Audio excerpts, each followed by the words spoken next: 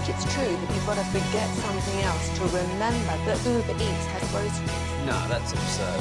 Hey, remember when you used to be a, what was it, Pepper Lady? Pepper Lady? Wasn't it Semien sisters? Basil Babes. Saffron Squad? Nutmeg Maidens? Pre-curb? No, Nutmeg Maidens. I just said that. Was it Spice Girls? Doesn't sound right. Was it Saffron Squad?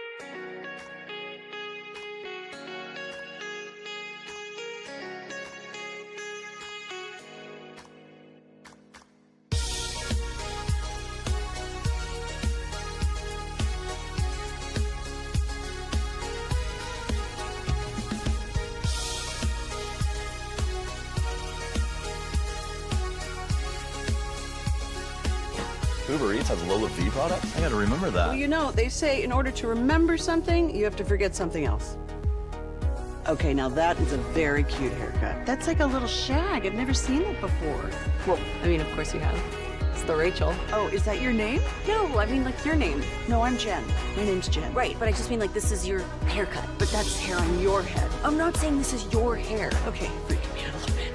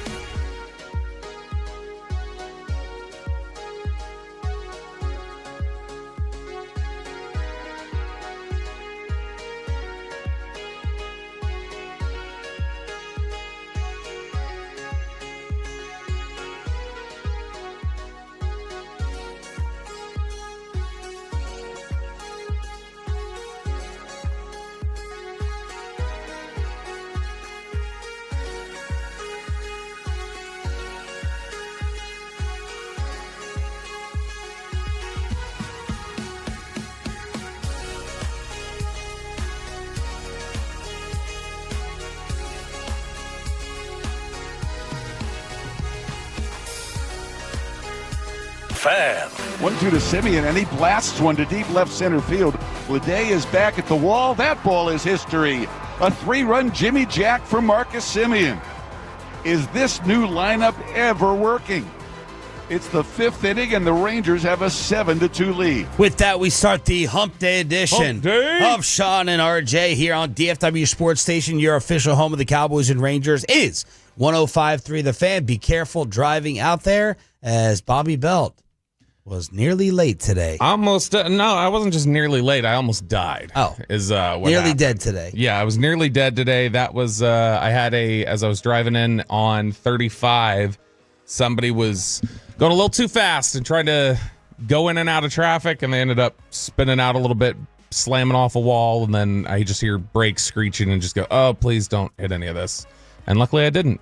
Has not gotten too far east yet, but they're Bobby's way. Dallas is starting to pick up, so be careful driving out there with the rain that is starting to fall. Bruce Bochy, starting to push some buttons, decided to change up that floundering, stale Rangers lineup yesterday, and it worked, as you just heard from the Hall of Famer Eric Nadel here on DFW Sports Station. The Rangers have Marcus Semien in the 5-hole. That, of course, means they're going to change things up at the top of the lineup. So Josh Smith drawing a leadoff walk, extending his on-base streak to 14 straight games. You heard Marcus Semien go deep. The top 4 in the Rangers lineup had 3 plate appearances each.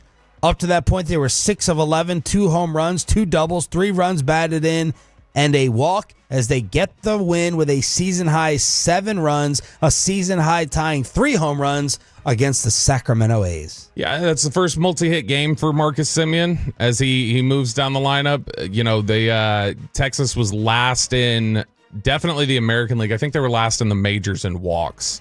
And you opened the game yesterday with Josh Smith working a walk right out of the gate. And then you set things up for, okay, Wyatt Langford still hitting the ball really well. He gets on base. And I think Nadel mentioned it last night that it's like, yeah, this is the whole point. You get the first 2 guys on for Seager, get men on base, start easing things up. So, yeah, the changeup helped a ton. Also, what seemed to help a ton is that I have not watched any games in that Sacramento ballpark yet before last night. That the ball just takes off out of there, it feels like. That's a little bit of a soapbox, it feels like. I wonder if Marcus Semien was hooked up to the lie detector, whether he would say, yeah, I felt the relief, pressure off my shoulders. I don't have to feel the pressure of getting on base. I don't have to have that in my mind versus just, hey, it was a pitcher and pitches that I liked. I wonder where he would side. Yeah, I mean, even the first at bat of the game, which was an out, but I mean, it was a sac fly. He hit the ball really well. He squared it up and he hit it. And so I think we were worried about the opposite. Or that had been some of the discussion before, is like, do you offend a veteran like Marcus Semien by moving him out of where he's always been, or do you let him work through it? It had clearly reached a point where you just said, you can't just let him work through this, because this is brutal for them at the top of the lineup to just consistently not have that. Peyton giving Bobby very important radio equipment. Yeah, I want to know who in the world is walking out of here with these headphones into the other Why room. don't you, just like a normal person, have your own headphones? You work because at I've had three you headphones. Work at 2 radio stations, put them in your bag, go home, and have them when you come in. Because I've had 3 pairs of headphones that have been broken by people here, so I stopped bringing my own in here. Yeah, you take them home. No. You take them home, dumbass. No, because then I'll forget them. You put them in your bag, and then you don't. Then I'll forget them. Take them out of your bag at the house, and you bring them back in. Or it could be like every other radio station in America and have 4 working sets of headphones in the studio. It's the radio station's fault. Why don't you just leave Shots your computer fired. up here? Because I'll remember that. That's big. I'm not going to remember the small things. So the top of the lineup changes. Smith, Langford, Seager, and then Semien hitting 5th. And it worked out 1-for-1 for Boch. Nice job. Yeah, I mean, last night everybody was squaring the ball up really well. Now you're right. Is this a function of It's the A's? you're going up against the A's and you're just rocking them a little bit?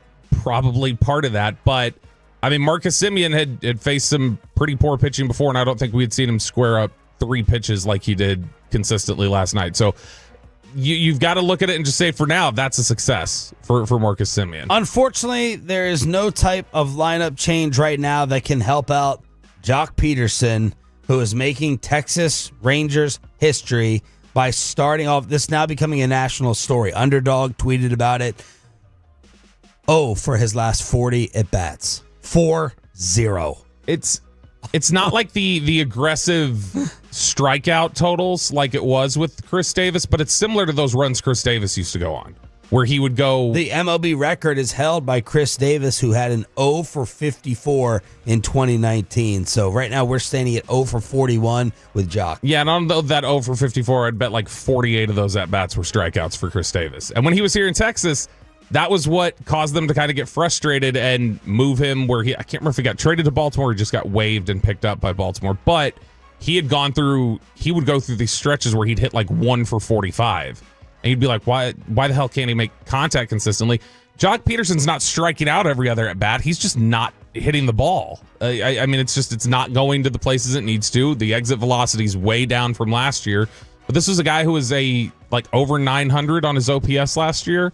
And he's battling with Tyler Mahle for, is your ERA or my batting average lower? Patrick Corbin, another check. How many quality start checks do we have to get to say that Patrick Corbin was worth the hookup from Chris Young? 5 innings, did give up 7 hits, but 2 earned with 4 strikeouts, 2 home runs. He gets the win to move to 2-0. Like 7 quality starts. I mean, I think for what he is, which is like the spot guy and the guy who's going to help you out in a pinch and somebody who's going to give guys normal rest or give them some additional rest. I think we all felt like that was a pretty good signing there, but he's pitched better than I was even expecting it to be as just a spot guy. I know Bassick last night was really impressed at times with his location and the way he was able to put, the ball like right on the plate where he wanted. And so, look, he's been impressive to this point. He certainly has not looked like the mid-5s ERA guy you probably were expecting, but that's the exact type of pitcher you still need in your rotation or at your disposal for just, hey, this is a guy we need to be able to throw out there, a rubber arm that we know can get us 90 pitches. The Rangers are 2 games up in the West now. They're 2 games up on Seattle, 2 games up on the armpit, with a record of 14-9. Then you got the Angels at 500 and the Athletics with game 2 tonight right here on the Fan at 10-13, last in the American League West. So hopefully Texas can take advantage of this. 14-9, still minus 11 in that run differential, still clawing back. Houston's the only one right now in the AL West with a positive run differential. But look, I mean, Texas the fact that the offense looked like an actual major league offense yesterday with the lineup changes, at least gives some hope that, hey, moving forward, this might work. A must-win Stars type situation for Luka at home. And LeBron will have Randle on him. And Doncic will drive into Edwards. 31 for Luka Doncic. Kevin Harlan with a call on TNT. He started off on fire. He had like 15 or 16 in the first quarter. And Bobby, I took your AAC revenge Luka game advice in betting on Luka last night after the internet took the picture of Anthony Edwards. I don't know if he was giving Luka in game one the Spider-Man web. You know, he put the hand down and shot it right at Luka's face, and the internet said, all right, the Lakers are winning this series. You just ended the series for yourself, Anthony Edwards. Luka had like 1 assist in game one, so I knew he was going to bounce back. I bet on it, fortunate enough to hit it. 31, 12, and 9 assists as the Lakers get even against the Wolves, 94-85. Yeah, and I'll say that anger factor, and I took that personally, factor that exists for Luka, it really does seem to just jumpstart him. Like, it's not one of those things where typically, I mean, we've seen it before, but in general, we don't usually see him just go out for a whole game and he carries that anger for a full 4 quarters. It's usually just the jumping off point. And that first quarter, he comes out, lights it up, gets off to the right foot, and that's where he kind of establishes himself. And that's what he did last night. And they had him mic'd up on the broadcast there, and he looks over after he hit that 3, and he was I don't know who he was telling, but he was telling somebody on the Lakers bench, like, yeah, that was my Steph impression right there. So he was feeling it. And he shot it, and then before that thing was mid-flight, looked at the bench. Yeah, he's like, I stared at the bench, which I've seen colder stares from him. That looks like just kind of a brief glance. I've seen him usually stare and drop some Slovenian curse words. Here's Luka after on evening up the series. Fine, but it don't matter. We got to win no matter what. If I have 30, if I have 10. We just got to win. This is about players, this is about team, and we just got to win. We play hard for 48 minutes. You see from the start, we jump, we play physical, and that's how we got to play the whole 48 minutes. I don't think the pure hatred is there for Minnesota because Ant Edwards screwing around in the Lakers huddle, pregame warm-ups, talking smack. Ant Edwards has a tremendous ability to talk trash to people, but also give a smile and a laugh. He does have it still for Rudy Gobert, though. My gosh. Rudy Gobert, part of the Ant Edwards fine that happened in game one. They're sitting on the scorer's table. Fans are giving it to Gobert. Ant turns to the fan, is like, this guy's got $200 million. What do you have? $200 million. And you're sitting in the third or fourth row. And then Anthony Edwards proceeds to compare adult equipment by saying, mine is bigger than yours. Well, that gets captured by cameras, and the NBA fines Anthony Edwards $50,000 for the obscene gesture and inappropriate language. This is so NBA. I understand it's aggressive. Whatever. After else. Adam Silver cost me a cupcake to the face. Right. This is part of the banter that exists in the NBA. This is 2 issues now recently that are garbage from the NBA, I think. Yeah, is that aggressive what he's doing and saying? Yeah, it is. But this is also Anthony Edwards. And Anthony Edwards goes back and forth with other players, goes back and forth with fans. When they threw out Luka in the Oklahoma City game, with that being a 1-point game late, like 7 minutes left, like a critical game in the Western Conference, that was ridiculous at the time. And it was all for just talking to a fan. Anthony Edwards is talking to a fan. Aiden, did you put that on what part did you put on the fan cam? Let me see a replay of that just to see it. Hopefully there's no audio to go along with it, but I want to see what Aiden is replaying up there, whether it's the obscene gesture or not. There was one of them in there for sure. But Anthony Edwards, to me, I think you look at his whole demeanor, and one of the big things about basketball that I think still makes it a successful product to go see live is that banter that will exist between players and fans. Like, that can very easily exist when you're on the lower level. That's one of my favorite experiences of being down low on the court like that. And so for them to jump in and immediately go $50,000 fine when you've got Ja Morant, who just gets, okay, you get a warning, Ja, for the finger guns, and then he goes right back out and does it again. They're just inconsistent. And it's there it is. There's the obscene gesture. Aiden's got it all on there. Hopefully YouTube and Twitch do not light us up for that. So Anthony Edwards gets the $50,000. The Lakers get even in the series. There is absolute disgust, which I love, between the Pacers and the Bucks. Damian Lillard in street clothes game 1 telling Tyrese Halliburton, who the NBA voted most overrated player in the league, I'll beat your ass, and I'm going to be back for game 2. Well, Dame did return for game 2. Bet on that as well. Barely won, but Indiana won, and they're now up 2-0. Bobby, you like the Pacers in that series, and Oklahoma City is just using this balanced attack to dismantle and take apart the Memphis Grizzlies. They win game 2 pretty handily, and everyone is just even in this box score. Shea started slow. He only shot 10 of 29, but he ended up with 27. Jalen Williams had 24. Chet had 20. They had 13 from Caruso off the bench. They're looking invincible to start off. Yeah, they beat the snot out of Memphis these first 2 games. It doesn't even look close. I know we've talked about, styles make fights and matchup. Do you think we'd be looking at a similar setup right now if this was Dallas? Or do you think these would have been 2 more competitive games against the Thunder? Because I think that just looks like a juggernaut of a basketball team right now. Yeah, the size thing, I don't know. I mean, they did go ahead and add size in their offseason from New York with Hartenstein. You got Holmgren there with the length as well. Mavs would have most definitely gotten smoked. All right, what's the Wednesday edition looking like today? How young is Peyton Russell? I've never played this. Oh, it's so fun. That's coming up with a... What's wrong, Peyton? Chance for you to win money and you're sighing? Yeah, or we double down with RJ and he loses everything. RJ's has gotten him 0 the last 3 times that RJ's been the answer. He's zeroed him out. So, but that means you'll make money today because RJ's not here. Zach Wolchuk in studio for 2 hours starting at 8 o'clock to answer all your NFL draft questions. The Cowboys tried to do it yesterday while also saying that they're working on 2 substantial trades. 2 trades. As we speak, what could they be working on? And everything else they had to say at the Ford Center at the Star in Frisco on the home of the Cowboys next.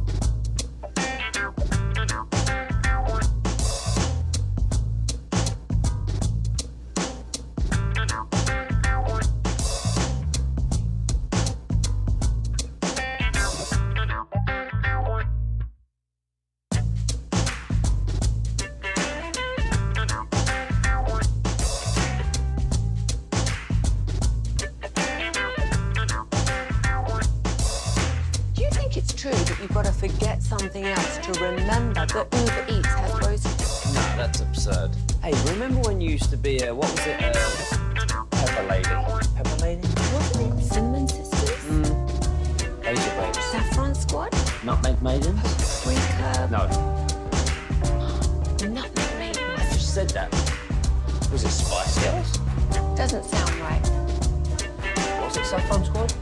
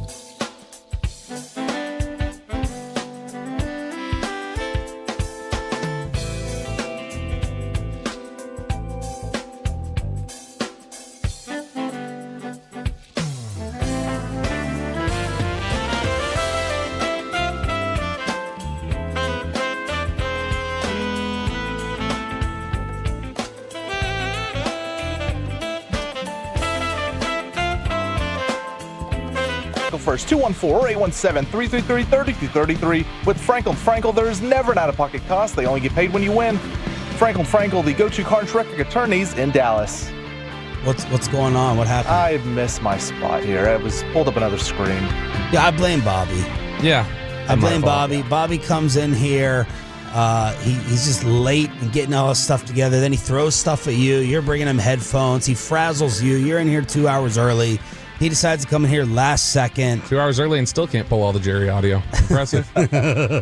Sean Trafe, Cowboys insider Bobby Belt. RJ Choppy is out a few more days on vacay in Italy. We're live on the FanCam, Twitch, and YouTube. Zach Wolchuk will join us live in studio for 2 hours starting at 8 a.m. He does not. He's not happy with me right now. That one sitting behind that glass. Aiden. No. Peyton. Peyton's going to take that. He's going to take that all seriously now. Now he's going to be all butthurt the rest of the show. What? He'll be all right. It's two against one. Okay, yesterday I enjoyed that pre-draft press conference. I thought Jerry Jones did a very nice job explaining a bunch of different things. I know that is as criminal as giving Nico Harrison any type of positive feedback. But before we get to the draft stuff, what are these two pretty substantive trades that Jerry says they're working on as we speak? Yeah, that's as soon as he said that, I think everybody started poking around and go like, okay, what is this?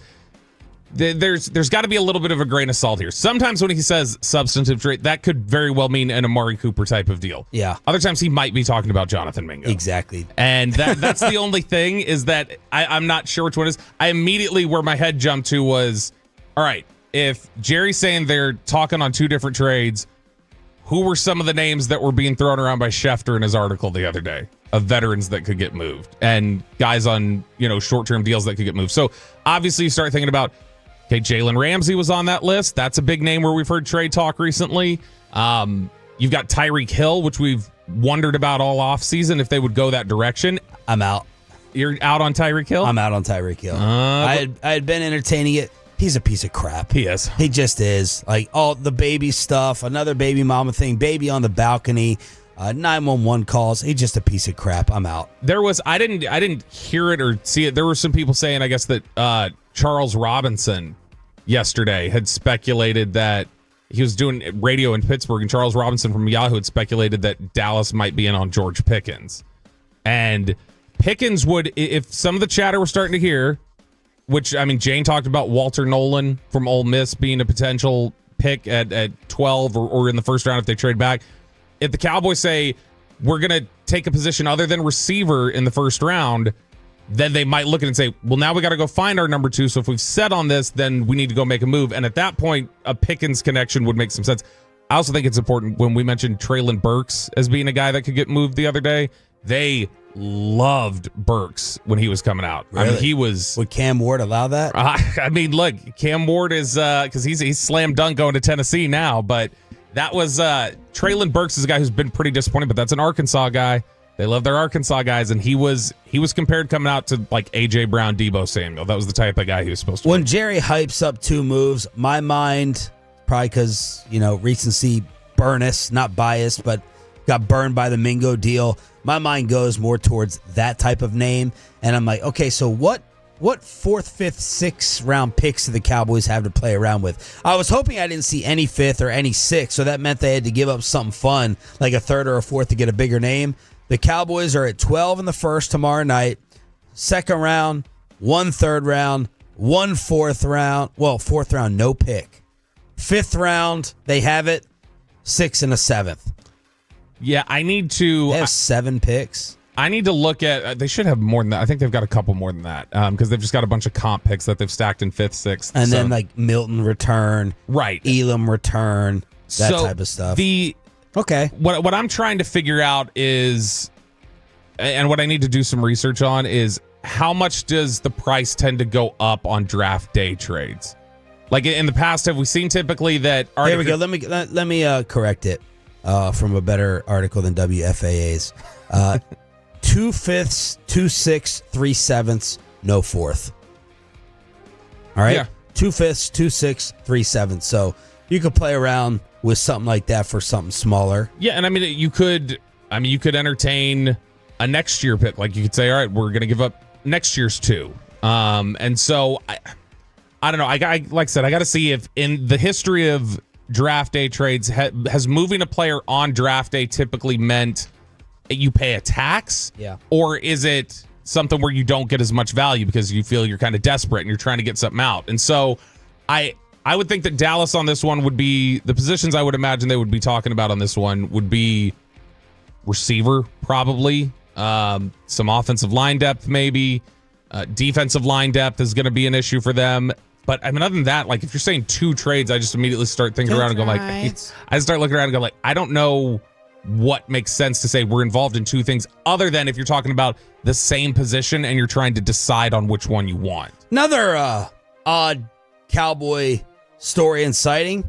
Stephon Gilmore just walking through the lobby, just going and getting a tour of the star. As Calvin Watkins said, Stephon Gilmore, they asked about it. They started laughing there at the presser. Calvin Watkins reports it had nothing to do with a football visit. Yeah, it was. And at the time, nobody knew that. And so when they were tweeting it, it's just because like, oh, Stephon Gilmore's walking around here. What's going on here? Yeah.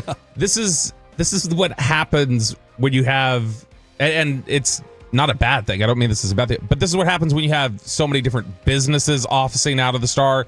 If he was there for a non-football reason, there's no telling who he may have been meeting with in those buildings, who he may have made a relationship with while he was here. Typically players don't like to be seen boldly walking through the atrium for that reason. So that's a little surprising to me that he was just walking in there to be seen. But I would imagine, yeah, he was in there probably meeting with somebody in one of the business suites. You'll see that a lot where people just kind of walk through and then you're like, oh, what's that person doing there? And you maybe ask somebody about it and then you'll hear back that, no, it's not anything significant. They're there for a meeting. And Gilmore is 34. So if he doesn't end up on the Cowboys, I'm not going to be crying too hard about that. The board is not done. The latest they've gone in the process, according to Jerry, saying that the board has not been finalized. Yeah, and this is also joking. He'll invite the media into the draft room to look at it. Will McClay saying, quote, please no. Because you know what?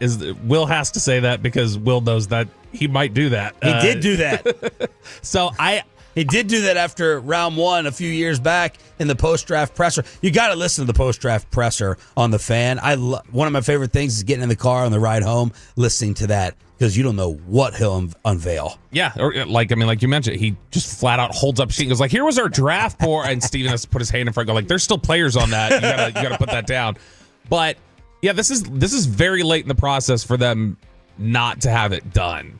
I mean, the fact that it's tomorrow, like the draft is tomorrow, and I don't think it's unusual for other teams necessarily. Some teams are finishing things up; they'll get things done maybe day of the draft or things like that. But the Cowboys, they grind year-round with their scouting staff to an extent that is not necessarily mirrored by other teams. So they've usually put in so much time and finalized so many different things. I wonder if this is reflective of Schottenheimer's new staff and real changes that now the scouting staff is having to adjust to certain standards. And so they've had to put in overtime. Because we talked about it. We wondered if they were blowing us off a little bit in Indy. Just if they're blowing media off in general, but we kept hearing from everybody out there like they have not been able to come up for air out here. It's been so busy compared to previous years, and I think it's just because they've tried to catch up on so many different things with the new staff. But this is really late in the process, it feels like, for things to not be completely settled to where you don't even know how many first-round grades you have yet. Well, I thought the most interesting point that you brought up about this last night was, what does this do for the disagreement that could happen while you're on the clock? If you're deciding late, you're not more set in your ways for the decision making while you're live. Right. So like when they had a disagreement a couple years ago about Mozzie Smith versus Matthew Bergeron, they were able to reference back to, what have we said about this guy? You know, we settled on this. Look, this is what our board says. Where it's going to be much easier, I would imagine, if you get into a dispute where it's like, we didn't even have this settled until this morning. So what you're just saying, like whatever we decided at 10 a.m. this morning is all of a sudden gospel. It's not like we've sat on this opinion for 2-3 weeks. And so that's going to be, I wonder if we are going to see at each pick when they cut to that war room cam, if when they cut over there, we're going to see a little bit more intense debate and a little bit more uncertainty and guys really trying to lobby to change things at the last second. Correct me if I'm wrong, which I'm probably not, but if you have a difference of opinion, I didn't get anything yesterday in terms of positional hints, except I thought the best thing came when it was the running game being discussed. And it was a really good question asked from Pat Doney. Pat Doney's on a roll these past few days after the Nico press conference. How do you view the running back now? Did Saquon wake you up and change what happened to Philadelphia? And Jerry said it was certainly an eye-opener. And Doney basically asked Schottenheimer and Jerry about the positional running back value, and Jerry took it up front to the big boys. Boy, are we in great shape. One thing Shotty did, he did it right when I said, boy, we want some attention to that offensive line, and he gets his coordinator. That's one heck of an expert there, and he gets one of the best offensive guys. I can't tell you how much I appreciate that. Team within the team, the offensive line. And so one of the things that we started the meetings off with was, guys, we've had some of the best offensive lines around Dak known to man. And we've also had some pretty good running backs around him, too, around the same deal. Can you put that kind of resources in your offensive line? And can we get up there playing around the rim so that we can get one of these things with that offensive line? And I said, we've been with Larry Allen. We got one when he was rookie. Other than that, we didn't get one. Okay, Zach, we didn't get one. Okay, so it doesn't automatically work. Okay. But generally, when you step back and look at it, we've had some pretty good teams around a War Daddy drafted offensive line with a lot of ones. Obviously, when those guys get ready to come up, if they're that kind of player, then you're going to have a lot of resources invested in that offensive line out there with it. Did it pay off? Well, it's done a pretty good job for Dak. Did a good job for the running backs that were around him, pretty good there. So as you've got something to look at. We won't necessarily eliminate, because we've got the resources we have in the offensive line this weekend. We won't eliminate that because of that experience. So Jerry said last year he thought the offensive line was a bigger problem than the actual running backs. He cited DeMarco's year. He goes, oh yeah, look at that really good offensive line. So I felt like Jerry was leaning more towards, which I agree with. I know Choppy, I think he's adjusted on running back, but he would agree with as well. Jerry is saying the offensive line makes the running back versus the other way around. Oh, yeah. I mean, occasionally you do have Barry Sanders, which history has kind of started talking about those Lions offensive lines as if they were the worst in history when they talk about Barry. It wasn't that bad. But Barry definitely created where there wasn't, space at times over there. So a running back can do that, but it's such a rare talent and ability. And you're talking about like once in a generation type of running back. So yeah, offensive line, that's generally how you clear up the space. That's how you build it up. And I wonder, just by hearing that, if that is reflective of what they would draft, or if it's more that's the reference that Jerry was talking about with trades. We're getting some messages from TC, from Josh, from Emilio. Happy birthday, Emilio, from Rucker, saying the Odyssey app is tripping. It's taking us back to like a Rangers blackout broadcast. I just had Peyton check it, and he said it was fine. So, Aiden, keep monitoring that as well, please, so we can let the bosses know if something's messed up with the app. And Pepe, keep it up live and running as well to see if it's all good. 877-881-1053 to let us know. We're always checking the Franklin Frankel Injury Attorney text line, 877-881-1053.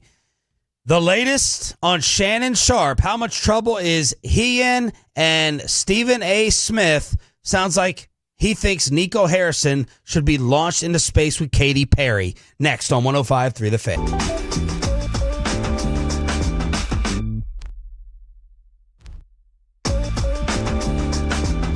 Uber Eats has Lola V products? I got to remember that. Well, they say in order to remember something, you have to forget something else. Okay, now that is a very cute haircut. That's like a little shag. I've never seen it before. Cool. I mean, of course you have. So Rachel. Oh, is that your name? No, I mean like your name. No, I'm Jen. My name's Jen. Right, but I just mean like this is your haircut. But that's hair on your head. I'm not saying this is your hair.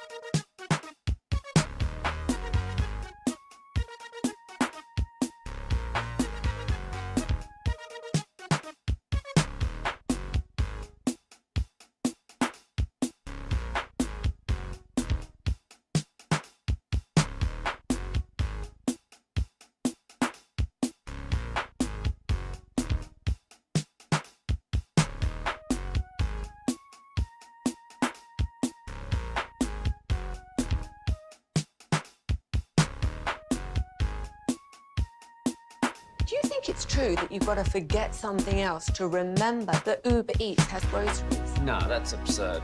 Hey, remember when you used to be a, what was it, Pepper Lady? Pepper Lady? Wasn't it Cinnamon Sisters? Basil Babes. Saffron Squad? Nutmeg Maidens? Paprika? No, Nutmeg Maidens. I just said that. Was it Spice Girls? Doesn't sound right. Was it Saffron Squad?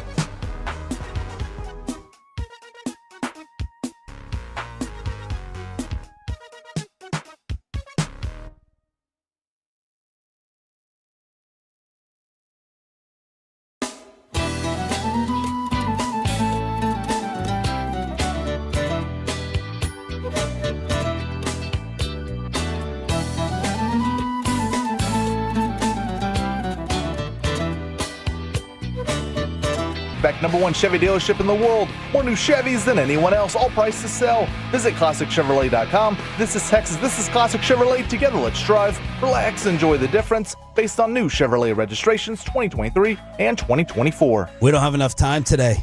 I'm willing to blow out the commercial breaks. If you're down to talk for 3.5 hours straight, we have Micah Parsons reacting and explaining his beef with D-Law on social media. Jerry versus his agent, the Jay-Z Dez story. Zach Wolchuk in studio starting at 8 o'clock to preview tomorrow night with the best draft coverage around. The rest of us will be at your different Pluckers locations across DFW. I will be in Mesquite with my boys Jake Rietma from up here and Ivan as well. And who knows who else? Oh, look at that. You're getting a whole clique together. I can't be by myself. Can't be by myself out there eating alone. You know, I try to suggest it to Amanda. She's like, I don't want to go out there for that. She's like, I know how late you got home. You always get home from after the draft. And I was like, all right. And she's like, so you're going to be by yourself? And I was like, no, I got a crew. See, if I would to go out and do one of these things, Kristen would say she wants to go. And then she would no. Then she would go. And then she'd be like, well, I don't know. Like, I didn't get to see you. I was just sitting here. I was like, okay, well, you said you wanted to go, and I like having you around, but I had the don't. You're not there for me to talk to. You're there for people to look at you and say, wow, how did he get you? Right. You're there for, gawking eyes. Yeah, that's exactly what it is. Yeah. And I'm not talking draft with you. Several times. Yeah. So you want some free pluckers? You want some shots or not? An appetizer? Otherwise, go ahead and isn't that annoying, though, when you go out to a station event or something, you bring the wifey along, and they're like, well, are you just talking sports the whole time? Well, yeah. Yeah. Yeah. If you take me to get your nails done, I assume that you guys are going to be sitting around with girl talk with your glasses of Chablis. So I don't think I'm breaking down Bochy's lineup changes with you and the ladies. But Amanda's very good at that. I give her credit. Do you, in those moments where we're talking about like, oh, wow, how did Bobby get this or whatever else, when somebody comes up there, if you hear a dang, your wife is smoking type of comment, do you generally take that as a compliment, or are you like, all right, and my wife is there? So eager. Yeah, it depends on if my wife is there, a little inappropriate. If she's there. Yeah, if she's there. Are you like, no, pull back? If it's a woman who come up and be like, oh my God, you're so beautiful. I'm like, thank you. That's very nice of you. If it's a guy, no. That's a little over the. Are you going to buy her a shot? If you're going to buy her a shot, that's fine. If I'm going to get free alcohol out of it to save for my wallet, it's cool to compliment. But we shouldn't even be talking about this because now people are going to be doing his little bits and pranks. All right. Stephen A. Smith yesterday responding to the Nico mess around here. And this was Stephen A. starting off on Nico Harrison saying, in response to Mac Engel's question, Mac Attack joined us yesterday, that he didn't know the love for Luka was that much in Dallas. He looked bad saying what he said yesterday. You underestimated, you didn't know how much, to what degree the fans loved Luka Doncic? You underestimated that? Where the hell do you live at? Are you in Waco, Texas or someplace instead of Dallas? What are you talking about? How could you utter those words out of your mouth? That means that you are in some cocoon somewhere. You don't go outside. You don't go to the games, which clearly is not true because he's always there. I'm saying, how in God's name could you possibly say that? That's the biggest problem with it, is that he already feels so disconnected in general from things. I mean, that's been the big issue the last 2 months. But he's there. Well, I mean, he's in the tunnel.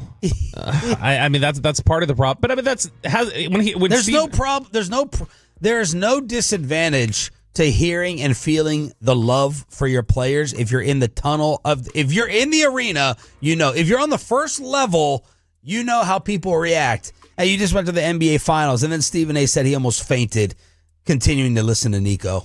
You can't say what he said. Talk about being tone deaf. Talk about being clueless and completely removed from reality to say you didn't know how much the fans loved Luka Doncic. I almost fainted when I saw him say that, because everything else that he said, rife with credence and credibility, by the way, goes right out the window, because you essentially told a fan base you don't know them and you have paid no attention to them since you arrived in 2021, because there is no human being associated with the Dallas Mavericks on earth that should be able to say, I did not know. I did not understand the magnitude in which this city and this fan base loved Luka Doncic. Shannon followed up, goes, what'd you think those 77s that were showing up rooting for Tyron Smith? Is that all he said? Tube of toothpaste. He said they should choke the S out of Nico. We'll get to that momentarily. And then finally, I thought this was a great point. It was a really good rant from Stephen A. Destroying Nico. I thought this was a really good point, centered on Nico's last job. He is a global, iconic basketball brand. Nico's got a history in marketing spanning decades before he arrived in Dallas, which means his MO, his expertise is marketing. His expertise is getting a feel and having a knowledge and an understanding of what an audience wants. And the very audience you represent, you didn't know that their star player was somebody that they loved dearly? It's a bad look. It's been a bad look the entire time. And the biggest thing that's so concerning about it is we reached a point 2.5 months into this where we feel like we have a pretty good understanding of how disconnected is Nico, how much of a psycho at times can Nico be, how much is this, like we feel like we know that. I still can't explain, why didn't this pop up more the last 3 years? Like, why didn't we know this was his personality more when he was out front a little more often and we would see things? Why didn't we hear some of the stuff? Did a switch flip? Or is it just there was an axe to grind specifically against Luka that it's like, I don't like this guy? And that's the only thing that I still can't wrap my head around. Stephen A's buddy, Shannon Sharp, he is deciding to go the Dave Portnoy route. You're going to accuse me of things. I'm not going to go into hiding. I'm not going to be Joy Taylor. I'm not going to be mute. I am going to be transparent. And I will release tapes and audio as well. Well, Shannon apparently, while saying all this is BS and a shakedown, offered $10 million to this woman to make this quietly go away. There's a red flag going off for me, Bobby. At first, I'll just be honest, my mind was, oh, Shannon's about to get a $100 million podcast deal, and then you're going after him for $50 million, and you guys did date, and it doesn't mean innocence or guilt 100%, but in your mind, especially after the Dak stuff here that played out, you're like, okay, this doesn't seem right. Something's off here. But then Shannon evens it up and maybe even looks worse with the $10 million settlement. Yeah, $10 million, not one, not two. Which, to be honest, if you listen to this audio we're about to play, I'm sure. By the way, this woman is represented by Tony Busby. Yeah. Tony Busby, the Deshaun Watson accused. Everyone is now going to him for these types of cases. I did think it was smart yesterday from Shannon, by the way, to not make it about the accuser as much as he was turning around and talking about Busby. And like focusing on the attorney. It's easier to take shots at the attorney and not come off as callous or cold. Well, before the $10 million report, it wasn't a report, his attorney came out and said it, apparently. This woman released an audio recording of one of her phone calls with Shannon. I don't know. Anything I say, you're just going to like get mad at and you're just going to hang up on me. So I feel like... I'm not going to hang up on you. Here's what it is. What does that even mean? Nothing yet. You want to be a dick to me now, so. I don't want to be, don't manipulate me. Calm on that. If you say that one more time, I'm going to choke the shit out of you when I see you. Manipulate apparently is a word not to say to Shannon Sharpe. If you say it one more time, I'm going to choke the blank out of you. Now, why was she recording this conversation? That looks sketchy. That sounds like she's trying to go ahead and trap him. But Shannon saying that is not a good look and not good audio. No, and I was trying to think of like, okay, under what context would this potentially, like, what possible excuse could you give that would be like, oh, all right, you're in the clear on this? Because Shannon's initial response is release the entire conversation. He was suggesting that releasing more audio would make what he said of choking her out sound, because that was not a sexual conversation. That was not a fun, playful, flirty conversation. Mm-hmm. That was contentious. So Shannon's thinking, release the entire thing and I'll look and be innocent in it. And that goes to you trying to figure out how. Yeah, so the only thing I can think, and this still probably would be said, is like, yeah, but you still shouldn't say that, is similar to how you would say to somebody, you do that, keep talking like that, I'm going to slap the S out of you. And you're not going to do that. Or like when DeMarcus Lawrence said, to be honest, I'd slap the S out of you. The only thing I can think is that would be the only justification he would use. That was not me really saying that. It's like saying, like, I'm going to smack you in the face. But you usually say that a guy to a guy. You don't generally say that to a woman, especially in a contentious dispute. Yeah. That's the biggest problem. But this is, I think the $10 million settlement offer is just, he knows that even if he's innocent of what the specific accusation is, he knew there was enough that could come out that would damage him more than $10 million. Shannon immediately, that's the thing. They're willing to let this play out publicly. Shannon immediately got on his social and released this. To my family, friends, supporters, and colleagues, I want to speak to you directly and from the heart. This is a shakedown. I'm going to be open, transparent, and defend myself because this isn't right. This is all being orchestrated by Tony Busby, who has targeted Jay-Z. Tony Busby targets black men, and I believe he's going to release a 30-second clip of a sex tape that tries to make me look guilty and play into every stereotype you could possibly imagine. That video should actually be 10 minutes or so. Hey, Tony, instead of releasing your edit, put the whole video out. I don't have it, or I would myself. You know what happened, and you're trying to manipulate the media. The encounter in question took place during the day at her invitation, and now that appears to be a deliberate setup, coordinated by Gabby, also known as Carly on OnlyFans. Gabby and Tony Busby want $50 million. What they're getting is sued for defamation and trying to take me down. My career is all about real talk and honesty. I know my family and fans know exactly what this is about. And I'm going to be out there telling you whatever I need to say, just like I always do. I love all you guys. When does ESPN have to step in, if at all, and sideline him? Man, I probably not, unless if more stuff just continues to come out, they'll probably be like, you need to take a break. I mean, that audio is bad. He's threatening her in the audio. He offered $10 million for a reason.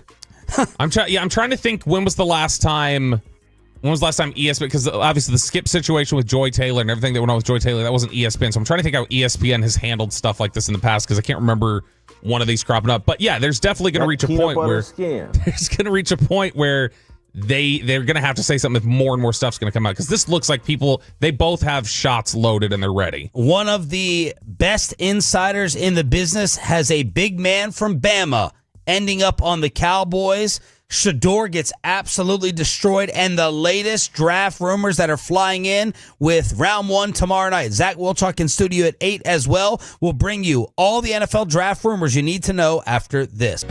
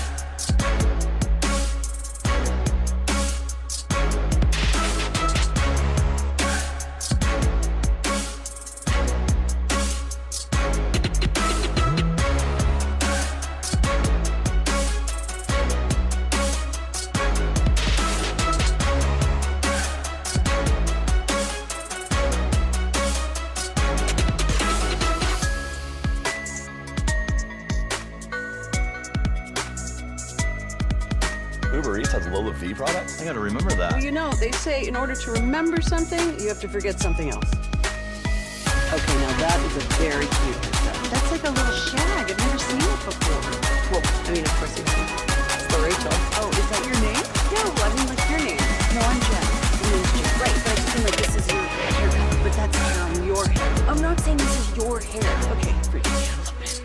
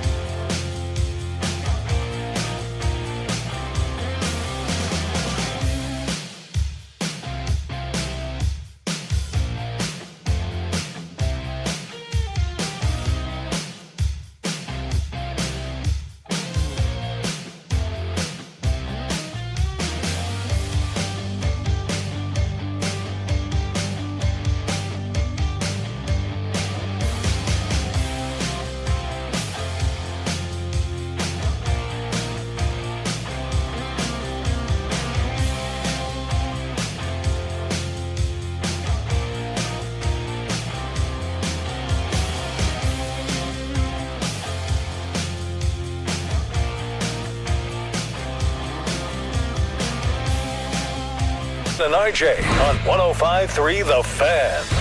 NFL Draft tomorrow night on this radio station, also known as the official Dallas Cowboys radio network. We got the best in the business, the father of all the draft up-and-comers, Brian Broaddus, leading the way along with Bobby Belt, Zach Wolchuk, and others. Wolchuk will join us in studio at 8 to answer all of your Cowboys and NFL draft questions. Yesterday they held the pre-draft presser. RJ Choppy, by the way, out on vacation, so he will miss How Young is Peyton Russell at 7:40 this morning, as we have an elected official. Yeah, that's the lifeline. That's the clue for you, Peyton. It's an elected official. 70s, 80s, or 90s. Is your lifeline. You're gonna.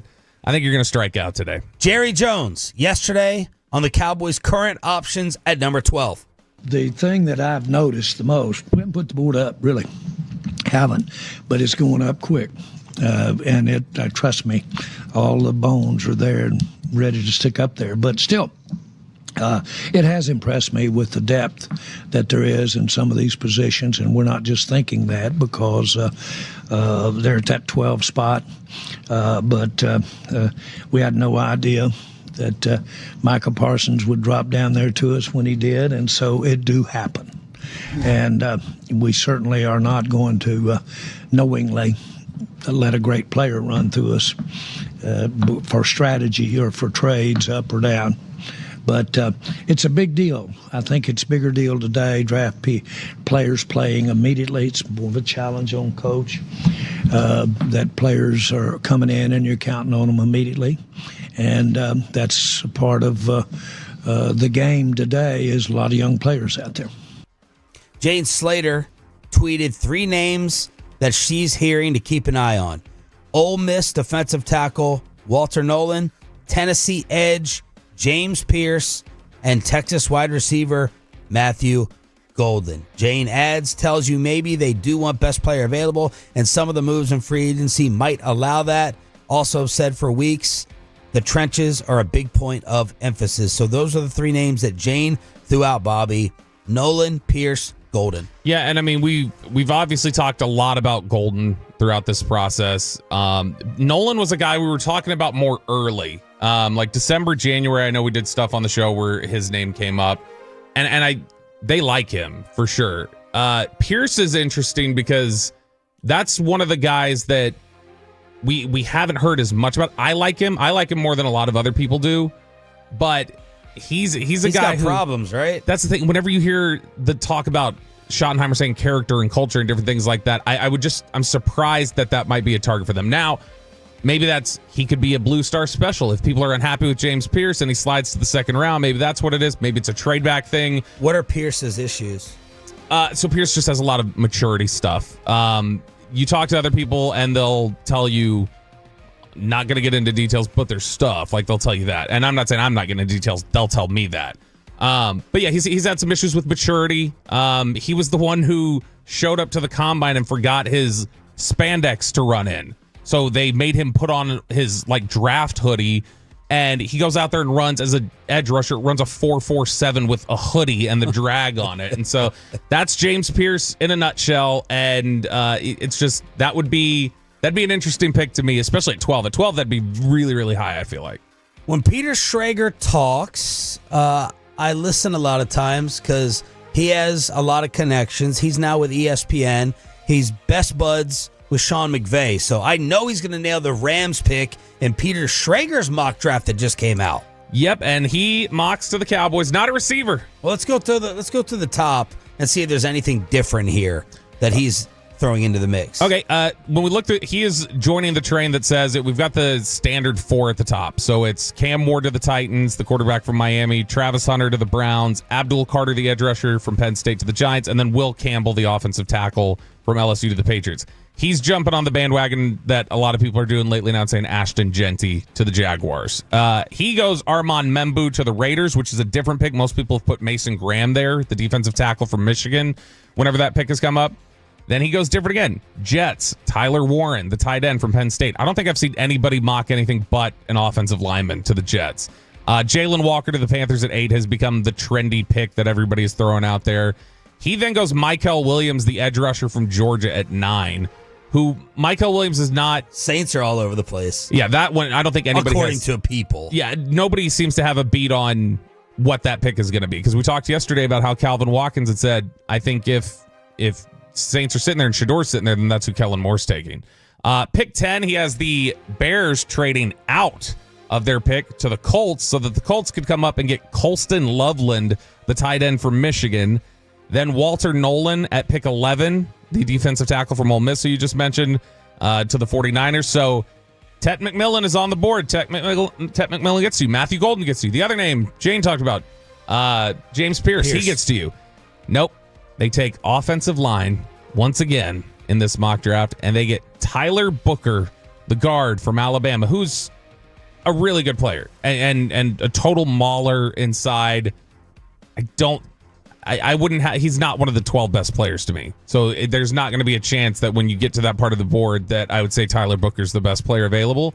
I do wonder if there's any bit of just, hey, if people are just connecting dots and saying Zach Martin retired, so obviously you got to just put this guy in there. Yeah. But the other thing we have to remember here is you've got new offensive line philosophy in the building, specifically with Clayton Adams.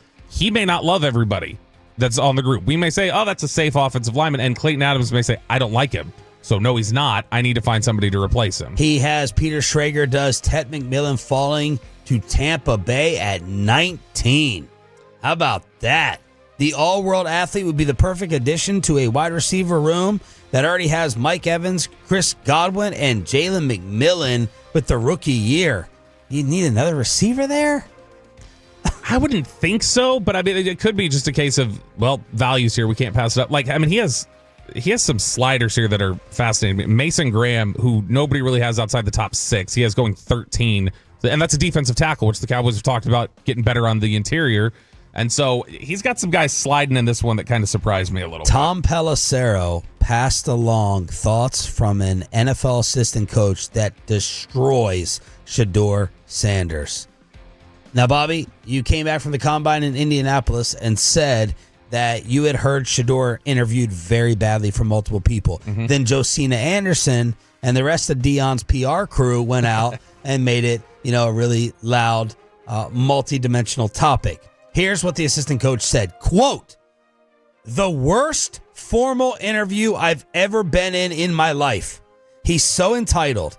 He takes unnecessary sacks. He never plays on time. He has horrible body language. He blames teammates. But the biggest thing is he's not that good." Close quote on Shedeur. Ooh, that's so I really like some aspects of Shedeur that I've talked about before and think there's really good upside there. He's still the number 1 quarterback for me, but he's a second-round quarterback.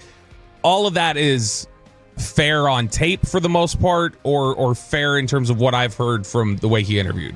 Like, I heard he was very flippant with people. You remember we talked about last year Caleb Williams cutting off a bunch of teams, and saying, "Well, I know I'm not going to you." So, and that was Dion's philosophy when he was coming out of Florida State. He's like, "Why are you talking to me? I ain't dropping a 7. Mm-hmm. If only talk to me if you top 3." Basically, that type of energy. Maybe Shedeur's doing the same. Yeah, and that's Caleb had that approach because you knew he was going 1 or 2. Then there was really no chance he was going 2. Shedeur does not seem to have that same assurance. No, but they seem to be operating like that's who he is. He's that same kind of guy. He's a guy who, of course, he's going in the top 3. I mean, how many times did we hear Dion say Shedeur's going number 1?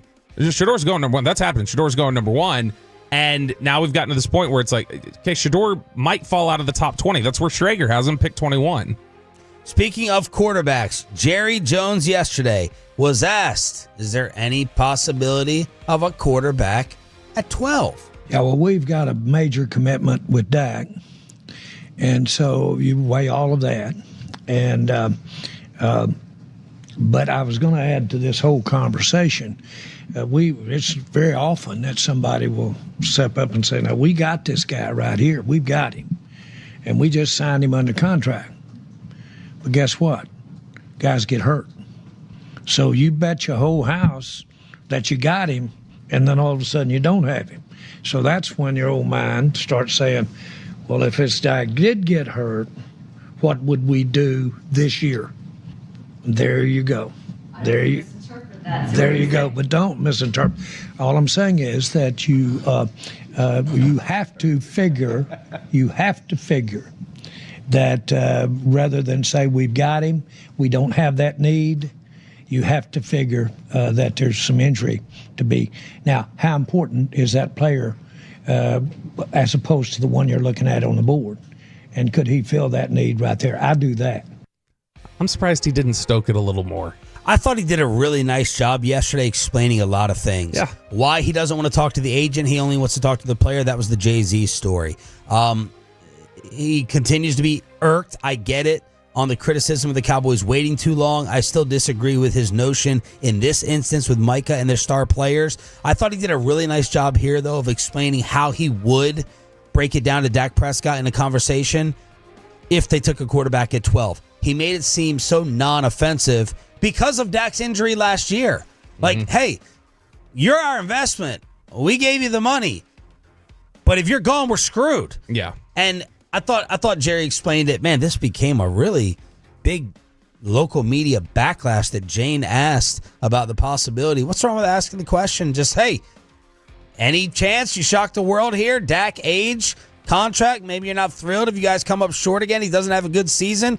But this became a really hot topic media back and forth that Jane asked this about quarterback. Yeah, I'll get somebody else to ask these questions. You've got to be, you got to check out these boxes, especially when Jerry didn't do Indy You've got to throw out all these sort of scenarios and questions and different things like that. And so I'm surprised, though, he didn't stoke it a little more. Just knowing Jerry, I was surprised. I honestly would have thought when they asked that question, you go, well, look, our draft board's not settled yet. And man, there are some.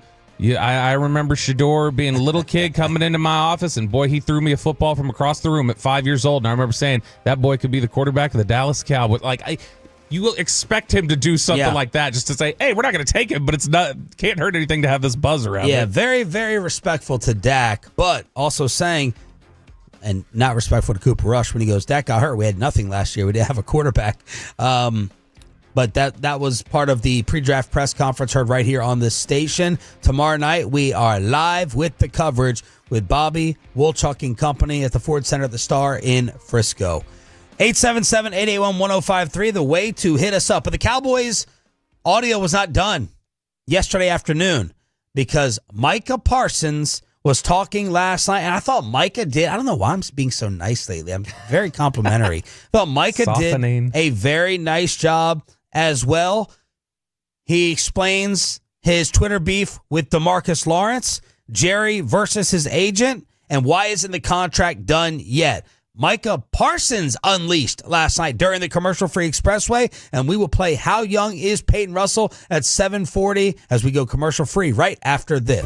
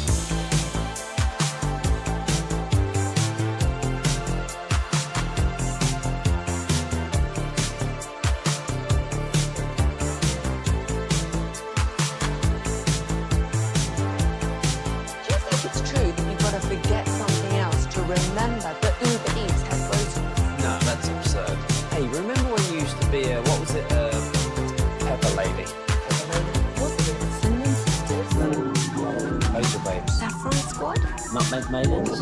Pre-curve. No. Nutmeg maidens. I just said that. Was it Spice Girls? Doesn't sound right. Was it Saffron Squad?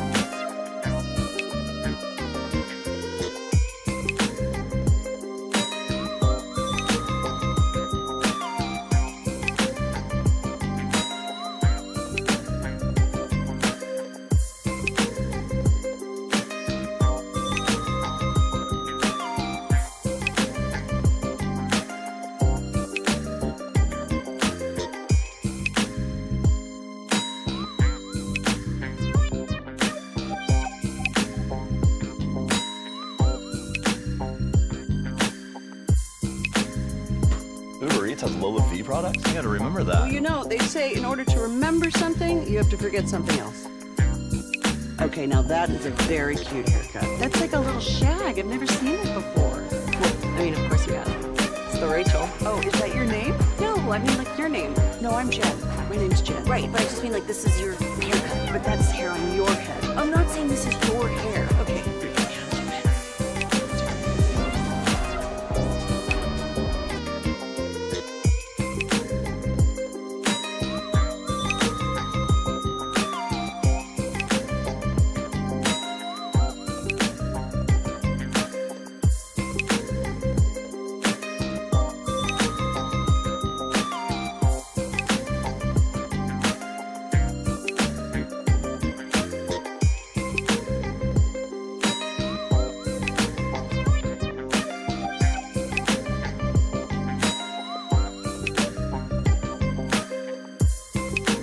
Brought to you by the On Time Experts. Thank you, Peyton Phillip Russell. This is Sean and RJ. Choppy out a few more days on the honeymoon in Italy. We got Cowboys insider Bobby Belt for the Odyssey out of state. I think it's an app out of state problem.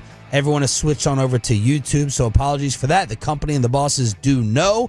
Going to try to get it fixed as quickly as possible. You are appreciated. You're appreciated. Zach Wilchuk in studio for 2 hours starting at 8 o'clock to co-host and answer all of your Cowboys and NFL draft questions. We'll take phone calls and everything else at 877-881-1053. But after the Cowboys brass spoke yesterday afternoon, Micah Parsons held court at the Cowboys Home Run Derby.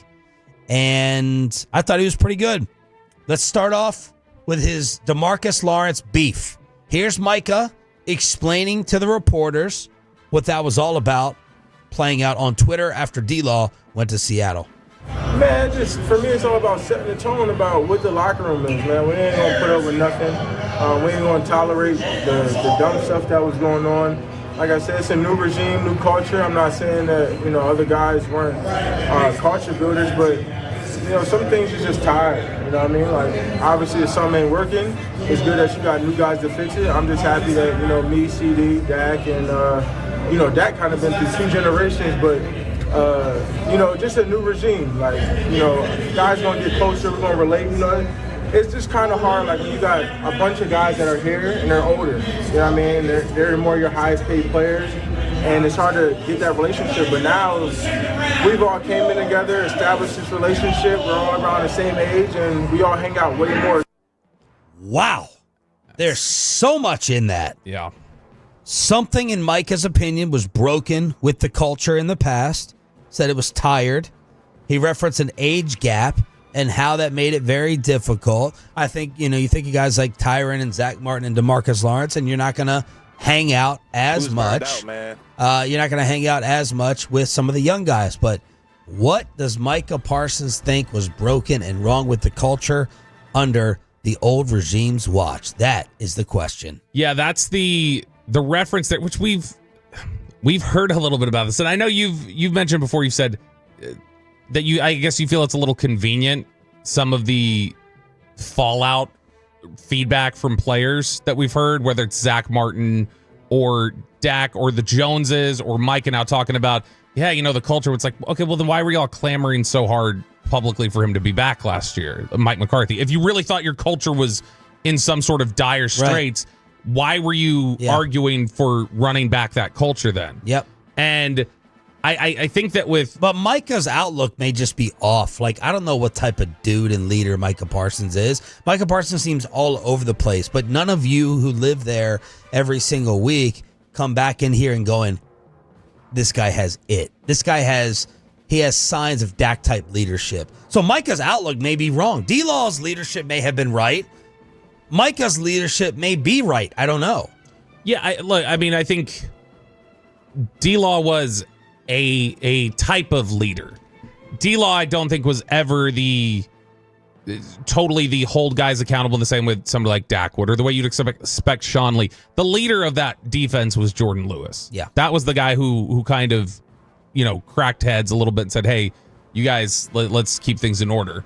Micah wants it. It's so odd because usually somebody who isn't the best at it or lacks in certain areas, it's because they're so passive about it, or they don't, like when we talk about Kyler Murray doesn't want to lead the Cardinals, but he has to. He's the quarterback. He's got to do it. Yeah. Micah, seems to die for, I want people to view me that way, and it's just, it hasn't. But does he wants people to view him that way. Does he conduct himself as such in the locker room? When you duck out after you don't get a sack and you kill the Giants, that's not leadership. When you have some of the, behind the scenes moaning or diva type activities that we hear about, I don't think that that's leadership. Does Micah want the label more than he wants the role? Yeah, I'd say it's a similar situation to Ezekiel Elliott. They reached a point where Ezekiel Elliott was one of their leaders, and I think in practice habits and different things like that, Ezekiel Elliott always was. But then there was also other points where he was clearly immature and had his issues. And not that their issues are one and the same, Micah and Zeke, but I think Micah's growing into his maturity a little bit, but he really wants to be viewed as, man, that's not only a badass football player, that's also like the guy that that's Big Brother. Like he wants people to follow him. He is desperate for that. And I think it's just he's realizing it can't just be a snap of the finger, and he's got to lead a little more by example. Yeah, my experiences with leadership, you normally don't have to seek it out and talk about it this much. Sure. It naturally gets attached to whoever the leader. Actually, you didn't hear Jordan Lewis talk about it this much. Mm-hmm. He just was. Yeah. So I think Micah, he's trying hard. I don't know if he's trying a little bit too hard. Why isn't the contract done? Now, yesterday, Steven said, we're disagreeing on a number. Micah thinks there's a certain number. We think there's a certain number. And apparently, in the walk-off afterwards, Jerry suggested, we have, a lot of the boxes checked, whether it's 7 out of 10, 8 out of 10, 9 out of 10. Here's Micah on getting a new contract before camp. Extremely important. You really see a lot of players struggle when, guys aren't participating in camp and they get off to slow starts. I don't want to get off to no slow start. I want to hit the ground running and establish ourselves in this league and get some wins early in the season and be in rhythm, It's going to be extremely important for me to get going and lead these guys. So I love that from Micah. I don't want to get off to a slow start. CD said it was a factor. I want to get in there and lead, so I want the contract to be done. Steven, I'm trying to pick through this and see if you absorbed it the same way I did. I felt like Steven yesterday may have been downplaying the absence of players during camp or when it begins. He goes, well, Nick Bosa showed up 2 days before the start of San Francisco's season. Yeah. They went on a long playoff run. Jerry talked about Zach missing, and he's like, we had one of our better years. I felt like, you tell me if I'm way off, Jerry and Steven were saying, if Micah misses camp or a lot of camp, I felt like they were downplaying the importance of training camp. Yeah, and I think the guys can hold out and be perfectly fine. They were citing certain instances. Now maybe that was just to cover them if this thing drags out. And obviously you would think would want everyone there day one, and Brian Schottenheimer does. But I found it interesting that Steven cited the instances where guys showed up late, if at all, and still had good years. I think they have to, though. I think they have to take that position, because if they were to come out and say, yeah, look, if you're missing time, that's significant. It can hamper things. If they were to talk like that, the pressure. Well, why? Schottenheimer did. Schottenheimer said, you need to be there. I expect you to be there. Yeah, I think Schottenheimer's just I expect you to be there regardless of what your contract situation is. They know that's from the negotiating table. Brian Schottenheimer's not sitting on the negotiating side. From the negotiating side, they know they've got to have certain leverage points and talk about different things. If you say, if everybody comes to agreement, you missing that time is impactful in a negative way on your season, that shifts way more pressure to the Cowboys to get it done than the player, I think. Because the player at that point knows, I'm getting paid eventually anyway. Yeah, I didn't have a great personal season, but ultimately the one that gets hurt more is the Cowboys, who end up having to pay in the end anyway, and then it affects their season. So I think for Dallas, if they were to come out and say it's so critical, well, that all of a sudden puts pressure on them the night before training camp to just concede and get things done. And then Micah Parsons last night at the Home Run Derby. A lot of this audio, of course, from the great John Machota. He will be on the G-Bag Nation today, along with Von Miller. So the Whales appearing from 2 to 7 today. We'll have Zach Wolchuk at 8 o'clock live in studio for 2 hours. Here's Micah on Jerry Jones disrespecting his agent, David Mulugheta. Yeah, obviously, I know Jerry always comes from a good place. I think overall, Jerry's one of the better people I know. And also, my agent's one of the better people I know. So, I don't really try to get, it's like when your brother and sister are arguing. You don't really step in the middle or choose sides. You just kind of say, hey, they're coming from this perspective, you're coming from this perspective, and just trying a way to meet in the middle. But, there's no hard feelings there at all. So there's Micah being Switzerland. Yeah, sort of. But I mean, he says, you try not to get in the middle, but you did. You went to dinner. You went to dinner with, you created the whole setup for how this became brother and sister fighting was you having that meeting, which my belief is it was a meeting that Micah initiated. And so to me, you already did do that. You did get in the middle of it. You did cause the questions to be asked. But look, Micah is, you can always talk about, is it authentic or is this just, hot air or anything like that? Micah is a fantastic quote, though, from the perspective of he's usually not going to say anything he's not going to say what D-Law did. We were burned out, man. He's not going to get caught saying something like that typically. The bigger issue for Micah is just, are you buying what he's selling? But he's almost always going to sell the right thing. It's just a matter of how effective is his pitch. Okay, so one more thing on Jerry working with agents. I loved this. I expect this to be all over the websites today because whenever you bring up a legendary name like Jay-Z and the Dallas Cowboys, it's going to create headlines. Jerry explaining why he likes to go around and cut out the agent, and he brought up a fantastic negotiation and story dealing with Dez. We had a great player here, Dez Bryant. We had a major negotiation set up with his agent, Jay-Z. We met Jay-Z in New York. We started at 11 at night. We finished about 5 in the morning. Jay-Z had his advisors talking about Dez. We sat there, had one of the greatest, I'll tell you right now, Jay-Z's one of the most first-class people I've ever been around. And I mean, he's got his act together. He was putting together excellent people to be represented by Jay-Z. And those, he wanted to have the greatest work habits. He wanted to have the greatest punctuality. And it wasn't just football or basketball. It was actors and it was people of all walks of life. And what he said is when you have a meeting, I've never been late for a meeting in my life. Jay-Z, and said, I've met on street corners. And he said, I'm always on time, if not early, with it.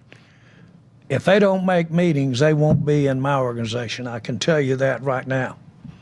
Okay? If I'm representing him, he'll be at all the meetings.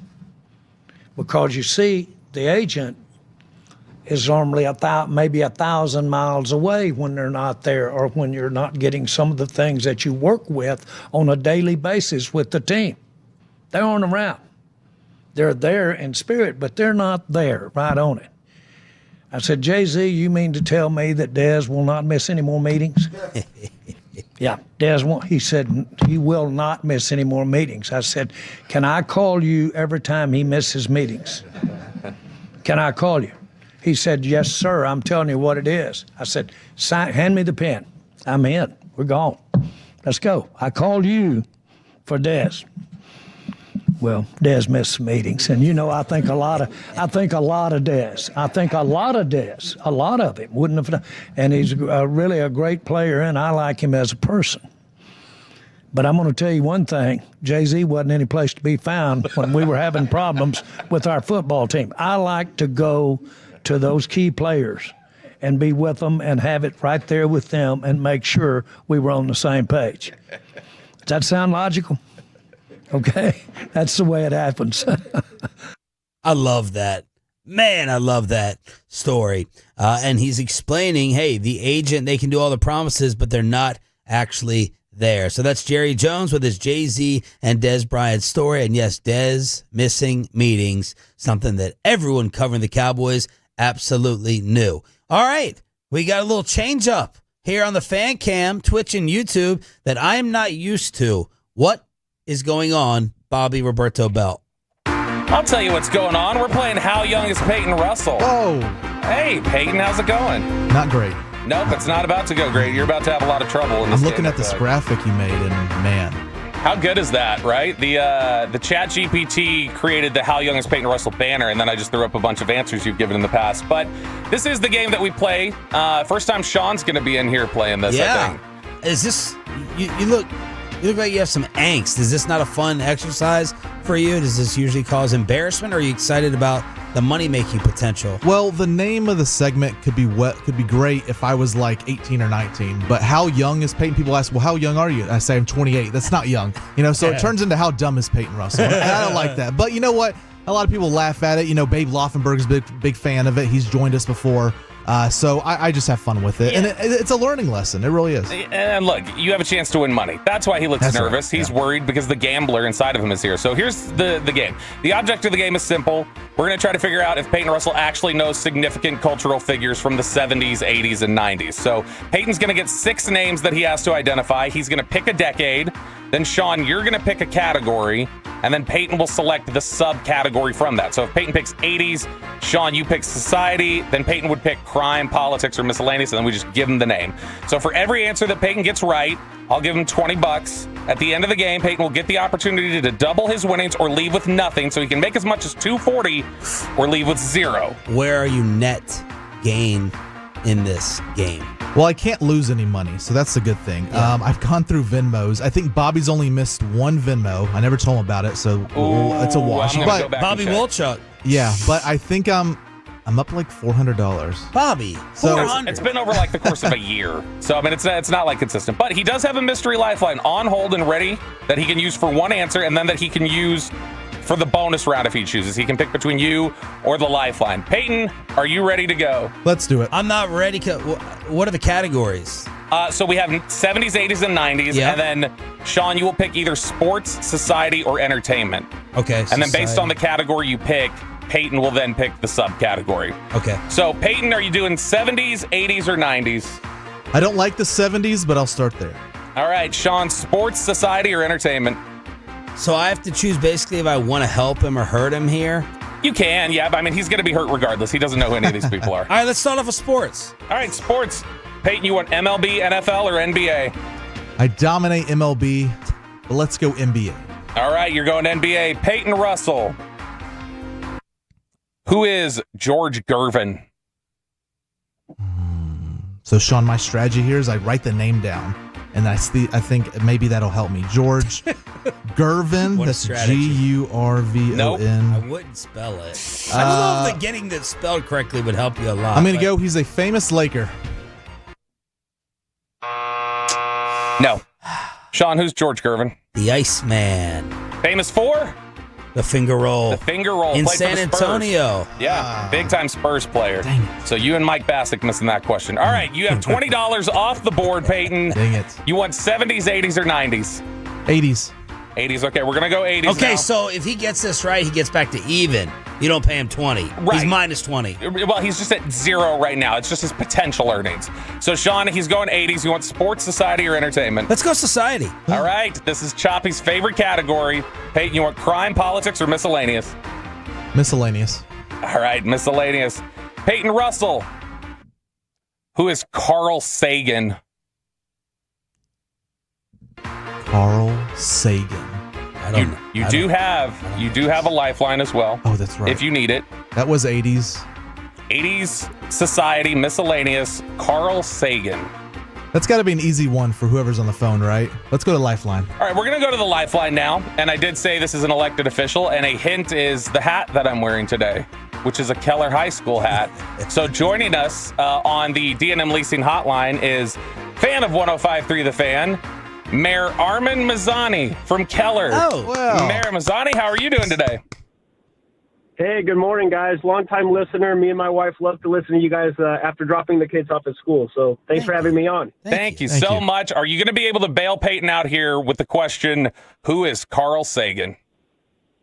I think so. I think I got you, Peyton. I think I got you. So Carl Sagan, famous astronomer who created the Cosmos documentary that we saw on PBS.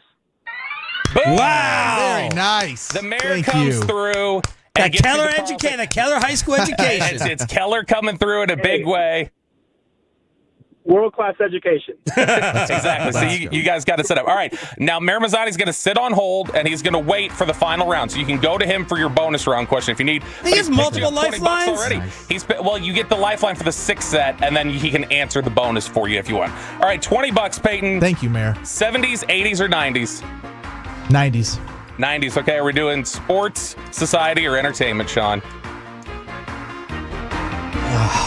I want to say entertainment, but I want to give him one with sports. No, don't give him any. He just got a gift. Sports, come on. No, you took a little shot at me in that song of yours. Entertainment. That's 3 weeks ago. All right, entertainment, music, movies, or TV, Peyton? Last week. Movies. Movies, okay. Peyton Russell. Who's Winona Ryder? Oh, jeez. Come on. W-I. Aiden's back here going, come W-I. This spelling strategy is fascinating. Winona Ryder. She was in, it was a movie. Yep, got that. Jurassic Park. No. Sean, you know who Winona Ryder is? Yes. You don't know all the sisters? No. Was that didn't help. The Ryders? That's the Judds. Oh, the Judds. Was Winona the shoplifter? Winona was the shoplifter. In the 90s, she was in Edward Scissorhands, The Age of Innocence. She also is very famous for dating Johnny Depp. And if you watch Stranger Things, she's the mom. She's Joyce. Oh, dang it. I saw Stranger Things. Way to go. You're an idiot. You're only got $20, and really it's Mayor Mazzani's $20 that you got. Right. 3 more questions here. You have taken $40 in potential earnings off the board. Do you want 70s, 80s, or 90s? Back to the 80s. All right, we're going to the 80s again. Sean, are we going sports, society, or entertainment? Let's go sports. All right. MLB, NFL, or NBA, Peyton? MLB. MLB. Peyton Russell. Who is Dennis Eckersley? Dennis Eckersley was a closer for the Athletics. Well done. Very good. Now, did you know that Dennis Eckersley was also a starter in the first part of his career? He transitioned to closer for the A's. I knew he was on MLB Network. He has connected. He has damn near 200 career wins as a starting pitcher. Is he still calling games for Boston? I don't know. Okay. I'm not sure. All right, you got $40, Peyton. Nice. You still got a potential 40 out there, and if you double that, you could still make up to $160 here. Makes me uncomfortable that Bobby is paying this out. I hope Kristen's not listening. I know. Here. Nah, just wait for him to lose. He loses. Like I said, Choppy has bailed me out so many times just by missing the question, and then Chop usually feels bad and will pay for it. All right, Peyton, are we doing 70s, 80s, or 90s? Choppy pays something? He paid once before. Wow. Yeah. He missed the JFK question or something, and it blew his mind, so he gave me $20. Oh, blew his mind. I get it. We'll go 70s. All right, sports, society, or entertainment, Sean? Let's go. Let's go back to entertainment. All right, we're doing entertainment here. Peyton, do you want music, movies, or TV? You've gotten a music question from the 70s recently, so maybe you're going to be okay here. Yesterday, he wanted Frank Sinatra as his all-time singer. Exactly. So you should get this. Music, movies, or TV? Okay, we'll go music. Give me Frank Sinatra, Bobby. All right, Peyton Russell. Who is Frank Sinatra? No, who is Barry White? Barry, was that Rock? Was he Rock? Rock? You mean like in the sitcom? No, like rock music is apparently what he thought Barry White. I was giving out a genre. They made the bald guy from Rudy Rock. No, Sean, do you know Barry White? Of course. And Barry White, what was he famous for? I mean, he was a singer. It was the guitar? It was the deep voice. He had that deep voice. That hair, too. Yeah, the perfectly coiffed hair. Barry White was a big-time 70s R&B singer who he made all the loving anthems. That was what he was really famous for. It's because Sean said don't write the name down. I didn't spell Barry White out, so I didn't know it, you know? He would have gone... You spell Barry? He would have gone P-E-R-R. Yeah. All right, we got one more before the bonus round where Mayor Mazzani may be able to bail you out here. Do you want 70s, 80s, or 90s, Peyton? Back to the 80s. I like the 80s. We're going to the 80s well again. Sean, are we doing sports, society, or entertainment? Society. Yes, thank God. All right, Peyton, you want crime, politics, or miscellaneous? Or no, miscellaneous is already off the board. So do you want crime or politics? I suck at both. Let's go crime. Crime. Peyton Russell. Who is Jim Baker?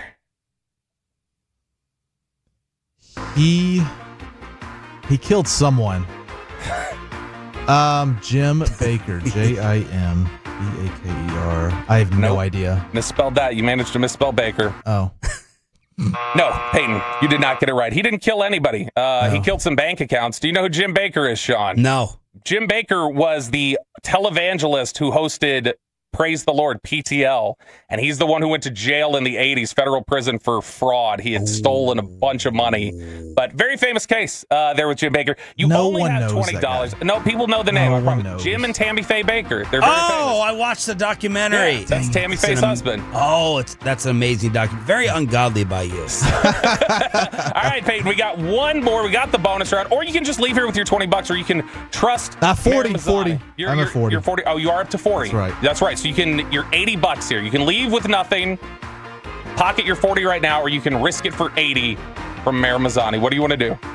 RJ's not here to screw me over. Mm-hmm. I trust in the mayor. Let's double our money. You should. Let's double our money. Mayor Mazzani, we got you back here on the phone. I'm going to throw you just a random name from the 1960s. And you've got to be able to identify it here in the bonus round. So I thought this was 70s, 80s, 90s. Right. So the bonus round, though, because that's a question that is meant just for people who know things, unlike Peyton, is you go back a little further. So for the 1960s, Mayor Armin Mazzani from the city of Keller, the great city of Keller. Who is Janis Joplin? Well, I'm so glad that you came back to me because, first of all, it's a crime that Payne did not know who Barry White was. Come on. No one knows him. I don't know if I want to help Payne. I'm sorry. But no, Janis Joplin is a Port Arthur legend known for her favorite song, Peace in My Heart. Yes! The mayor! Keller Mayor Armin Mazzani scoring 60 of the $80 that Peyton just won. Sean really getting the other 20 for throwing him the bone of MLB from the 80s and giving him Dennis Eckersley. Mayor Armin Mazzani, thank you so much for joining us. Thank you for listening. And we got the Keller girls. They're back in the playoffs, Mayor. And so we're ready for them to take state this year. I love it. We're rooting for them, and we hope they'll take state as well. So thanks for all the support, and thanks for having me on. Thank you, Mayor. Thank you, Mayor. You're How young is Peyton Russell? You are appreciated. Nice. From answering one question. Basically, yeah. That's the rigged nature of the game that he gets. Yeah. You can leave, Peyton. I hope the girls are not listening. Yeah, get out. This HOV portion of the expressway is driven by Mercedes-Benz of Plano. And RJ Choppy, I'm sure, absolutely loves that game. RJ is good at a lot of useless trivia. I thought he was good at like math and calculating, but the past like 3 months have had me question his basic arithmetic skills. But RJ has been providing a lot of updates from his honeymoon trip to Italy. And one of his best impressions, RJ, he crushes the impressions, as we know. He apparently was on a pier as part of his honeymoon, and he was noticing some water activity. Choppy here. We are in Lake Garda in Italy, in the Europe. And I have found my favorite duck. Come with me. The male has a white streak and sleek black body. The female has a white streak and a sleek black body as well. That is the Bond villain of ducks. There's another one over here. Yeah. She says, no, sir, not today. Here comes another one. There they are. My favorite duck. So plump, so juicy. Juicy. And whatever that thing is on the head. Is that David Attenborough? Is that the name of the voice from all these documentaries that I know you watch along with me? I love that impression. Yeah, along with Mayor Armin Mazzani. That's he probably watches a lot of those documentaries too. I gotta say, he's done this twice now, where he's done the Attenborough here in studio, and it's been pretty good. And you remember he started just doing his Trump impression randomly, and it was pretty good. And then he says that whenever he just tries to like conjure it up and force it, he doesn't have his. I think that's the same thing with the Attenborough. When he was trying to do content and create it instead of just doing it off the cuff, it kind of slipped into 3 different accents at times. It was really good. Yeah, I mean, the describing the ducks as plump and juicy. He found this like Indian kebab place that had my name spelled out as the name of the store, apparently, on the streets. It's an Indian spice pack. If you know, you know. I hope my parents didn't name me after that, but he found a store named SHAN that he posted this morning on his Instagram. Look at that. We were talking, Gavin told, I can't remember if he said this on the air, if we were in the, I think it was during the meeting. That, like, Choppy was sending hockey texts, like sending him score updates on some random hockey game he found on TV. Yeah. He could never be alone. Why is he talking to us so much? When he says, when I'm away from work, I want to be away from work. I want to be disconnected. I don't want to be friends with my coworkers. And we're hearing from him the same, if not more, while he's thousands and thousands of miles away. I think because, like most everything with Chop, it's a lot of bluster and not a lot of follow through. I think as much as he goes, yeah, I'll probably never talk to anybody again once I leave here because that's it. You're not friends with your coworkers. We're probably never going to stop hearing from him. What do you think, Pepe? Are you surprised how much he's hitting us up? He's either bored, which I don't know how you can be bored out there, but it's the FOMO, man. He sees all the Twitter, all the tweets blowing up and everything. He wants to be involved. I will say, though, I don't usually get woken up by text, but when he sent a text at 2 a.m. This morning, I woke up immediately. I almost had to say, RJ, you can't be texting in the morning, man. But I guess we text and when it's his morning because he's 8-hour difference, but... You could just mute your notifications for the text at night so that you're not waking yourself up. Yeah, but I get afraid that I'm going to mute my alarm somehow by doing that. Has everyone seen or judged the merce that RJ's wearing out there? So, yeah, Aiden's going to have the man purse up on the fan cam here. He's got this, you'll see it right now. He's got this like over the shoulder pouch strap. At the very least, it looks like a book bag. You know what? This is acceptable. You think so? I thought when y'all were describing this, it was a lot smaller. It was like a Zeke merce. Something Zeke Elliott would wear. No, this is look how big that bag is. Look how big that pouch is up front. That's like what? That's totally fine. He just doesn't want to wear it. That's clearly, I don't think it's a style thing. He thinks he's going to get pickpocketed. So he's keeping it in front of him. Didn't you did the belly bag while you were out there, Peyton? No, I did the crossbody. So you did this same thing? Yeah, mine was smaller than that. That looks like a backpack, basically. Yeah, so, which is better. Yeah, mine was smaller because all I needed was, I guess, phone, keys, wallet in there. No fanny pack consideration? And the giant charger that you made him take with him.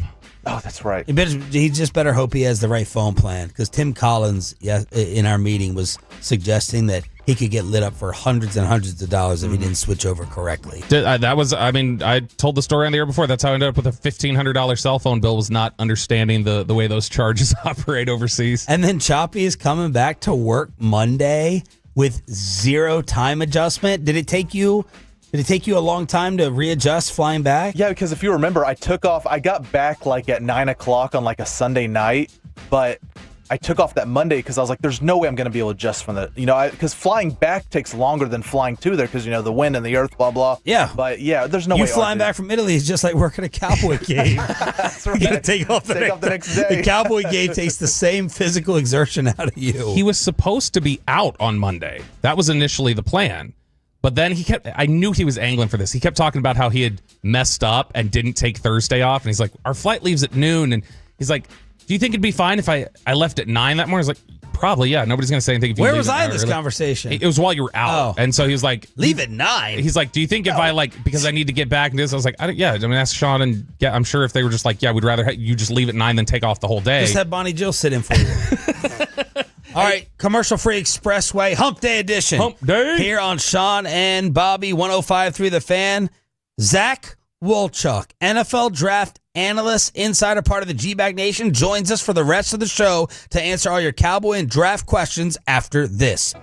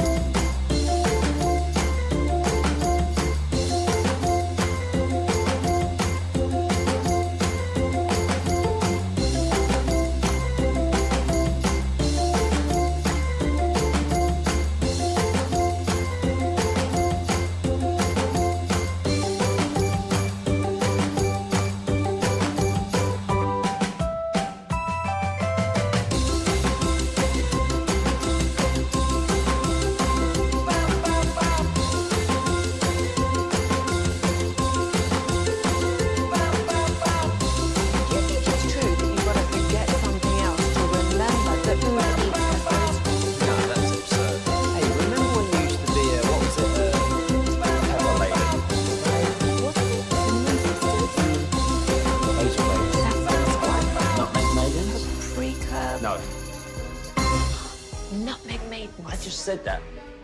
Was it Spice Girls? Doesn't sound right. What's it sometimes called?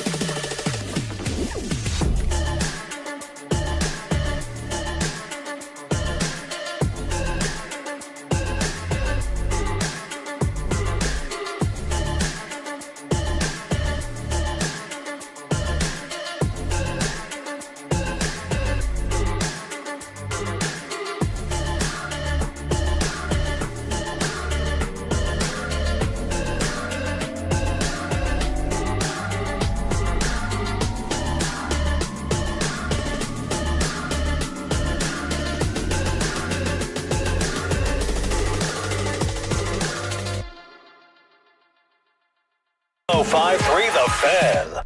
8 o'clock hour here on your official home of the Dallas Cowboys. Sean Sharif alongside Cowboys insider Bobby Belt. We got Peyton and Aiden in the back, and sitting down with us for the next 2 hours, NFL Draft Insider, yet to engage in the Bobby Belt music rap battles, and member of the G-Bag Nation, Zach Wolchuk. Good morning. Thanks for joining us. What's up, guys? Happy to be in enemy territory. I think it's Dawson. Does Dawson have the biggest beef with us on y'all show, you think? Or is it I think it's really all playful. But I mean, he calls us the poison or poison? The most toxic show on the station. Yeah. But Peyton's really started to piss me off. Well, you opened up your damn mouth, Walchuk. That's what happened. I opened up my damn mouth. He likes to fart in bed. Gosh, Pey, come on. He's got the You're drop. supposed to be on my side, man. I was on your side, and then you start taking friendly fire shots over here. We're supposed to be North Texas Mean Green Brethren. And you want to start taking salary shots. What is up with your family loving Bobby's diss track? So my family, I told Bobby this, and he mentioned it on Monday when he broke it down. They're just a bunch of cloud chasers. They all just want to get on the radio. They're jealous of the platform that we have. But I did a big reason why I'm in radio is my dad got me into it. So my dad, I grew up driving around listening to Howard Stern, Russ Martin, so he gets it. Like, he understands a good radio bit, and the song's good. So, we just had some fun with it, but Bobby definitely showed up specifically to get that picture. I got you, absolutely Sammy. Of the sister. Yeah. Have you told her, like, behind the scenes, like, enough? Like, Yeah, stop. we're not speaking. We're no longer talking. She did say, she mentioned, she's like, right after he heard it, he texted me. He's like, no, don't do that anymore. Yeah. And your dad wants to be in the next possible song? Yeah, if there is one, which I don't know. We'll see. We'll see what ends up happening in the future. Well, but there would only be one from Bobby if there was return fire from you. Yeah, Is this put to bed? Is this done and over? I think that the problem is by the time we're going to be able to have a clapback song, there's been too much time that's passed. Yeah. And I know you know this. I actually do covet my family and spending time with them. And plus also balancing the draft work. I just haven't had time to get in there and make something. I am not nearly as lyrically talented as Bobby is. I know my strengths and weaknesses. That ain't a strength. Y'all had good lines there. Although if you guys did take forever to clap back, I would definitely have to, as the good job by Aiden putting the photo up on the fan cam of me and Sam. But screw you, Aiden. I would definitely have to include a line in there about how y'all are Nico Harrison's talking 2 months after the fact. So That's right. All right, Zach, set us up for this draft. How are you feeling about it? Do you have the same level of excitement every single year, even though there's supposed to be good drafts and bad drafts? How are you feeling about this one with round one tomorrow? Yeah, I do. I just love the draft, and if you're going to put as much time and effort into it, like I think you have to. Yeah. And this year's class, I don't think is necessarily as good at the top as we saw last year, which is why I think you have so much unknown right now. The Schrager mock, you guys were talking about it, craziness. I don't really think that the Cowboys would be taking Tyler Booker over, like if Mason Graham's there, they're taking Mason Graham or they're taking Teteroa McMillan. They're not passing on one of those two names for Tyler Booker, in my opinion. So I do think it's interesting because I do think Schrager is plugged in. So if he's talking, I'm definitely going to pay attention to that. But I think that's why you have so much unknown. And that's why, like, the only, in my opinion, can't miss prospects, I think Travis Hunter, Ashton Genty, I would put Abdul Carter up there, but then after that, it's kind of, I'm confident in Teteroa McMillan. I think Emeka Egbuka is one of the safest players in the entire draft from Ohio State, but this is, it is definitely not nearly as good last year when we were talking about, man, we had 5 offensive tackles that I think were really, really good that could have been top 10 players. yeah, when you mentioned there talking about you think Abdul Carter's a can't miss, for instance, and this is a larger question, I guess, for how you approach it. When you're approaching it and you're looking at things, do you just say anything related to off the field or anything that's being talked about in terms of with their character or anything else or their work ethic, I have to remove when I'm talking about what they do? Because Abdul Carter, like, obviously has questions. Yeah. And how much you would think, even if you knew those questions were verified, how much would you think I can apply that to whether or not they're going to hit? Yeah, I think that's the issue that we have, right? And you are a great source for us when we do the draft show because you have a great relationship with a lot of the agents out there and a lot of the scouts. I'm slowly developing some of those, and Brian's able to give us some of that, but I've got to just kind of base it off of what do I see when I just watch the players on the tape. And then if I'm able to get, hey, this is some of the scuttlebutt out there about how they are off the field, the injury red flags, a lot of that we'll probably find out tomorrow. We'll walk in the day of the draft, all of a sudden, okay, here's a list of red flag guys that have medical issues. So I'm really just taking into account how I see the player on the field. And then if I'm able to gather information outside, then that can come into the evaluation. But I'm just not privy to as much as I think a lot of the other scouts are around the league. Bobby has McMillan as a top 3 player in the entire draft. Where is he overall for you? He's number 4 for me. So, I've got Hunter, Carter, Genty, and then McMillan's right there. I really do love Ted McMillan, and, in that Schrager mock, he had him going to Tampa, the Bucs. at 19. I comped him to Mike Evans. He ran a very similar 40 time. You look at the size, comparable is there. he is a guy that I think wins down the field. And he's probably getting knocked a little bit too much for not being an explosive athlete. And I get it. Like, the separation's not always there compared to, say, a Matthew Golden or even an Emeka Egbuka or a Luther Burden. But I think he is a really good route runner. He dominates over the middle, which has been a weakness outside of CeeDee Lamb. Nobody else has done that on this team. It's a different body type with a massive catch radius that I think the Cowboys have lacked. And I love Teteroa McMillan. I don't see, he's smooth. I don't see a whole lot of weaknesses. Yeah, given the fact that Travis Hunter's probably going to play corner, or he's going to be split some, I would say.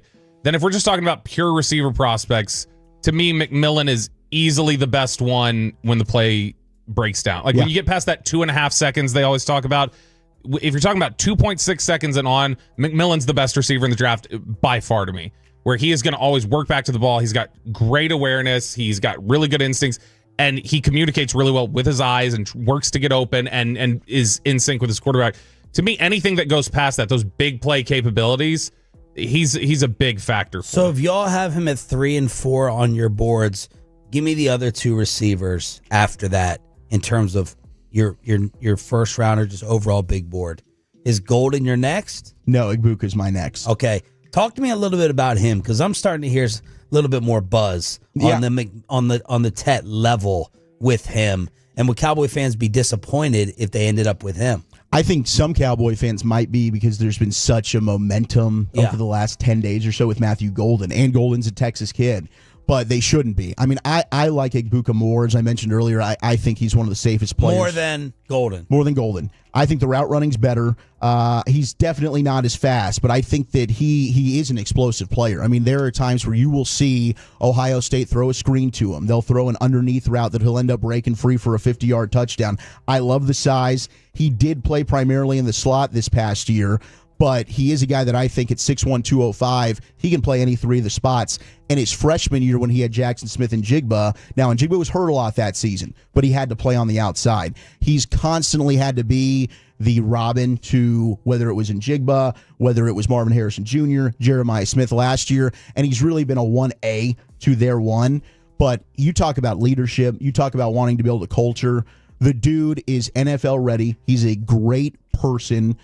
And the run blocking, I think, is the best in the draft. He is going to do all the dirty work for you. You talk about condensed formations, and you've got a wide receiver that's going to help you out and improve your running game. I think Schottenheimer's going to like that a lot. And I understand maybe that's an eye roll. Oh, I'm not drafting a wide receiver for his blocking. That matters. When we were envious over what the San Francisco 49ers offense was doing when they were kicking the Cowboys' ass in the playoffs, Deebo Samuel's blocking. Brandon Ayuk's blocking. This receiving core is not good. Maybe that's Mingo's best strength. Mingo's good. Yeah. Right? And CeeDee Lamb will put effort in there occasionally, but overall, they lack the ability to run block. Egbuka is there. I love the awareness. I think he's got good hands. And the only issue is maybe there's some concentration drops every once in a while, but the body control is there. I love him. I think he's can't miss. And for the Cowboys, who have really the last 2 years, you've got question marks about their first-round picks. You're not going to have a question mark about Emeka Egbuka. So him on your board overall, and then Golden? Then it's Golden. Well, what numbers? So I've got number 1, and I don't have Travis Hunter as a wide receiver. I did put him as a corner. So I've got my top is Teteroa McMillan. Then I've got Emeka Egbuka. At what number overall? Overall, he is number 12. Okay. And then I've got Matthew Golden at 17. So 4, 12, and 17. I'm just trying to get an idea of the gaps that you have in the wide receivers. And then Burden at 19. So, Bobby, you have Tet at 3. And then? So I separated out Hunter as a receiver and a corner. So Hunter as a receiver is 9th for me. And then it's Golden 12, and then Egbuka's 15. Okay. So you like Golden more. Yeah, a little bit. Just because, I mean, the bigger thing with me, Golden's a first rounder to me. Egbuka isn't. And I comped him to Cooper Kupp. That's who he reminds me of. Big slot, really good at tracking balls down the field. Really good at hand fighting and sort of subtle movements in his route to create separation. I like him a lot. There are questions just about, like Zach mentioned, the speed and the twitchiness at times. I mean, he can explode out of his breaks, but he's not particularly twitched up. And so to me, it's like, all right, are there going to be some physical limitations that aren't going to play very well at the NFL. That's just my only reservation that has him the second. Zach Wolchuk in studio with us for the next 2 hours from the G-Bag Nation. We're going to line up phone calls for Zach and Bobby in the next segment at 877-881-1053, 877-881-1053. So your top 3 realistic, ideal Cowboys selections, Zach, are who? McMillan, 1? Yeah, Tedero McMillan would be number 1 for me. After that, man, I think it would be Emeka Egbuka at 2, personally. And then I'm not against taking an offensive lineman. I know there's a lot of Cowboy fan fatigue, it seems like, with offensive line. No, there should not be. I agree. I mean, no. You can't go wrong with taking line of scrimmage. But just personally, if I'm being selfish, and this is not a player that I think that's even in the conversation for them, but I'd go Mike Green, the edge out of Marshall. I love Mike Green. You talk about a guy who is twitched up, the length, the bend. He's phenomenal. I mean, had 17 sacks last year, 12 and a half tackles for loss, lives in the opponent's backfield. There's some question marks about him being able to set the edge and stop the run. I don't really have that. I think he's got the body frame to put on weight. But I love Mike Green there, selfishly, but I don't really think he's a realistic option to your Give point. us your bottom 3 that are realistic rumors and possibilities that you see everyone talking about. Walter Nolan, the defensive tackle out of Ole Miss. I see. You said it, hater? Hater.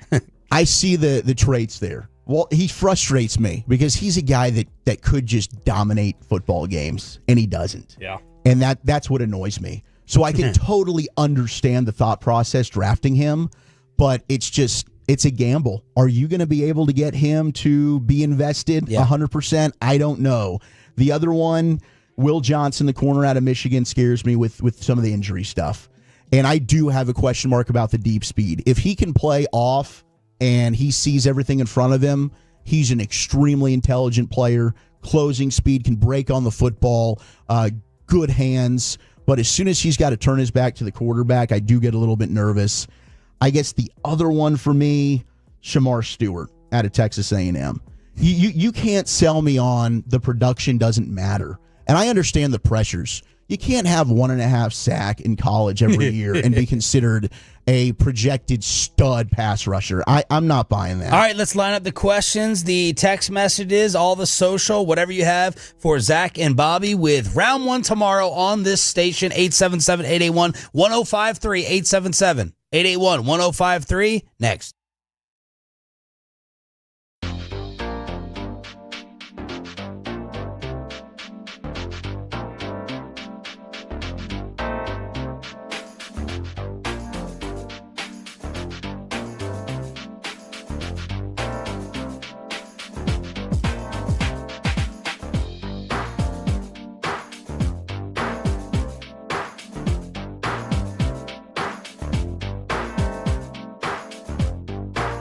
Uber Eats has low fee products? I gotta remember that. Well, you know, they say in order to remember something, you have to forget something else. Okay, now that is a very cute haircut. That's like a little shag. I've never seen it before. Well, I mean, of course you have. It's the Rachel. Oh, is that your name? No, I mean like your name. No, I'm Jen. My name's Jen. Right, but I just mean like this is your haircut. But that's hair on your head. I'm not saying this is your hair. Okay.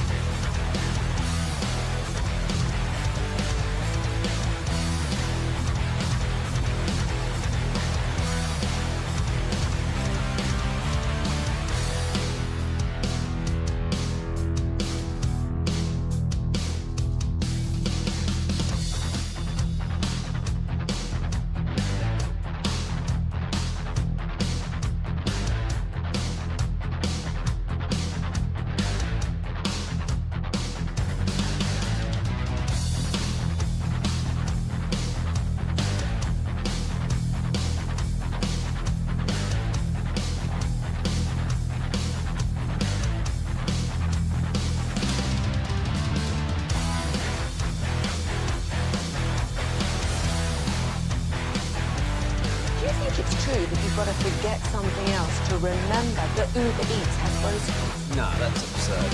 Hey, remember when you used to be what was it, Pepper Lady? Pepper Lady? What are the Semien sisters? Laser Babes. Saffron Squad? Nutmeg Maidens? Pre-curve? No. Nutmeg Maidens. I just said that. Was it Spice Girls? Doesn't sound right. Was it Saffron Squad?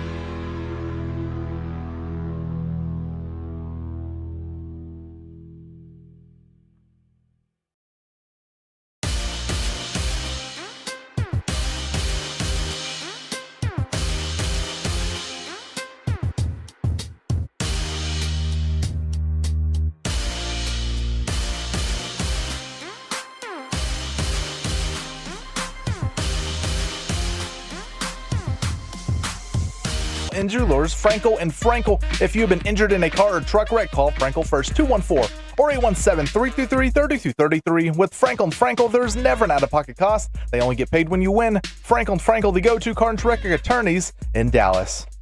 Tinkered with the lineup here today, leading off with Josh Smith and moving Marcus Semien to the number 5 spot. And there is a shot, deep left field. And Duhart can do nothing about it. It's off the clubhouse building. Home run for Wyatt Langford, and a poke at that. His 5th of the season. The Rangers lead it 3-1. Boch 1 for 1 with the lineup adjustment. Smith, Langford, Seager, Semien hitting 5th. He goes yard as well. And the Rangers open up in Sacramento with the 8-5 win over the Athletics. We got a special treat in studio today for the end of the program. Zach Wolchuk, baseball diehard as well. Home of the Chris Young Show every week on the G-Bag Nation, here with Sean and Bobby. What'd you think of the lineup change? I was intrigued by it after what CY had told us the day before. Like, they were very open to it. I thought maybe Wyatt would go lead off.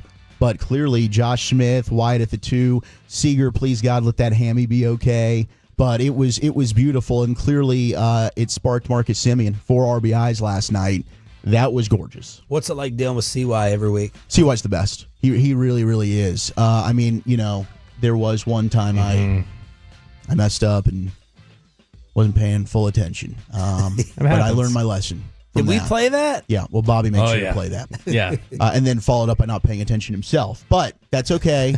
But CY's awesome. Like, we are spoiled to have him. And I told him that when we got to interview him in Surprise, like in person, it's so nice being able to be a fan of a team, and you can rest easy knowing that general manager is going to be busting his ass 24/7, legitimately 365, and be trying to improve the football team. Pre-game for Game 2 tonight, 8:30 and 9 o'clock first pitch right here on The Fan. Tomorrow night you can hear Rangers baseball on our sister station, News Radio 1080 KRLD, because Zach, Bobby, Broadus, and the crew will be handling night 1, round 1 draft responsibilities from the Ford Center at the Star in Frisco. We're going to turn the show over to the Tolos for draft questions, who don't get to interact with the Willy Bully that much here in the morning. 877-881-1053, 877-881-1053. Boss is also letting me know that the Odyssey issue is fixed. Apologies for that, for those of you dealing with it throughout the first half of the program. Sean, start us off. Great name, better spelled than mine. You are live on the morning show. Go ahead, Sean. Hey, what's up, fellas? Just Sean with a W, man, but yours is close enough. We all know Dak safety blanket is a tight end. Why are we not talking about Tyler Warren if his closest comp is George Kittle? That's it. Over to you, Bobby. Look, I think for them, they invested recently in Schoonmaker. I don't think they're ready to just completely run away from that. They like their depth behind them. They like Fant. They like John Stevens if he can get healthy. And I think they feel like Ferguson last year wasn't totally right after he had the knee issue at the beginning of the season against Cleveland, where there was a scare. People forget about that. There was a scare in that Cleveland game where people were like, did he just tear his ACL and he's out for the year? I just don't think that you had the knee early on, then you had the concussion, then Dak was out. So I think to them, they just think they're buying stock on a rebound from Jake Ferguson, and I don't know that they view it as an efficient way to use their resources. If you're going best player available, I've got him as the 7th best player. I would not be upset with the Tyler Warren at all. I think that that's a good call. I mean, what is Dak's best throw? The seam, right over the middle. And there is something to be said about having elite tight ends could be one of the greatest mismatches in football. Who's your Warren comp? I think he is kind of a cross between a Kittle and a Gronk. Because he's not exactly the most, like, he's not Brock Bowers when it comes to the smoothness, the speed, like the ability. He's a little more clunky. Yeah. But, I mean, the dude is just an absolute downhill, consistent hands, finds a way to make something out of nothing, and he took snaps basically every offensive position at Penn State. He was their offense. George in Arlington, you're up next on the home of the Cowboys. Go ahead, George. What is one pick that would piss you off if the Cowboys pick at 12? Bobby, you answer this one because Zach answered last segment with his 3 names. Man, so it's funny. I was texting last night with Nick Harris from the Fort Worth Star-Telegram, and I was talking about how because this draft is so muddied in the middle, and so many players are close together, there's not like many picks this year that I feel like I would just be really upset with, like I have in years past. Probably the closest would be Omari and Hampton, just because I don't think it makes sense to take him that early, the running back from North Carolina. That's the one that kind of freaks me out. But give your 3 names like Zach did that are being discussed in the range that you are not as high on. Hampton being mentioned a lot as one. Probably the next. I don't like Luther Burden as much as Zach or others do. The receiver from Missouri. He freaks me out. And then the other one would probably be. I know he's Texas and I like him in a lot of ways. I don't feel totally confident about Kelvin Banks from Texas. So those would probably be 3. But again, I wouldn't be losing my mind if it was Banks. I might lose my mind if it was Burden. I'd definitely lose my mind if it was Hampton. Colton in Arlington, you are up next on the D&M Leasing Hotline. Go ahead, Colton. How you doing, guys? Love you guys. Thank y'all for everything. My question is if the Cowboys do try to trade down, what would be the trade package y'all would be happy with, and how far would y'all like to go down? Man, I mean, I do like the idea of Seattle at 18. The thing is, like, that's probably the best one because I think Seattle, that's what, pick 50 in the second round. Yeah, so Seattle makes the most sense if you're just looking at it from the fact of John Schneider, their GM, recently talked about, hey, you guys are downplaying these quarterbacks. These quarterbacks are pretty good. Well, if you start getting a sense, does Pittsburgh try to leapfrog something? Could you leverage something, get Seattle interested to come up and get a quarterback? Seattle has pick 18, but they also have a pick 50, 52, 82, and 92. So they have 2 seconds and 2/3. If they gave you 82 and 92, which are both their third-round picks, to go up 6 spots, that's about equal on the trade value chart. What is the range you're uncomfortable dropping below, Zach? How many first-round? Will McClay said yesterday, he's not going to say it, that their draft board is not set, but they don't have the exact number of first-round grades, which they do. How many do each of you have? And where are you feeling uncomfortable dropping to in a trade-back scenario? I've got 15. Yeah, so I'm right. If you split out, if you don't count Travis Hunter's 2 separate grades, I have 14. Okay, so would you feel uncomfortable dropping to 18? There's really not a place I feel uncomfortable dropping. This is one of those drafts where if you're not going to get one of these... There will be, Zach. You guys are... I know the exercise. Yeah. I did it before you pushed me off. You Luke'd me off the draft show. You're getting to your pick, and it's 3 spots before. And you guys in the room are going to do the exercise of, all right, I got these 3 names, and you're going to feel a drop-off. It's going to play out like that. that causes the celebrations or the anger once the selections are actually made live on air. Look, if Tet McMillan's on the board at 12, I'm not wanting to move. Okay. I'm just going to stay and pick him. But if Tet McMillan's gone, which is it's possible, and now you've got, we're talking about Matthew Golden, Igbuka, Will Johnson, Walter Nolan. Some of the names that Jane was throwing out yesterday. I think you can probably move back even into the mid-20s, and there is a chance that an Emeka Igbuka is there for you if you even moved back as far as 24 to Minnesota. I wouldn't want to drop past 20 probably. Just because to me it's I like McMillan best at receiver. Receiver 2 is the biggest need to me. So after McMillan, Igbuka I could be fine with, Golden I could be fine with. I think you're tempting too much dropping further than that those two could go. You didn't even respond to my Luka joke right there. It must be true. I laughed. Jason in Dallas, you are live with Zach Wolchuk in studio here on Sean and RJ. Go ahead, Jason. Hey, good morning, guys. Morning. I got a question for you, Zach. As far as wide receiver and running back, where do you feel you have to take them by in a certain round? I think you probably got to take a wide receiver by round 2 would be if you want somebody that you feel confident is legitimately I can put on the depth chart that's my wide receiver 2 heading into training camp. There are receivers I like in the 3rd. I'm a fan of Jalen Knoll from Iowa State. I like Kyle Williams from Washington State, but man, I think you've probably got to take one in the 1st to feel really great about it. But Trey Harris from Ole Miss at 44 would be a pick I'd be super happy with. Elik Eyomanor out of Stanford, I think super underrated. You like him a lot. Yeah, I do. He's a guy that played in a crap offense at Stanford, yet somehow was able to produce. And if you watched him against Travis Hunter a couple of years ago, the tape was really impressive. So I'd probably want to come away with my receiver in the first 2 rounds. I think by the end of the 3rd, I'd like to have my running back preferably, but running back does stretch. And if you do move back and you pick up an extra pick, 4th round, I think that you could find one, but they don't have a 4th round pick right now. Yeah, if I'm picking if I'm in the 3rd round, I think there's a 2nd round graded running back probably sitting there in the 3rd. I don't think there's a 2nd round graded receiver sitting there in the 3rd. Jeff and Joshua up next on the home of the Cowboys. Go ahead, Jeff. Good morning, guys. Zach, thanks for bringing your cute butt in today. Thanks, buddy. My question is, I have all the boys come over for the draft party, and one of my buddies is a Raiders fan, and he got pissed off last year and stormed out when they drafted the tight end. So I just want to keep that tradition alive. So who can they draft to piss them off again? Man, I need to know who he doesn't want. They're probably hoping for Genty right now. I don't know if Genty's going to make it there. So, would he get ticked off if they were to pivot and take? How about Travion Henderson, the running back from Ohio State?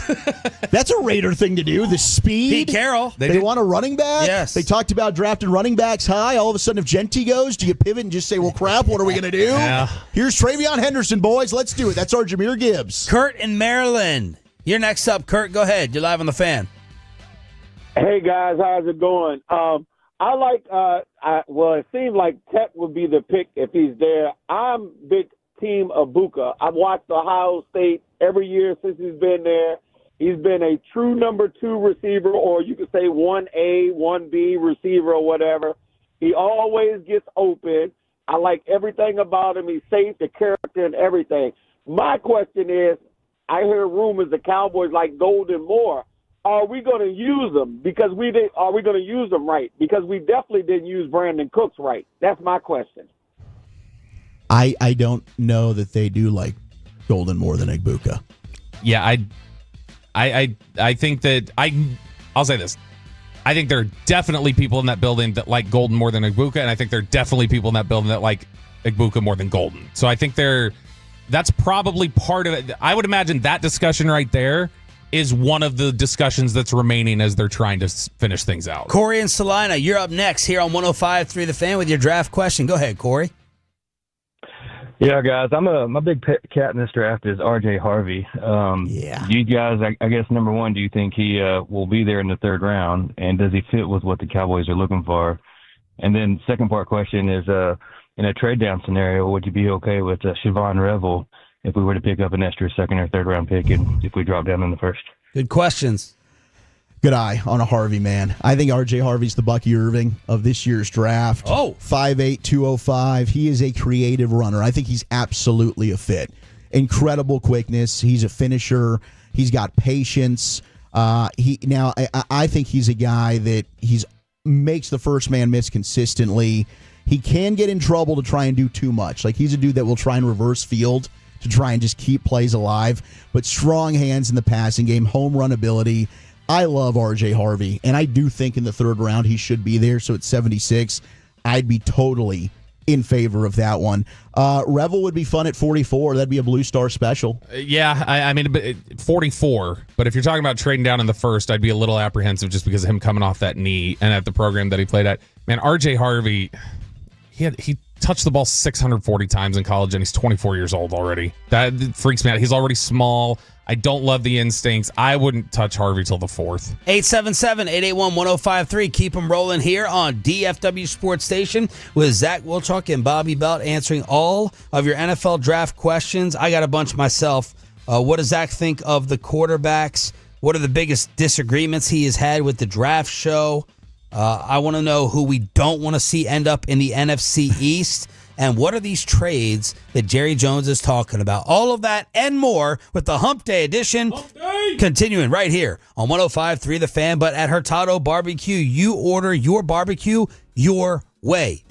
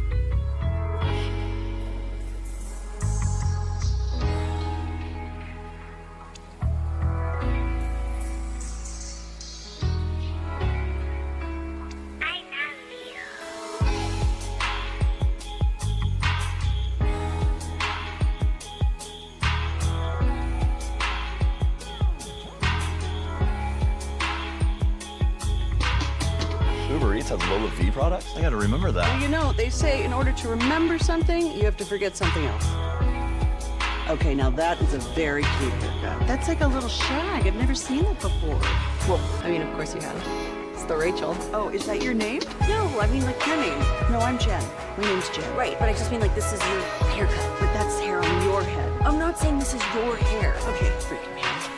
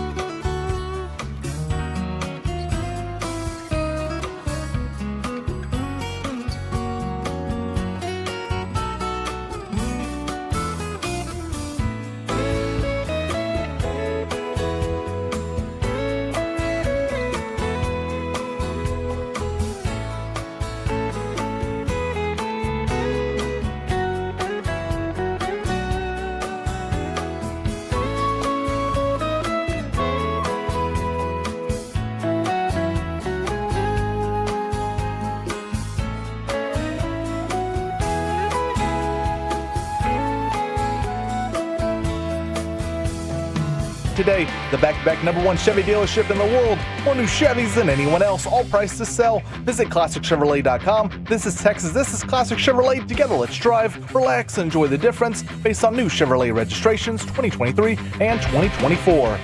The great Bobby Belt. We're also going to have Bobby Belt if he shows up. Who knows? He might just stop talking during the entire thing. Don't make me take off my belt. Don't make me take off my belt. We're not. Over to you, Bobby. Let's unpack that.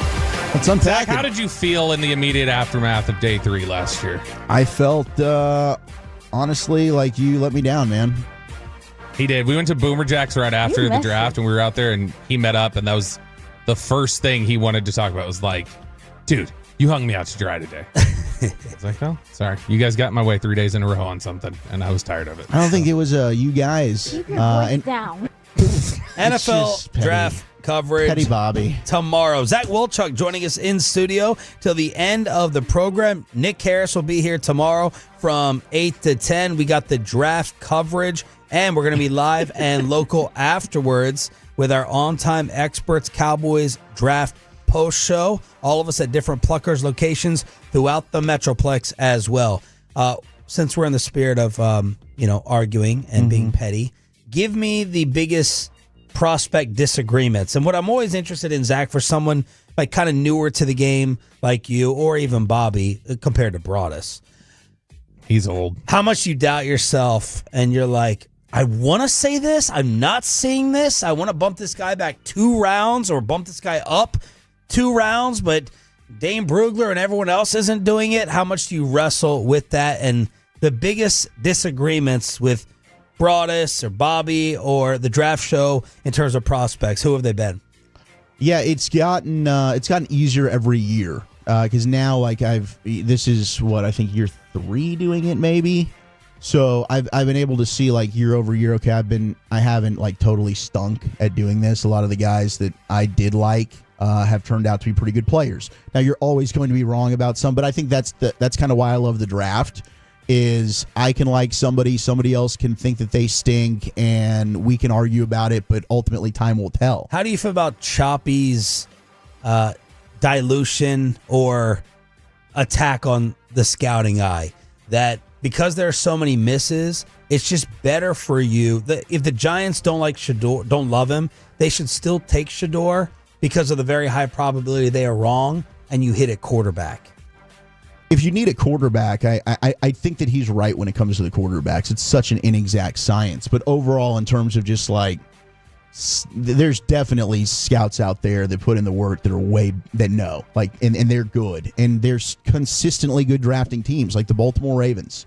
How are they able to be competitive year over year? Yeah. They draft well. And they're picking usually late in the draft. And they have players that just slide to them. And they'll stick to the board. They'll take the best player that falls into their lap.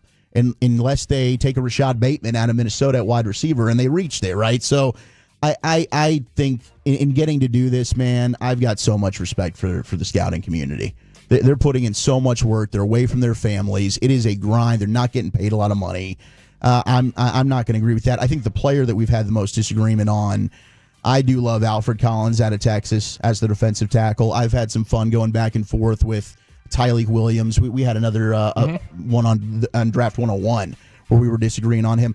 And I like Tyleek Williams. Like, here's the thing. Like, you end up fighting over players. It's like the guy that you're trying to argue for. The other one, it's now, oh, you hate that player. Not at all. I've got both in the second round. I just have Alfred Collins out of Texas higher. The problem is there might be some injury stuff there with Alfred Collins, and that would absolutely crush me. Yeah, just on the evaluation point, I think because Chop is bad at player evaluation, he then thinks everyone else has to be. That's why he just applies it in a paste. Casey and Oak Cliff, you're next up here with Zach and Bobby answering draft questions. Casey, you're live on the Fan. Hey guys, how's it going? Well, I got 2 questions. One for Bobby, one for Zach. But for Bobby, where do you feel that defensive tackle, specifically at one technique, needs to be taken? And for Zach, I remember last year when Cooper Beebe was picked in the 3rd round, you was ecstatic. So who's the player that could be picked between the 1st and 3rd round that you would just absolutely go crazy for, besides McMillan? Good questions. On the one, it was cutting out a little bit. It sounded like he said, where do you think you have to take one technique? I am one of the ones who will devalue one technique in a lot of ways. To me, like a 2-down player, a one technique is basically the nose guard. They're a run stopper. They're gonna play. They're not gonna give you pass rush ability. They typically are on first and second down. They're not gonna be out there a ton on third down passing situations. I look at that as I think you usually can find an Antoine Woods on day 3 of the draft if you evaluate it correctly. Now, if you want somebody who's like a stud at the one technique, like a Dexter Lawrence potential difference maker, and not this I really do like Kenneth Grant from Michigan. And I think he can play 1 or 3. That's a stout, just space eater out of Michigan, but it's a Michigan defensive tackle. Now, how do you think they and Eberflus evaluate and view one technique? I don't know if it's changed any from the Chicago days. Eberflus comes from the Marinelli tree, which they didn't give a damn about one techniques. Right. Zach, your Cooper Beebe type celebration pick this year. Yeah, outside of Ted, I mean, I'd be pumped about Igbuka. I love Caleb Johnson, the running back at Iowa. I've got him as running back 2. Derek Harmon's a guy that I'm a big fan of out of Oregon. I know Bobby's not as high on him as I am, but I do like him. Teddy Buchanan, linebacker out of Cal, is a dude that I absolutely love. I think people are sleeping on him. And then Robert Longerbeam is a corner out of Rutgers. That would be a day 3 option. That he's kind of like a sleeper pet cat of mine that I'm super pumped about. So he's a guy that I love. And then Jacob Parrish is another one out of Kansas State, also a cornerback. So I've got a couple of players in here that you just kind of like, man, I like that guy. There's a bunch, but I don't know that I have anybody quite on the Cooper Beebe radar this year. Yeah, I mean, I don't know if anybody. I mean, you do love Mike Green. I love Mike Green is the guy that I feel you're most high on compared to everybody else. But yeah, that's and you. So I mean, yeah, if I were to look at my grades, I am higher on Tyleik Williams, the defensive tackle from Ohio State. In terms of just like being ecstatic though, like, oh my gosh, I can't believe if they got Jacob Parrish, the corner from Kansas State in the 3rd round, that's Jordan Lewis for the next 8 years. Joel in Fort Worth, you're up next here on Sean and RJ with Zach Wilczuk in studio. Go ahead, Joel. Hey, guys, we all love McMillan as a player, but I wonder, with Dak's history of, maybe not wanting to throw to that big receiver or wanting that receiver that has clear separation, do we worry about his separation questions and the fit with Dak? No, I don't. So here's the thing: is that he's not a burner. McMillan is not. To me, he is so efficient in the way that he moves, and he's so smooth that he makes up for those small differences in those speed. Like whenever you've got just that edge with the speed. I think the way he just moves so efficiently and cleanly, especially at his size and the catch radius and the balls, because I just think McMillan to me is everybody friendly. I don't think he's a system friendly. I think McMillan could play anywhere, and McMillan would destroy. Yeah, I think the catch radius is something that, I mean, any quarterback would be able to work with. And I think the stuff, like, it goes back to Dez. People just, the Dez thing didn't work. Like, the back shoulder that Dez and Romo had was an uncanny connection. But do we forget Dez dominating the Green Bay game in the second half with Dak in their comeback, and he had 2 touchdowns over 100 yards? The Pittsburgh game, the deep touchdown down the left sideline. Like Dak and Dez just didn't work at all. Dak can play with a big receiver. He's a different quarterback than he was back then, yeah. too. I mean, like we just talked about, his best throw a lot of times is the anticipatory throw over the seam. And that's one where you got to throw into a tighter window a lot of times. Where are you with the quarterbacks overall and then your rankings? I think it's a great class to get your backup quarterback. That's kind of how I feel. So you're not loving life of your Tennessee right now. Like, all right, we got the number 1 pick, but. No, and I like Cam Ward. Like, I do think Cam Ward is clearly the guy that has the best chance to hit out of any of these. I mean, the dude's been a winner. He has he's really actually good in the pocket. I think people look at him and his ability to create out of structure, and he's fantastic at that because Miami didn't have a tremendous offensive line, but he can win from the pocket, and he can sling it. So I think Cam Ward clearly would be the guy at number 1 for Tennessee. I do like Shedeur more than others. I've got Shedeur in the 2nd round. Shedeur also, I think, is really good out of structure, doesn't have elite arm strength, but tough as hell. I mean, that dude's getting beat up. I think players are going to want to play for Shedeur. Dart is good in the pocket, but I think he's helped a lot by that Lane Kiffin offense. Jalen Milroe is a tremendous athlete. If you can find a way to get the consistency throwing the football, but that's a huge question mark but I understand the desire to just have him and maybe even packages. Worst case scenario, and Kyle McCord out of Syracuse is a guy that I think not bad. Will Howard, same thing, like in the third round, but I don't know that any of these guys are starters. Look, you're so petty, throwing out 6 quarterbacks and just ignoring Tyler Shuck when you know that the ceiling on it. You don't like him, Tyler and he's Shuck. old, but you know that if you're talking about NFL throws on tape, he's got plenty. Cool. Cool. That's the biggest boomer bust guy. He also has plenty of what the F are you doing? But I know Babe likes him a lot, and I could be so wrong on Tyler Shuck. Ferguson listening on the Odyssey app in Miami next on 105.3 The Fan. Go ahead, Ferg. Hey, how y'all boys doing today? Doing well. Awesome. First of all, I want to say congratulations to Choppy for getting married, man. He's funny. We listen to him every day in Miami. And I just got a question about what I seen coming out yesterday, so maybe Bobby can answer it. They were saying we could trade the number 20 and get Cortland Sutton. You don't think that getting Cortland Sutton to be a good 2-for-1 if we get him? That address the wide receiver position. Then maybe we can get Hampton at 29 at 44. You could just go with best available player. No, I mean, Ferguson, yeah, if you could do that, that'd be great. I mean, that'd be a great return. I think what you're talking about there, though, is clickbait in large part, and it's something where that's not. It's more just an exercise. I think when you're talking about that sort of thing, but I think Denver hangs up the phone pretty quickly if that's what you're asking for. All right, Keith and Waco, let's squeeze this last one in until the final hour here with Bobby and Zach. Go ahead, Keith. Yep. Wanted to know where Taj Brooks is headed in the draft. What round? And I'd love to trade Parsons if we could. What would we get for him? What is wrong with our phones? We'll reset it at the break.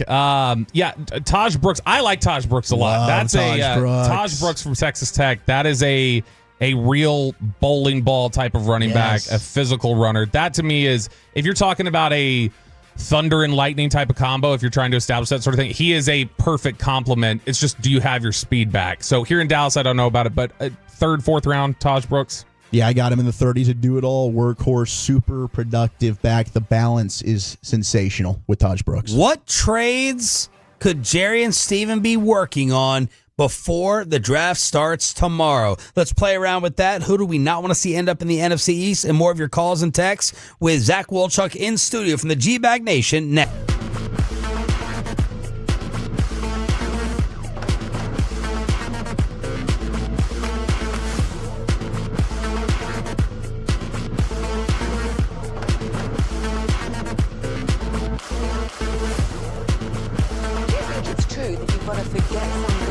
Remember that Uber Eats has groceries. No, that's absurd. Hey, remember when you used to be what was it, Pepper Lady? Those are babes. Saffron Squad? Nutmeg Maidens? Pre-curb? No. Nutmeg Maidens. I just said that. Was it Spice Girls? Doesn't sound right. Was it Saffron Squad?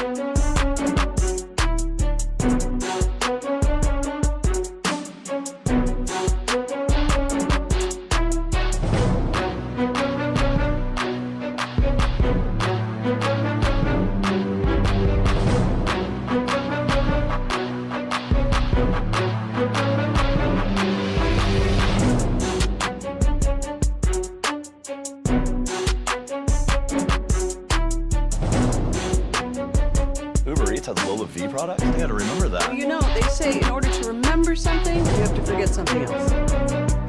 Okay, now that is a very cute haircut. That's like a little shag. I've never seen it before. Well, I mean, of course you have. It's the Rachel. Oh, is that your name? No, I mean, what's your name? No, I'm Jen. My name's Jen. Right, but I just mean like this is your haircut. But that's hair on your head. I'm not saying this is your hair. Okay,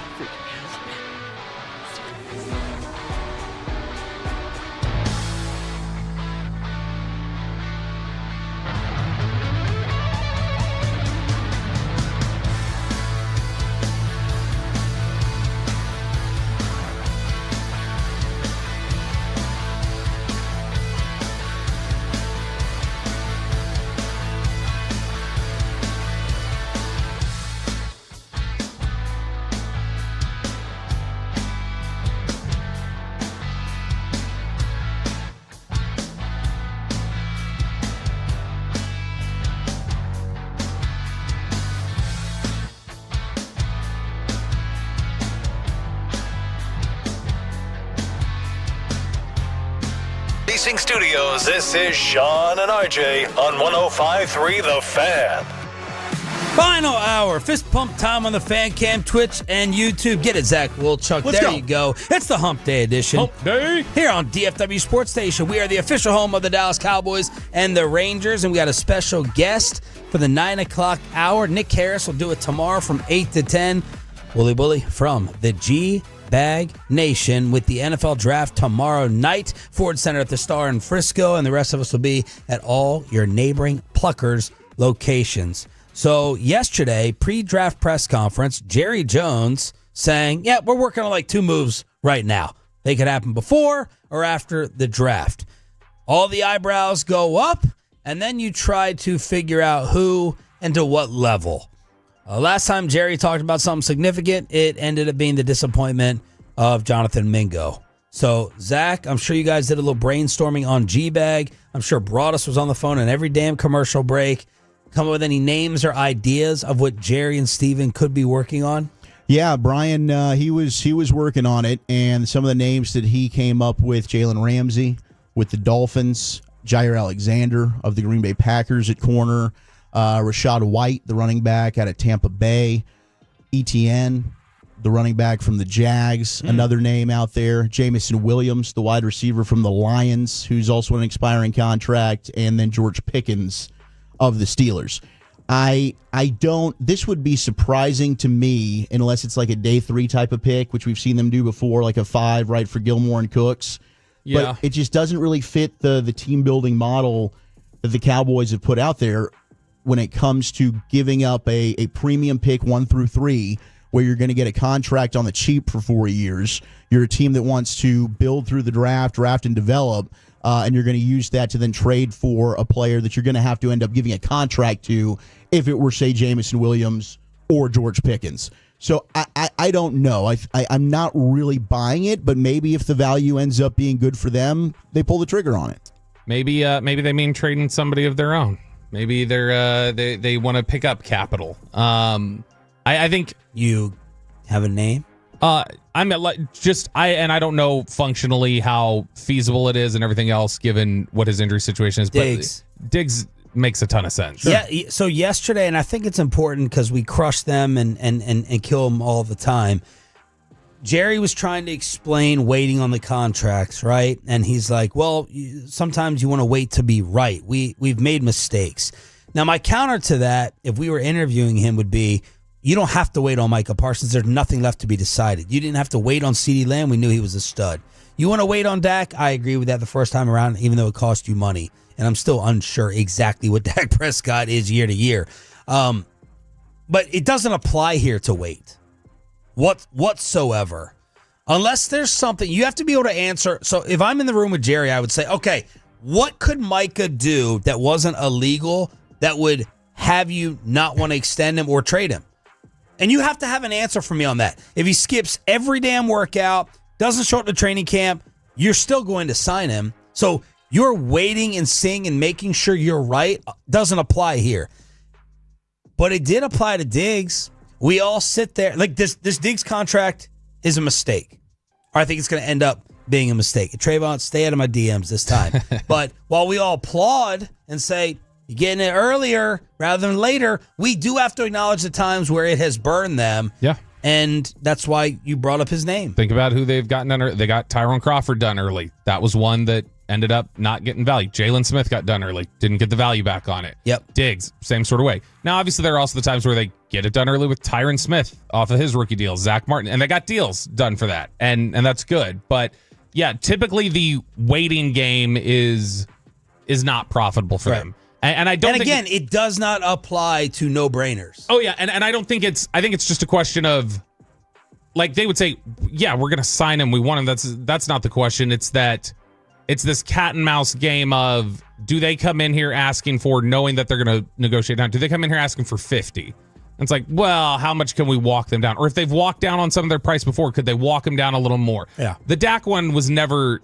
They should have just gotten the Dak one done in spring, even like for the same exact contract value, because that number was never going to change because he had all the leverage. They should have been ahead of it. Micah feels like one where that's not going to change. Just do it. It feels like they're fighting over a guarantee or disagreeing over a guarantee, waiting on a guarantee compromise. Of the trade names that Zach brought up, who would you want at the top of that list? Like when you said Jameson Williams, I said, whoa, like, is there talk of Jameson? Because Jameson Williams to me is Matthew Golden, proven. Mm-hmm. He's 24. Is Detroit is there talk about Jameson Williams getting out of there? Yeah, he's on the trade block. They've had so many different guys that they've already paid, like Amon-Ra St. Brown, Penasel. They've gotten ahead of a bunch of their contracts. They still got to pay Kirby Joseph. So it makes sense that they were like, we can't necessarily pay everybody. Like Ramsey to me slipped, old. How good is he? Like, is Ramsey better than Jair Alexander? Jair Alexander is a kook. Jair Alexander is this. He is up and down, and down he's all the time. Hurt guy. I mean, he's played, I think, 14 games the last 2 years. Etienne? Or would you? I'd rather just draft someone in the third or fourth. Probably rather draft him because what's Etienne making? He's probably also on about the last year or two of his rookie deal. But he was a first rounder. Yeah. So you would have a fifth-year option on him. His average salary is about 3, and then the fifth-year option, I don't know what that would project. The fifth-year option projects to 6 right now. I'd rather just draft somebody. Yeah, trading for a running back makes no sense to me. Honestly, the name that I might entertain a little bit, there are 2 of them actually, but they're both within the division. They're both from the same team. And you didn't just mention there, but Schefter had thrown him in there, which is buy low on Evan Neal maybe, because they really liked Evan Neal when he was coming out. And if they want an offensive line depth, see if you can flip something to get him. And then the other one where you'd probably have to spend a little bit, but it might be worth it to get some juice at pass rushers, Kayvon Thibodeau. Sure, yeah. Are you surprised that Thibodeau has had this career so far? Yeah, I mean, I think injuries have hurt him. I am surprised, though. I mean, he was considered maybe the best player in that draft. He's a big mouth, too. He is. Ask Dez. All right, Pepe, we got some text messages on the... Huh? I didn't realize. You realize in 23, Thibodeau had 12 sacks? Did he? Yeah. I did not realize he had a double-digit sack season so far. Pepe, what draft questions are coming in for the fellas? Guys from the 432, what do y'all think about the Johnson kid out of Iowa? I love Caleb Johnson. I know... what position? Running back. He's my number 2 back. I know Brian has used the comp of DeMarco Murray for Omarion Hampton. I kind of get that with like the way he kind of shuffles his feet. Yes. But I think body type-wise, Murray's a really good comp for Caleb Johnson. Physically, pretty much the same height and weight, high cut back. But Caleb Johnson's one of these players that, I mean, I think it was Lance Zierlein, and Lance Zierlein's really good. I respect the hell out of him. but he made a comment about the offensive line at Washington, and it was Caleb Johnson running through a bunch of wide open running lanes. The guy, when it comes to yards after contact, had the 4th most in college football last year. He had 1,060 yards after contact. He was 2nd in breakaway yards with 861. Super productive. I'm a huge fan of his, and I think he's a really good pass protector. He's a 3-down back. He offers special teams value. He's a guy that might end up sliding to the 3rd because there's other running backs that seem like they've kind of picked up steam over him. I like him, not for this team. Just because, I mean, like for this specific situation, like I need juice. Scheme? I just need juice. Like, I need like real breakaway speed, and that's not him. He's not a burner. Guys from the 214, what's the biggest knock on quarterback Quinn Ewers? So for me, like, I mean, when you talk to, there's so many varied opinions about him around the league. There are a lot of people who wouldn't touch him. I think there are others who would say that's a 3rd-round quarterback, and there's a lot of high upside there. I think the biggest question with him is going to be his health, like his frame holding up in the NFL. Definitely.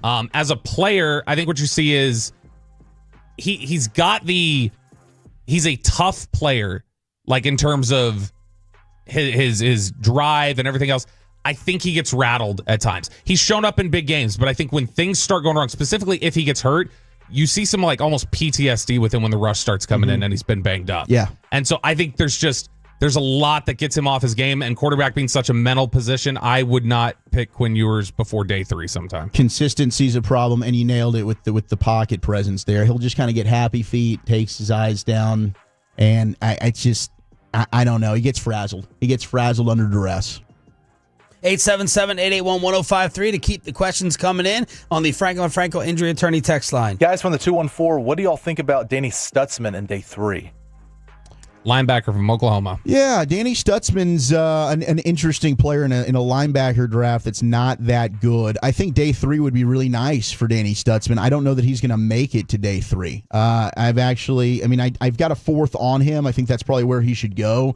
But he might get pushed up the board here, Bobby, because you don't have a ton of linebackers. But the production's there. I just don't know if he's a particularly great cover guy.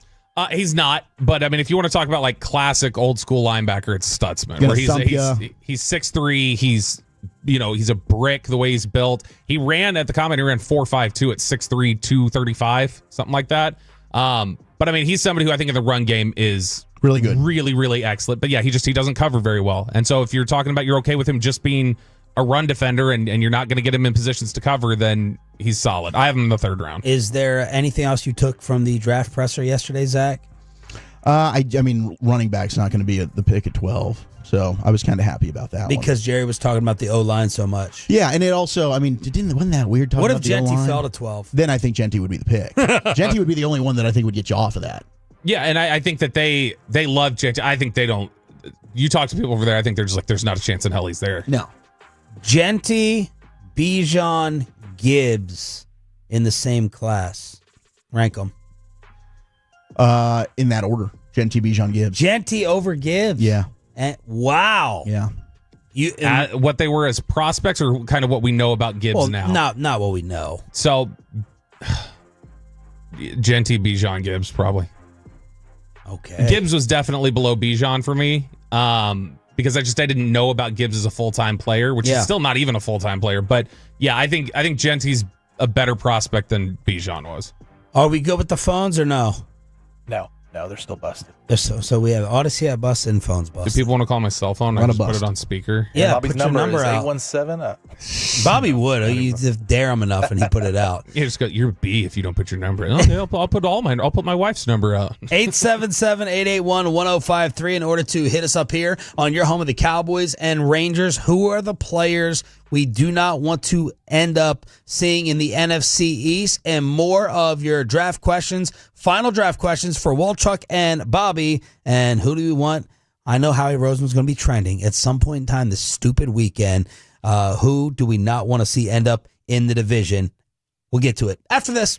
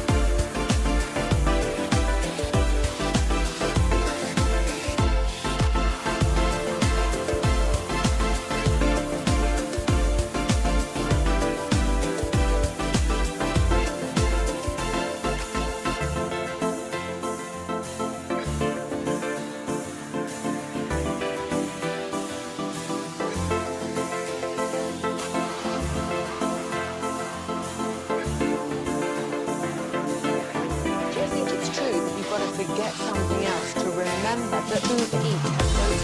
No, that's absurd. Hey, remember when you used to be what was it, Pepper Lady? Wasn't it Semien sisters? Those are those. Saffron Squad? Nutmeg Lady? No. Nutmeg Lady. I just said that. Was it Spice Girls?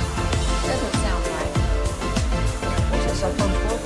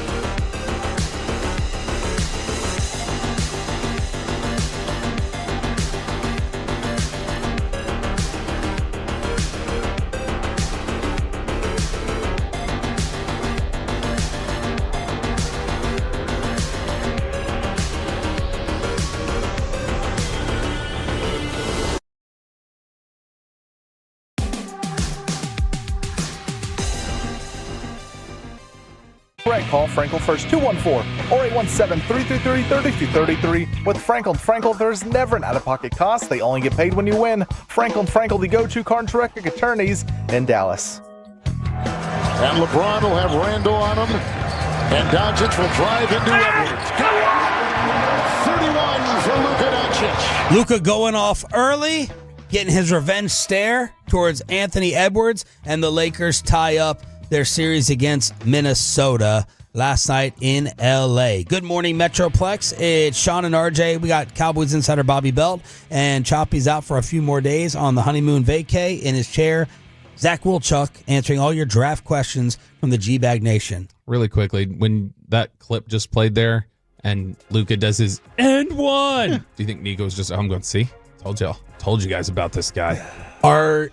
Tell me who on the show, including yourself, is like watching the Lakers, rooting for the Lakers, or just rooting for Luka, or none of the above? I think. And who's been the most pained by it all? Not Brian. Definitely not Brian. I think. What are you damn talking about? What do you mean? Oh, Brian talks so much. Brian seems to like low key dislike Luka the way he talks about it. I think Brian was in on the trade. He's been a heel on the whole thing. Really? He tries to like give the What's front his office justification? Just got Mavs contacts. Yeah, so he's trying to, here's he's going ahead and he's got his own staff, he's got his own people, he's not necessarily listening to the team. Blah, he tries to give the justification of the front office way of thinking. And do people lose their ass? Yeah, absolutely. Towards Brian? 100%. They'd stick to football, dude. Well, you guys are killing in the ratings, so something must be good. Yeah, I guess we just need to up the rating shares. But I think Eric definitely is plugged in. I mean, he's probably the most, like him and Dawson are probably the biggest basketball fans that we've got on the show. Gavin just absolutely hates the Lakers, so he's never going to be able to do it. But Eric and I are definitely, we're not rooting for the Lakers, but we're rooting for Luka. All right, so last night you also had Indiana go up 2-0 on Milwaukee. And what was the other game? What was the other game last night? It was, Memphis and OKC. Oh, yeah. Which is very forgettable because the series is over. It's already over. All right. Final draft questions for Zach Wilczuk in studio. The coverage tomorrow night on the Dallas Cowboys Radio Network. That is us, and the rest of us will be at Pluckers. We also have the On Time Experts post-draft show, including must-hear post-draft press conference audio every year from Jerry. Can I ask Zach a question? Please. All right, Zach. This is great. This is the player. We've avoided this topic. This is arguably the player that drives the most emotion when he comes up on the draft show. What are your thoughts on Georgia edge rusher Mykel Williams? Mykel Williams, I think, is a good player, and he sets the edge extremely well. He is a very good run defender. I think the tank comp is not a bad one for him. The question is just outside of playing Texas, like, is he going to ever be a double-digit sack guy? That's kind of what you're looking for, hopefully at 12, if you're going to take an edge. But I think that he is a dude that's going to be probably a starter for a decade and be a really good player. I just don't know that he's ever going to develop the pass rush to what you want it to be. Why does he generate so much emotion? So because you're talking about a top 12 defensive end. If I told you we're picking an edge rusher in the top 12, you're probably thinking, all right, that's somebody who's going to get to the quarterback consistently, wreck shop, high upside. Like, even if they're not put together yet, you think James Pierce at Tennessee. Oh, that's a phenomenal athlete and somebody who flashes a lot. Mykel Williams did not do that. Mykel Williams is basically a run-first defensive end. But the tools are there to be a really good edge rusher. You're starting to hear he was hurt a lot last year, that he was never totally healthy, and that's part of why the production wasn't the same. That if you go, all right, look back at 2023 as a 19-year-old in the SEC, doing really well. But the general consensus is you're projecting him as somebody to impact the pass game. You know he's good against the run, but anything about the pass, you're trying to project and fill out the details. So a lot of people have split on this where they say that's definitely a guy that is a top 10 player, a top 15 player. That's a first-round player. And then you have others who say that's way too much unknown. Like, I think Brian and Vach are on that side where it's like, that's way too much unknown. And I think Brian would be sick if they picked Mykel Williams at 12. I'd be better than taking him than the three guys that I mentioned earlier. I like Mykel Williams. Yeah, I mean, I think that he's got the size is something, the arm length. He does showcase a bull rush, the swim move, especially if he played hurt last year. That makes a lot of sense. All right, let's go around the rest of the division. And let's start off, he's going to be trending. Howie, what are some of the talks and names surrounding the Eagles, number one? And then number two, who do you not want to see them? Who should we be rooting against them getting? One big name that's been linked to the Eagles, and I would absolutely hate it, is Mason Taylor, the tight end from LSU, because they might be looking to move Dallas Goedert. And I love Mason Taylor. His dad is Jason Taylor. His uncle Zach Thomas. Yeah, his aunt is Joy Taylor. And his aunt's Joy. You talk about the football bloodlines, but there's really no weakness in his game. I mean, he is an all-around tight end. I've got him ahead of Colston Loveland, the Michigan tight end. So, I mean, LSU needs a play. It's 3rd and 12. He'll get you 13. I mean, he's consistent as all hell. He's just a smooth operator. I love Mason Taylor. That would really upset me if the Eagles landed him. Yeah, I mean, there's been a lot of talk about them going after an edge rusher, somebody to rush the passer. Brandon Graham just retired. You've seen them put a lot of different safeties. A lot of people have mocked safeties to the Eagles. I think one that would be terrifying to me because I can't figure him out. He's the player that scares me the most in the draft is Malachi Starks, and he's a Georgia defensive player. Yeah, but he's not the biggest guy. Tape looks really good, but his testing was so bad for his size. Like, I mean, you're talking about their defensive end. Shamar Stewart the 260-pound defensive end from A&M, tested better almost across the board than this 200-pound safety.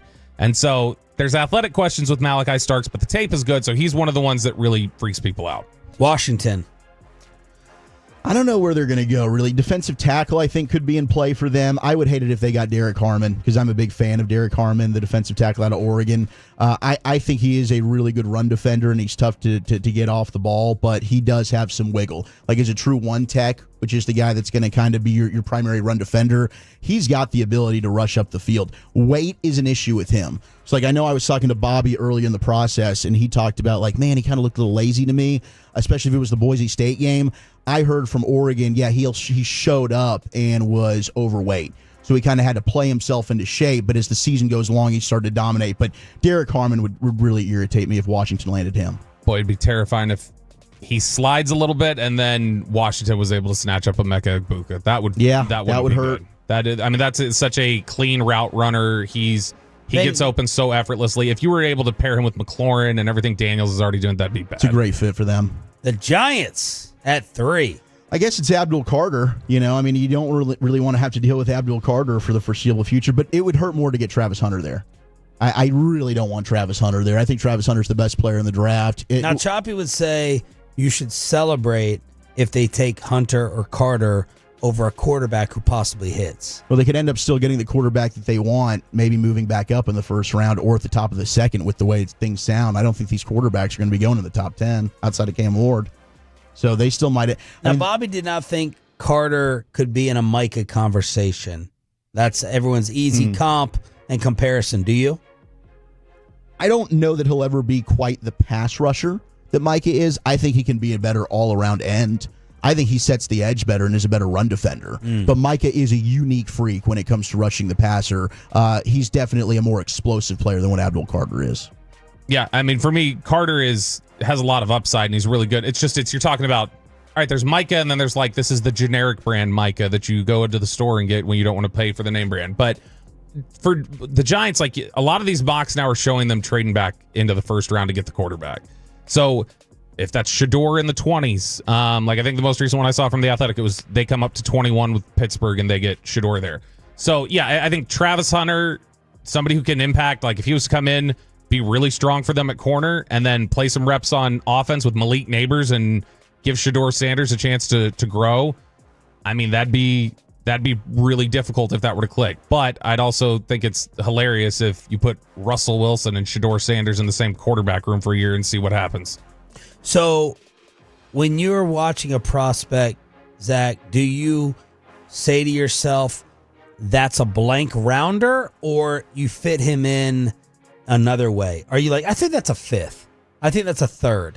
How do you put the round label on the person? Yeah, it gets easier kind of, I think, as the more I've watched, I'm kind of able to like lay out the board. But yeah, it is kind of just a feel in your head. Like, okay, that looks like a first round player. Here's a player that I like a lot, but there's a couple of things where I see the talent, just not overall a perfect prospect. There's a 2. Here's a guy that, man, there's some traits, but there's a lot of inconsistency in his game. He really needs to work out, maybe when it comes to his pass sets, need to be a little bit more well-rounded. Maybe that's a guy that's like 3rd or 4th round. So it is just kind of a feel, honestly. That's kind of the way I go about it. What do you think the Cowboys do best? Like when you're sitting there looking at a prospect and they view them the same, you're like, oh, they view this similarly as me. What do you like about what the Cowboys draft with in terms of the traits and objectives, and then something you wish that they fixed or adjusted the most?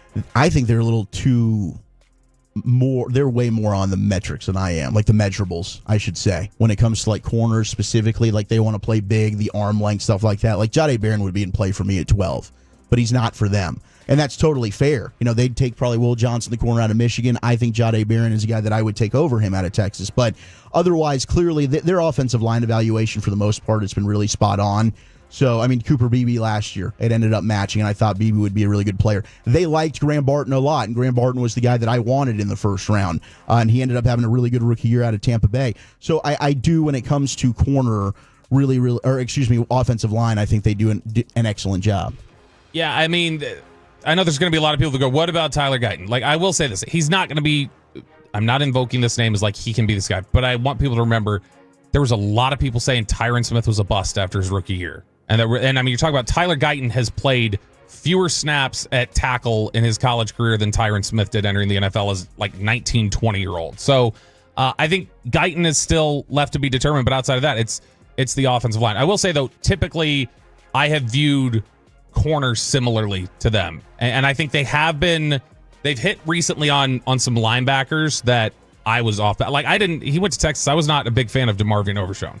They proved to be right about DeMarvion Overshown. And I think they found some good value linebackers before, like, Damian Wilson and Anthony Hitchens. And so I like the way they've evaluated linebacker. When you are saying so-and-so in the third or so-and-so in the fourth, how do you, behind the curtain here for the purposes of the show, how do you weigh the amount of audience who's going to identify with that versus going over a lot of people's heads when you are talking draft? Yeah, that's really tough. Like yesterday, we got a text in. And I'm talking about on G-Bag, not the draft show. On G-Bag, yeah. So, like, we did Trustee's Corner with Brian yesterday, and we did get a text in that asked, like, hey, do people enjoy this? Because I do find it, because we are. I mean, we were talking, I mean, the first round guys, I think everybody knows. But then when you start going down and we're talking about rounds 2 through 5, it probably does go over people's heads. So that's why I try to do, like, comps I think are very, very tough. But I think it's also the best way for people that don't know a player. Yes. Just so I can get in my mind, like, okay, that's kind of what the way a player plays. So I try and incorporate that as best as I can. And I think hopefully that helps. I also think this is a Cowboys market. Like, clearly, like, I mean, the Cowboys are number one, they're top dog. And so because they're top dog, even if people don't know, like somebody who said, do people enjoy this? I think a lot of people do enjoy it just from the perspective of, like, I'm learning. I get to know who these people are because I want to know who they are because this is the team that I care about most. And Draft 101, packed house, Zach? Oh, it was packed. I mean, we had an awesome turnout. The questions were really, really good. And shout out to Whataburger for helping us out there. It was awesome. Pepe, we got some final fan text questions? We do. We got a couple here real quick. 732, thoughts on Thornton from Tennessee? We talked about him yesterday on the draft show, actually. I mean, this dude's huge. He's a really, really tall receiver, and he's a burner. I think he's a day 3 guy. The problem is, for me, I really think he's a one-trick pony, but I did write in my notes that, gosh, that trick is fun. He's just a great vertical threat that needs more refinement with the rest of his routes, but he tracks the deep ball really, really well to run underneath it and locate the ball to come back for it. The speed is something that's special with him. He averaged over 25 yards a catch, so 6'5", 205. If you're looking for a guy that can take the top off the defense, Dante Thornton Jr. is definitely a fun player. From the 214 guys, where do y'all have running back Jaden Blue from Texas going in the draft? Blue could go probably as high as the 3rd. I've kind of got him in the 4th round. He does remind me as a more explosive James White. That's kind of what I've looked at him. I think he's an exceptional pass catcher, but the ball security is a big problem with Jaden Blue. Yeah, and I mean, any of the Texas running backs, if you're talking about any Texas running back, there's going to be an injury concern first because we've seen that happen so much with Texas in the last few years. Probably 3rd, 4th round, roughly. But I mean, Blue is a guy who I really like some of the upside. You're talking about a smaller build overall, though, and a guy who has dealt with his issues of being banged up. Brother, thank you so much for coming in. Thank Absolutely you. Crushing it as always. And keep putting up those numbers in the afternoon. We'll hear you tomorrow. Let's do it. Be great. Zach Wolchuk from the G-Bag Nation, integral part of your draft coverage. Tomorrow, Friday, and Saturday, right here on The Fan and the Dallas Cowboys Radio Network. That's not fair. The first time Corey Majors has ever heard that's way too big. Next in Crosstalk.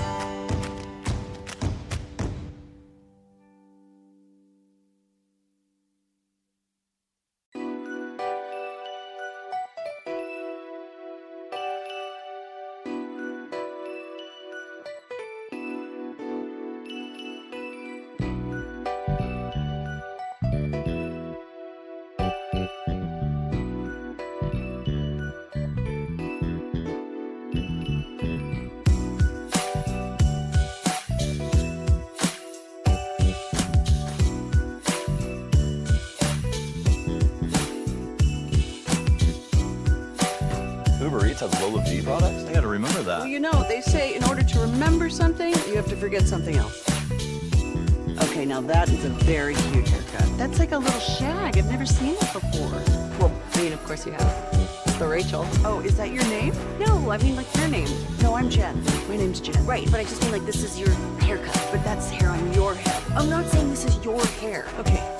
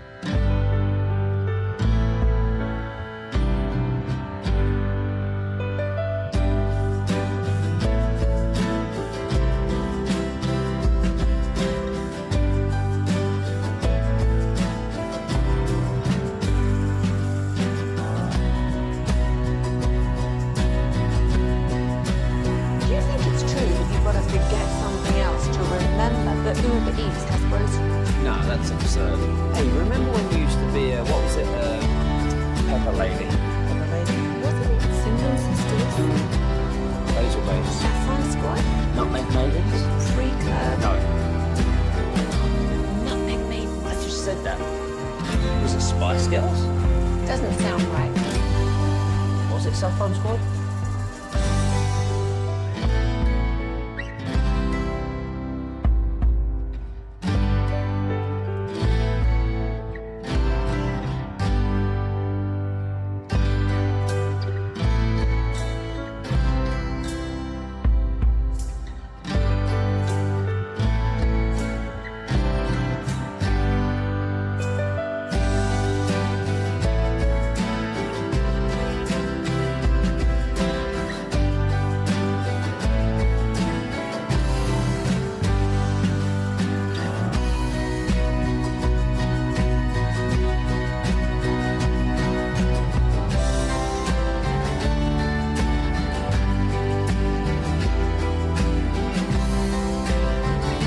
If you're in the market to upgrade your vehicle, get to Classic Chevrolet in Grapevine today. The back-to-back #1 Chevy dealership in the world. More new Chevys than anyone else, all priced to sell. Visit ClassicChevrolet.com. This is Texas. This is Classic Chevrolet. Together, let's drive, relax, enjoy the difference based on new Chevrolet registrations 2023 and 2024. 1-2 to Semien, and he blasts one to deep left center field. Leday is back at the wall. That ball is history.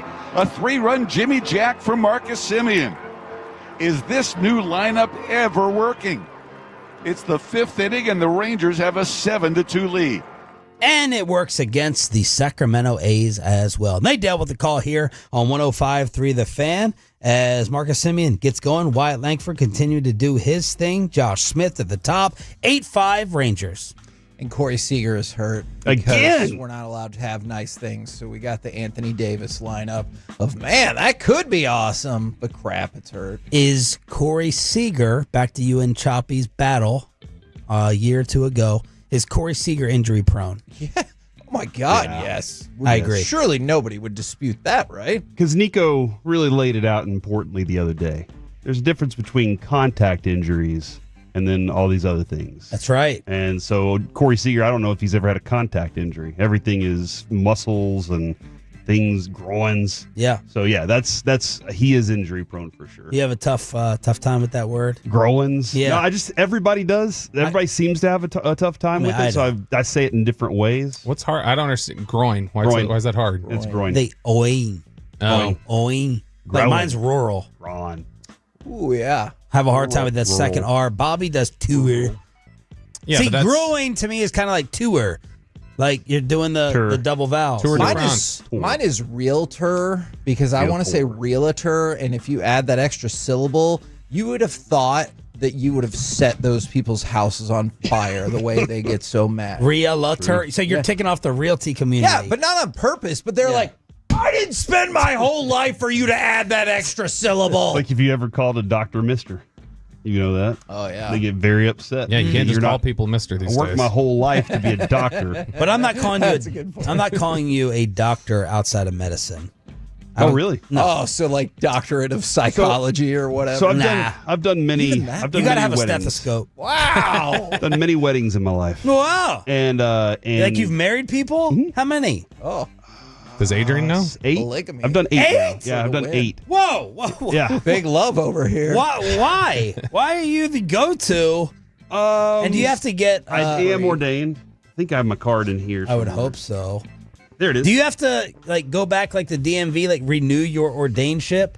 There it is. Look at this is like Choppy's black card. Listen. No, it's plastic. Why do you have that in your backpack? Because I just took it out of my wallet. I don't know. I think I took it out during when we were in New Orleans. I put it in my backpack. In case somebody wanted to get married. Yeah, just in case. I'm always stunned to find the various people I know who got ordained for like one wedding where they were helping. So like Hellman's ordained. I wasn't ordained for like the first 5. And then Mike count them? Mike was during COVID was like, you need to do it. So I went ahead and got ordained. Yeah, do they not count? Officially? No, so I basically was an actor for the wedding, and then we had somebody else sign the paperwork. This is freaking amazing. You love that card. I didn't know you got a card for it. Yeah. So one of the first ones I ever did was my best friend from elementary school, and her the woman's father was a doctor, and I said Mister, and people came up to me after that wedding and were like, he is a doctor. He is Dr. King, and I was like, well, first off, Dr. King. And then secondly, okay, I did not know this at the time. I was really concentrated on the couple. No, I'm not saying Dr. O'Neill for Shaq. I don't care how many doctorates or whatever you have. Okay, so you're against that, but how do you feel about calling somebody a doctor like at a picnic? Does that feel relevant? Like you're not in a hospital. Who cares? Great question. No, I'm not calling you a doctor at a picnic either. We got to be in the facility. Yes, I get you. I got to be in the waiting room. I guess I've just been conditioned for when I was producing early on. We interviewed so many people that had different like philosophy doctorates and different things like that I was instructed like, hey, when you get them on the phone, you need to say doctor, whatever. And so I bet those people get really bent out of shape because there's probably a lot of people who are like, but you're not a real doctor. My first radio fight was with Earl Weaver. Oh, the manager? The manager. And he was mad because I was like, Earl. Oh. And it was like, Skipper, Skip. manager. I'm not going to go manager Weaver here on 105.3 The Fan. It was Earl. Do you think if you would have called him Dreamweaver, he would have liked that? Dreamweaver. Probably not, right? I don't know the reference. What? It's a song. You never saw We Wayne's just World? sang the song. Yeah, I did. Yeah, when Wayne first Pretty big sees part, when he first sees Cassandra across the room, that's the song that plays in his head. Oh, Yeah. okay. Corey Majors. Oh, actually, Kevin, can you hold that up, please? Fan cam, Aiden. Look how ridiculous this is. Look at this. That is a big cupcake. Mutant cupcake that Corey Majors brought in to smash in my face because of that wuss Adam Silver. What do you call him, Bobby? Oh, Commissioner 2.5. Yeah, Commissioner 2.5 screwing me over. Because he to all the players he goes 1, 2, top off of that. 2.5. Take that Hey, off. No, did you tear the price tag off of this? Yeah, it was. So the guy just like handed me the price tag, and then I put it on there, and then I just thought it looked cooler without it, and then it Not a stuck. wedding And so I was gift. like, whatever. Yeah. Look at it. Yeah. Look at that thing. Yeah. Sean's like, it only costs $4. I'm out. It was $5. Actually. Okay. This Yeah, is so. This is bigger than my hand. Yeah, hold it up. I don't it's know if not I can tough, hold it but- in my hand. Yeah, the so that's the same size as the one we smashed in my face, or Joey's That face, is- actually. Joey's face. The one that Joey got smashed in his face, and I went up looks there. I was amazing. like, I could get a bunch of small ones, and then Carter could leave them on the floor again, or I can get this giant one, and he can deal with it. And there are 2 candles in it, so whenever we smash in your face, we probably should take those out or not light them before we do it. Yeah. Just so we don't stab you in the eye. Man, that would be really cool if you lit But the you- candles and look, then shoved it in your face. It doesn't have to happen today. Lomas It could Brown happen situation. tomorrow. It could happen Friday. Whatever you want. Well, We'll just leave it over there, and you it can start guys- melting. You guys can pick tomorrow or Friday. I have a meeting with Bobby after the show today. A meeting with that guy? Yeah. The guy you've been doing the show with for 4 hours? We have Y'all a meeting. not talk in the breaks? Well, What is Zach this, was here. G-bag? We couldn't. The meeting's about Zach. Yeah. So Zach was here, and then does G-bag meet? Oh, not talk during breaks. And then I have lunch with the wife after the meeting with Bobby. Where you going? So That'll give you something to talk about, though. going to a Greek place. What time? Is it I don't know. It Giannis? depends how long the Bobby meeting runs. Oh. Then I Yeah. have some commercials to do. So, Depends on how much of a fight I put up. but So, if you got that cupcake smashed on you today, you'd be like really mad. yeah, He's like, my where's wife that would be live? really mad, Kevin, and my wife likes your wife. Okay, I don't want to piss her. You don't want to take off your wife by proxy. So yeah, you want it tomorrow or Friday, right. whatever you like to We'll do. let Alec decide. Alec is the arbiter of all cupcake smashes. Well, guess what? I have been giving Alec all the praise behind the scenes for cutting up audio. I'm pretty sure He's I'm really the only good at what one he who does. emails him back and says, "Great job." I give him credit. He sends hold me. on, wait, he sends me breaking news. I say his name on the air. Wait. You're the only one who emails him back, or you're the only one who goes, "Look at me, reply all. I'm replying to Alec." Is Alec back there? Yeah, he is. Tell him to come in here. Real quick. Alec, come in here. Now, he sends out emails to the whole company. So, Mr. Big Mouth over here, I see him in person. And tell give me the amount of people you think he gets the thank yous back. Tim Collins, give me the over-under. It's 2. It's 2. It's a push. It's Oh, on 2. the email part? 3.5. Yeah, we say it in person. Who actually says thank you back. in for an the- email only. In the email, who writes back and says, thank you, man, appreciate that. How many you think? 2. Alec, how many is it usually? Wait, 3. I'm going to say 3 because I'm going to say Fred probably does it every now and then. When you do all that hard work and you cut up all that audio and you send it to all of us to use selfishly for our shows, how many people usually write back and who are they? On average, 1. Tim? It's usually Sean. Yeah. Oh, my God. Tim even? Tim usually go. I thought Tim is a 50-50. Oh. It's a 50-50 with him. And I'll give you credit, Bobby. Fred does maybe once in a blue moon. Yeah, because Fred, I've gotten replies from whenever I've sent Why stuff. did you think Fred? Because when I've mass blasted stuff, if I've gotten to the star before, he's one of the few that will reply back. So, Alec, if you wouldn't mind, you can pick tomorrow or Friday of me getting smashed with this. It's your call. Okay. Smash or pass? Oh, I'd rather not. I'd say tomorrow because draft day. Okay. Festivities. All right. Draft day. Gotta set the tricking tone. you. Well, I have the cupcake. You're gonna keep it? I'm going to carry it around.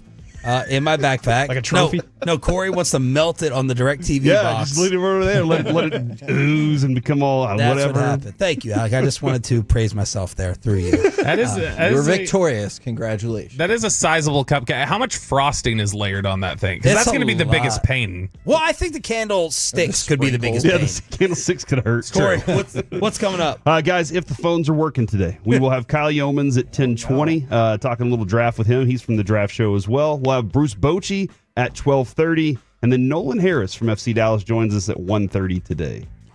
Has Boch, is he ever testy with you guys, Not or a is it single always time. just calm and cool all the time? I think you get and then you get well, that's a fair question usually. Do you think that when he says it's a fair question, he means it, or that he's just saying it because I think he means it, but also he's like, I would rather you not ask me that question. all things considered? Yeah. I would rather not discuss this. But isn't it just his delivery is the same? Like, I feel like his voice is, we always talk about him being like a voiceover type of individual, but like more specifically, it sounds like an old Western movie told from the perspective of a child, but he's narrating it as the old man that he became. And like, it was a time on the prairie. Like, that's just how I think of Bruce Bochy. So I think he kind of talks that way regardless. Yeah, he's gonna answer his questions the way that he does, and he's gonna say what he thinks, and he's gonna probably smell a little bit like some bourbon that's left over. That should be what you guys should do. You guys should see if you can get him mad at you with questions. I don't want to. Do you guys think that moving around in a baseball lineup is an oversensitive thing? Yes. For people that don't play baseball, yes. Oh. For people that play baseball, I think it matters. It matters just like your seat. I would feel weird not doing the thing that I'm doing. And they're such creatures of habit. Pitchers are the same way with the way that they take their whole day and don't talk to me. I'm sitting on the couch. Yeah. All How those about things. 7, 8, 9 though? You not get worked up if you're 7, 8, 9. Yeah. So you're like, hey, you're lucky you're in the lineup. Yeah. Okay. Like lead off, I get. Okay. The importance of the second base hitter, I get. 3, 4 all time, I Hitting get. cleanup is important to me. 5, Yeah, 8, I get it. yeah, hitting cleanup, but They're just 7, 8, happy to 9, be in the you lineup. you shouldn't have the right to They're say just happy anything. to be on the team. Yeah. Right? Do you Exactly. think we should phrase the question like that? Do you think 7, 8, 9 are just stoked they made the cut that Yeah. day? And Boch would go, that was me. I made that cut. I made that cut. Barely. All right. We have What? more Shannon Sharp audio for tomorrow, by the way. What is it? I'm threatening to choke her again on audio. Again. In fact, he said, I might choke you in public. Oh, no. To the woman? Yeah. This is bad. Like after she accused him of this stuff? Or Yeah, this was just Did you released hear this the morning. first one? No. Pepe, play the first one real quick. I don't know. Anything I say, you're just gonna like get mad at, and you're just gonna hang up on me. So I feel like I'm not gonna hang up on you. Here's what it is. what? What does that even mean? Nothing yet. You want to be a dick to me now, so I don't want to be. Don't manipulate me. I don't know. If you say that one more time, I'm gonna fucking choke the shit out of you when I see you. And then you're telling me there's a second choke recording? Yep. They just dropped more audio this morning. I asked Bobby, when will ESPN, if they do, step in and say, you got to go on the exempt list? I might have to do it here over the next year. Not in football season. I might keep them off here for the next 2 I mean, when weeks. Paul Heyman is dunking on you, then you should probably step away. You want to rebet this cupcake on a Shannon Sharp suspension? Oh. The KNC Masterpiece next on 105.3 The Fan. Let's keep it.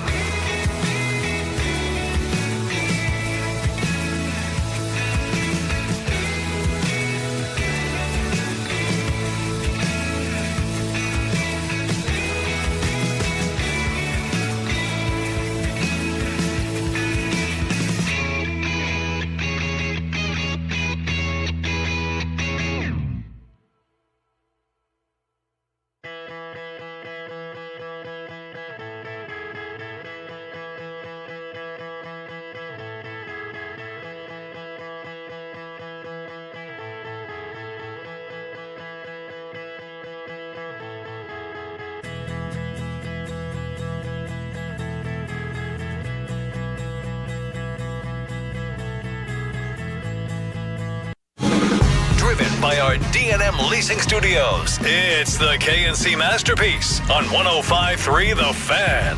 KNC Masterpiece right here on 105.3 The Fan. You got me, Kevin Hagelin. You've got Corey Majors. You have the famous Alec Medford. Gentlemen, we are 1 day away from the draft. How the heck are we doing today? Feeling pretty good about everything. We're starting to get the chaos of, I don't know if they actually do like this guy. Well, hold on. I don't think they like this guy. Hold on. They love this guy. We're As a matter of working on a fact, couple of fictitious trades. they're getting a center. So like all the things that are happening right now, this is the time of season, Alec, when the real fun starts to happen, because we don't know the truth anymore. There is no truth out there. My head hurts because a lot of these, insiders are putting out their final mocks and whatnot. And I read through 3 of them this morning, and all 3 of them had 3 different players for 3 very different reasons. That's how it goes. And they all 3 play different positions. So I'm just like, what in the world? I don't know who to believe. And they're all using their sources and they're all doing their research. I'm just like, I just want to see what happens at this point. I'm tired of speculating because it makes my head hurt. Yes. No, I totally understand. Like you said, that. there's no truth. Yeah, no truth. Only lies. Just trying to sift through it all to figure out what the Cowboys are actually planning on doing. And quite honestly, can't make that decision until they get to pick 12 anyway. So we got to wait it out. Unless they trade up. At Pluckers, they're not trading up. Unless they trade down. They might trade down. So again, once they get there, well, they could trade down at pick 9. Like that's a possibility. But you got to wait on that. You got to wait to see. Pluckers and Allen is when you'll find out. Or Pluckers in Dallas. Is that That's the one right. over off Greenville? I think that's the one off Greenville right there. And then, Alec, you're going to be at City View in Fort Worth. Mm-hmm. So check out all the shows, 9 DFW locations for the Pluckers draft parties. It's going to be fun, man. You can tell I'm already ready. Absolutely. Kevin is always pumped for draft time. Please check out the Twitch or YouTube to understand exactly how pumped Kevin is right now. I'm not going to mention it because he wants us to mention it. Well, that's fine. I have amazing head balance. I can keep doing this. I'll walk around with it. Oh, I could. Uh-oh. In the meantime, give me cut number 1. So the new look for part of the game, Texas Rangers lineup. Infielder double play depth, and there's a swing and a line drive to the left field corner. It's a fair ball, bouncing up against the wall. Smith scores. Seager around to third on a double by Adolis Garcia. The Rangers grab a quick 1-0 lead. That's his 10th RBI of the year. They would indeed go on to win 8-5. It was the most runs the Rangers have scored in a road game thus far this year. And I'm going to take you back to our crosstalk with the G-Bag Nation. They were also clamoring yesterday. They were also clamoring for lineup adjustments. And we said, what if it starts tonight? Yeah, we did. We did bring that up. Presto changeo! Yep. It happened last night. And look who had 4 RBI. Marcus Semien. Man, I hate the way you say that so much. Marcus Semien in the 5-hole doing work exactly kind of where we said. You put him here. Berger's not hitting that well. You slide him into that spot, and then he goes out there and does that. So that was really awesome to see. But Kevin, I think the most important thing to me out of the lineup change is your first run came in the 5th hitter. Okay. So I think it was actually 4th hitter, right? Okay. All right. So the thing is, though, you weren't 2 outs into the game to start the game off. That's so important for any baseball game. Now, whenever your first 2 guys are slugging home runs to start games, yes, you're going, okay, why would I ever change that? We're scoring runs immediately and putting pressure on people. But if you can go deep into an inning and finally put a score up on the board, now you're what? 15, 20 pitches into the first inning instead of being 4 pitches into an inning to start a game. That's hugely important for this team. And if you look at it yesterday specifically, it felt like the blueprint of what you'd always love from the top of your lineup in the first inning. Now, if you just hit a whole bunch of home runs, that'd be great too. But look at the way they started to manufacture that run. Josh Smith leads off the game because it's he that goes number 1, as some people did suggest, not Wyatt Langford. Wyatt Langford goes 2. My mini helmet fell off. But Josh Smith, he walks. Wyatt Langford, single. So that puts runners at first and second.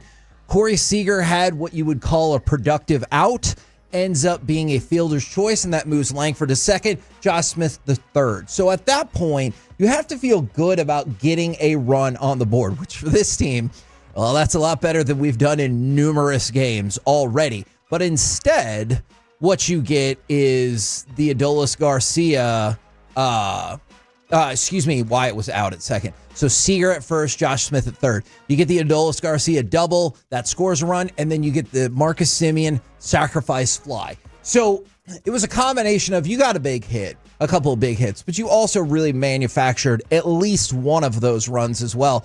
And that kind of set the tone for, look, 8-5 doesn't feel like a blowout. It felt like once we got to the fifth inning, it was 8-2, it felt like a blowout. Yeah, this game was over in the fifth inning. And I was just really pleased to see how effective the top of the lineup looked straight away. Oh yeah, man, because it gives you complete confidence that the decision you made was the right decision, and everybody was just kind of waiting for the moment. You bled out as much as you possibly could of what you had before. You gave everybody the chance. Everybody had their opportunities to prove that they could continue to do it. And now you're like, okay, I do feel like the Rangers love Wyatt Langford in the 2 spot. Like, I think not just the players, but the rest of the organization loves having Wyatt Langford in that 2 spot because they think he has arrived. He is ready now. You know, it's not like last year was kind of a test period for him. Sure. But no, he's ready for this thing now. They're prepared for that. Somebody did say, hey, look, man, let's point out that minor league baseball park has something to do with it. The wind was blowing a little bit last night. It is a hitter-friendly park for sure. And it does have a different vibe, Kevin, whenever you look out into the outfield and there aren't a bunch of stands, and it's not a bunch of people on top of you. It's very relaxed, Sacramento, very surprise feel to it. And I think, but that being said, this is a team that wasn't producing runs and they need a confidence boost. This could be the thing. A, it's against the A's. B, it's in a hitter-friendly park. And C, they needed something to bring them back to life. Okay, and see, I'm going to disagree with the hitter-friendly park thing because we weren't focused in on the parade of home runs. The thing that caught my attention is what happened in the first inning. And I don't think that had anything to do with the dimensions of the ballpark. Like, it certainly had nothing to do with the walk or the single or Corey moving the runner up or getting another sac fly. Like, I hear them on the parade of home runs. And it was a relief to see good offense, but are you worried that was a product of bad pitching? Again, confidence for me. That's for more than anything, getting confidence and seeing pitches and seeing the bat. It's like seeing a shooter and the ball going through the net. You know, like when they talk about get to the free throw line just so you can see the ball go through the net, it's going to make you more confident. This team was starting to lack confidence, and Boch was seeing that, and that's why he changed it. By the way, and Beto had pitched well this year before last night's game. It was small set of information, but he had pitched pretty well in the first month or so of the season. I'd send him back out there. I'm perfectly okay with in that park. I'm okay with it. I mean, that would be great. Let's sit him out tonight. Let's go. Let's sit him out again tonight. Let's do it. From the 682, can someone ask why Jock is still in the lineup? And I think that we will. I don't know the question will be phrased exactly like that. But are you tired of Jock's S? Is what we're going to ask Bochy. Oh man! So what's up with this stupid green stuff? What? You know, all the gloves and the shin guard and the elbow guard. Come on, bro. Okay. If you're hitting, you can wear that stuff. If you're not, figure it out. So I'll have to really ponder a lot of what you just said. But also, Jock Peterson has now set a new Texas Rangers record for most consecutive plate appearances without a hit. And I don't want to go full list style like Bobby Belt here, but I need you to bear with me for just a second. Jock Peterson hasn't had a hit since April 2nd. Okay? Today is April 23rd. And he's played April 4th, 5th, 6th, 8th, 11th, 12th, 13th, 16th, 17th, 18th, 19th, 22nd. I don't want to make it seem like he missed a bunch of time. He has been out there. He has been playing. And you go back to what Boch said about getting your timing back and maybe missing a couple of games. He missed one game. He was out of the lineup for one game. I know they had a day off, and then he was back out there and still sparing it up. Yeah, if I was Boch, I'd walk up to him and take all his neon green stuff and say, you can't have it back until you hit again. I mean, I don't know. And say you can't even wear anything to protect your body until you hit. I don't know. Then he gets injured, and you can just say, well, now he's on the IL, and I don't have to play him anymore. And you know what? He has... Listen, that was a bad joke, but... Yes. I would say, hey, please don't get taking hurt. this stuff away until you hit again. Do something. He has 3 hits this year and 16 strikeouts. He is 5 times as likely to strike out, and it's actually a little bit more than that, dude. to strike out than he is to get a hit. He's not seeing it, and you can see that on his pop-ups. He's not squaring the ball up. He has no clue what pitch he's trying to swing at. I haven't seen anything like this in the lack. I just bring up confidence again. You can see it in his body language. He is lacking confidence altogether. And I would be too if I was 0 for 41. Yeah. I'm not quite sure what they're going to do in the meantime. My more pressing concern is what we're going to hear about Corey Seager. Now, what I think is going to happen today, I think come maybe G-Bag, when G-Bag's on, that you'll get information about Corey Seager. I think we're going to ask Boch. I think the MRI will have taken place by then, and we're going to get we're just waiting on the results. And so inevitably the results will come out. And I would be willing to bet, not that you need another reason to listen to G-Bag, but I would be willing to bet if you listen to G-Bag, you'll get the news about that. Why is that? Just because of the timing of it and everything. Why are you looking at me like that? It's not a conspiracy theory. Seems like it. Sounds like you got information, Kevin. No, I don't have information. By the way, point of clarification, I'm sorry I didn't say this, to start this season. Jock Peterson, this early in the year, I think is the worst funk that we've seen from a Texas Ranger. No inside information. If I knew what was on the Corey Seager MRI, wouldn't I just tell you? Kevin? I don't know. If you're a cop, you have to tell me. I'm not a cop. Do you have insider information? Just real quick, how impressed would you be if I continued to just do this show and I was also a cop and you had no idea for almost 20 years that I was also a police officer? I wouldn't be. Thank you, Lucy. I appreciate that. I wouldn't be upset. I'd be like, man, all this time he was protecting me, and serving. Yeah. Protect and serve. Yeah. Good job, man. So far, things have been safe for me around you. That's right. So you just blew my cover. Now, I'm concerned about the Corey Seager MRI. I'm concerned what it's going to look like when it comes back. If I'm probably in the space too, where I think even if they say the MRI is relatively clean, this automatically means an IL stint. A month. I don't want to go that far, and I don't know that to be the case. But just when you hear Corey Seager and potential injury, but especially Corey Seager and hamstring, I immediately think he's going to be on the injured list. My mind is already built for we're going to spend 2 months without him. Once I hear anything like that, my mind goes to, you're going to have 2 months without him. Who's replacing him? I'm putting Josh Smith at shortstop for this time, and everything seemed pretty comfortable with this. Again, like you said, the Anthony Davis kind of moment where you got 3/4 of the game and then you're like, oh crap, now we can't have it anymore. So that's the hope, is that you don't have that, but it always feels like it's going to be 2 months without Corey Seager. And I don't want that, because I need this team to extend their lead in this division even more right now. Now, for people that are asking, I've seen a couple people say this, and somebody brought it up this morning. Why don't you just DFA Jock? So that's definitely not going to happen, because 17 million, 18 and a half. And keep in mind, you also have him on the books for next year because of player option. And at this rate, I have no clue why he would not opt in to that player option, unless he's just a very given individual. He's like, look, I haven't earned it. I get it. I'm going to opt out. But then again, I like $18.5 million.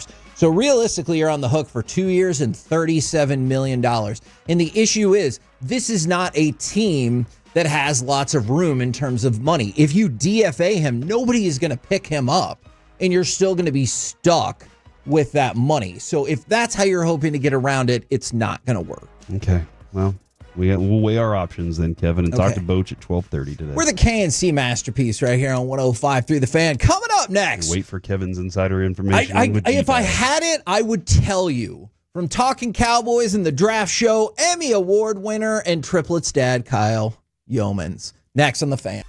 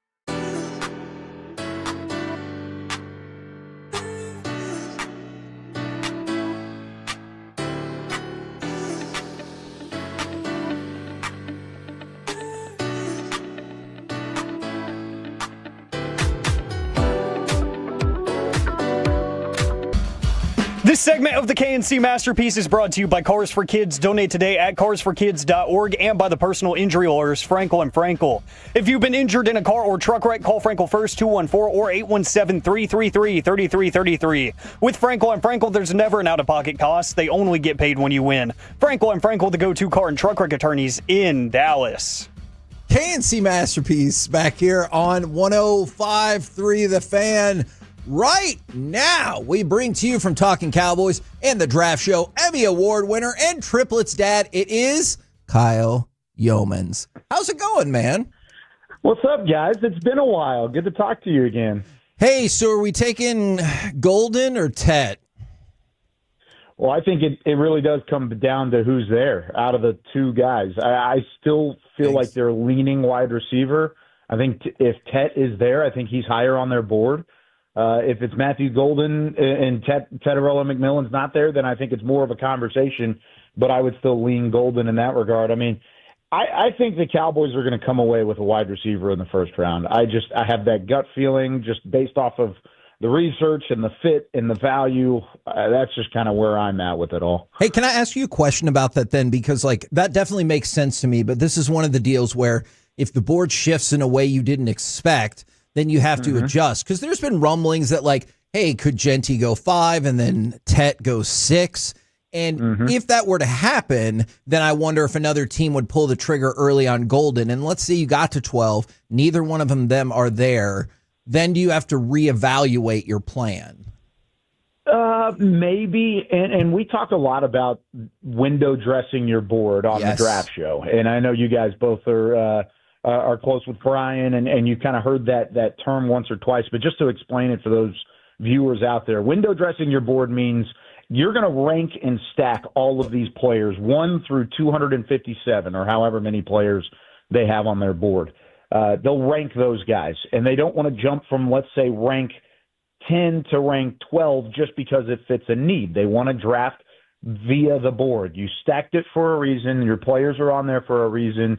Pick the best player available, and that's where that BPA conversation comes in. I wouldn't be surprised if we're getting there, and I think I would be surprised if both wide receivers were off the board. Yeah, I think there will be at least one guy there. I get what you're saying, but there's a conversation, kind of like what I said a minute ago, about Matthew Golden. There are other names there. Michael Williams from Georgia, Shamar Stewart from Texas A&M, Will Johnson from Michigan, Omarion Hampton from North Carolina, Kelvin Banks, Texas, Josh Simmons, Ohio State. All of those names are very viable at 12 and very possible at 12. And we're trying to figure out who they have in that stack between Tetairoa McMillan and Matthew Golden. There's a good chance that Matthew Golden is closer to Tet than we think, and he's closer to McMillan at the top of their wide receiver and their overall board. But there's also a chance that if Tetairoa McMillan's gone, then there are these other names there. So I think they'd be comfortable with a guy like Michael Williams or Shamar Stewart, who are edge rushers and don't necessarily fill an immediate need, but certainly something that you can build around. Same thing at corner. I think right now there's some pause on whether or not Trayvon Diggs is going to be ready for the start of the year, where there's been the rotating injuries at corner. Maybe you take a guy like Will Johnson and feel good about that at 12 anyways. So it may not be one of those wide receivers, but they have a comfortable stack that I believe are going to go by.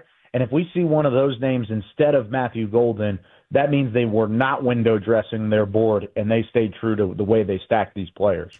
Can you walk us through your general thoughts about this specific player or just general philosophy? You mentioned Stewart. How do you feel about players that hey, they look like they should be able to do all these things, but then you look at their college production and maybe it's not there? No, his production wasn't there. I mean, he had 4 sacks last year, was a 5-star, 4-star prospect, depending on what recruiting service you looked at, and it ended up being kind of the letdown of the Texas A&M defense. And that's tough to say because he was still one of the better defenders on their roster, and he's one of the better defenders in the SEC, led the SEC in pressures, but as I just said, he only had the 4 sacks to go along with it. So it was a finishing element from Shamar Stewart. His film was good, good enough to go first round for sure. I have a second round grade on him though, because personally I tend to value collegiate production against good competition a little bit more than maybe some other scouts do. A lot of other scouts are going to go just by the film, and if they're going by just by the film and the character of these guys, and I think he does have that high character. Got to talk to him a little bit during the Senior Bowl in Mobile this year. Was nothing but impressed with him and his tape along the way, but the production wasn't there. So I tend to knock players for that once or twice down the line because I just think it's a good indication of what you will do at the next level. Not always the case, and I think Micah Parsons is a guy like that who his college production was good. Was it off-the-charts production? It was more so a ceiling, and he ended up hitting that ceiling with Dallas and did so very quickly. So I think it could go both ways. For Shamar Stewart, I don't think I would be super pumped at the pick at 12. But overall, he's a guy with some bend, some athleticism, off the edge. He's going to give you a pass rushing ability that maybe you lack a little bit on this roster since DeMarcus Lawrence is no longer with the team. It has kind of felt like the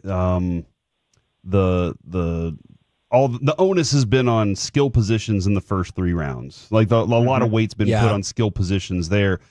When do you feel comfortable addressing the trenches, whether it be offensive line or the defensive tackle area for this team? Or Tyler Booker at 12. Yeah, that's another question about Peter Schrager and his mock draft right now.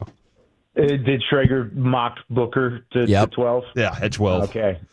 Yeah, the thing about offensive line is you have to be comfortable taking them anywhere because Dallas, one, has a great track record of taking offensive linemen. I'm not counting Tyler Guyton at the moment. We'll see how that turns out, but on the record, I'm not giving up on Tyler Guyton quite yet. And because of that, I think it's more likely you would see it in the later rounds than you would in those first 3 rounds. Just because, I mean, if you guys were to look at me and say, what are your top 3 needs you have to have a starter at by the time, whether it's draft or not, where are you getting your starters for the 2025 season? You would probably say running back. Yep. Probably say wide receiver 2. Yep. And probably a 1 tech on your defensive line, right? Yeah. Maybe corner you could throw in there too, depending on what Diggs' situation is and kind of where that sits. Offensive line's not in that conversation, but it's such a premium position. And Jerry said it yesterday during the pre-draft press conference, but it's the team within the team. And you have to find a way to give Dak Prescott time to throw. And they certainly don't feel like last year they protected him well enough. And Jerry said it yesterday too, that he felt like at times this offensive line was not good enough in 2024. So they put value on it, and I think they've prepared themselves to where if the 12th overall pick comes around, let's say there's no Tetaroa McMillan, there's no Ashton Genty, maybe even some of these edge rushers are off the board early, there's a chance you get to see multiple edge rushers in the top 10 again this year. Then I think they're comfortable taking offensive line. Is it the number 1 need? No. But it's such a premium position, and you have to get it right day in and day out in order for your offense to be successful.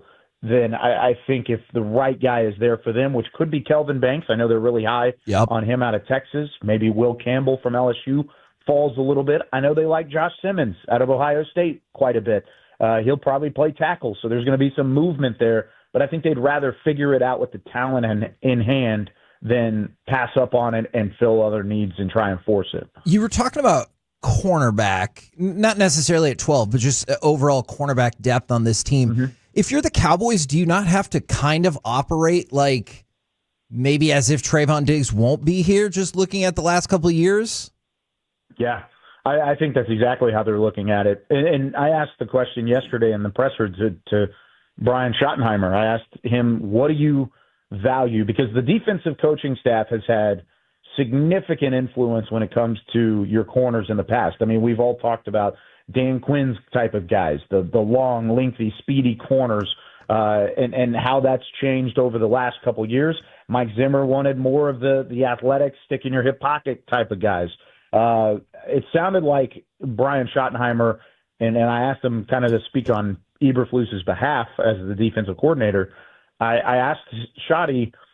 He said speed and size. I mean, of course you want those 2 things, but he said the length is a big thing and the character is a big thing. So with all that being said, it didn't sound like, we don't really need corner. It sounded like, hey, we are trying to find the right player to fit our system and to fit our bill. And there's a guy in the first round in Will Johnson out of Michigan that fits that specifically. I think if he were to say something similar to what maybe Mike Zimmer said last year in what he wants as a defensive back, I think he may have said something that would have led me in the way of Jahdae Barron, the corner from Texas. Yeah. But I think what he said yesterday kind of circled Will Johnson in my mind as a legitimate possibility at 12 overall, even to the point where, I mean, I'm playing around. We'll release our final mock draft tomorrow on DallasCowboys.com, but I'm playing around with the thought that maybe he's the pick at 12 over some guys like Golden and Stewart and some of these other names that are possible. You know, that's yesterday he did mention speed is something you don't have to coach, and I think that's the reason he brings character to the table too, is because like a guy like Emeka Egbuka, the character on that kind of guy right there, I don't have to coach him. He's going to put in the work on his own. I don't have to go out and say, hey, we have to have you do these things. Yeah, and I talked a moment ago about how much I value production from the collegiate ranks against good competition. Well, he won a national championship. There's the first one. Yeah. He's one of the leading receivers, if not the leading receiver in Ohio State program history, because he did it as the Robin to so many other guys' Batman, right? He was behind Jackson Smith and Jigba. He was behind some of these other top wide receivers that had played in this Ohio State program the last couple of years, and he's just continuously done his job and been very, very good at doing so, to the point where he got better as every year went along, and now his tape is first-round quality. Now, do I think he brings the same skill set to the table as a Teteroa McMillan or as a Matthew Golden? No. I have him much further down my board than those two guys.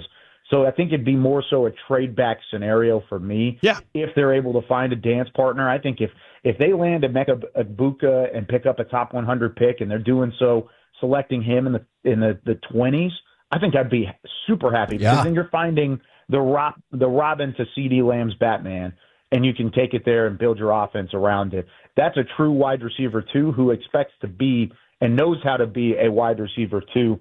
So if you're looking for compliments, I think his name's on the list, but I think it depends on trying to move around a little bit in order to get there. Yeah, absolutely. And that's those character guys. It just makes it easier for the coaches, especially in a first year for a guy like Schottenheimer. Now, speaking of first year back for Eberflus, we know he loves linebackers and the work he does with those guys, and we know we're kind of missing Overshown. Are you comfortable with everything they have at linebacker right now, or would you say I still need, if there's a body, I'd love to get one?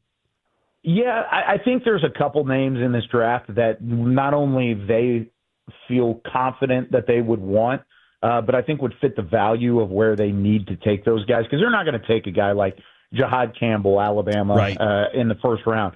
Jalen Walker's a name that's catching some steam, or picking up some steam as we get closer. He's probably not going to be there at 12 as a linebacker, edge rusher type of hybrid. I think if you're going to see a linebacker, it'll come in the second round with a guy like Carson Schlesinger. He's a UCLA linebacker who I actually compared to DeMarvion Overshown. I see a lot of Demo in his college tape and what he did lengthwise, speed-wise, plays downhill with a vengeance, is good in coverage. They sent multiple guys to his pro day private workout out on the West Coast, and I think Schlesinger's a name to keep in mind going into day two. But I do like what they've added. I like the addition of Kenneth Murray. I think that's an underrated trade that they've made this offseason to add a quality starter who had 100-plus tackles last year. He's kind of the Eric Kendricks replacement in my mind. I think that's what Kenneth Murray does. Not the same type of player skill set-wise. I think they do things differently, and their film is certainly different. But I think from a production standpoint, I think Kenneth Murray can fill what Eric Kendricks did for this defense last year, and he's been around this system previously, and he knows some of the guys on this staff. Now, where you can still add is because you don't know DeMarvion Overshown's status for 2025. Right. We have the good news. Not really. I mean, initially we thought there was no status, right? Yeah. That he's not going to be available until late playoff time. He talked to our staff a couple weeks ago and kind of said, I want to win Comeback Player of the Year in 2025. Not 26. He wanted to win Comeback Player of the Year in 25. So I think he feels really confident that he can get back out on the field early But that's a player with optimism, and he's always been an optimistic individual. So you got to take that with a grain of salt. I don't think you can count on him, just like we were talking about with Trayvon Diggs, from an injury standpoint. Plan around not having DeMarvion Overshown in 25. If you get him back, that's great. So because of that, I wouldn't be surprised if they do spend a pick on those linebackers, but it's got to be the right player at the right time, and you're going to sacrifice taking another position of need in order to do so, because like those 4 positions I mentioned earlier, you're only going to be able to address 3 of those in those first 3 picks. Thank you very much for all of the great insight, and then a preemptive thank you for all the great work on the draft show. Yeah, appreciate it. Can't wait to be on with the guys starting at 6 o'clock tomorrow. It's going to be a long weekend, and can't wait to be on with you guys all the way through. Yes, sir. There you go. Kyle Yeomans right here on 105.3 The Fan. Yeomans. We're the KNC Masterpiece right here on 105.3 The Fan. Coming up next. Oh, man. Perhaps the most anticipated edition of Baseball Nuggets ever. How excited are you about the Golden Chicket? I don't know what it is. We will explain next on The Fan.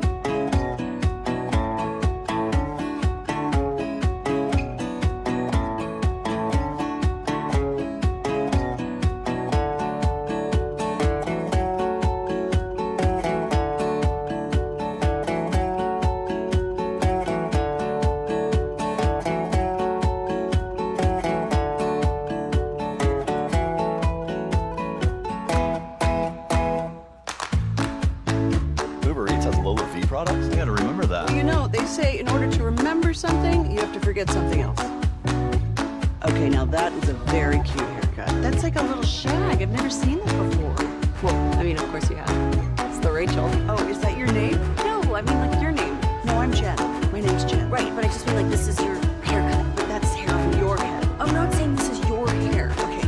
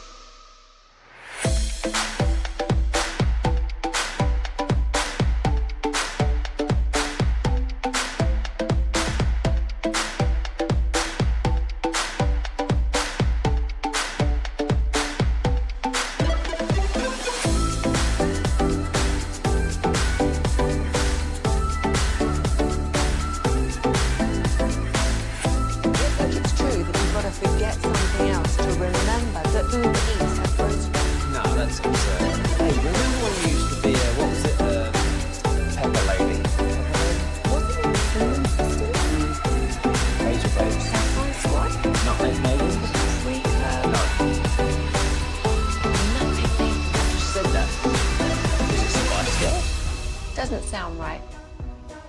Was it Saffron Squad?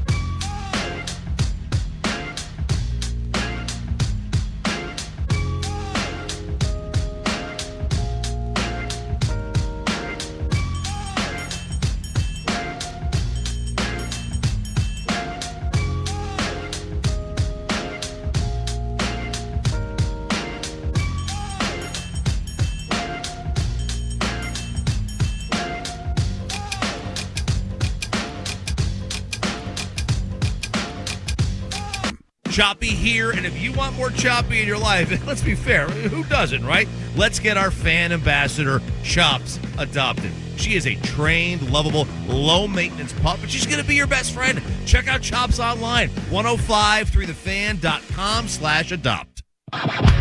This segment is brought to you by Classic Chevrolet. If you're in the market to upgrade your vehicle, get to Classic Chevrolet in Grapevine. Back-to-back #1 Chevy dealership in the world. They've got more new Chevys than anyone, all priced to sell. Visit ClassicChevrolet.com. This is Texas. This is Classic Chevrolet. Together, let's drive. Based on new Chevy registrations 2023 and 2024. Tinkered with the lineup here today, leading off with Josh Smith and moving Marcus Semien to the number 5 spot. And there is a shot, deep left field. And Duhart can do nothing about it. It's off the clubhouse building. Home run for Wyatt Langford and a poke at that. His 5th of the season. The Rangers lead it 3-1. KNC Masterpiece back here on 105.3 The Fan. Rangers win 8-5. We will talk with Texas Rangers manager Bruce Bochy at 12:30. I love texts like this, Kevin. Okay. I'll never not Tolo again. This person says they're a Bronco fan. They tried to listen to KOA Denver and listen for 3 hours and didn't get any draft talk or sports really at all. Politics and local elections. Not one sports mention other than recaps. DFW is spoiled with this station. That being said, you should go vote if you're so inclined. What does that have to do with the draft? He said local elections. We're having local elections. Are we? Yeah. Since when? I've been listening to sports radio. I didn't know this. Okay, well, that makes sense. All right. And thanks for the compliment. I really appreciate it. Agreed. Is what Kevin meant to say. Right now, brought to you by Reliant Air Conditioning, gimmick-free AC and repair. It's time for baseball nuggets. Yep. And look, there's a lot of other things. Maybe we get to them. Maybe we don't. Because what we need to talk about is the golden chicket. I don't know what it is. What do you think it is? It feels like something I get from Golden Chick at the Rangers game. Okay. Alec, do you want to expand on that? He's moving in the right direction. It sounds like you just called me a name. We got to square up now. Okay. No. Not that. Okay, good. So the golden chicket, here's how it works. If you buy a ticket to Monday's game against the A's, purchase a mezzanine ticket Monday against the A's. That's lower level? Higher? Middle level? In the mezzanine area. Good job. Good job. Exactly. Look, I don't know. I look for a section, and when they're like, oh, it's in this section, I'm like, Sure. Just let the Tolos know. Yeah. Some Tolo out there knows. what? They will let us know We're where the gonna get mezzanine crushed for this too.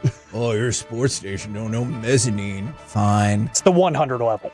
All right, there you go. Yeah, like I said, the lower level. I had a ticket in the 100 level. If the Rangers win that game on Monday, you get a free ticket to the next home game. Okay. You go to the next home game. Whoa, hold on. If they win, you get a ticket to the next home game. This is genius. So you I keep love this. getting tickets to every ensuing home game as long as they win. The streak continues until they lose at home. So if they were to break off an 8-game winning streak, you're going to get those tickets. So you are saying, and I appreciate this from the 469, you're saying they get to keep riding that chicken ticket Yes. all the way Yes. to success. Yes. So they are the chicken jockeys, essentially. I Stop. Chicken jockey. don't. Kids around America are going nuts right I don't know what that means. And you'll I have to don't watch the think you Minecraft should movie. ride a chicken. You don't know that? I feel pretty confident. So I love this idea because it's an opportunity to get you more excited about cheering for that game.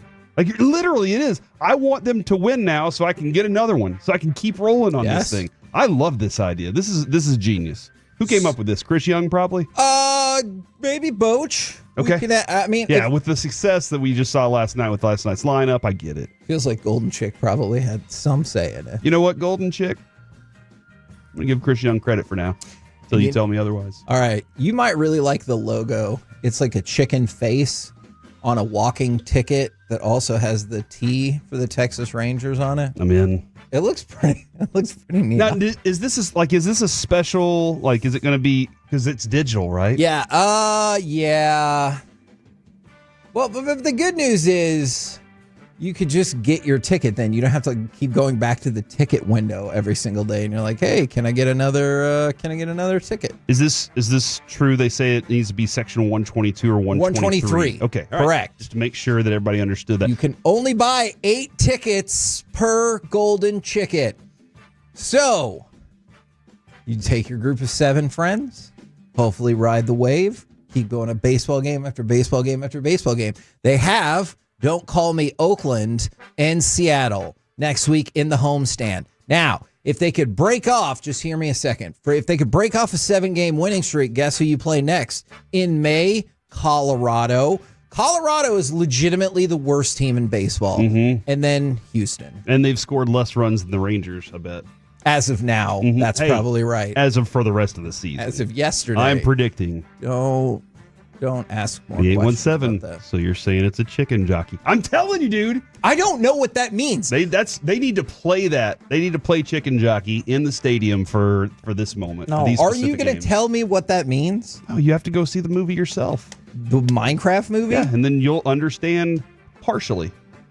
I don't have any kids in that I'll loan age you one. range, though. I'll loan you a kid. Okay.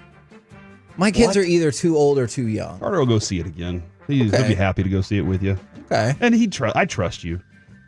I appreciate that. That's nice. I like this story, Kevin. This is you brought this up yesterday. I was like, this is foolish. What are you discussing right now?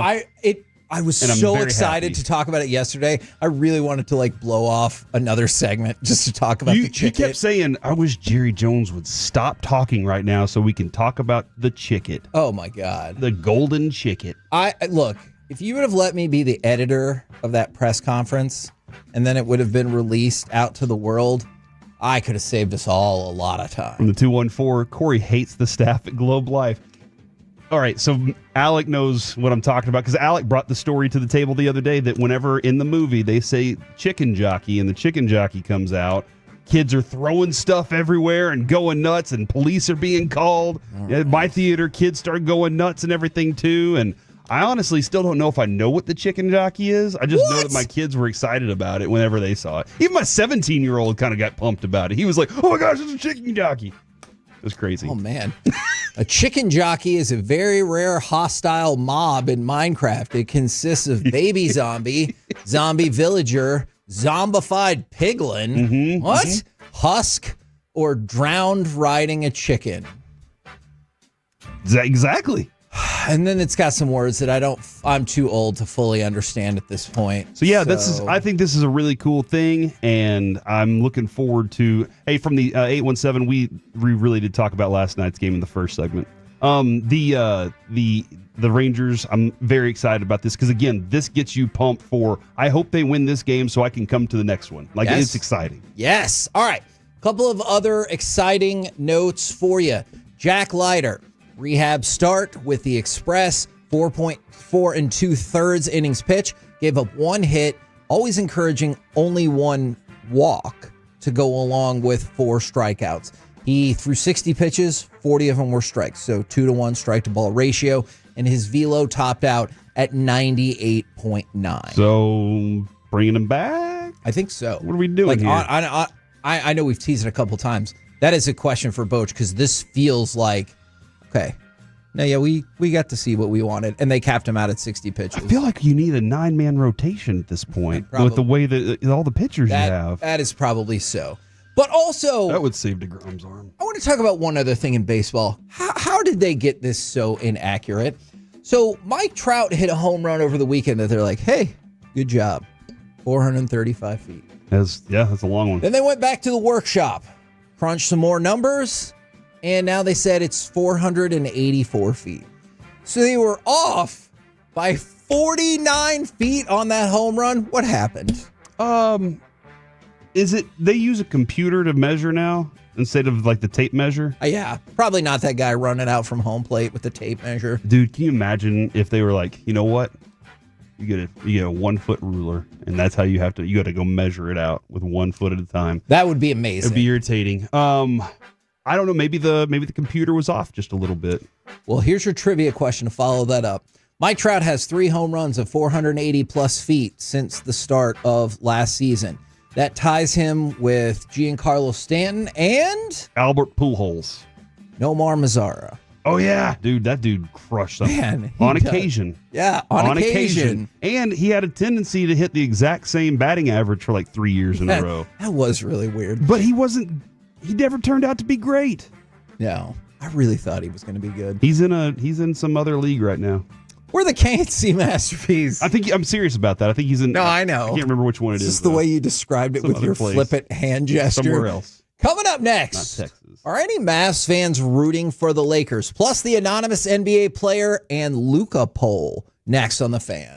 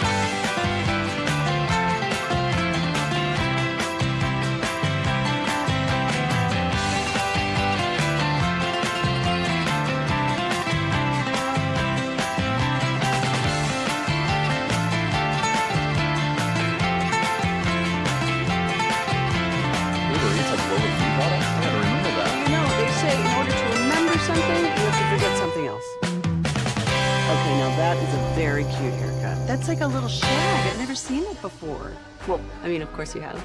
It's the Rachel. Oh, is that your name? No, I mean like your name. No, I'm Jen. My name's Jen. Right, but I just mean like this is your haircut. But that's hair on your head. I'm not saying this is your hair.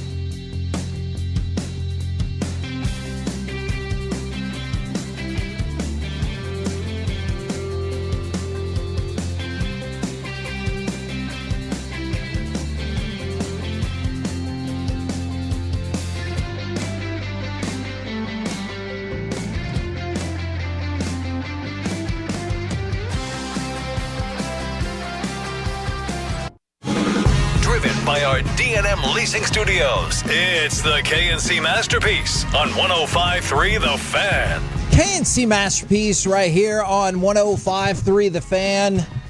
And holy moly, did a lot of people have a lot of thoughts immediately from the 214. Yes, there are Mavs fans rooting for the Lakers, which is why I hate Nico. From the 903, no Mavs fan rooting for the Lakers. We are former Mavs fans rooting for the Lakers. Whoa.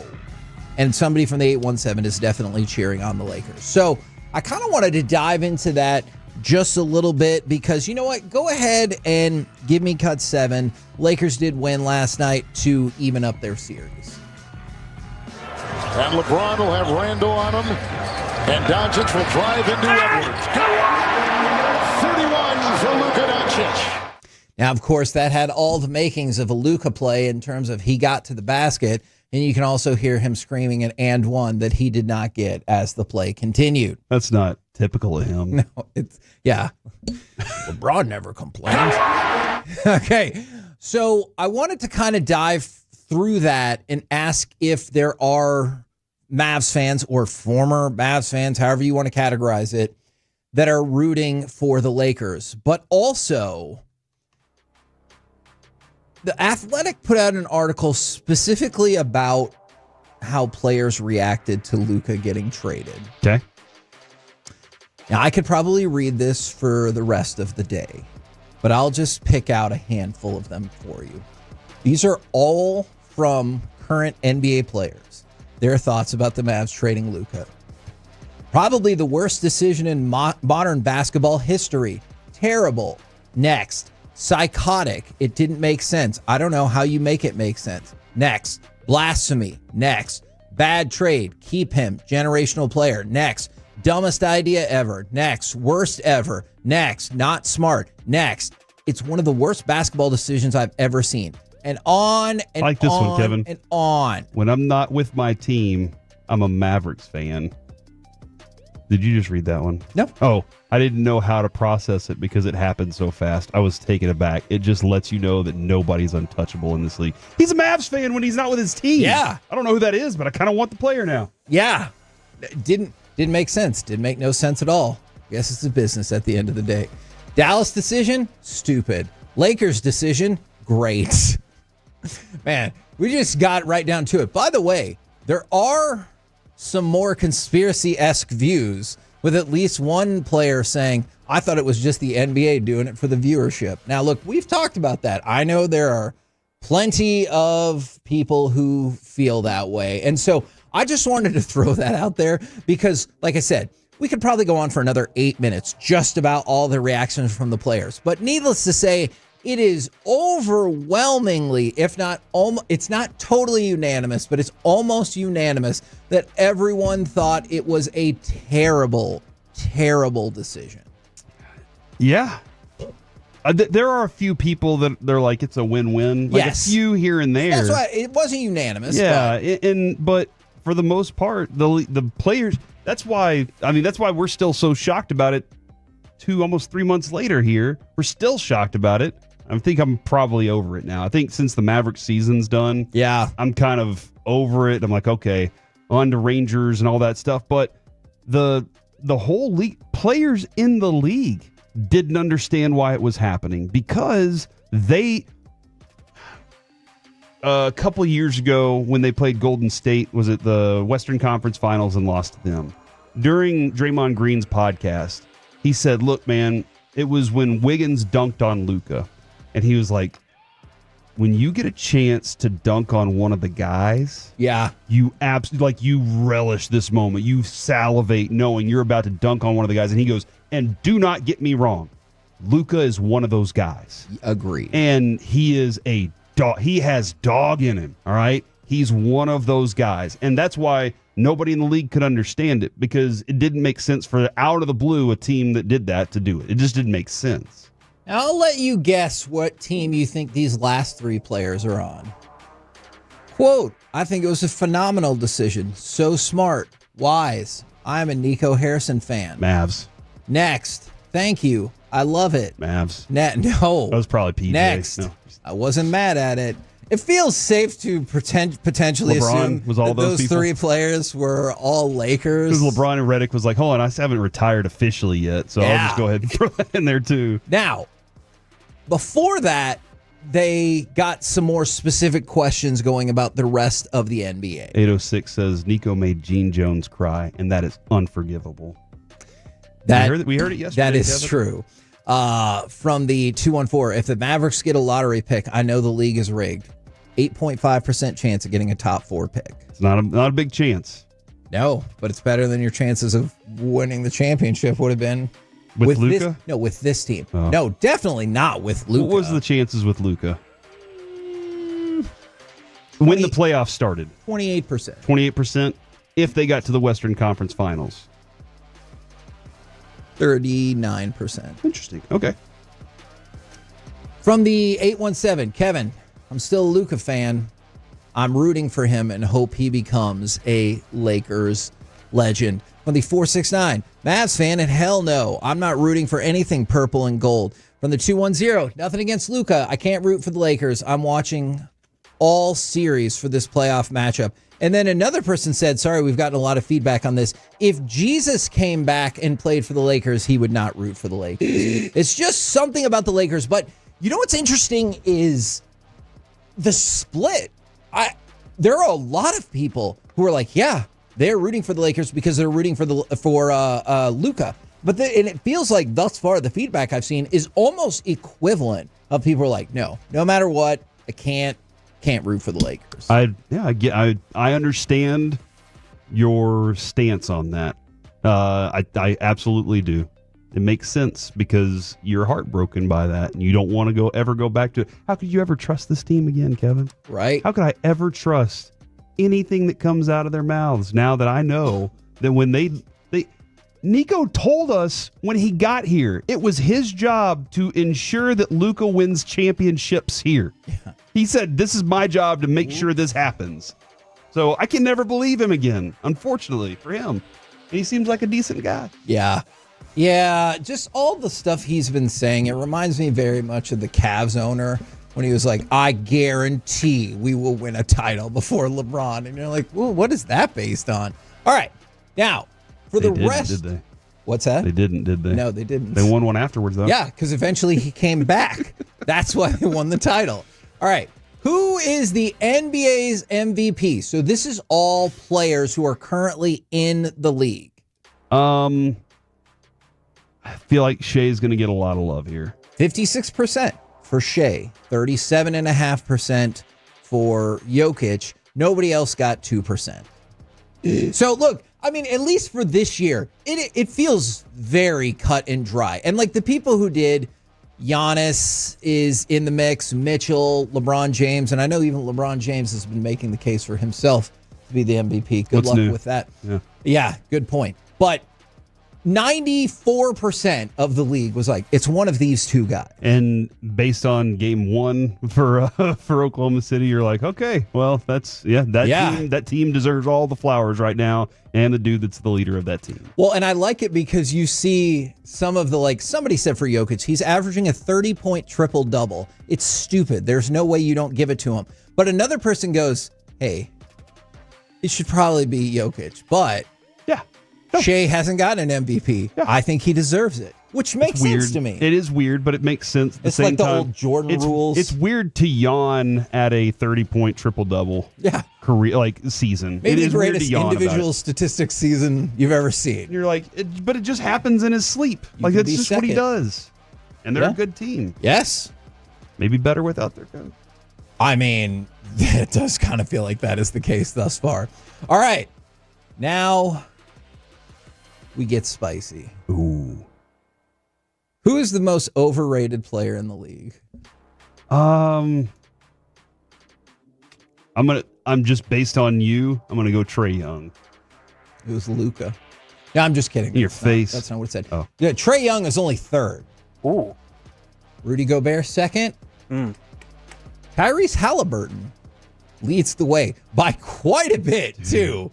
People hate Tyrese Halliburton for some reason. Man, he's a quality player. He is a quality. How did he do last night? He did pretty good, right?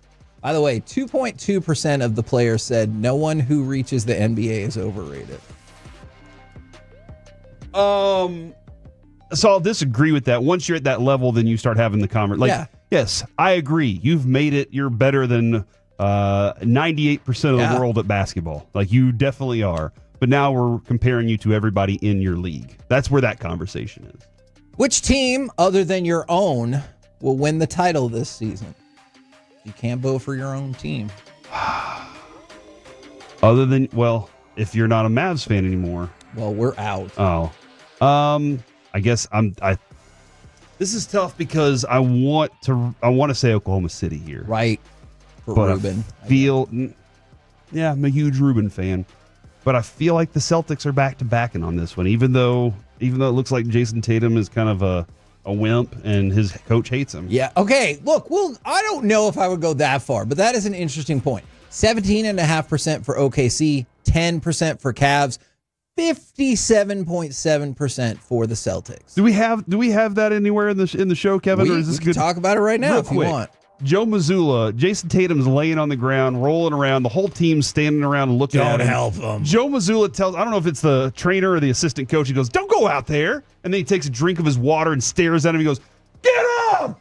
And it's like, bum. Yeah, he's like, no, don't help him. It's like that little kid that's always acting hurt. You're like, no, just wait for him to get up. And see, Joe Mazzulla, that's why they win. I have become Joe Mazzulla when it comes to my nieces and nephews, but I learned the hard way because they'd be like, oh, I hurt my foot. And Noah to a certain extent, because Jess will be like, he's fine. And I was like, oh, but he's upset. And she's like, he's upset because he's mad and he's not really hurt whatsoever. And I was like, oh, you tricky bastard. Uh-huh. Oh, I'm sorry. That was my other son. Oh my God. What? That's a factual I don't know what the definition statement. of that is. So Get out of wedlock. All right. 5 years from now, I have to admit, I'm surprised by this one. 5 years from now, who will be the face of the league?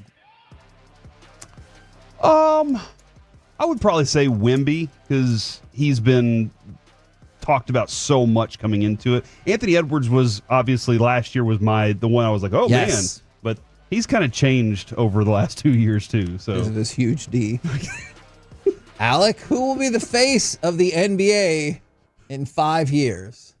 It's got to be Wemby. I think Corey nailed it on the head, all the hype that he got, and the way that players still talk about him. Yeah, Okay. It's got to be Wemby. Well, then you guys are not surprised by this. I was surprised because of the injury. I thought the injury would backtrack some of this. Well, it's 5 years. But So he might not be injured in hopefully not. 5 years. But 54% for Wemby. The next highest vote getter, Anthony flag? Edwards, Oh. at 14%.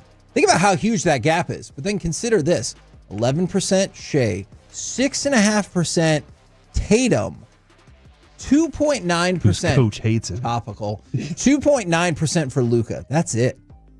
Well, I do wonder how drastically that changed with the trade. I seriously feel that way because it took him out of MVP consideration. Yeah, and I'm not saying that he was having a huge great season, but he could have made a run here at the end of it. I think that this year Luka kind of drifted off, and people don't really. He's in an obscure place right now in people's minds. I saw a bunch of people send this in. I do not believe Cooper Flagg got a single vote for this. Was there another college player that was dropped in there? I don't think so. So maybe that's what people are. Oh, okay. They just didn't consider. Man, him at I was about all. to be like, oh no, did I miss that? Yeah. No, that makes. I mean, I could see that. Was it Dawson the other day that said he doesn't think that Cooper Flagg is that level of star. He says I think he's going to be a really good player. I'm not certain that he's going to be an elite superstar in the NBA. I got you. And that would be the fair play, right? For sure. Like if you said you have to bet right now, will Cooper Flagg or the field? Yeah, and you'd be like, no. So I think that's a fair point. Absolutely. What is the league's best run organization? Well, it was the Mavs at one point, I felt.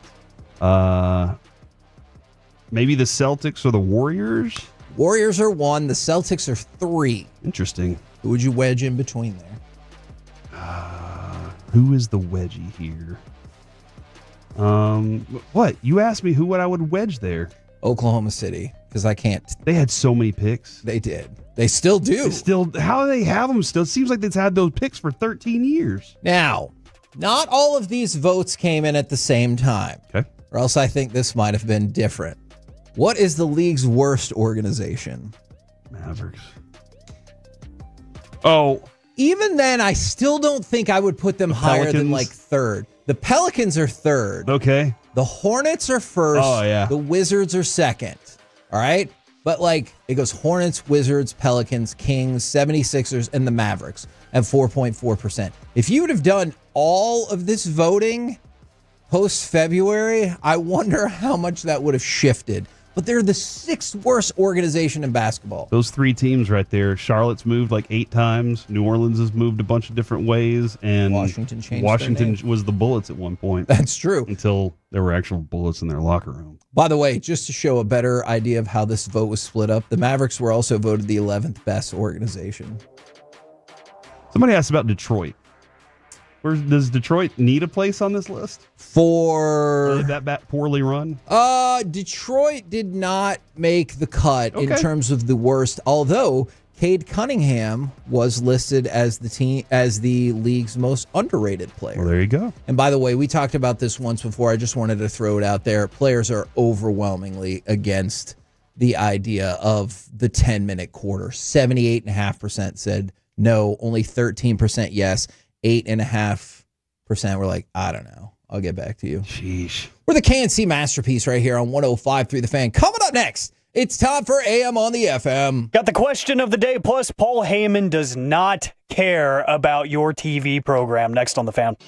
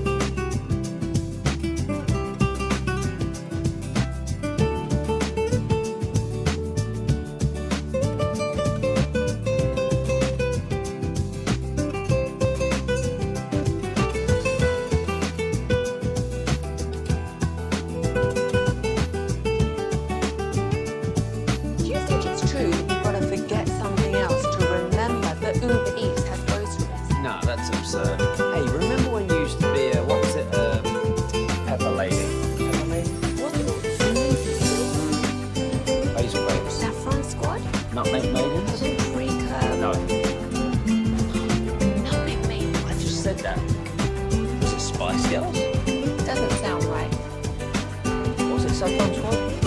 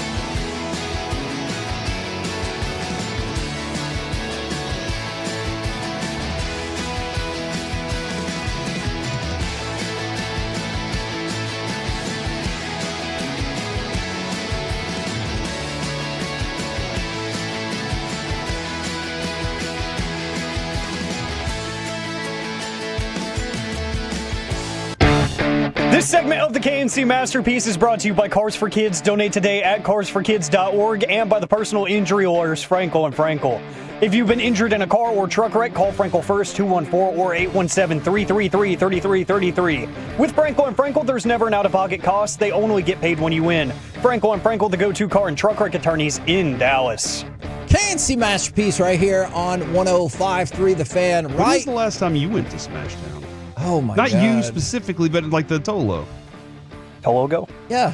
You know what? I guess. Yeah, we just want to see. And if Alec wants to contextualize that as part of the question that I asked, it's his option because it's time for this. What does this button do? Please, please, do not push the button. You have no idea what it... Alec, you be quiet. Alec, that was awful. 1 for Alec, 0 for Peyton. Don't you dare touch that dial. Don't you dare do it. It is time for AM on the FM. My name is Alec Medford, and guess what? I will contextualize that question if you show up to Pluckers in City View tomorrow for our path to the draft party. If you ask me what that was in reference to, I'll give you. It's one of Kevin's famous hypotheticals. I will give you that hypothetical and let you decide what my answer should be in that situation. I already gave my answer, but thought it was a solid one. Can I ask you a quick question of the day? Sure. Do you think like Sean would owe us a favor if Bobby and Wolchuk are in there? What if we started filming? We took the cupcake and smashed it in one of their faces. Ooh. Do you think that would be hilarious and fun? And then Sean would also owe us a favor. Wolchuk looks very concerned. All right. He doesn't know exactly what we're saying, but Maybe he looks not very Wolchuk. concerned that we're staring at him. Maybe somebody else. We could just go Paul Heyman style and, say, hey, you owe us a favor now. How about that? Yes. Speaking of Paul Heyman, we're going to hear from him here in a moment. He went AWOL on the Pat McAfee show. Man, they could not have approved of him saying that. Not at all. It's funny. There's some people speculating that Pat McAfee got written off of commentary because of that. And it's like, why would he get punished for something Paul Heyman said? Yeah, how the hell are you supposed to know what that other person is going to say? Exactly. Especially Paul Heyman of all people. You can't know what he's going to say. We'll get to that here in just a little bit. The question of the day, 877-881-1053. Franco and Frankel, injury attorneys, fan text there for you. I want you to answer their Twitch and YouTube as well. I was looking at the National Day calendar ahead of draft season. Today is National Take a Chance Day. Ooh. ABBA? Take a chance on me? Yeah. Good reference there. I was thinking in terms of draft context, not songs. Oh. Because that would have been the first in line. This is true. I hate where this is going. If I were to tell you that tomorrow the Cowboys were going to take a big chance, they're going to stray away from what the mocks say. At pick 12, we're talking about Ted McMillan. We're talking about Matthew Golden. Let's just say they take a big chance and go a different direction. It can be whatever you want. They move up and they take someone else. They move back and they collect a bunch of picks and take someone else. They go a totally different position than everybody's talking about. At pick number 12, they take a big chance. What would you want that chance to be? Shedeur Sanders.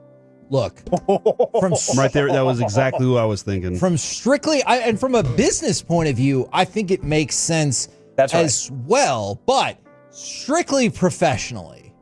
Like, what a time to be alive. So we already get to cover the Cowboys. Now they've been like, the hell with it. Let's just take Shedeur, which means you're going to get... pick. Yes, it would. That is the sexiest possible pick that the Cowboys could make. I think it's a bigger deal. I'm telling you, just for headlines. Hear me out. I think it's a bigger deal if they took Shedeur than if they traded up to 2 and took Travis Hunt. Huh. I like it.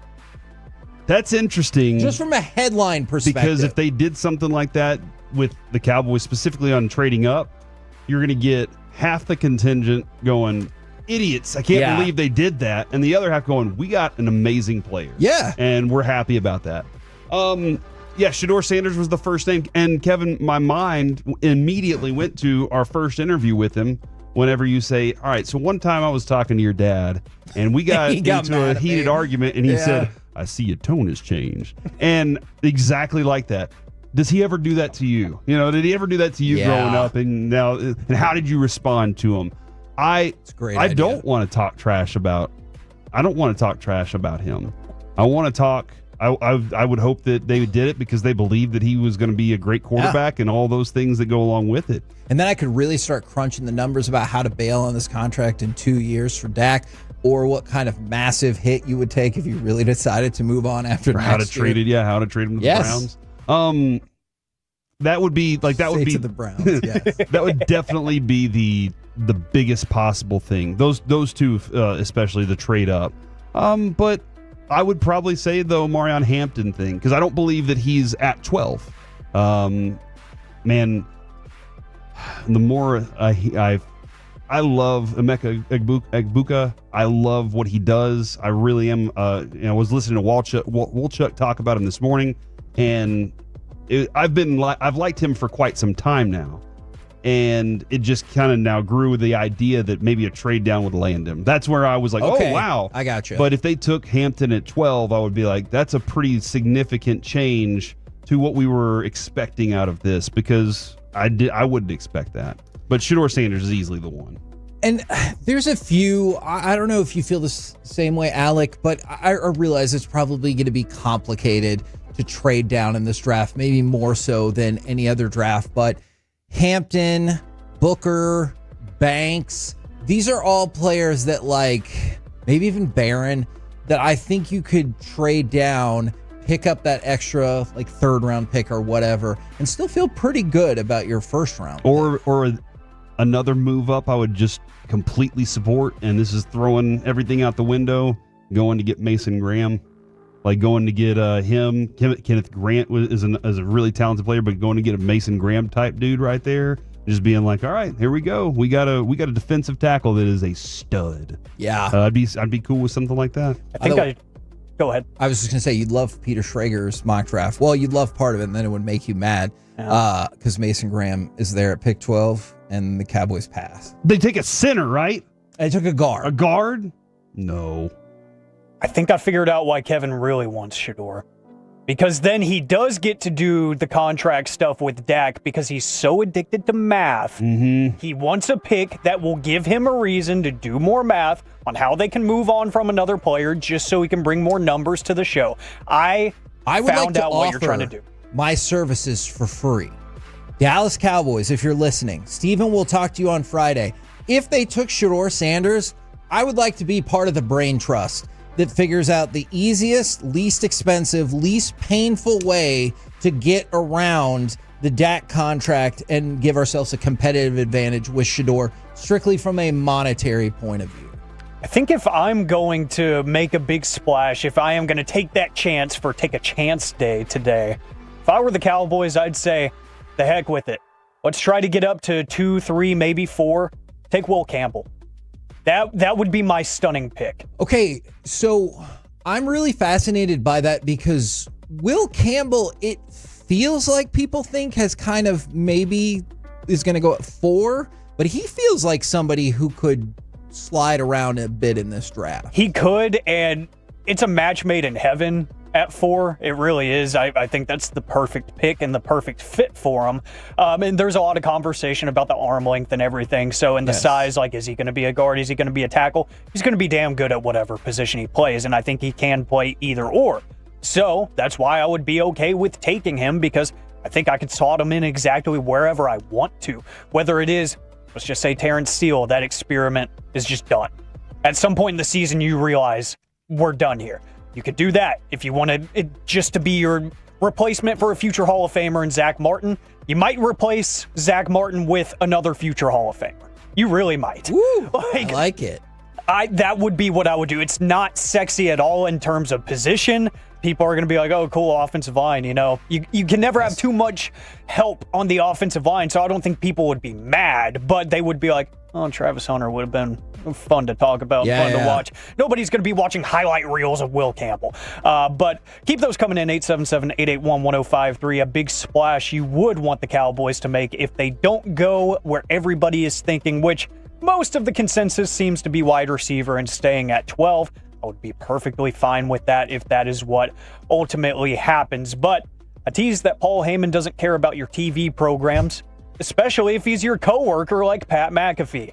So I know the morning show has been all over this. The situation with Shannon Sharpe, if you are unaware about what is going on there, a civil suit that was filed against him with sexual assault accusations, and the woman's name is now public and everything. It's with Tony Busby, the notorious attorney who represents lots of people in these cases, notably with the Deshaun Watson situation. He represents pretty much everyone. Sorry, Alec. Does that like color your opinion one way or another? That like it's somebody you know and somebody who's been linked up with high profile athletes before. Do you think for a lot of people that like, okay, this I've now made up my mind, knowing no facts about the case? I think a lot of people will, just because a lot of Busby's cases end in quiet off the record transactions and just getting this thing settled so we can move on with our lives. That's what he specializes in. So a lot of people are going to just say, all right, there will be a $10 million check written at some point, and then we'll all forget this ever happened. But Shannon Sharpe is standing his ground. He wants the tape of them together released, he said, and it's like a 10-minute video that he wants out there so people can see, which is bold in and of itself for many different reasons. The little clips are not helping him at all. Yeah, there's just more audio getting released day by day, including today, of him, threatening physical violence. So it's a weird situation. But as you know, he's employed by ESPN. The Pat McAfee show is on ESPN. Right after WrestleMania Sunday, Pat McAfee had Paul Heyman on, and he asked, why did you betray CM Punk? He gave a very Paul Heyman answer when he said this. CM Punk does as much good to my reputation as Shannon Sharpe does to ESPN. No, jeez. Oh, boy.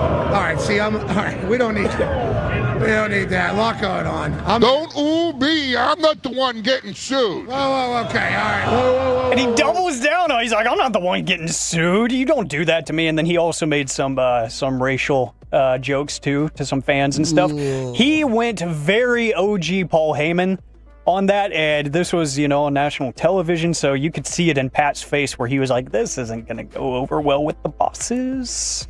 We're the KNC Masterpiece right here on 105.3 The Fan. You know what, Alec? He didn't report to anybody. I thought he was his own. Oh, whoops. We're going to continue your trend of trash talking going, because coming up next, Gridiron Gravy heading into the NFL Draft. Now, this is also some quality trash talk. Next on The Fan.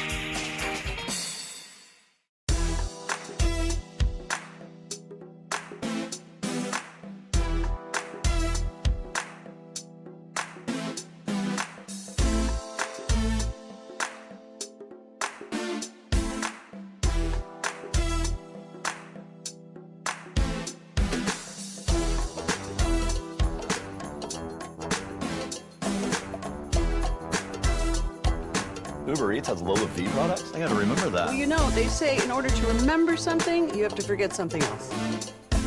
Okay, now that is a very cute haircut. That's like a little shag. I've never seen it before. Well, I mean, of course you have. It's the Rachel. Oh, is that your name? No, I mean, like your name. No, I'm Jen. My name's Jen. Right, but I just mean like this is your haircut. But that's hair on your head. I'm not saying this is your hair. Okay, forgive me a little bit.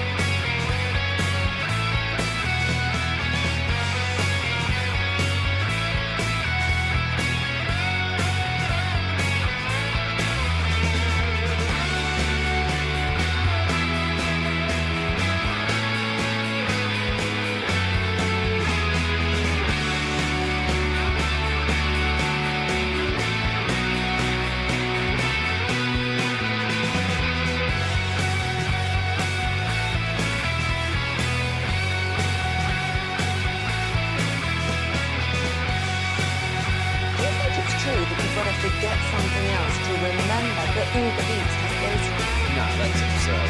Hey, remember when you used to be a, what was it, Pepper Lady? Pepper Lady? Wasn't it Cinnamon Sisters? Basil Babes. Saffron Squad? Nutmeg Maidens? Pre-curb? No. Nutmeg Maidens? I just said that. Was it Spice Girls?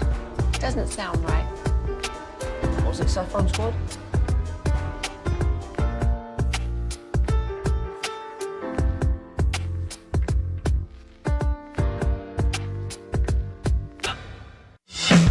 This segment is brought to you by Classic Chevrolet. If you're in the market to upgrade your vehicle, get to Classic Chevrolet in Grapevine. Back-to-back #1 Chevy dealership in the world. They've got more new Chevys than anyone, all priced to sell. Visit ClassicChevrolet.com. This is Texas. This is Classic Chevrolet. Together, let's drive. Based on new Chevy registrations 2023 and 2024.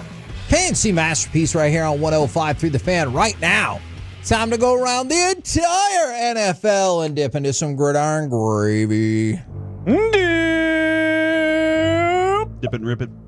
And we start with the news I know you've been waiting on all day, Corey. The rumors are true.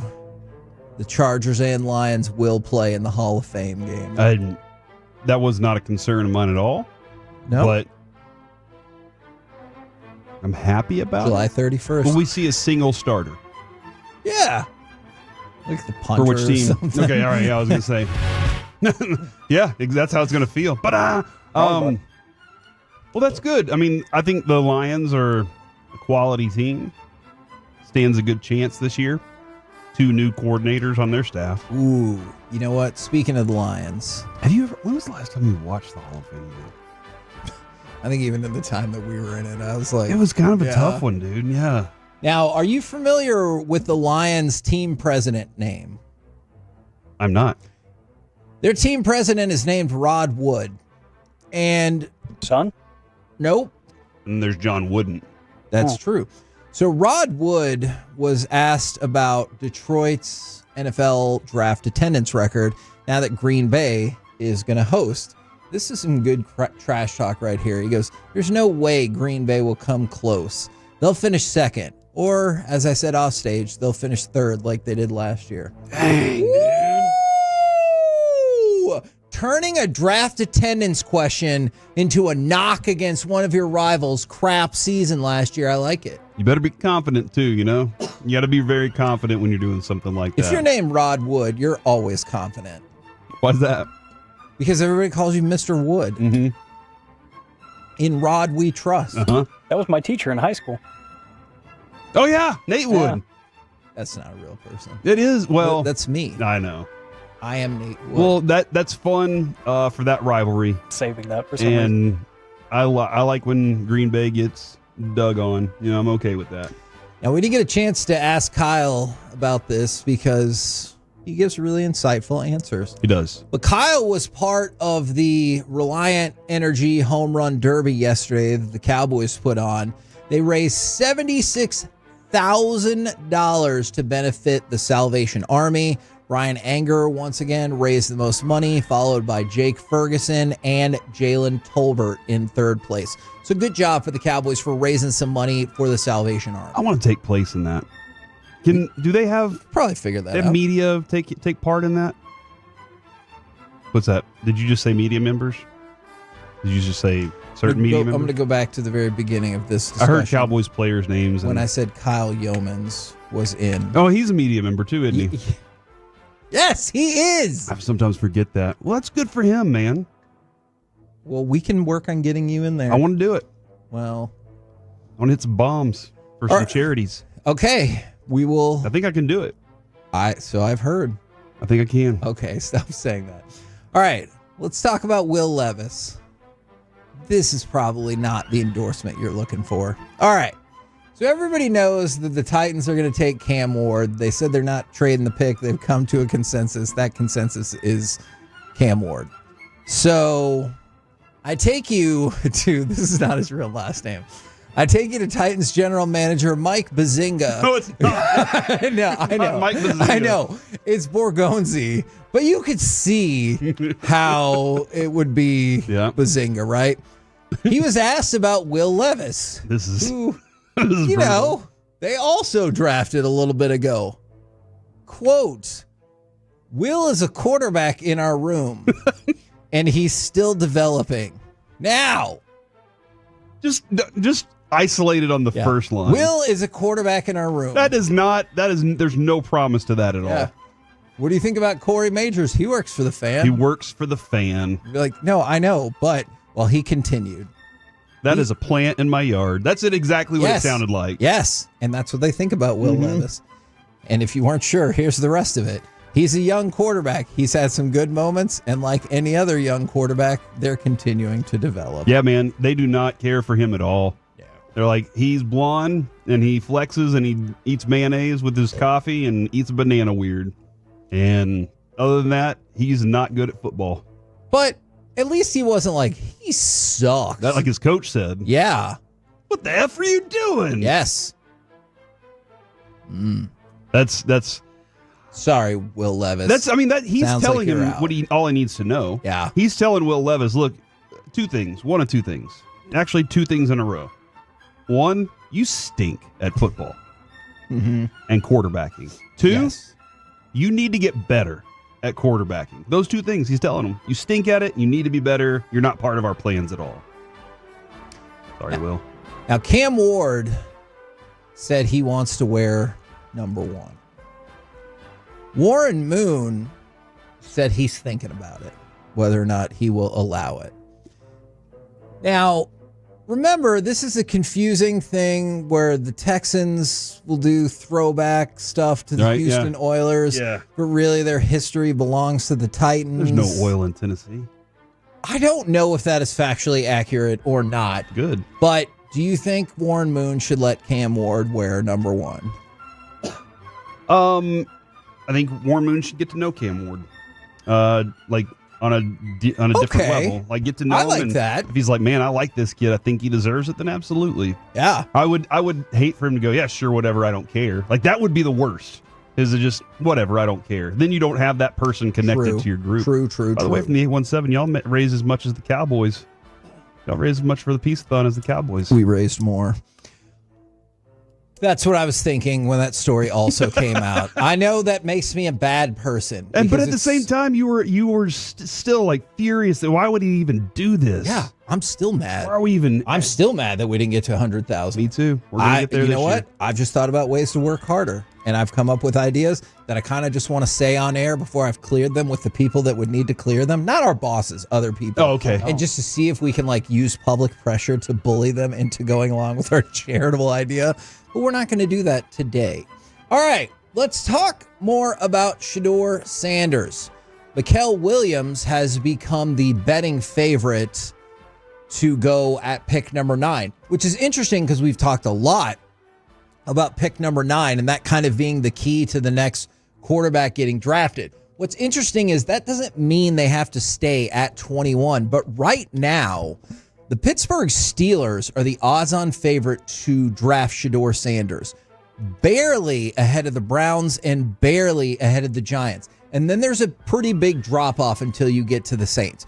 So this is fascinating for a variety of reasons. Does that mean the Saints would trade out of that? Does that mean the Saints are all about Williams? Does that mean the Steelers are going to trade up? Because we've already speculated about the Browns and Giants trading back in to the first round. But Shedeur Sanders is really, he's probably number 1 on my most interesting player to watch in the draft, just to see where he's going to end up. Oh yeah, absolutely. And because are you that interested in what is beyond the draft for him? Yes. Like when he starts playing and what's beyond even playing? Because is he going to be? What is he off the field? What is he? How much of the carryover are you going to get from the personality that everybody says that exists there? Absolutely, because if he goes to the Steelers, would you think he would start right away? If he goes to the Giants, would you think he sits for at least part of the season? And so, I'm curious. I want to know his whole saga, especially since so many people have been dumping on him. Maybe it works out, maybe it doesn't. But sometimes those people get easier to root for when everyone's against them, and you're like, oh, let's see what you got. I wonder, too, if people are dumping on him because they want him to fall to him. And it's easy to kind of set that up. And the other thing, too, though, is if you watched him play, That dude's tough as nails. Yeah, 'cause that he dude gets knocked around that a off, lot. and sometimes his fault, sometimes his offensive line's fault. Because sometimes he held onto the ball too long. That fits the Steelers.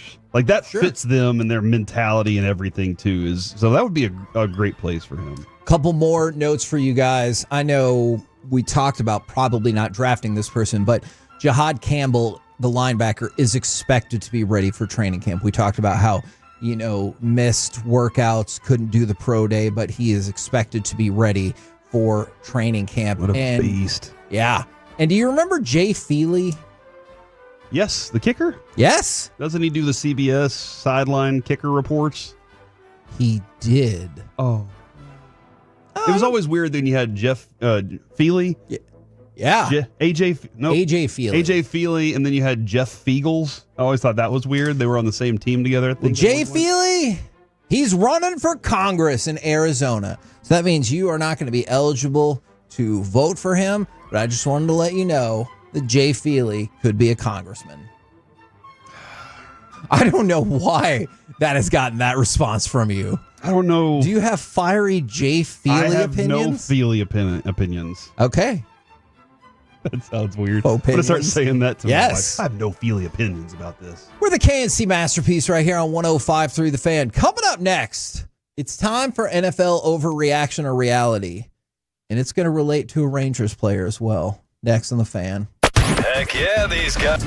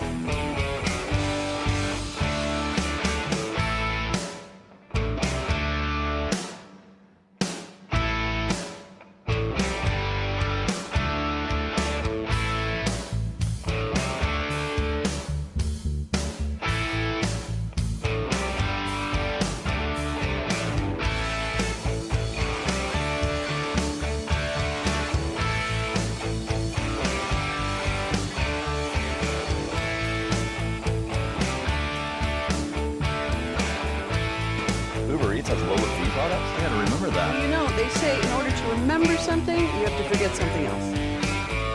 Okay, now that is a very cute haircut. That's like a little shag. I've never seen it before. Well, I mean, of course you have. It's the Rachel. Oh, is that your name? No, I mean like your name. No, I'm Jen. My name's Jen. Right, but I just mean like this is your haircut. But that's hair on your head. I'm not saying this is your hair. Okay, freaking me out a little bit.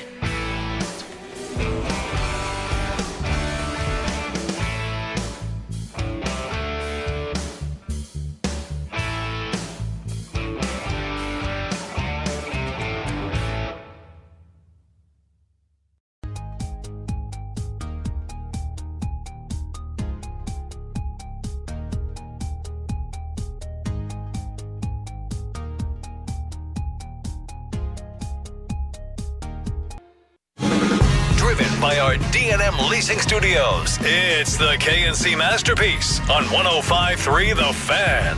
KNC Masterpiece right here on 105.3 The Fan. Got Bruce Bochy coming up at 12:30. Coming up tomorrow on our Path to the Draft, brought to you by Pluckers. We will be at all the Pluckers locations across the DFW. Alec will be in Fort Worth at City View, City Line. City View. I know it's one of those two. Corey will be in the home of Kyler Murray, Allen, and I will be in. I was going to say Nathan Dick, but that's pretty. Kyler Murray's a pretty good one or too. Casey. Yeah, Casey Dick. Where will Wolchuk be? Wolchuk will be doing draft stuff. What? I feel on like live radio. You do that? Dude, that's awesome for him, man. Because hey, look, we don't have people that started studying the draft a week ago. We've been doing this for months and months and months. Not me, but them. Yeah. Have been doing this for months and months and months. You're going to get the best draft coverage, certainly in the DFW, dare I say, in the world. Right here on 105.3 The Fan. I mean, maybe the universe and all the other places too. Fair. Mars. Still too much That's in the unknown universe, about the universe for me to make that comment. All right. It's time for NFL overreaction or reality. I guess. Do you want me to ask you strictly football ones or get right to the one that might make you think I'm kind of a jerk? Let's go strictly football then.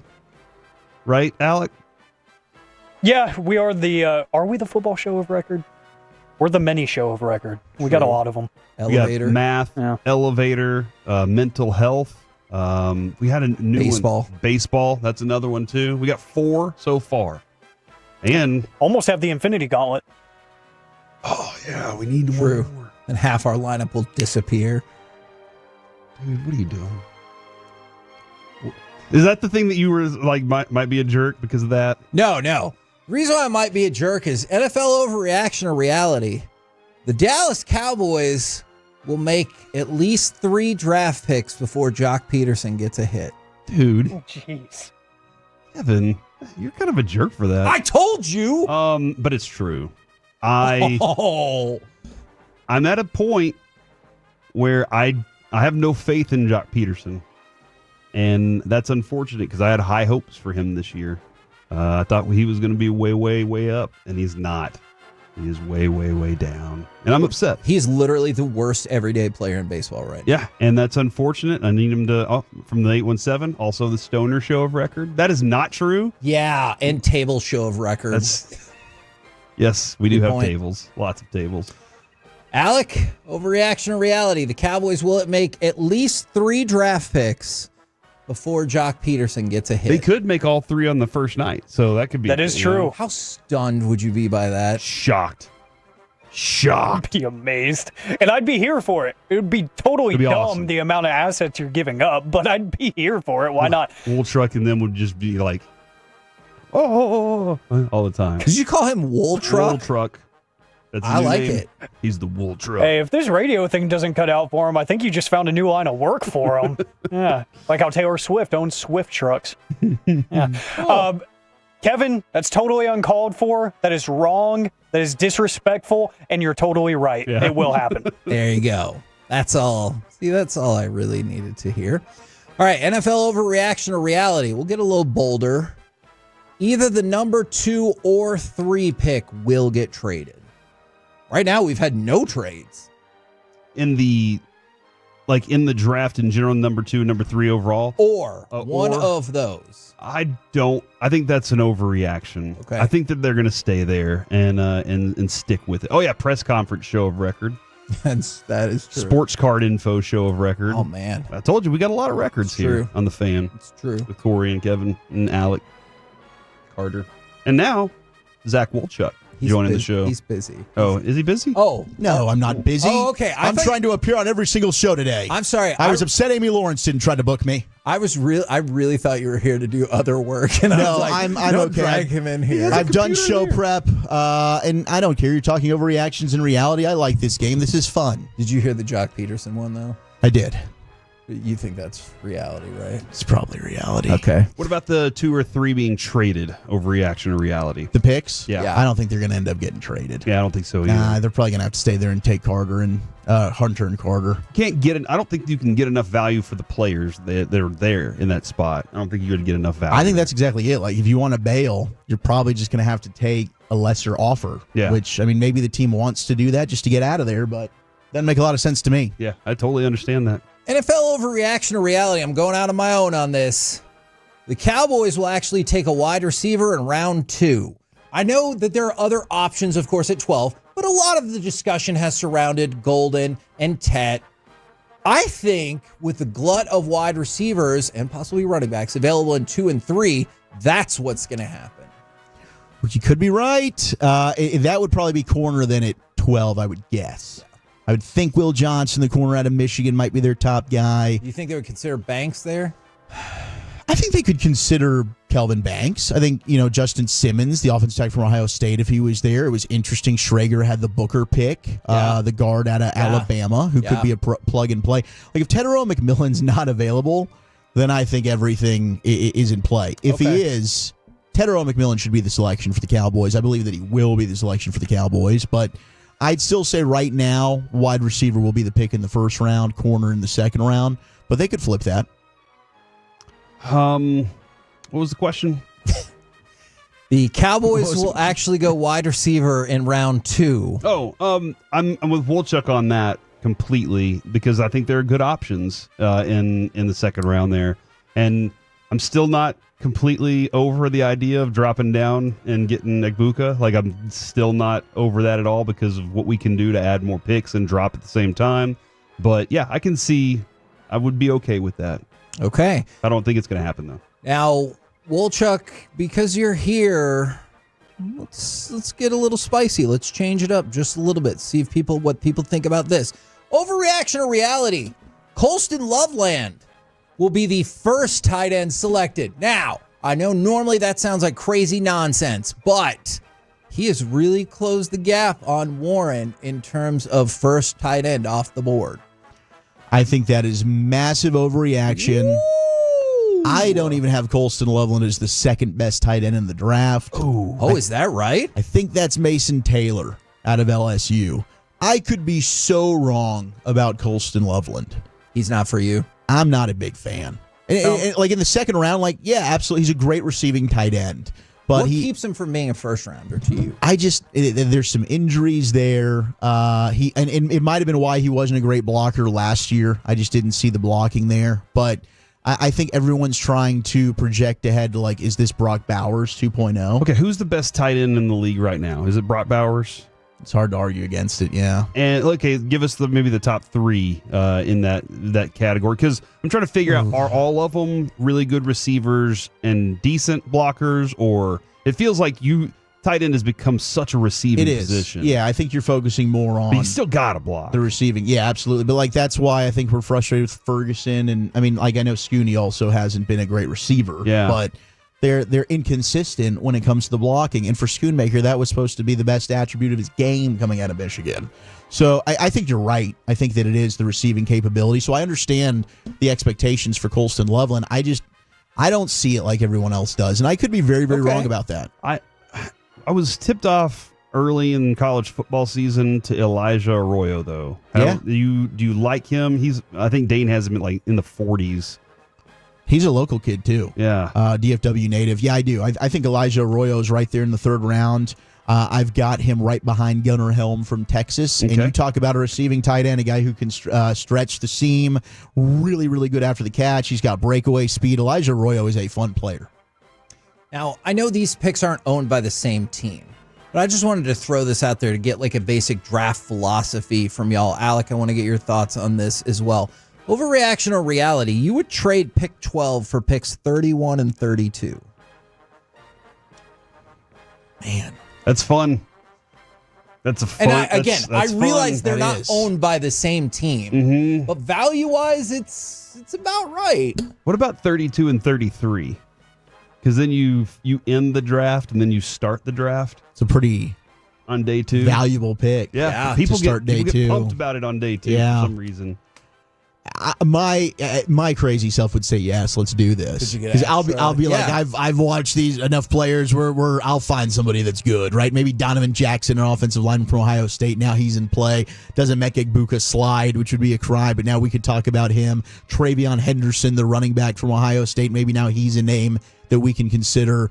So yeah, I think that's something that I would have fun with. If you don't get one of the 15 grades, is that essential? Do you have to get one of the top 15 grades where you are right now? I'd prefer, yeah. Because then you're not getting one ideally, if you're 31 and 32. Ideally, yes. But the problem is, and I don't even know how many first-round grades the Cowboys have. Could they have 12? Right. So it is possible, and maybe the one that's there, and it's, you always thought what Brian says, don't window dress your board. But maybe it ends up being a position. Maybe it's Tyler Warren or another position where they're not sure that they really need that. Is it a luxury pick for them? But yeah, I think that's why you stack the board the way you do. I mean, obviously, you'd rather probably stay at 12 and you're going to get a player that you think is better than if you moved back. But just getting the extra pick, which could be an extra starter, there is value to that. Yeah, first rounder too. Yes, true. NFL overreaction or reality? A team will trade back into the first round for a quarterback. I think that's reality. Yeah. Which team's most likely to do it then? Because I think it's reality too. I don't think there's going to be 6. I think 5 max. Because I've always said this. Like, it seems like every year I go, it's one more than I think. Yeah. And it turns out to be that. But I don't think it's going to be 6 quarterbacks. But I think maybe 4 or 5 for sure. What team would need it that badly that they need one of those guys at the bottom part of it? I think you're right about the Giants. I think the Saints are another team that could do that, and maybe even the Browns. Yeah, that makes sense.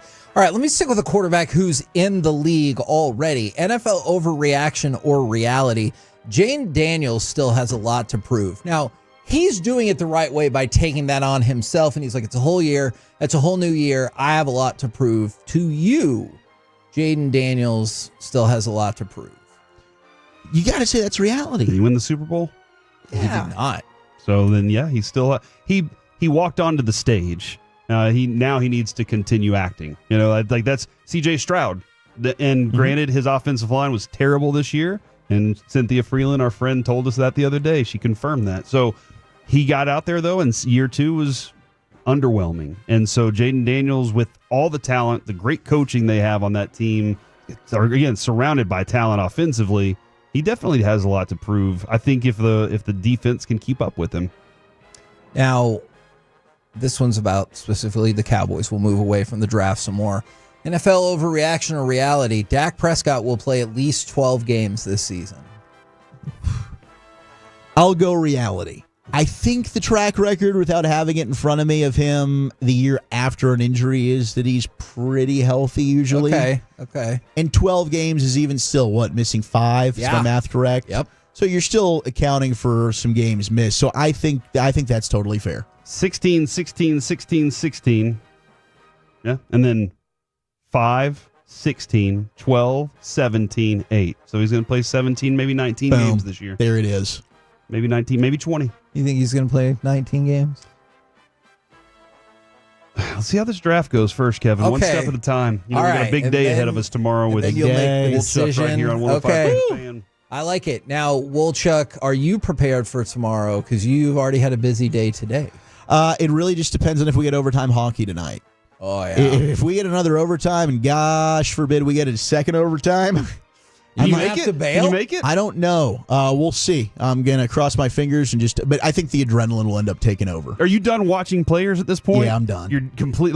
I'm done. Now it's just I get to spew all the knowledge that I've gained. Hayes in the barn. There Now we maybe go. day 3 in the morning. Gotta Who go knows? check a few good There's dudes some out, players yeah. available. I'm starting to hear some buzz. I didn't end up seeing them. Maybe I'll fire it up again. Miro, but as of Miro's now, I'm playing good. tonight. Is that happening? Is Miro playing? Miro's playing tonight. Whoa! I love this. Let's go, Miro. But you got to counter the Landeskog stuff. Yeah. This is a bizarre he's playing situation. his first game in 3 years. This is weird. What a weird We're the KNC Masterpiece right here on 105.3 The Fan. Coming up next, you know what? Since you mentioned the Stars, let's dive into the Stars. What would you make a shrine for? And Texas Rangers manager Bruce Bochy. It is a jam-packed expressway next on The Fan.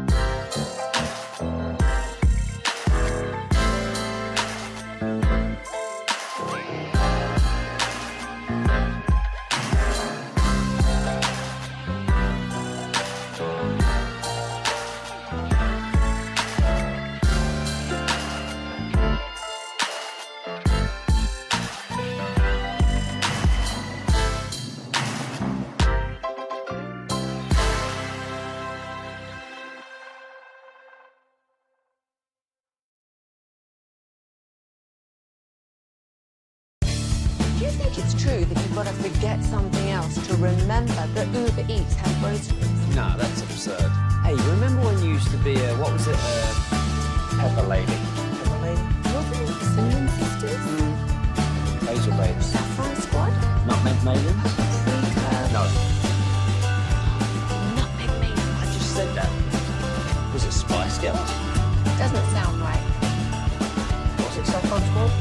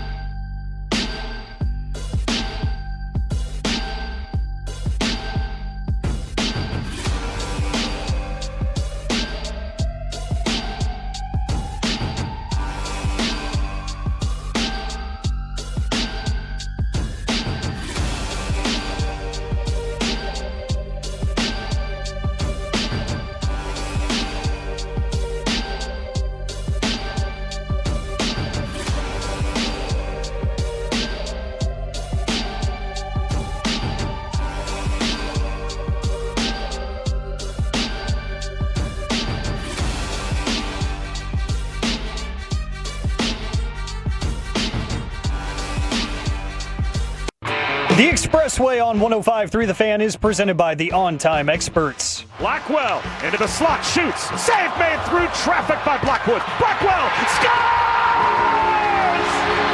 It's over! This series is tied!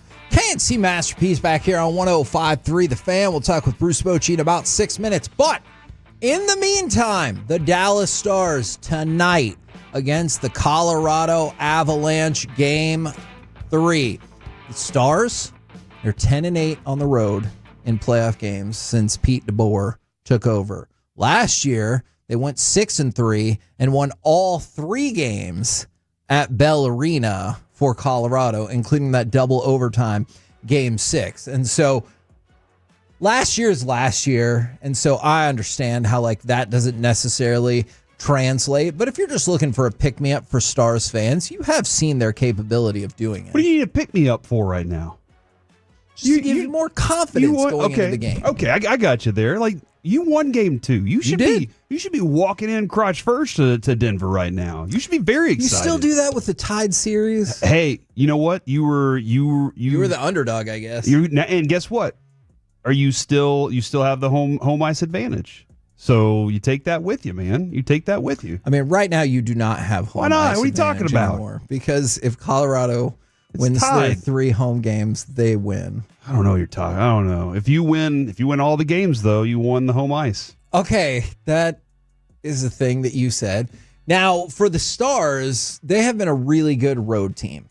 They're 73, 37, and 13 on the road over the past 13 years. And I think Pete DeBoer did a good job of breaking down why that is. He said, I think when you have a good foundation to your game, good goaltending, good special teams, it gives you a chance to win on the road regardless of the situation. Playoffs, regular season, I think we're comfortable on the road. If they go into it with the same physicality they went into Game 2, they absolutely have this game. I think the foundation of what they have already is good.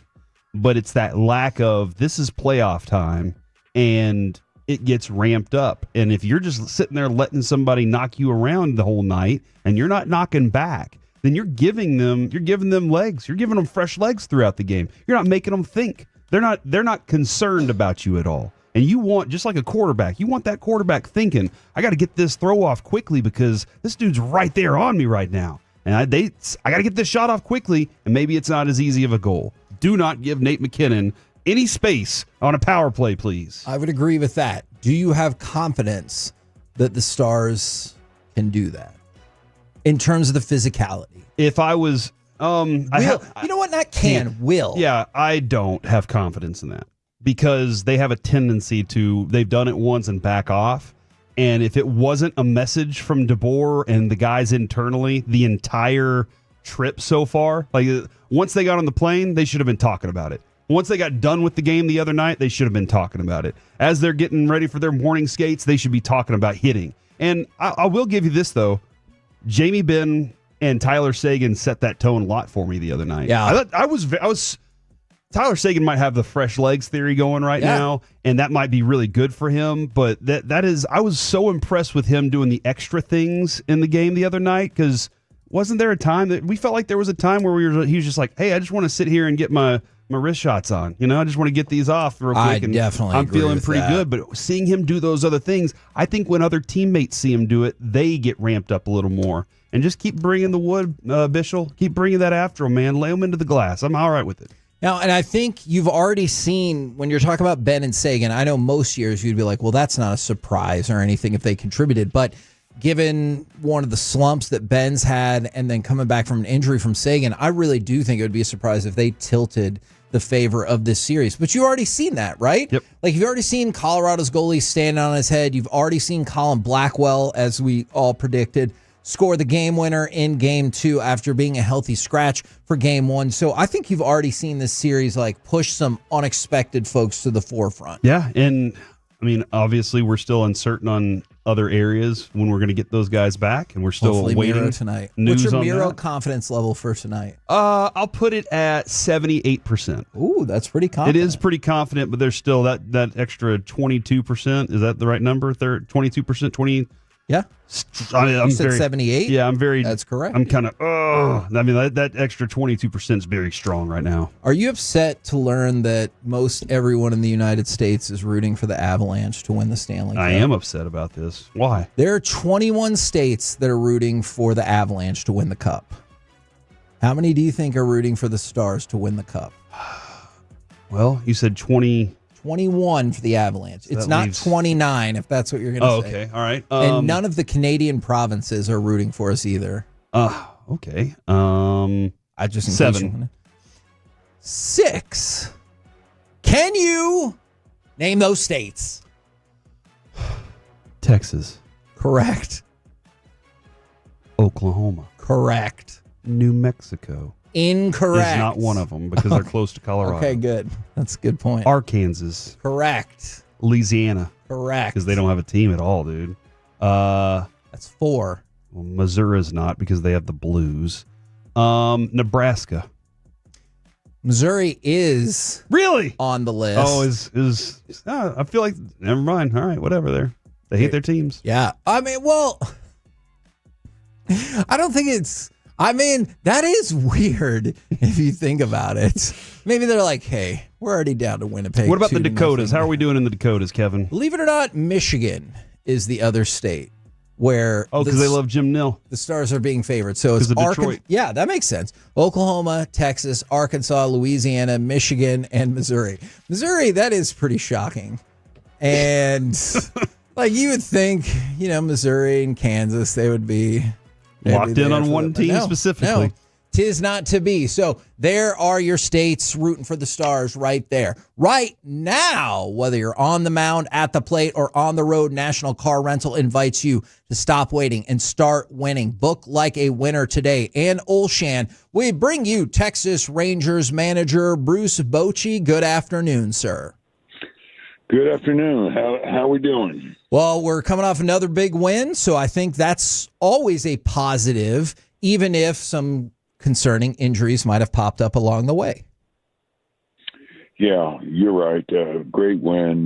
Great job by the club. Swung the bats well. Corbin, terrific job, especially pitching in this ballpark.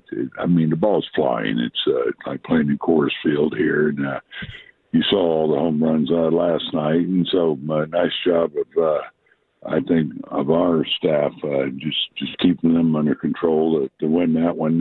Now, Seager, we'll get some information on him real soon. He's getting looked at as we speak, and going to know where we're at with him. So the MRI has already taken place. You're just waiting on the results. Is that a fair way to put it? Right. I'm just waiting to get the results. I'm waiting to hear back from our trainer, Lucky, and to let me know the extent of this, and we'll see where we're at on whether it's an IL or he needs a few days. I just can't tell you now. How much input, like I know the medical is a hugely important part of it, but how much input do you get from the player himself? Like especially for Corey Seager, who's a veteran, who's been through this, who knows his body. How helpful is he to be like, well, I can compare it to this. I think it's going to be less time, and on and on. Well, it's a good question. We do take that information that they give us as far as what they feel like. Corey has had hamstring pulls before, and so he's got a pretty good idea on how bad he did it. I will say this: he does a great job of playing with the a hamstring issue or even a calf issue, which we saw earlier.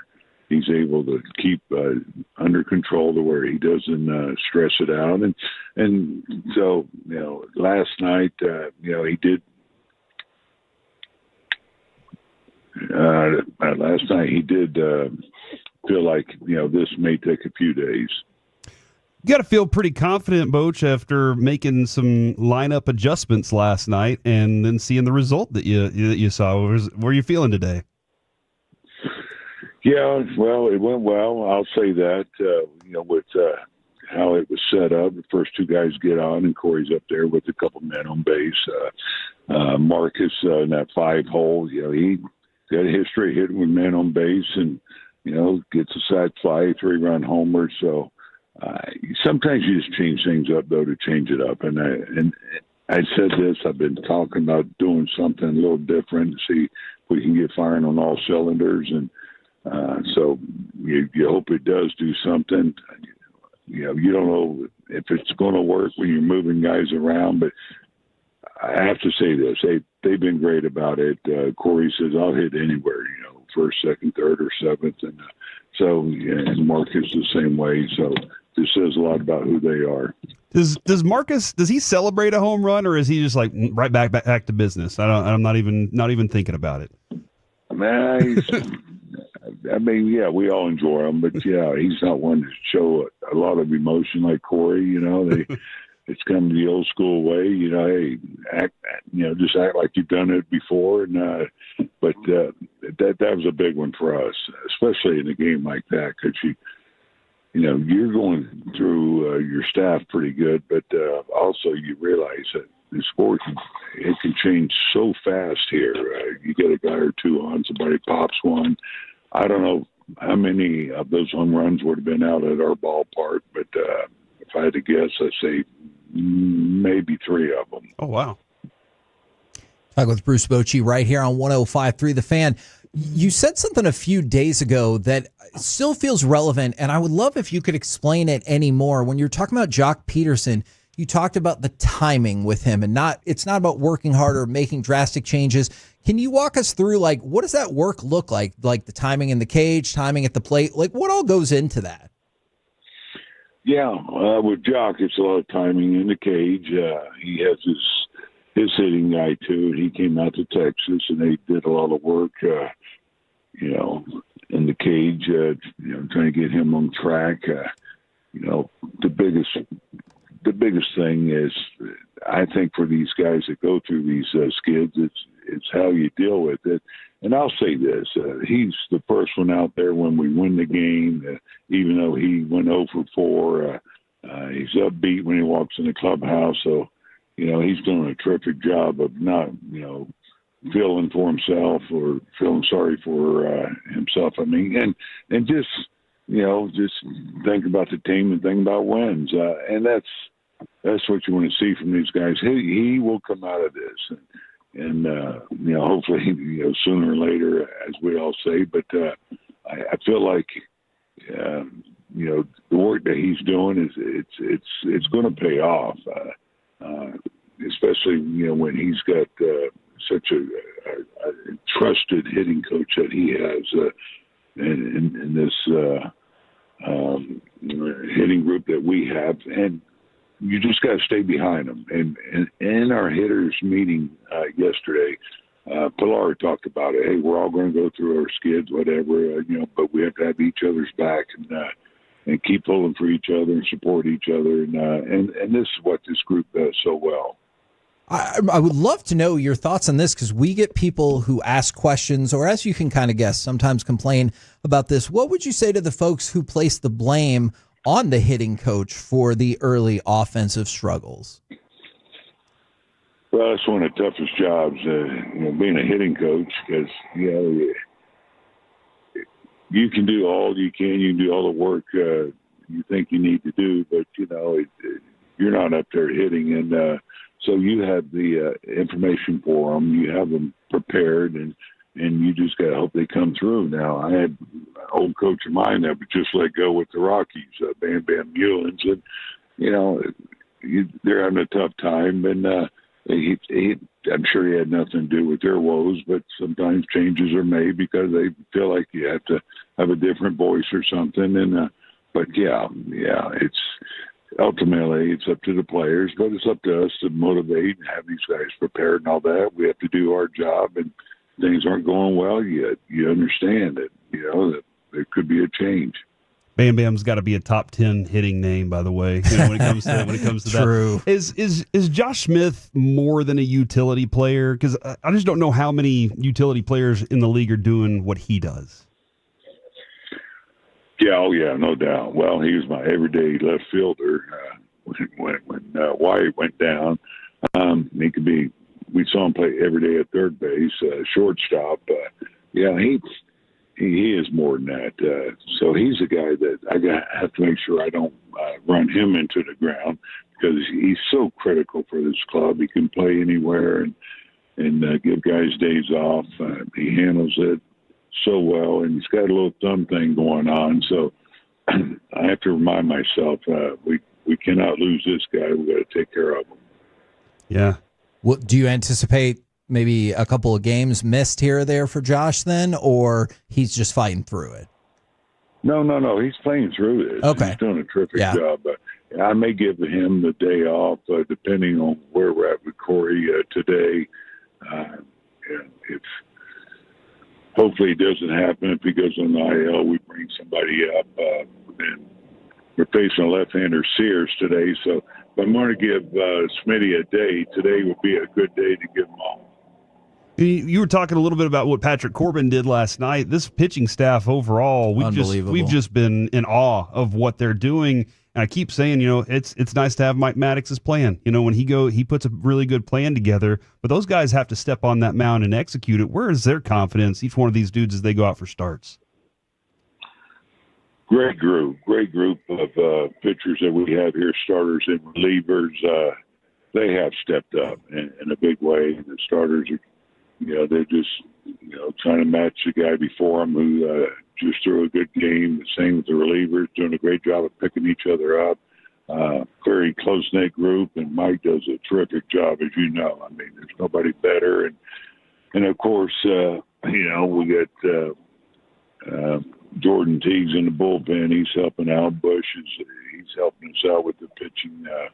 So we have a great staff to have these guys prepared. And you saw the work they put in. I mean, it's impressive how early they get there, how they go through the hitters and go through the game plan. We have a catcher's meeting along with the starting pitcher there, and then we have a big pitcher's meeting. So there's a lot of work involved with this, and Mike, he does such a great job. And we saw that Leiter had a pretty good start last night in his rehab. How soon are you expecting him to make his way back? And then are you going to go to a 9-man pitching rotation? Yeah, he did do a real nice job last night. He went for, I think, 2/3 of 60 pitches. All went well. So he's ready to go, and we'll come up with his game plan on when his start will be. But it's good to see him come off this blister issue and throw the ball the way he's throwing. Now, you mentioned earlier in our discussion that the ball was really flying out of the park yesterday. There have been a lot of complaints already about that ballpark and the logistics of it.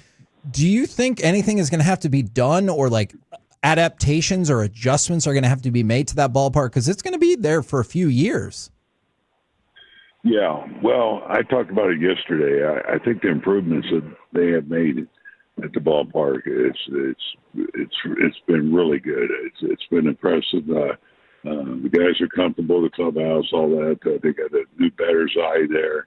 As far as how it's going to play, it's going to play small.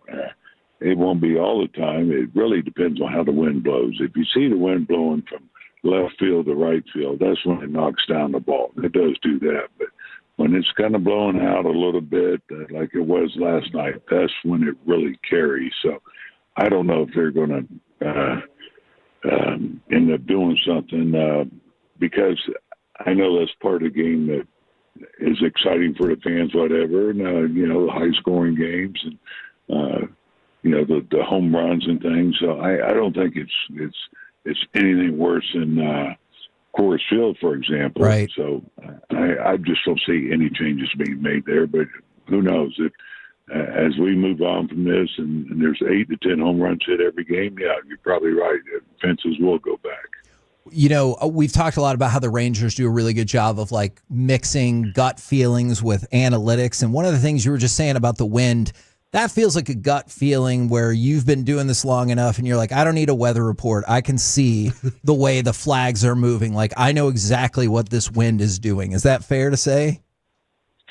Yeah, it is. I've been to this park quite a few times. When I retired, I did some stuff in the minor leagues.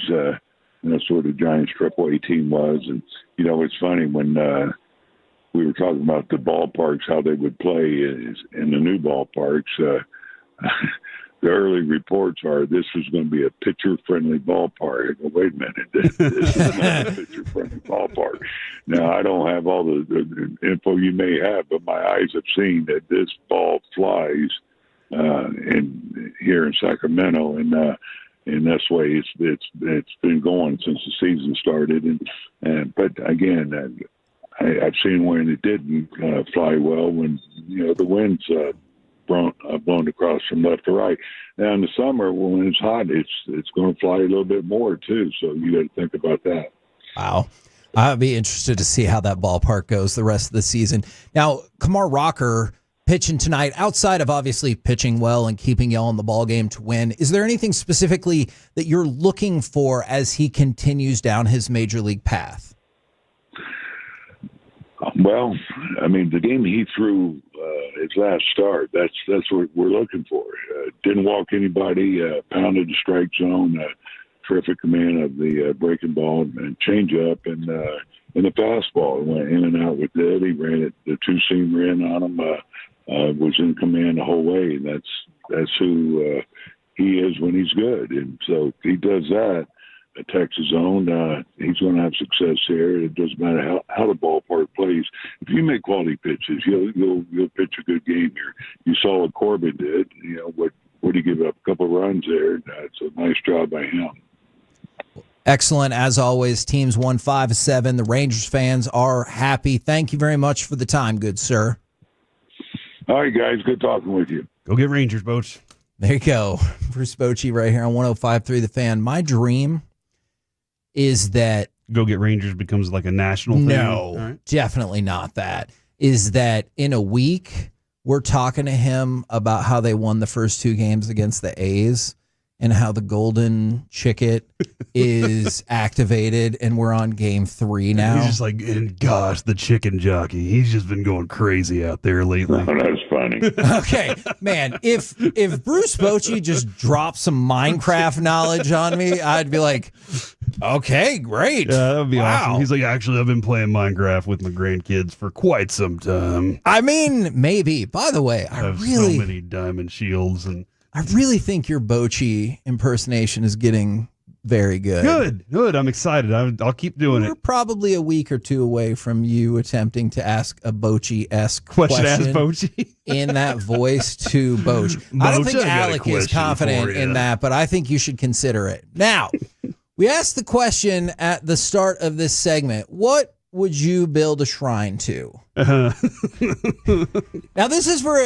Corey, can you walk us through the specific reason this is? I saw it. Listen, I was just scrolling through Barstool, and I think I saw it on Facebook first, and then it came up on Barstool, and they do this frequently where they say dudes are awesome, and I agree with that. And a guy at home has all the little mini helmets, and he built a little shrine to mini helmets. And for baseball, for baseball, for baseball mini helmets. And I love it. And the ice cream, dude, I don't know why, but for some reason, ice cream, soft serve ice cream inside of a mini helmet is better than any other ice cream. I don't know exactly why. Some people love waffle cones. Doesn't matter. I can't eat this mini helmet, but it tastes better because I'm at a game watching it. And so I saw this little thing there, and I was like, that is pretty cool. So I started thinking, what would if I had a shrine to something that I was proud of, like something that I've collected over time, and I'm going to make a little altar out of it, what would it be? Obviously, tables was the first thing I thought. And then the second thing I thought was kids, because I have a lot of those. True. 3, who knows how many other ones. And then I thought to myself, no, the thing that I'm proud of right now are my plants. Because I have become I'm actually thinking about asking the father-in-law, if you're listening right now, would he ever consider opening a nursery? Is it the same as that? That always sounds weird. Nursery. You could have a nursery for plants and a nursery for the kids. But that would be probably not both at the same time, I would assume. Man, because then you got to protect them from Little the cacti. Shop of Horrors situation. Yeah, it makes sense. So I would probably do that. I got some plants at the house I'm pretty proud of. I take good care of them. I'm totally proud of that. So I would probably make a little shrine for that right now. And I just figured with you, it's a real, you have to decide. because you love Legos. Why do you say it like that? You also love cards. So would it be your Legos or your cards? Why are you saying it like that? Well, I don't know exactly what you're saying. Kevin? Are you pulling the Cool Whip bit on me right now? What are you more proud of right now? What did you build a shrine for? It's the Legos, because this shrine exists in my house. Now. What? It already is? It does. Absolutely. Now, I don't call it a shrine, but other people would. Yeah, that's absolutely what it is. And so in the guest room, which before the baby came along was the Kevin room, so we had to make a couple of slight adjustments, but not as many adjustments as you might think. So if you're ever a guest and you stay at our house, you're sleeping in the Kevin room. The cards are all situated in the back right closet. My cards, Brandon's cards. We have a whole situation, but you can keep that closet closed and not have to worry about it. Then we have this big, like, really cool shelf, and I've taken like all of the Lego city sets that we've built and kind of lined them up next to one another on different levels, as well as the Quickie Mart and the Simpsons house Lego sets. They're all set up. There are 14, I think, of those size Lego sets there, all displayed. So I feel like that qualifies as a shrine. Wow, that is impressive. I like it. And one day, Kevin, I promise to see that shrine that you have built in your home. We'll see about that. Just quick side question, because I want more people's answers about that. Do you think all of the Dallas Wings players were stoked that they got cowboy hats?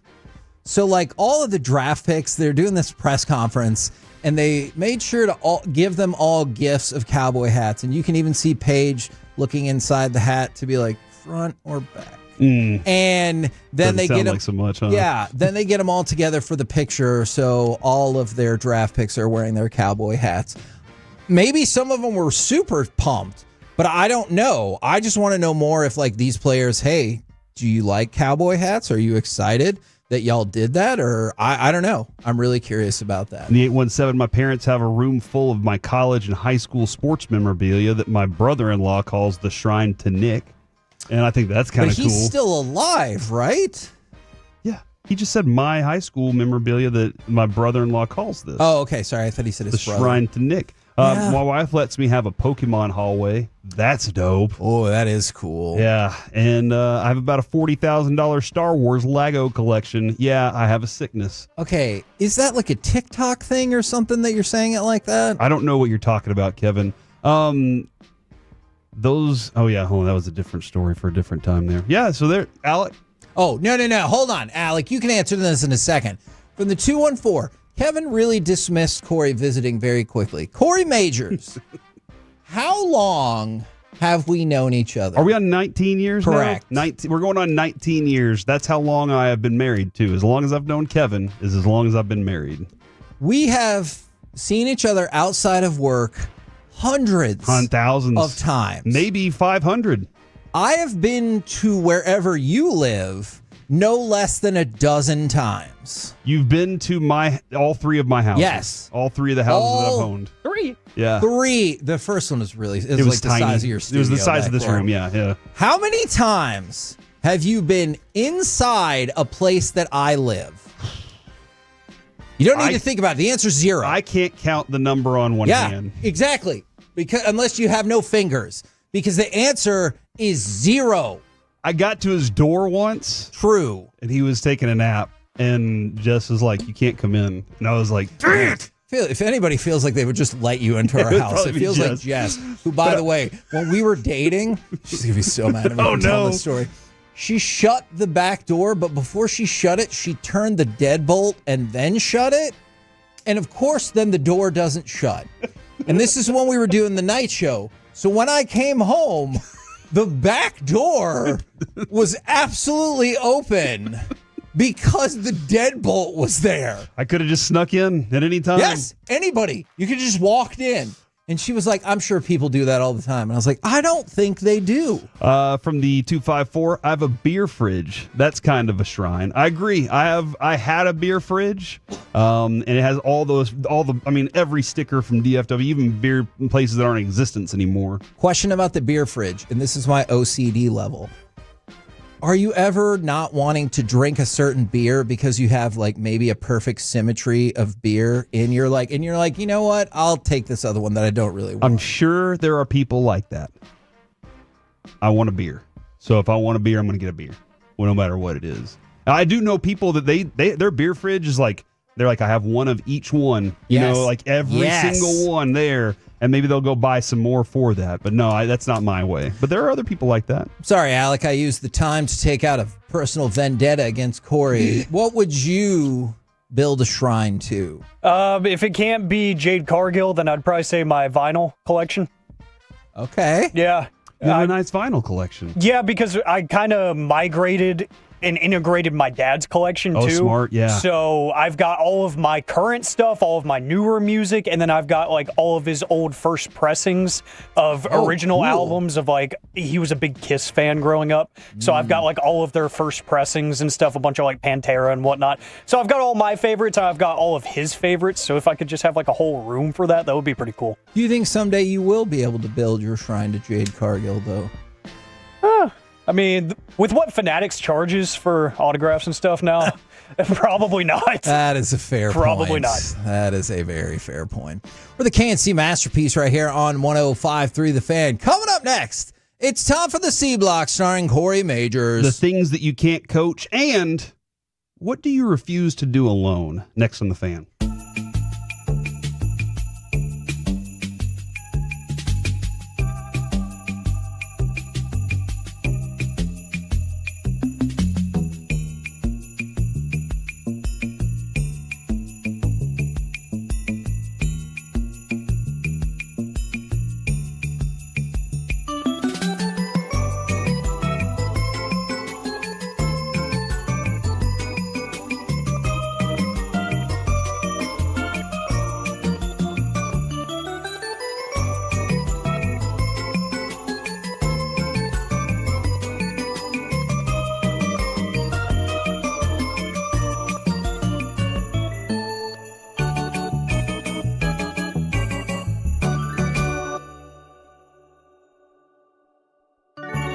Uber Eats has low fee products? I gotta remember that. Well, you know, they say in order to remember something, you have to forget something else. Okay, now that is a very cute haircut. That's like a little shag. I've never seen it before. Well, I mean, of course you have. It's the Rachel. Oh, is that your name? No, I mean, like your name. No, I'm Jen. My name's Jen. Right, but I just mean like this is your haircut, but that's hair on your head. I'm not saying this is your hair. Okay.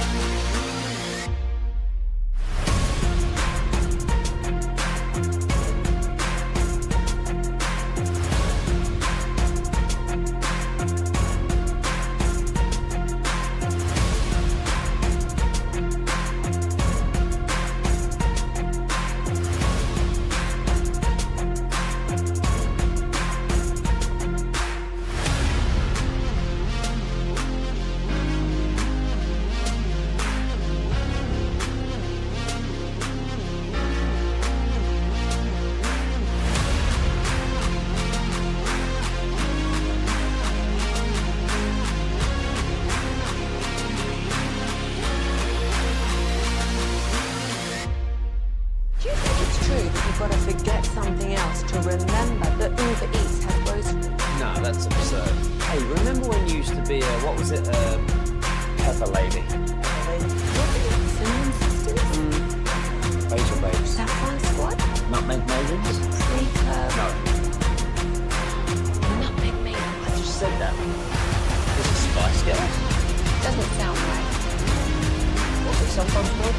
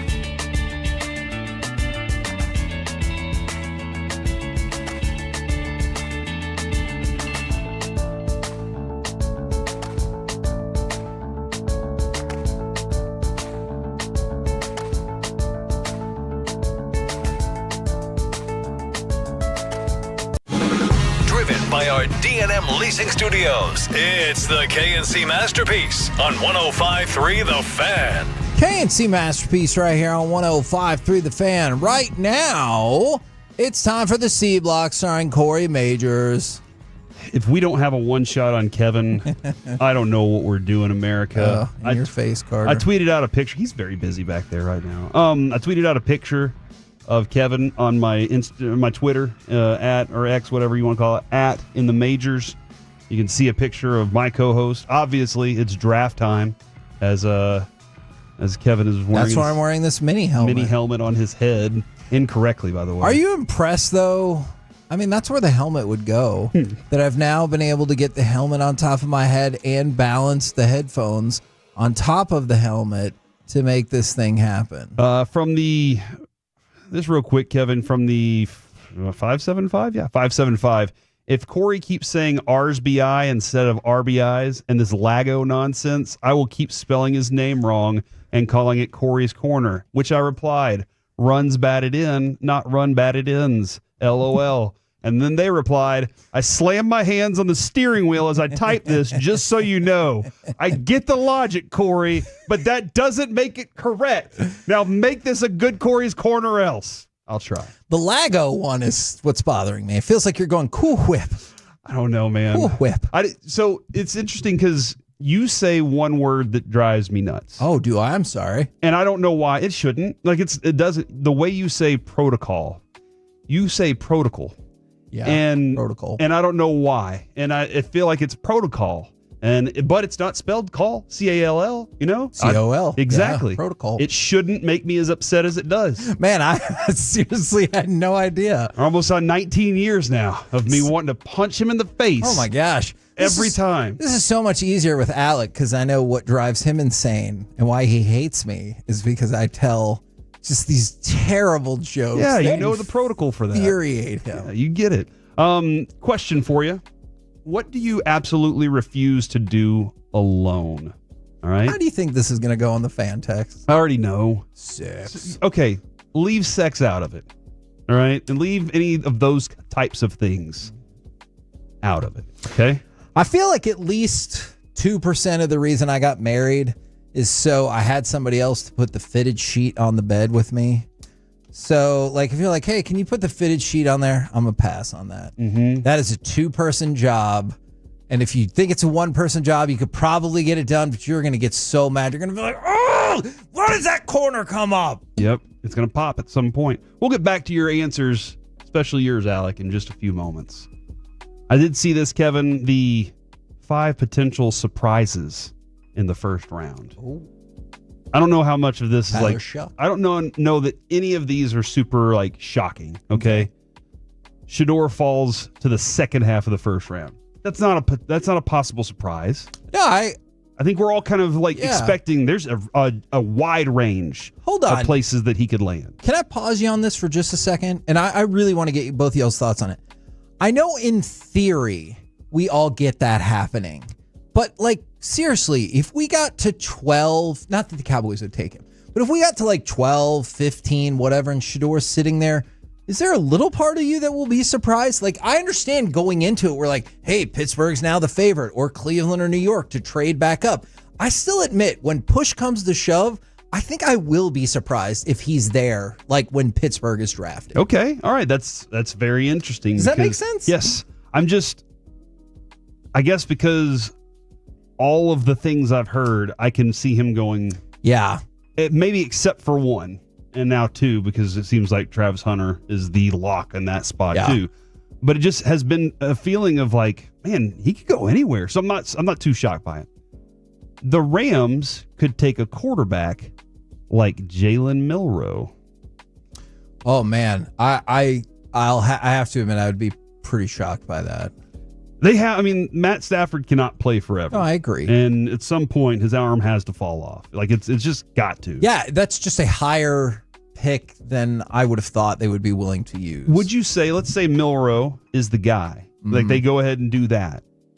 With the receivers they have, Devontae Adams and Puka, that leaves open a bigger margin for error for him to grow into, because those are talented receivers. No, yeah, I agree with that. And we talked about it. Milroe is one of those players that is not plug and play, and you would love to have him sit behind.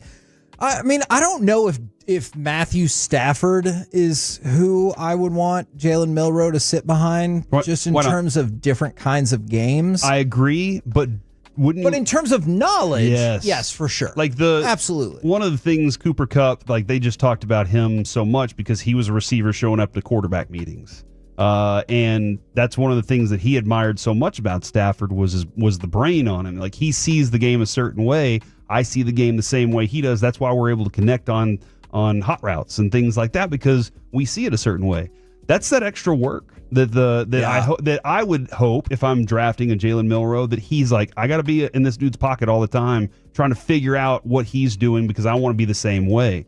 Matthew Stafford did not get a lot done in Detroit. He had a lot of numbers that he put up there, but overall, that dude's been a better quarterback than I think that we even gave him credit for whenever he was at Detroit.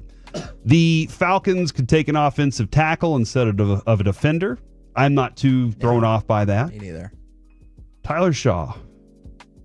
Shuck could go in the first round. Look, a couple of weeks ago, I would have absolutely been like, I don't think so.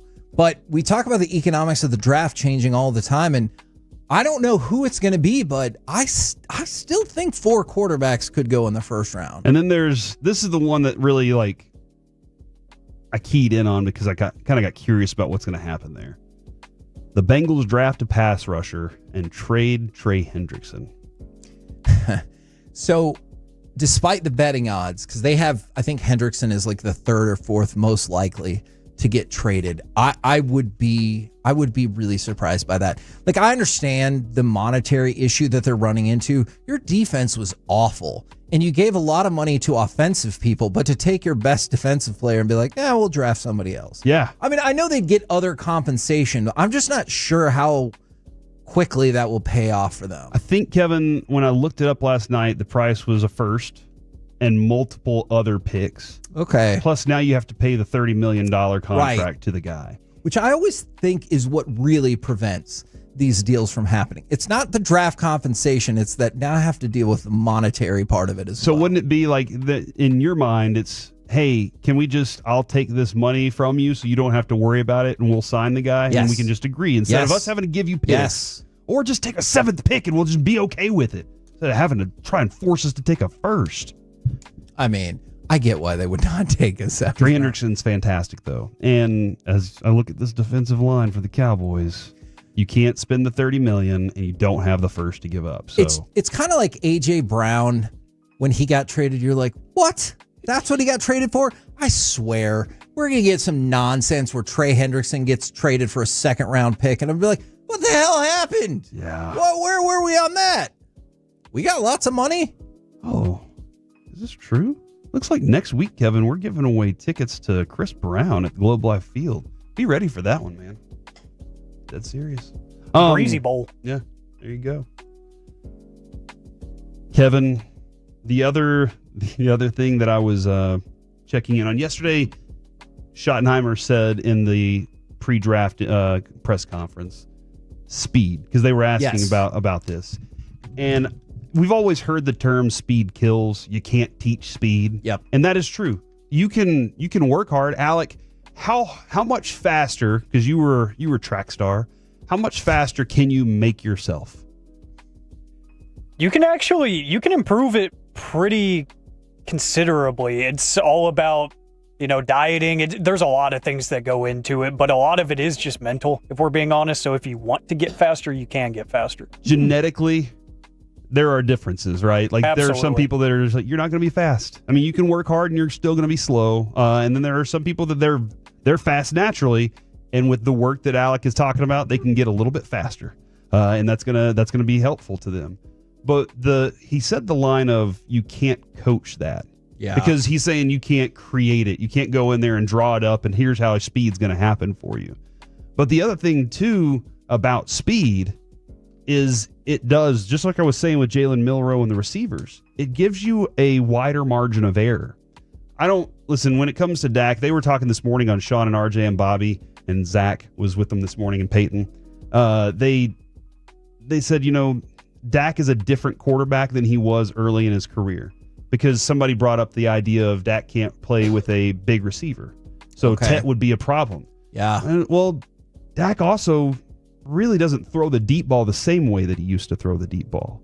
But if you have that margin of error, hopefully you're hoping for that. Now, I don't expect that they're going to be launching it off like that very much with Dak. That's just I feel like they want a more controlled offense that with potential bursts like that.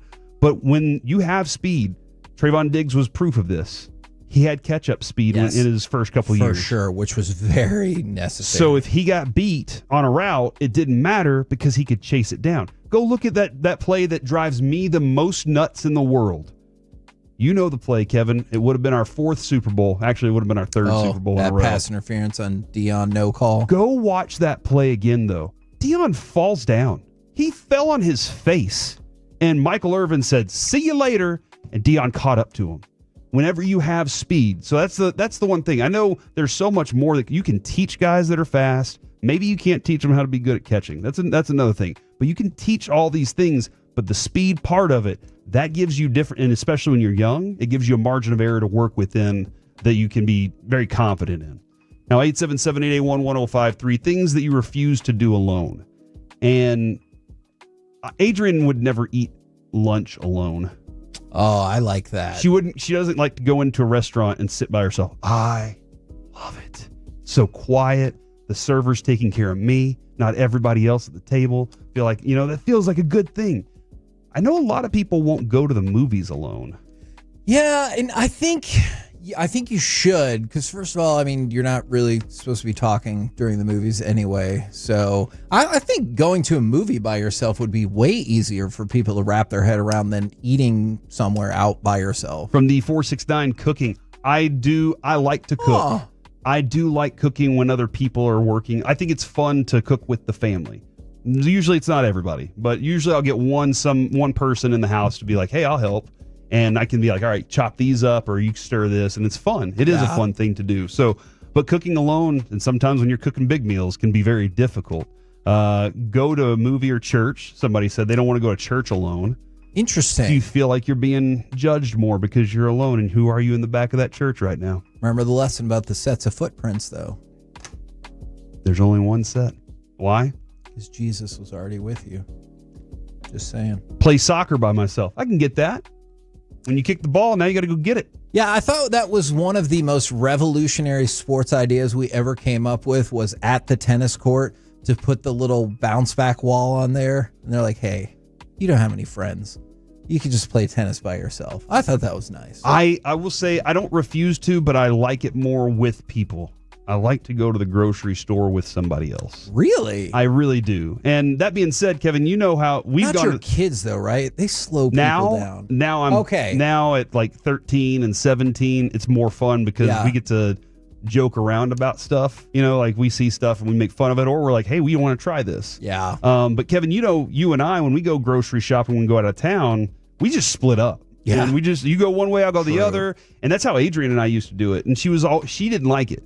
She was like, why do you keep leaving me alone? I'm like, because we can shrink the amount of time that we're in this store, and that gives us more time to be in the bedroom. Oh my God. Think about it. You know what I'm saying? And No, hold on.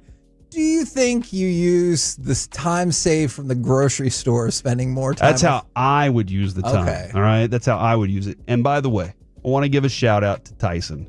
Tyson, met him at the Tom Thumb yesterday, where I am Tom Thumb famous. And I walked in and he goes, Corey? And I said, yeah. And he goes, Tolo. And I was like, hey, I love it, man. How's it going? We started talking, and my son Carter looks at me and goes, everywhere we go, you get noticed by somebody. And I'm like, yeah, that's pretty much that's what happens when you work at the Fan. Everybody knows you. It's a really cool station. It's like being at Cheers. Exactly. Everybody knows your name. So, but Tyson, he was like, hey, man, I come in here about 3 times a day. I was like, me too. Wait, a day? Yeah, because sometimes you forget what you got. You know, you forgot something. Now you got to go back. I love the grocery store, dude. Is he part of the crew that eats lunch at the grocery store? Like if they have that little deli salad bar kind of deal happening? I see that group. No, I will say though, our butcher at that Tom Thumb, thumbs up, man. Thumbs up. From the 682, just got a delivery from the FedEx guy and could hear that he was listening to the station. So naturally, I shouted out, Tolo, baby! Nice. And then somebody said, I don't like building Legos by myself. And I understand that. It's more fun when you have somebody. Stop what you're doing. Do you sort all of them out? No. I sort them. And I get that. But like a lot of the sets, I think I would go insane because a lot of these sets are really big. So I just go bag by bag. Okay, well, and that's what I do. I thought open you a bag. meant with the entire thing. I open a bag, sort it out, No. and that way I know where I'm going. And then as I get going, I start going, okay, I'm going to open the other. But usually Carter wants to put them together. Yeah. So I'll let him do that, and I'll sit there and sort. And that's my favorite part. Fascinating. We're the KNC Masterpiece right here on 105.3 The Fan. Coming up next, it's time for My Buddy's an Idiot. Does your friend have a terrible sports or pop culture opinion? Let us know. We will also talk with FC Dallas's Nolan Harris right here on The Fan.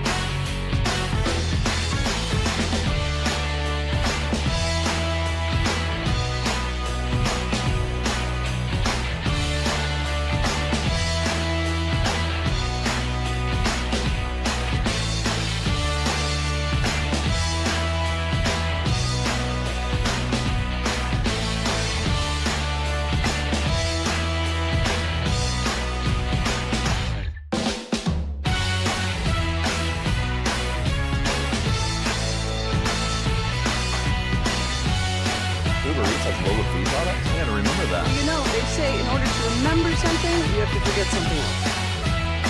Okay, now that is a very cute haircut. That's like a little shag. I've never seen it before. Well, I mean, of course it's the Rachel. Oh, is that your name? No, I mean, it's your name. No, I'm Jen. My name's Jen. Right, but I just mean like this is your haircut, but that's hair on your head. I'm not saying this is your hair. Okay.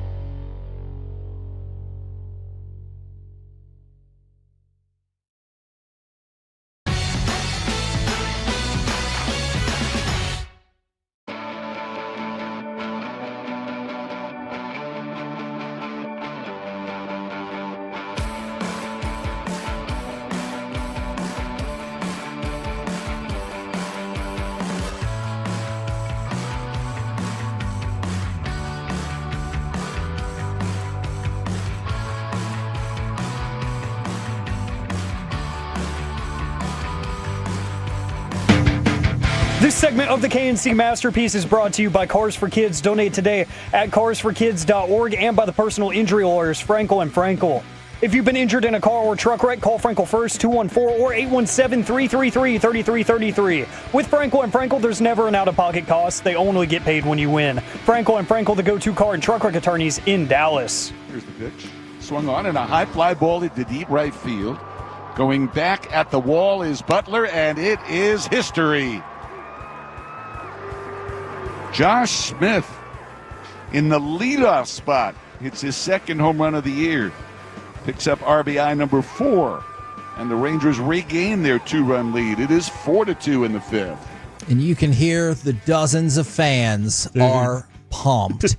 In about 6 minutes, we'll talk with FC Dallas player and Fort Worth native Nolan Norris. In the meantime, it's time for My Buddy's an Idiot. 877-881-1053. Does your friend have a terrible sports or pop culture opinion? Or did they poop in a referee's shoes? Now, I know people can get mad at officiating, but at a soccer game in England, it got canceled at halftime because somebody went into the locker room and pooped in a referee's shoes. That's ridiculous. I've never, one time in my life, took your shoes off at halftime. No, well, oh, that does seem weird because now you got to go retie them and everything. And who wants to do that?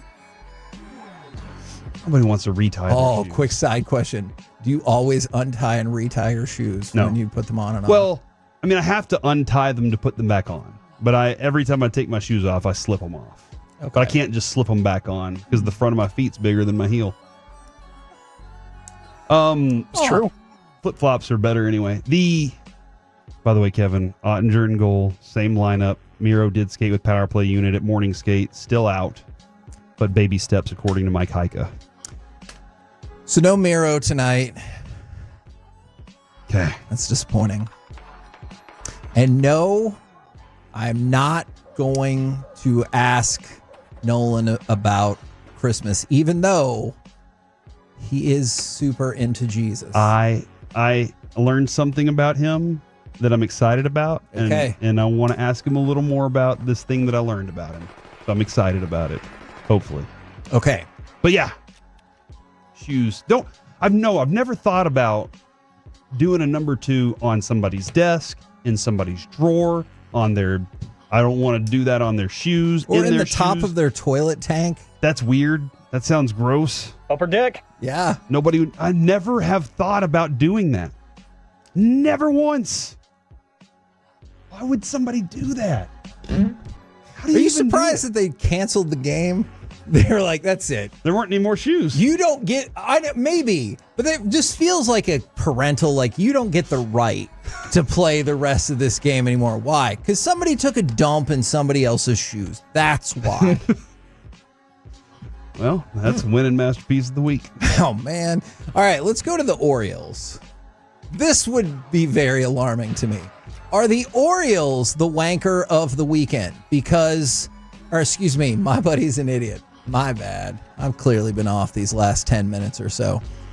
Are they the idiots, although you see the similarities between the segments, because they are charging $89.99 for an entire season of Orioles baseball?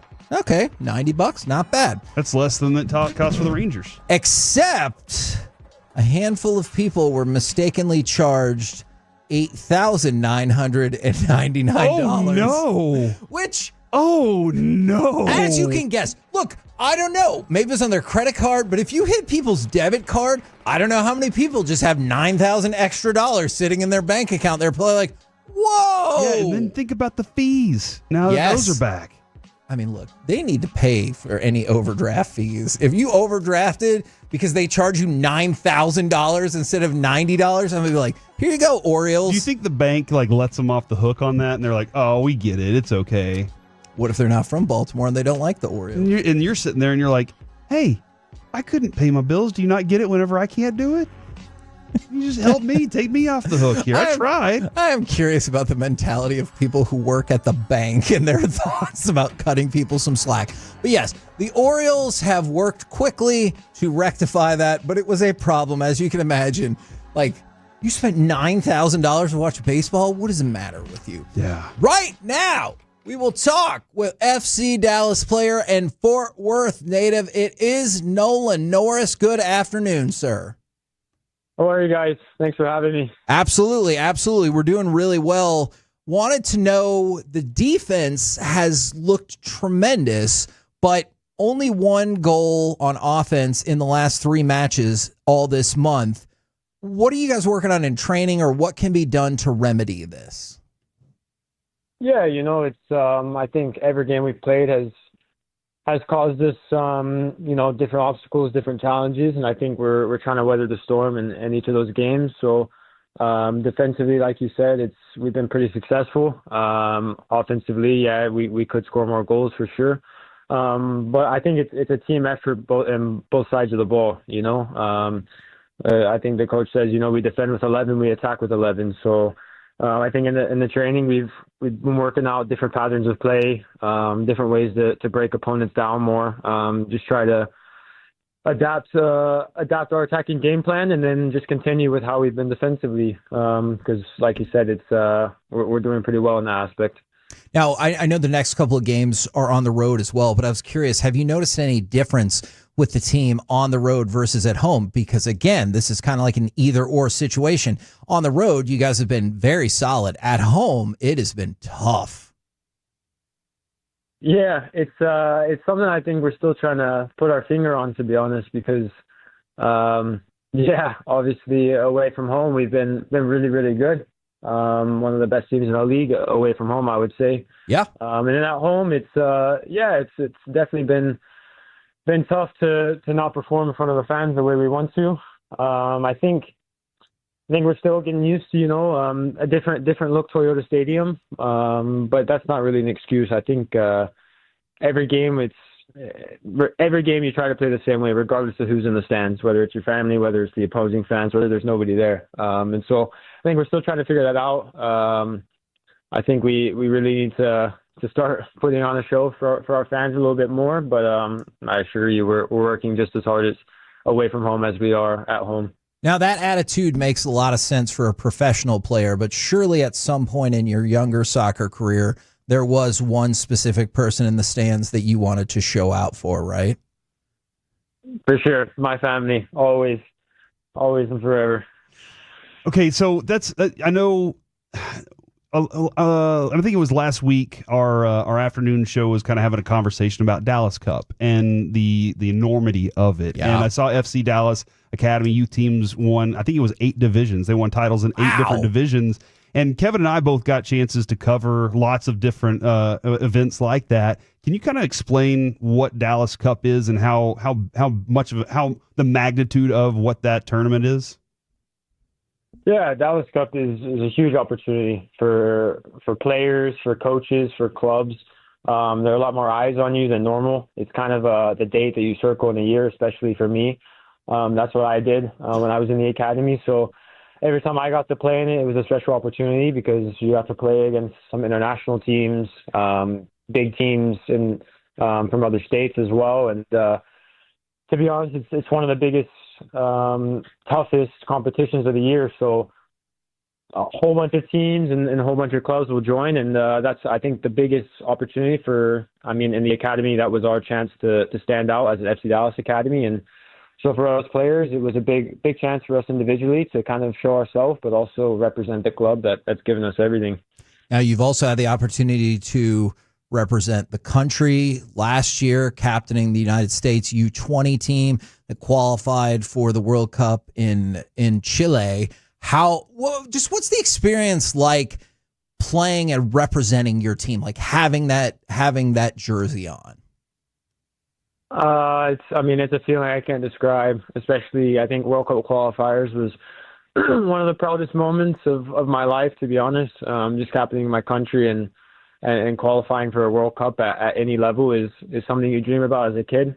And so every time I go there, it's you got to treat it like it's your last opportunity. And but most of all, I just enjoy it. It's a new chance, different style of soccer. You're playing with a lot of different guys, but it's kind of refreshing because it's all, people my age and just a whole different environment. But I think anytime I put that U.S. jersey on, it's a sense of pride, a sense of joy, and I just want to make the most of it. I can't really describe it.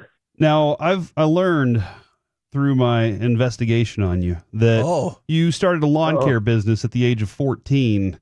Have you ever tried to pitch to FC Dallas that you could mow the pitch out there?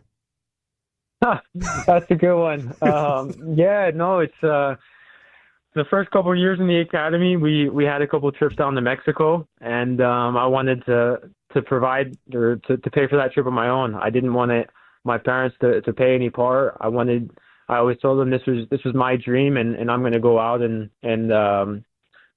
do my best in all aspects. So I started a lawn care business in my local neighborhood, and it took off for a couple of years, and I eventually transitioned that into coaching, private skills coaching, and that was really big for a few years as well. But listen, Toyota Stadium and all the fields around, they're pretty good grass. I think I could help, but I don't think I could do as good of a job.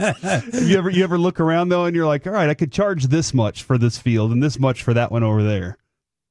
I think before I started getting paid to play soccer, I think that could have been a thought in my mind. That's for sure. I think that'd be a really funny bit for you. And we're good buddies with Dan Hunt. If you want to submit a bid to him, we can turn it in for you and be like, all right, this is what Nolan said he would charge to take care of everything. There you go. Maybe post-career, we'll see what my life looks like. Now, this weekend, you've got Miami coming up, Inter Miami. I wanted to get your breakdown on that team, or you can just tell me once and for all, Messi is better than Ronaldo, right? It's a really, really tough game, but a really, really fun game. I think it's a great opportunity. I think it's just, if I'm not mistaken, it's the only unbeaten team in MLS. So it'll be a good environment. My family's coming to the game. I'm really excited, but obviously there are big names, like you said. Messi, in my opinion, he's the greatest ever. That's what I believe. But to be honest, you just have to treat it like any other game. Every team has good players. Obviously, they have some big names, but it's 11 versus 11, and we're going to go out there with a game plan and work as hard as we can. I have belief in myself, of course, to do my job that's given to me. So, look, it's going to be a really fun game, and it's going to be really tough, but I think it's a great opportunity, really. Man, love all the info. Love how close you are with your family as well. Thank you very much for jumping on and giving us all the info. No, thank you guys for having me. Dude, he's awesome. I like Nolan Norris. Absolutely. So I don't think I've ever met, by the way, a Ronaldo fan. I think I only met Messi fans ever in time. There's a bunch of kids in a bunch of our mentees that like all about Ronaldo. Well, I mean, now you have audio to go play for Yes, him. exactly. So that's FC Dallas player and Fort Worth native Nolan Norris. The reason why I bring that up again is, yes, I also see your texts that think that perhaps he sounds Canadian. That thought did cross my mind a couple of times while we were talking. Okay, I understand. Did it not with you? You didn't think? I haven't, Kevin. I had no clue. I was just trying to make sure I heard the content that was coming out of his mouth. Okay, and that was solid stuff. That is very fair. We're the KNC masterpiece right thought here. He was Swedish, probably though. Okay. Yeah. See, after having a conversation with our, Annika Sorenstam, I was a little like, hey, maybe. But he's a cool kid. I like him. It really feels like we could have done this last 30 seconds off air.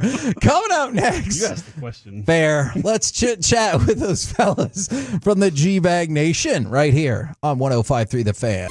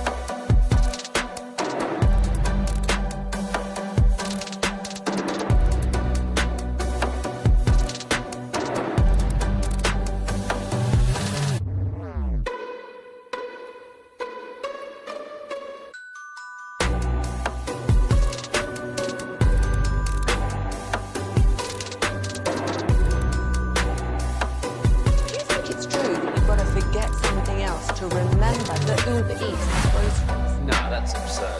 Hey, remember when you used to be a, what was it, Pepper Lady? Pepper Lady? Wasn't it Semien sisters? Basil Babies. Sapphire Squad?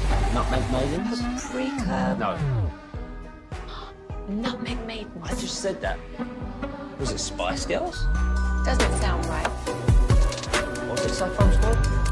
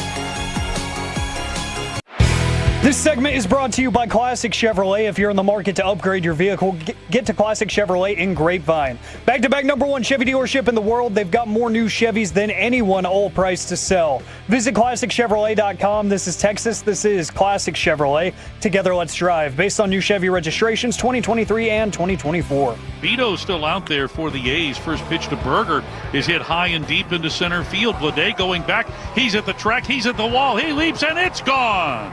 Jake Berger hits the first pitch of the 6th inning out of here.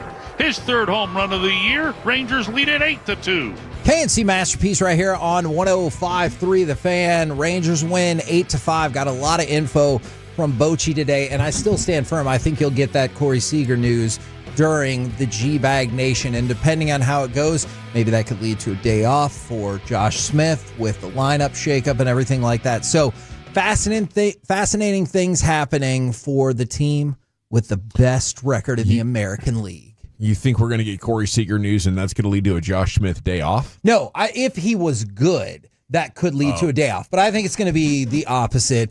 I think, unfortunately, with Seager, when you hear calf or hamstring, it's almost an automatic injured list deal. I hope I'm wrong, but that's kind of what I would guess. I would take 10 days right now. Yeah, I got the vibe last night. I guess Jarrett and I were talking late, and he was like, listen, I don't want to be that guy, but it doesn't sound very good right now. Yeah. So that's kind of what I was going on. 4 to 6 weeks? He didn't give a timetable, but he goes, man, because I always tell him, like, after a win, I'm like, hey, congrats. He goes, man, I'm worried about Corey. So, I mean, I'm like, okay, well, I didn't want to go into there, but here we are. I'm always worried about Corey. Yeah. Sometimes you wonder, like, did this guy smoke too much meat this weekend and now nobody's going to eat it? It's crap like that. It just runs through your mind. Right as your team's starting to get going, you feel the lineup, everything's moving in the right direction, all the shakeups, here we go. And then, boom, we're going to lose Seager now? Is this a good ballpark to be in, though? Where you can hit a 280-foot fly ball and it's going to fly out of the ballpark. Time and place matters. We just can't get Jock Peterson to hit a fly ball. That's the problem is. Yeah, man. Gracious, man. He is on the verge of challenging for the longest hitless streak in the history of baseball. Yeah. He now has the Rangers record. Yes. He passed Foscue, yeah, right? Yes, he did. Yeah. What do you think he's doing now? Is he still playing baseball? Oh, man. He's tearing up in AAA. Is he really? So glad that you asked that. I haven't really paid much attention. I had a note about that I thought there's no way we're going to find room for this. Justin Foscue, thank you very much, Broadus. In AAA, he's hitting 354 with an on base of 426. In 20 games, he's got 14 RBIs. He's already got 11 walks. He's destroying minors. He's been doing phenomenal in AAA. What if we brought him up to replace Jock then, maybe? Would that be kind of I do not think that is a crazy idea whatsoever. I assume that they, will bounce back and forth again with Taveras, but I would love to see Foscue get another shot. I'd love to see the Rangers win the next 5 games, but for Jock Peterson to break this record, it would be while they're still winning. History.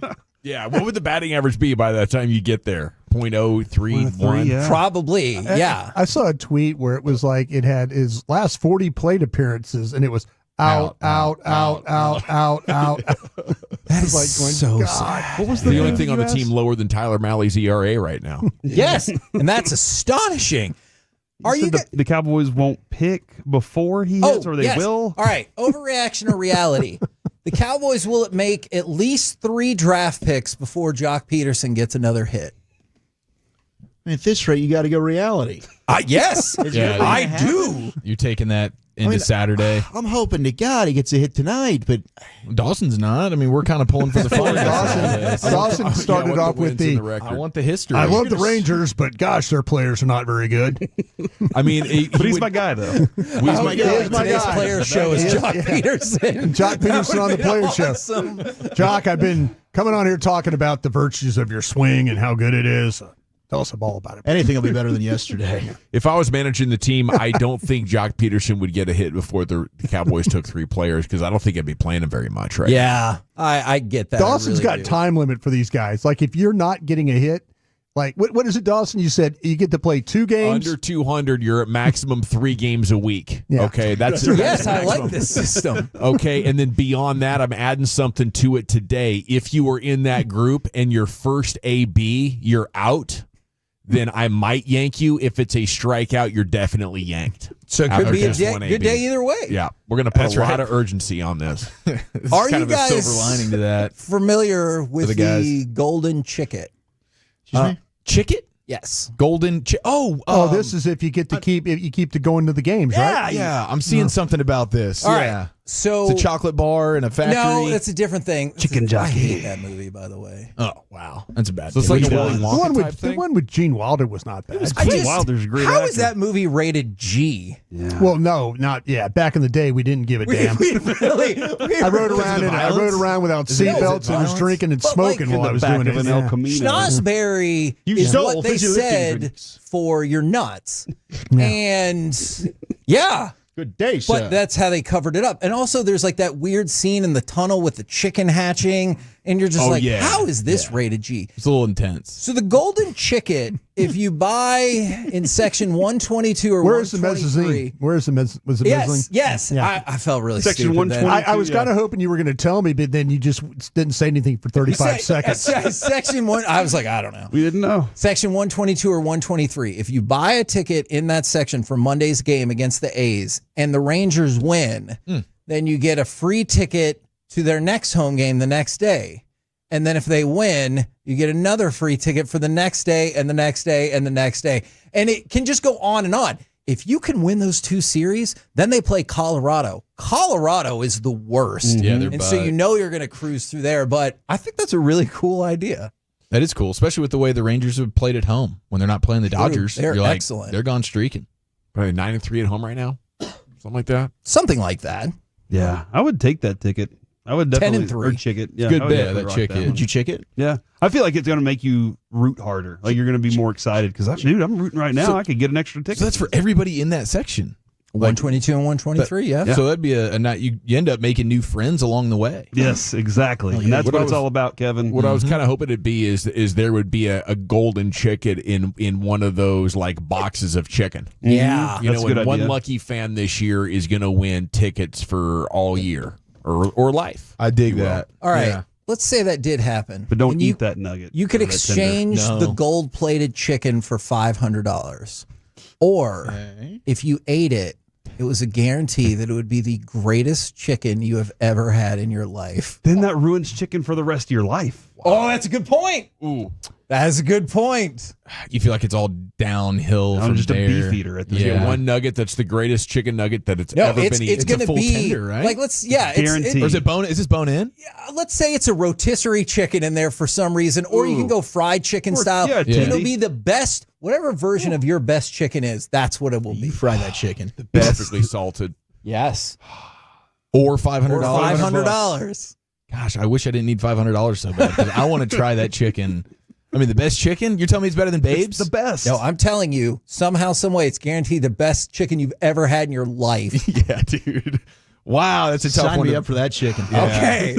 The more All I right. think about it, I need more I some think sort about of the chicken. documentation too. Okay. I will get that certificate done. So you can slam it down whenever people are like, no, this mine's better. And you're like, no, it's not. Woolchuck's taking the chicken. Dawson, are you taking the... Assuming I can get the paperwork in order. Yeah. You taking the Fried chicken for the $500. Inflation's made $500 to where it's like $40 now. I'm taking the chicken. Okay, there you go. Chiafalo, have you made a... I'm trying to decide what I'm dipping this chicken in. I've already committed to the chicken. I don't even I'm out think on you the have to 500. dip it into anything. At this That's a point, it's the dip-free best chicken. ever. Yeah. Yeah, there's no point. It will just be built It'd be in. disrespecting the chicken. Yeah. Exactly. Nobody disrespects my chicken. Not since that one time.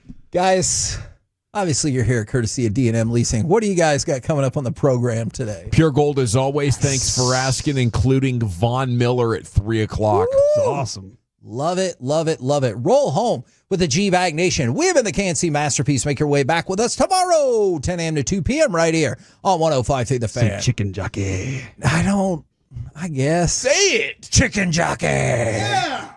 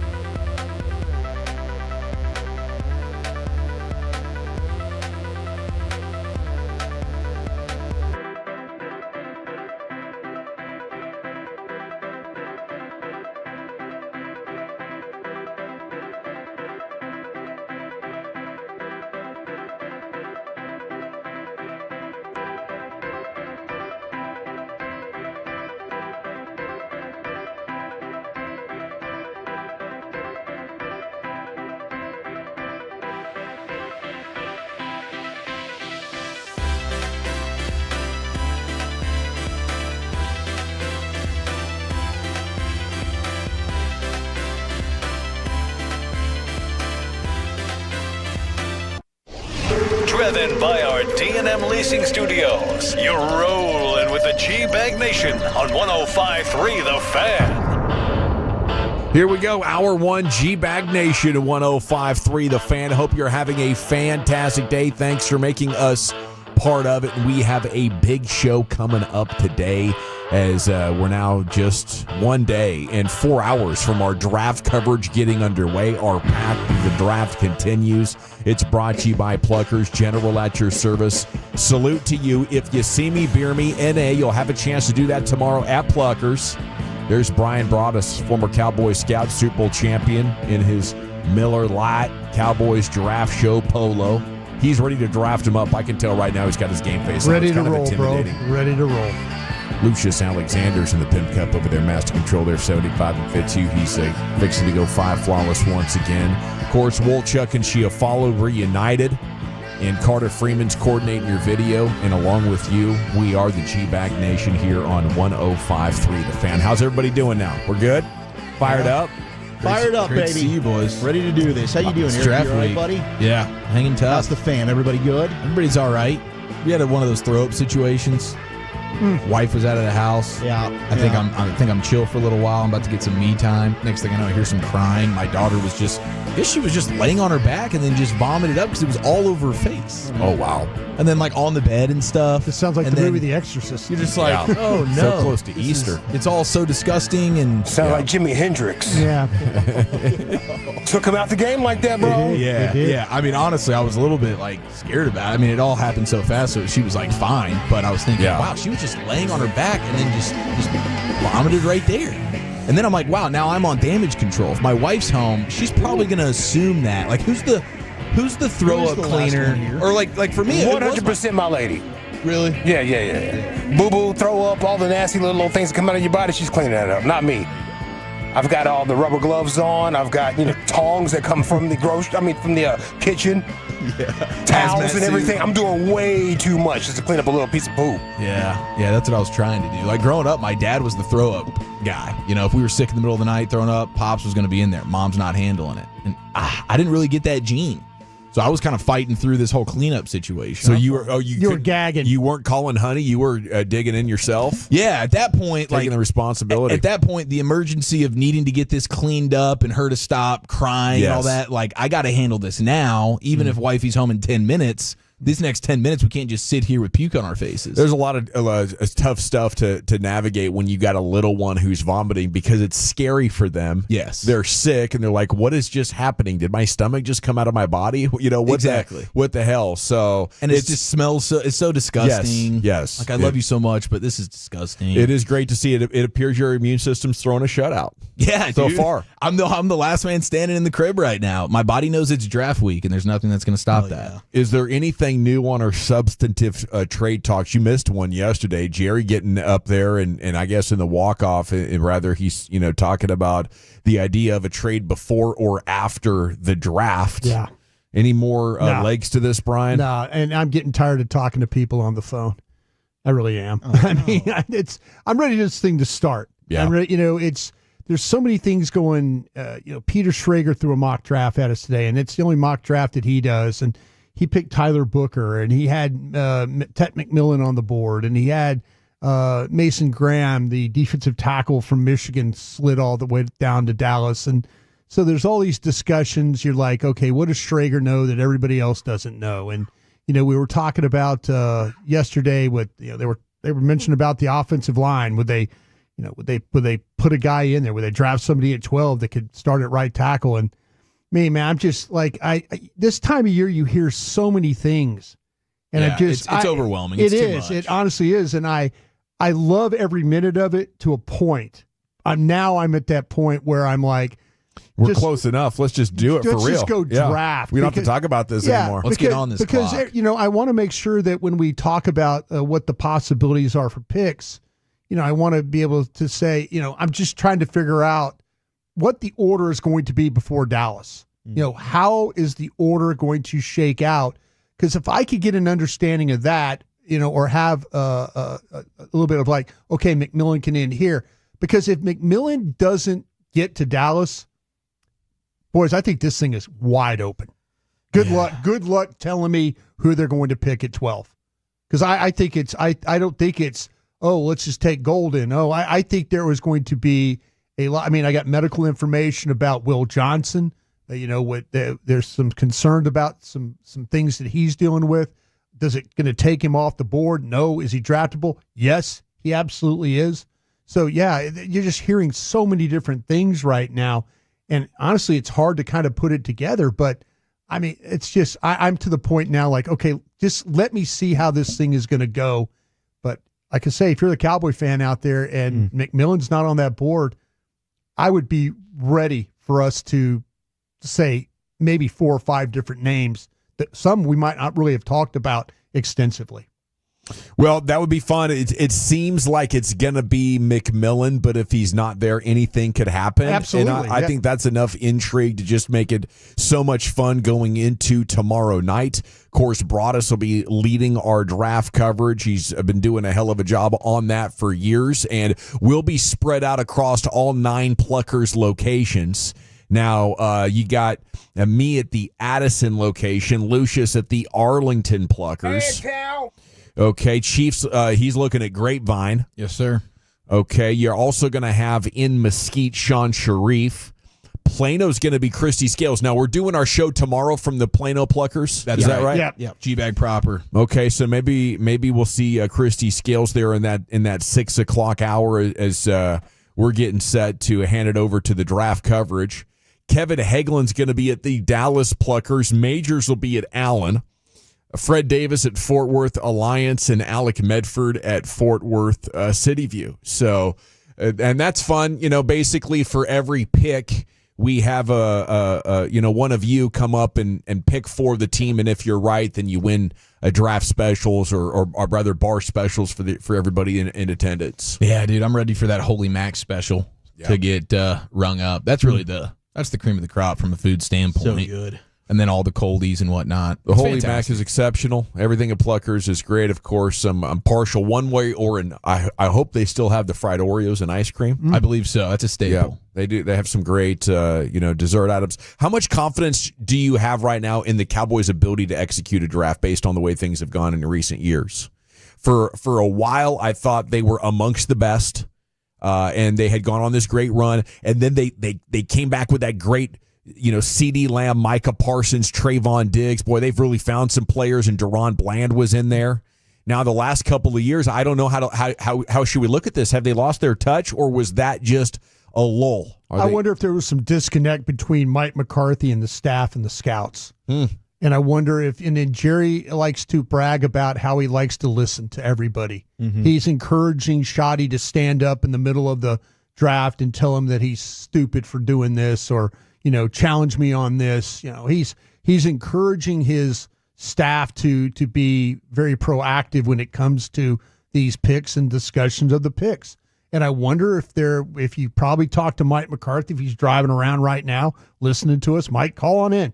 I wonder if there was really a disconnect between the coaches and Will McClay and the staff. And did Jerry maybe side with the wrong group? Did maybe that, when Will and them were talking about, hey, we need to do this. Now, Will McClay, he's had his hand in the Mozzie Smith one. We saw that, before a draft when they went on the clock, and he was promoting, hey, we need Mozzie Smith. Maybe that had to do with Dan Quinn. Maybe that was a lot to do with, trying to help Dan Quinn, knowing he needed this guy. So I wonder, with Schottenheimer telling us the coaching staff out of the loop as far as maybe, letting these scouts do their job, will that help Will McClay and those guys execute that? If that's the case and they go out and throw another dud, then everything needs to be evaluated over there. I don't think, they really like Will a lot, and Will's done a lot of nice things. But if you start throwing more dud drafts at this thing, and you're not as good as the Philadelphia Eagles, and you're not as good as the Commanders, and you're finishing 3rd or 4th in the division, then everything needs to be under the microscope in that case. Man, I hadn't really thought about that, but if you misfire 3 in a row and this one at 12, maybe it is time, to have a serious conversation about a guy that we've considered to be amongst the great assets here on this Cowboys franchise. Yeah, and that would be a crazy turn, but life comes at you super fast in professional sports. We see it all the time, so it wouldn't be the biggest surprise in the world, but absolutely not something we anticipated. And I'm not betting on that. I still think the Cowboys, I would trust them over many teams when it comes to the drafting. I think now within your own division, I think you probably have more faith if you're an Eagles fan right now, but everything's just rocking and rolling in a great way. But the draft is always a crapshoot, so you can't be 10 out of 10 crotch first. We're dominant at this. Well, they brag about it. They stand up there and tell you that we're damn good at drafting. That's true. Yeah, and I'm only saying that as they are the ones that are standing up there pounding their chests and telling you we are a damn good drafting team. And I'm like, I will challenge you on that. The last couple of years, you haven't been a very good drafting team. And so if you go out there and throw another stinker, and it's 0 for 3, and you continue to fall behind those teams in your division, then we know they're not going to change the owner or the general manager, but they need to look at the other guys involved in this thing. Yeah, I would probably ask the coaches less, I'm interested to see, were the coaches the reason why they were throwing stinker drafts? You're asking your coaches to also be great scouts with this model. I would just go with the guys that are specializing in it 365 days a year. What happens is you have a general manager that solicits everybody's opinion. Yeah. That's the deal. If you're sitting in that room, you have a voice just as much as maybe a Will McClay has. I could say, you need to look at the evaluation of this. If they don't do it right, and in fact that Shoddy honestly is putting the pressure on the scouts to have a good draft. He's saying, hey, these guys do it 365, 7 days a week. We coach football. I remember very vividly telling coaches, listen, I've never called a third down defense. Don't tell me who to draft here. I'm not doing that. This is my job. Didn't Will McClay, didn't he win the Mozzie stuff? Wasn't that his? That was his, yeah. That was his. And we can't be blaming coaches on Mozzie. That's Will. Yeah, and you know what? That's the thing with the Cowboys. Mike McCarthy, for all those years in Green Bay, really never had a true voice in that room. Teddy Thompson picked the players.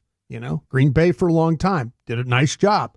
But McCarthy comes here, he goes from having no say to having a lot of say.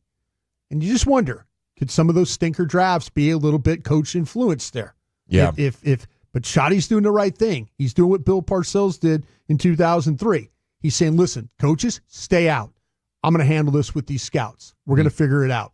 And he did. The 2005 draft, once Bill kind of figured out who the scouts were and who had good opinions, he was able to trust guys that way. I think it's a smart thing by Schottenheimer doing it, but he's putting a lot of pressure on the scouts, and I think that's a good thing. It's a lot of pressure to hit on the first round, right? I think that's why you're looking at the last two drafts and saying they stink, is because the first round picks haven't given you what you were accustomed to getting. Like, Overshown does still seem like a good pick. Cooper Beebe is a starter, right? So it's not like, oh my gosh, they just totally botched the drafts. But the first round, they've got to get a guy that can come in and give you immediate results. And that hasn't happened. I mean, maybe Tyler Guyton develops into a good player. It doesn't look like Mozzie Smith is going to end up being more than an average player in the league. So it just makes that first-round pick. I mean, they're still the fifth best overall drafting team according to the Athletics draft power rankings over the last 5 years.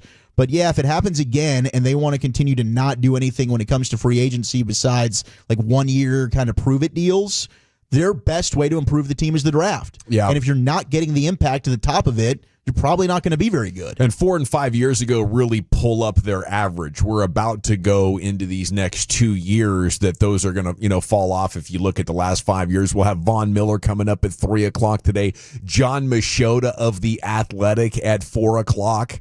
And Joseph Hoyt of All City Dallas coming up at 6:20 amongst our football guests today. Of course, Sands is going to join you and talk Rangers baseball coming up at 4:40. Seager's injury news, what happens with Josh Smith, started his first game ever in center field last night, did a heck of a job. A lot of things coming together for the Rangers last night, but now, you have to be concerned with Corey Seager and a hamstring injury. How long is he going to be out? Okay, Leah Asimakopoulos, our friend from the Morning News, Stars reporter, says Jake Ottinger starting Game 3. Heiskanen getting closer. Took reps on the power play at morning skate. I guess that's a key step towards coming back. Sure. Once you can take a power play in morning skate. So, maybe tonight, maybe Saturday. I think I'm trying to get him out there for something tonight, just to test it in live action. You don't know how the body's going to respond to a little extra adrenaline. Maybe you're fine. I'd love it. I'd love it. It doesn't sound like that's the move, but hey, it's trending in a positive direction. So hopefully this would be the last night without him. It'd be really nice if Dallas somehow could get a victory. Of course, that's not goes without saying, but it would be really, really nice to go up 2-1 and then have the flexibility of being able to put him on the ice. You know, and really, you know, if you think about now the tables really turn for Colorado, that turns into kind of a must-win game for them as well. So that would be some serious. It's competition throughout, but to have him maybe get out there a little bit before you come home, I think that would be really a good thing for the Stars. I'm going to try my hand at a prediction here. I think the Stars light them up 6-2. Okay, breakout offensive performance. Like it. Allow us to not have to worry about it and enjoy a big one like that. I hope you're right about that one. Okay, love what the Rangers, are doing last night here, shaking up the lineup, and we'll see their lineup a little bit later on. Again, Sands coming up at 4:40. We'll have an eye on the NBA playoff slate and reaction to that as well. And again, G-Bag of the Day is coming up at 5:30. But Wolchuk's Top 10 at 2:20 is next. What's the subject matter today, buddy? We've got the top 5 best and top 5 worst picks in the Jerry Jones era. What is your favorite Cowboys draft pick? What's been the worst? That's next in the nation.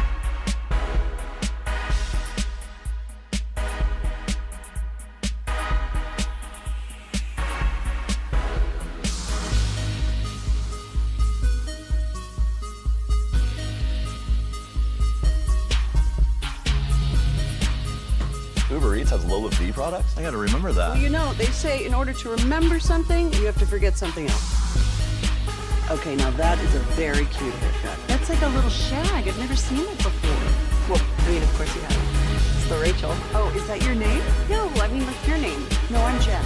My name's Jen. Right, but I just mean like this is your haircut. But that's hair on your head. I'm not saying this is your hair. Okay, freaking me out.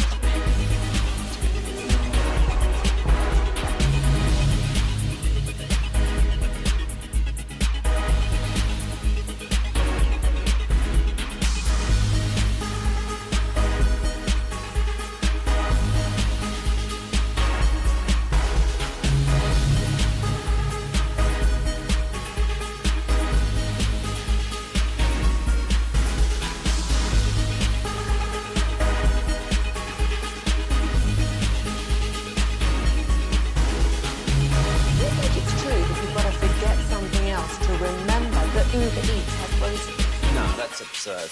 Hey, remember when you used to be a, what was it, Pepper Lady? Pepper Lady? Wasn't it Cinnamon Sisters? Basil Babes. Saffron Squad? Nutmeg Maidens? Pre-club? No. Nutmeg Maidens. I just said that. Was it Spice Girls? Doesn't sound right. Was it Saffron Squad?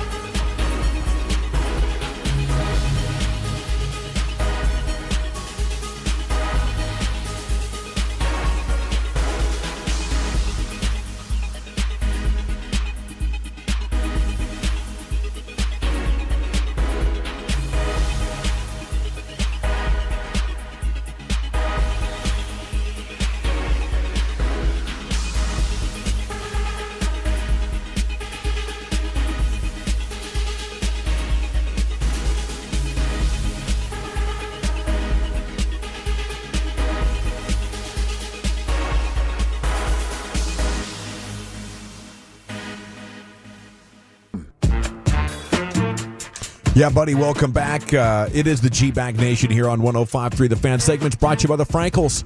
If you've been injured in a car or truck wreck, call the Frankels first, 214 or 817-333-3333. There's never an out-of-pocket cost. They only get paid when you win. Franklin Frankel, the go-to car and truck wreck attorneys in Dallas. It's also brought to you by Cars for Kids. Donate today, carsforkids.org. Here he is, Zach with an H, your woolly bully. Getting closer to this draft. We've got the top 10 best and worst picks in the Jerry Jones era. What have been your favorite Cowboy picks? What have been the worst? 877-881-1053. Some more draft nuggets coming from Albert Breer. Ashton Genty is a player that teams have certainly called to try and move up for. Yeah. That's I don't know if anything will happen regarding a trade. New England.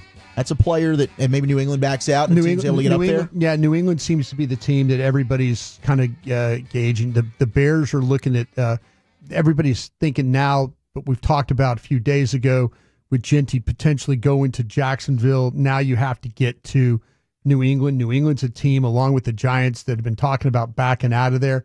I think that would be a small move for Elliott Wolf to back out, to go from 4 to 10. He'd probably pick up a little bit of capital there that help his team. So yeah, I think the Jaguars are a little nervous about New England wanting to back out of there. Yeah, the Patriots and the Raiders are two teams Albert Breer says are open to moving back, and there's another one in the Panthers who have the 8th pick, and the understanding is they're willing to take a discount to move down in an effort to try to build up their war chest of picks, which would be interesting.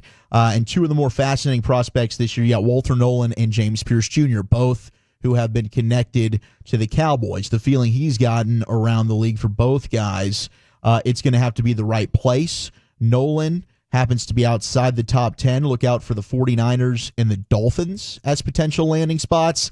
Pierce, maybe the Falcons at 15. If not, you could look at a slide out of the first round. Yeah, the Falcons don't have a lot of picks, if I'm correct about that. So teams are trying to maybe they're going to just bundle them and go and just try and get the best player they can out of this. Yeah, that's going to be and that would make a lot of sense. So the other name that's really interesting is Gray Zabel.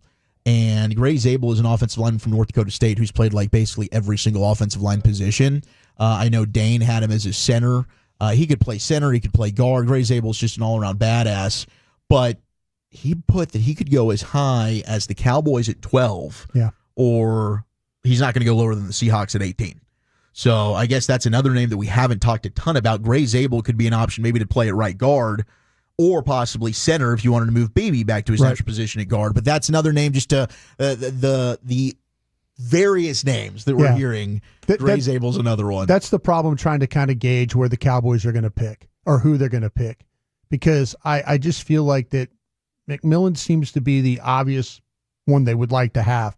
But there are so many different options now that I'm hearing about them if in fact that they don't take McMillan. That just a number of different ways that they can go. And I believe it. I think that's why Jerry was talking about maybe they didn't have their board completely set. You know, maybe they're going through some of these scenarios where in fact that they looking at McMillan and he's gone, and now we're going to have to determine, you know, we're going to have to set our board to like, okay, where does it reflect? If we don't have this guy, where are we going? We go in defensive tackle. We go in corner. We're going to try to get the next best wide receiver. What are we going to do here? So I think they're having a lot of some anxious moments right now, putting that thing together. So much unknown, and then if there's trades right ahead of you, what are the Saints going to do at 9? I think that's a team that they're worried about could poach one of their guys. Yeah, that's right there. You need to worry about Kellen Moore. Because he really does want offensive players there, and the thought is the Cowboys, knowing Kellen Moore, the coaching staff that knowing how Kellen Moore is, that they know that he covets a guy like McMillan, and so this could be something that they would have to navigate as well. I just like really hearing the idea that the Cowboys are very open-minded if McMillan's not there. I think they are. Because that means they're in best player available mode and not we need this. That's when they get in trouble. Yeah. If they let a good player come to them at 12, I'm very confident we're going to be very happy with whoever it is. I think if it's a defensive player, it's got to be somebody they think is just going to wreck shop, because they have such profound needs at significant spots on offense. If you go defense right here, I think that guy's going to be amazing. That would have to be that, and that might be the Will Johnson thing we're talking about. I know it's a corner, but like I'm hearing around the league some favorable stuff. There's an issue that he is having to deal with. I don't want to get into it on air, but it's something that some teams have kind of checkmarked as maybe, hey, this is something we're going to have to deal with in the future. Spring break catching up to him. I don't know if it's spring break, but it's he's got something medically. Again, I don't want to go into it, but I will. It's something that teams I know are thinking about right now. Is that a HIPAA law thing you're trying to avoid right now? I am really trying to avoid not getting our station in trouble there. Yeah. Let's not do the HIPAA law violations. I hate those. Okay, before we get to this list, though, I did want to have fun. Jerry was talking trades yesterday. All right, you want to get real wild and crazy? Let's get real wild and crazy. We go to the McShay show. Todd McShay, who is not into our guy Ted McMillan. Might get to that a little bit later. But imagine a world in which the Cowboys maybe did this. I'm interested now. I'm truly interested. I don't think Cleveland's going to trade out of this pick, but something big is coming down the pipe because too many people are now kind of... Who's the team? Which team is it? I'm dying to know. Everyone wants to say Dallas, and Jerry Jones made the comments that something vague around, like we're going to be making a move for a player before or after the draft. Like, okay. I could see Dallas. It would make a ton of sense. Right. A ton of sense. Both in terms of need, personality. It's a hell of a lot better than sticking at 12 and taking Ted McMillan. If he's there, don't think he's going to be. We'll get to that in a minute, but he could be. Or Matthew Golden, who I love, but I don't love him like I love Travis Hunter, and then getting a cornerback with it. Who else? Like, who else could it be? It just screams Dallas to me. Maybe I just have blinders on. I just think it's Dallas. Could it be like, San Francisco maybe trying to make that move? That would seem strange to me. They're talking about moving up for Hunter? Number 2 to Cleveland. Yeah. Go get you some Travis Hunter. I mean, that screams what Dallas would have done 20 years ago, maybe. 25 years ago. Hey, it's 2 birds, 1 stone, maybe. Yeah. You want a corner? You want a wide receiver? You want to go up there and get yourself a blue chipper? Yeah, on my stack, he would be the best player on the board. Absolutely. Yeah. Go get the best player in the draft. If Jerry wants to do trades, you want to go up there and make a splash. You want to get some excitement going. That'll do it. Make the move up. Go get you some Travis Hunter. I like it. I think anytime there's smoke, the Cowboys are always going to be thought of. I don't think it's likely. I'm with you, Gavin. But gosh, if all of a sudden we start round 1 of the draft and we see trade alert and the Cowboys have moved up, which we have not seen since the Mo Claiborne draft, and granted, that did not go well, but the Cowboys get them some Travis Hunter? I guess it could make sense if you're talking about playing the guy on both sides. Now giving up the extra pick is mitigated, because I'm looking at it like there's no way the Cowboys, with all of their needs, would use multiple picks on one player. But maybe for Travis Hunter, an exception could be made. And it could be part of the Dak Prescott trade, of course. We don't know what's still going on with that. Bruce has that. A really good source. There's a fun cop over there, though. I think Steven's in charge of the fun police. So I just don't imagine this can ever happen for the Cowboys. I know, it sucks. There was a time where it'd be like, hell yeah, this is happening. Yeah. Now, you got to go ahead and take it with a grain of salt. Especially with all the stuff about how the Browns and the Giants, all those teams at the top, are wanting to move out. So, you'll have that opportunity. Yeah. Maybe they take less. And the only way you do it, as Dawson mentioned, is if you're going to get significant snaps from him on both sides of the ball, which I think is the plan for any team. Maybe not 100% full time on both sides, but he's going to get a healthy helping. That's what he wants. That's absolutely they were what he the team to finally give Dion a real chance at doing that. Yeah. So It's a blockbuster. It'd be blockbuster. All right, you want Come the 5 full best circle. or the 5 worst to start off with here? Now, what are we looking at again? These are the top 5 best, top 5 worst draft picks in the Jerry Jones era. Okay, so you're looking at Bobby Carpenter and Taco Charlton probably. In the worst? Does it get worse than that in the first round? I don't think so. I feel like Mozzie's holding up a pretty good argument at this point. You're right. Sample size is still small enough to still perhaps give him some benefit of the doubt, but it's been bad. Yeah, it doesn't have to be first rounders. Mozzie might end up making this eventually, but he's not in it yet. Bobby Carpenter and Taco Charlton are 2 of the 5. Another one on here, Shante Carver. Shante Carver is indeed one of the selections. Shante Carver, 1994, first round, 23rd overall. Yeah. Defensive end. His biggest impact actually came with the Dallas Desperados in the Arena Football League. See, he still had a damn good career. So He there still you put go. the city on his back. 4 seasons, 11 and a half sacks. David. These are the best? These are the worst. These are the worst. Yeah, these are the best. These are the best. David LaFleur, absolutely. David LaFleur. Yeah. LSU. That is it, Troy. That was a Troy Aikman pick, right? Yeah, he flew around the country like working out players and stuff, helping them out, and he picked David LaFleur, or helped pick David LaFleur. That is.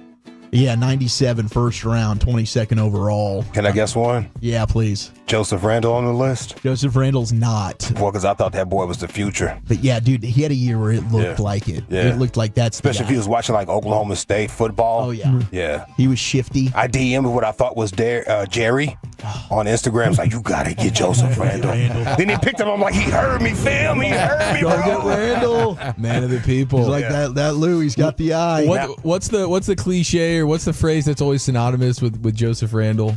Is it the meat on the bone? Meat on the bone. Yeah, he's like, I think I left a little bit of meat on that bone. That's what it was. It was DeMarco Murray who had left meat on the bone. Oh, DeMarco. Yes, that's right. Joe That's right. Randall He was calling out coming in. DeMarco. Yeah. Because DeMarco left and went to the Eagles, so he thought he was going to get the keys to the backfield then. But number 5, the worst Cowboys draft pick of the Jerry Jones era. We go to 2000. Oh, is the corner from Second Tennessee. round, 49th overall. Tennessee, the corner. Dwayne Goodrich. Dwayne Goodrich, yeah. Yeah, and Dwayne Goodrich is not really known for football anymore, sadly. He was not good nor rich when it was all said and done. No, not at all. There was a tragic event that happened with Dwayne Goodrich. Oh, my gosh. Was it homicidal? Hit and run accident. He went to jail, for 7 years? 12 and a half year combined sentence. Oh, my God. But he got out. I think he did get released early. Yeah, it's like 7 years. Good behavior. But yeah, that one didn't really work. Yeah. The best though, you want to get happy. And this is strictly of the Jerry era. Troy Aikman? Troy Aikman. Yep, Troy's pretty damn good. Without number a 1. doubt. DeMarcus Ware? DeMarcus, number 4 on here. Marcus Larry right? Allen?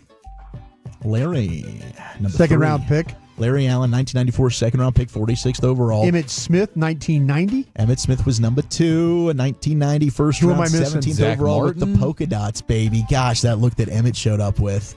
Zach Martin definitely, I think, has a place here, but he wasn't in the top 5.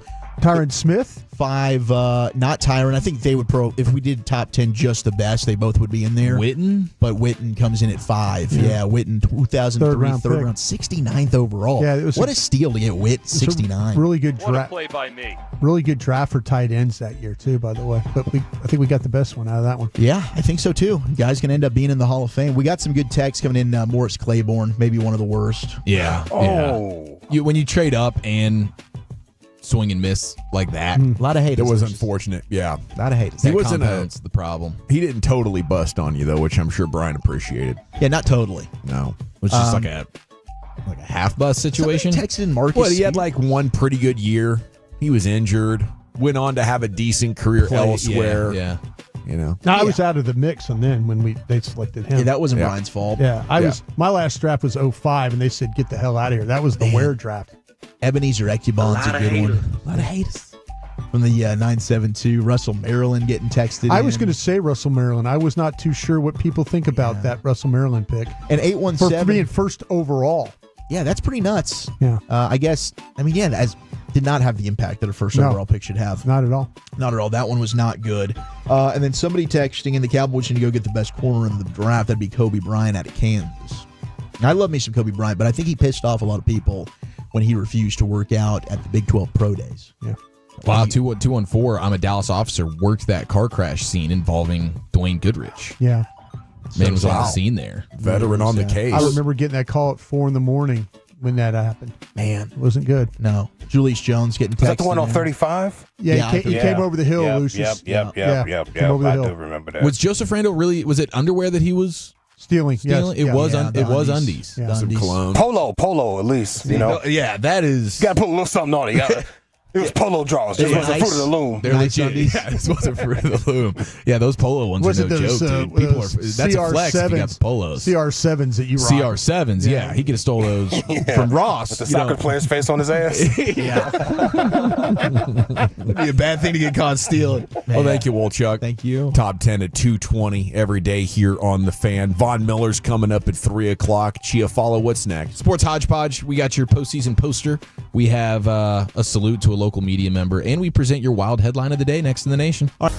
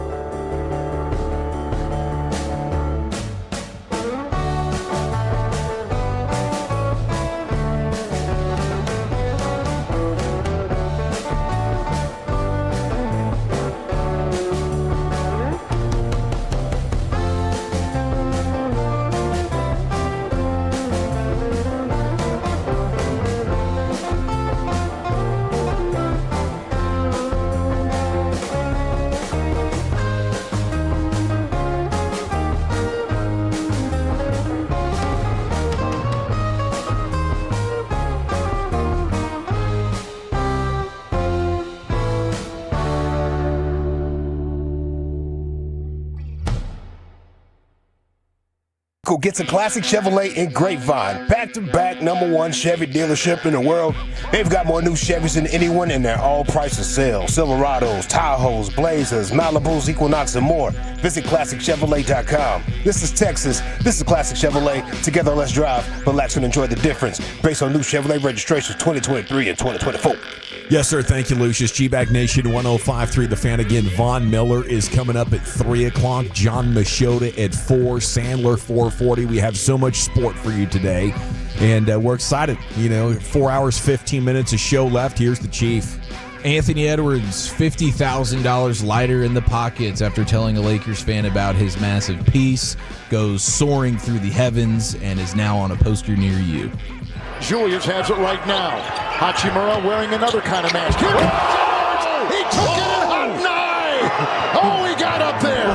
Woo! Thank God Kevin Harlan was on that call, just as a guy who appreciates these sorts of things. Yeah. But can we replay that again, Lucius? Did you hear the dunk sound? Just the amount of explosiveness and power involved in this. Poor Jackson Hayes. There's no recovering. I'm sorry. Julius has it right now. Hachimura wearing another kind of mask. He took it Love in it. hot 9. Yeah. Oh, he got up there. That's like you're surprised the rim didn't snap off. Watching that in real time, it's late at night. I'm on my couch. I'm trying to be quiet, but I couldn't help myself. But just audibly, excited about that particular play. I mean, the level of skill to get the rim that hard without breaking your fingers or wrist, I always figured that was impressive. I could never soar to those heights to even try to navigate something like that. Right. So. Yeah, and also not breaking Jackson Hayes' face in the process. I'm surprised he was still a man that didn't have like an orbital bone. Like after you see that, you're thinking he's going to be wearing a mask for the next, for the rest of this playoff run, however long that goes for the Lakers. They do get the win last night. Luka was pretty dang impressive. There's no doubt about that. Early and often he got that thing going. And it was a nice simultaneous start to the night because you had the Rangers game on, plus you had the Lakers game, and you get the offensive explosion there, so to speak, from the Rangers, and we had been looking for that. And then also Luka's starting out hot in the first quarter, as we see plenty of times with Luka. So it was a nice start to the sports night. It absolutely was. This is giving me those like Laker dynasty PTSDs. I felt this in the 80s with Magic Johnson and Kareem and Worthy and Byron Scott and everything. And then, it reassembles around the turn of the century there with Kobe and Shaq. And I feel like we've been dodging this. You had the bubble championship, but I kind of pull for LeBron. Now with this, I can't have this. I can't have that. And I don't imagine the Lakers are going to do it now. But this could be a preview of what's to come once they have an offseason to assemble that roster around Luka the way that he needs it. I mean, this is without a lob threat. I figured Minnesota would take care of them, but that I think put it on notice that they can mitigate their lack of size, and the Timberwolves might have the best front court in the playoffs. Right. Yeah. I mean, Rudy Gobert got put in the blender. Another thing that we're accustomed to seeing. I think Luka, after one little dance party there that ended in a Luka bucket over Gobert, he's running back down, just saying like sub him out. Yeah. He's been torturing that man for too long. It has been was a this long year time. 4 of this? Yeah. It's been a good time running here, and nobody cares. Nobody cares about Gobert's feelings at all. Now, how about the trolling? Are you guys familiar with the rapper Kevin Gates and what he's done with? Yeah. He's got little birthing hips. Yeah. Yeah, that's little tight little jeans be wearing. That's a good way to put it. He like, I don't know, he went on some rant about how he wouldn't want to trade places with LeBron James because he doesn't like the way that LeBron's wife looks at him. That's just how she looked, bro. Yeah, it was just, I don't know. Yeah, I know that look. So that, and then LeBron. That's a couture of her eyebrows. Yeah. Yeah. So LeBron ended up making a post or whatever about, how much he loved his wife or whatever. I don't know. But then last night you have the guy who was trolling LeBron about this, so much to where LeBron clearly responded in a post about his wife. Oh, no. Then Kevin Gates is then the rapper who was trolling LeBron sitting courtside at the game last night. Yeah. Just to a nice little toxic Tuesday, right, Lucius, in Los Angeles. And he's sitting there with Brittany Renner, which is for the streets, bro. How you gonna talk about my wife when you sitting right there with She done had a whole NBA roster allegedly. Totally. Yeah. Yeah, she was Team player. And I wouldn't be against it. It was sort of a lovers reunion last night, I would imagine, for her, just picking him off like, oh yeah, I know that guy. Yeah. I know that guy Been there. real well. But yeah, I thought that was a pretty funny troll job there from him, sitting just shirtless, open shirt, courtside after trolling. And I don't know, she's got some. She's changing. Is she changing her ways or whatever? I don't know. She's she's not wearing the same type of clothes. Rejuvenated. She's rejuvenated her situation. There we go. Born again. She Muslim now, and she wants to. What is that? Getting rid of your track record. She wants to delete the track record and start all over again, like it never happened. She wants to expunge it. She wrote a book. A whole facts. She wants to get rid of the whole facts. She did. I heard time's an illusion, you know. Jack Black was sitting just a couple of people over courtside in his Lakers shirt, just looking hilarious with like a swim trunks on that were like fire flames, just being ultimate Jack Black. And that dude loves him some Luka. As soon as Luka makes a play, Jack Black is going absolutely berserk right there. And I had FOMO. He's one of my favorite celebrities. Yeah, I do love him. Speaking of guys we love, Isaac Harris of Locked On Mavs. Isaac. I know that we talked about this a little bit, but I don't think we sunk into it enough, just how funny this interaction was. The second question in the Nico presser the other day, Isaac Harris laying it all out on the line, and we salute him for it. Isaac from Locked On Mavs. When when Luka comes back to town, the Lakers game's happening, and you're standing there, and there's thousands of people chanting for you to be fired. That's an experience that none of us, no one's chanting for for us to lose our jobs. Why shouldn't you be fired? Well, What'd you say? Why shouldn't you be fired? Just the whole setup, like he set it all up, and then I'm concerned because there's nothing wrong. Nico's like, "Wow, okay, let me sink in. Here we go. The presser is officially started now. There's no exchanging. Let's get it going, boys. Pleasantries. We're just gonna club him right over the head with why shouldn't you be fired? That was should he just open it? Perfect execution Should there he from just Harris. Said his name, like and where he was from, and then said, "Why should you not be fired?"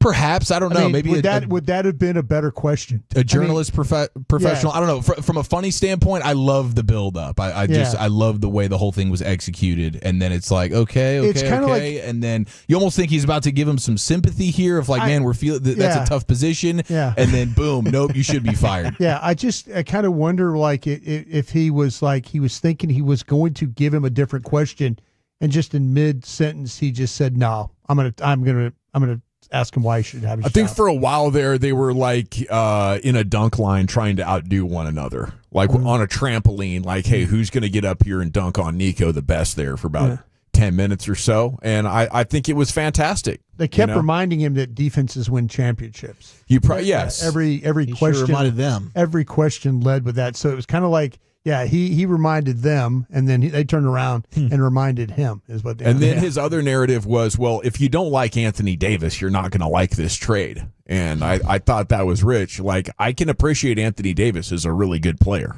Don't make it that we don't like Anthony Davis or we can't appreciate his basketball acumen. I haven't seen one syllable uttered on the internet from a Lakers fan about their sadness that Anthony Davis is gone. Yeah, that pretty much tells you the story there. I'll let you know. It is amazing though. There's this other like storyline in here that I was in a Twitter exchange with. It was a good exchange. It was healthy, but maybe this idea, and this guy was arguing against me, but I'm like, man, he's making some really good points. Like, maybe you don't need great defense anymore because the bar has been lowered. Like Denver won it with an average defense. The Celtics won it with a team that the aging Warriors had kind of mopped the floor with. I know they were able to add Drew Holiday and Porzingis, but Porzingis was hurt for the finals. They didn't even need Porzingis to be clearly the best team in the NBA.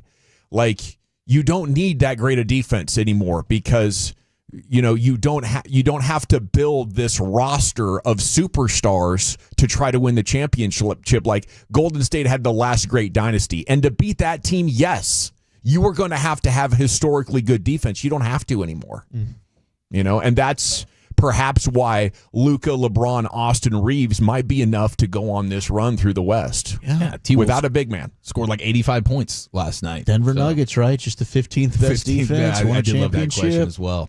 almost as much as I love the crazy buck wild headline of the day. We head to Chicago. Breaking: a Chicago police recruit was arrested at the police academy this morning when another cadet allegedly found 8 grams of crack cocaine in his pants during narcotics search training. The recruit allegedly claimed, quote, "These aren't my pants." Somebody put them on for me.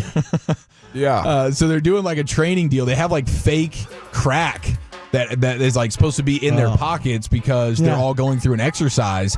And then one of the dudes actually finds real 8 grams worth of actual crack cocaine. That sounds like a lot of crack. That's a big old chunk. That's a big rock right there, bro. Especially when you're a recruit at the police academy. Yeah. I mean, that's the ultimate crackhead brain fart. You threw that at a crackhead, they're going to fall apart, I wore bro. my crack pants. You are God at that moment. I forgot. Dude, that is an epic crackhead move, though. I'm going to go be a cop.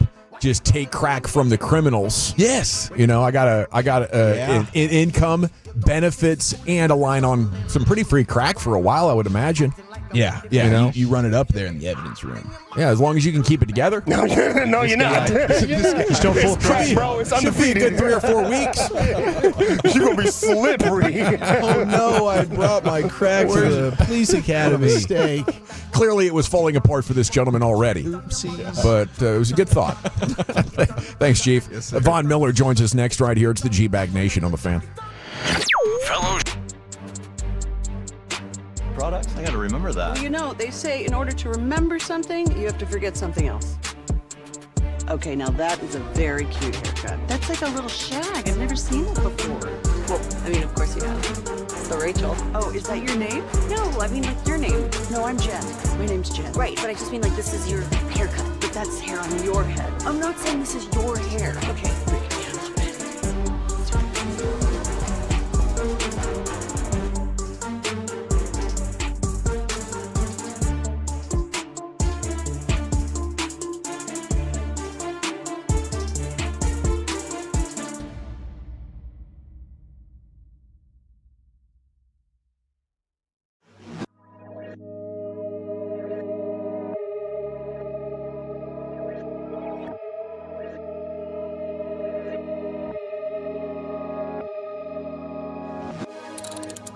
Do you think it's true that you've got to forget something else to remember that Uber Eats has groceries? No, that's absurd. Hey, remember when you used to be a, what was it, Pepper Lady? Pepper Lady? Wasn't it Cinnamon Sisters? Basil Babes. Saffron Squad? Nutmeg Maidens? Paprika? No, Nutmeg Maidens? I just said that. Was it Spice Girls? Doesn't sound right. Was it Saffron Squad?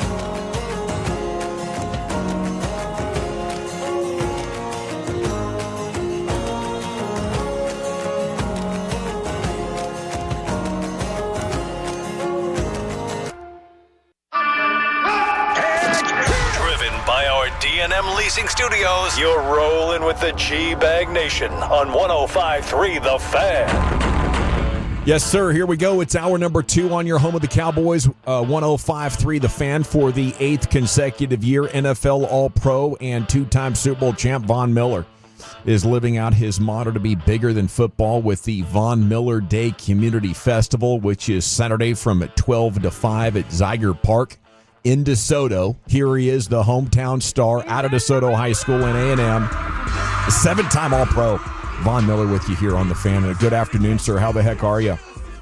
Howdy, guys. Thanks for having me. I'm doing pretty good. It is great to have you. You all set for this festival then? Yes, sir. It's a whole lot of fun. A lot of free food. A lot of kids out there having fun. It's a beautiful time. So, what motivated you to get this going all those years ago? When I won my first Super Bowl in 2016, the city of DeSoto, they gave me a day.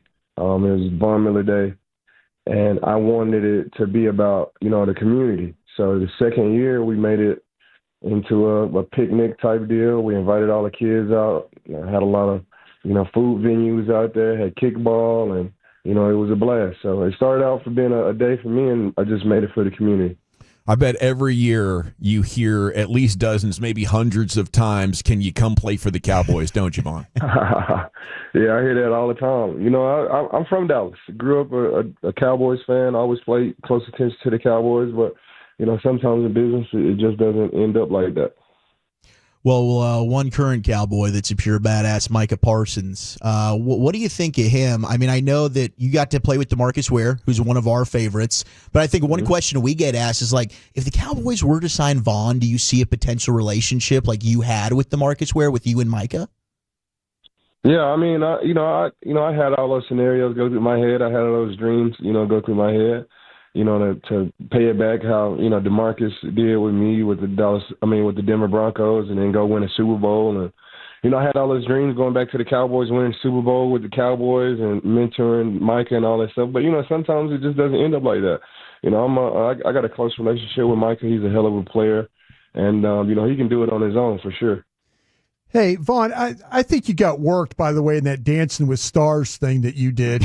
I think you were by far, had much better athlete, much better moves than everybody else that was in that thing.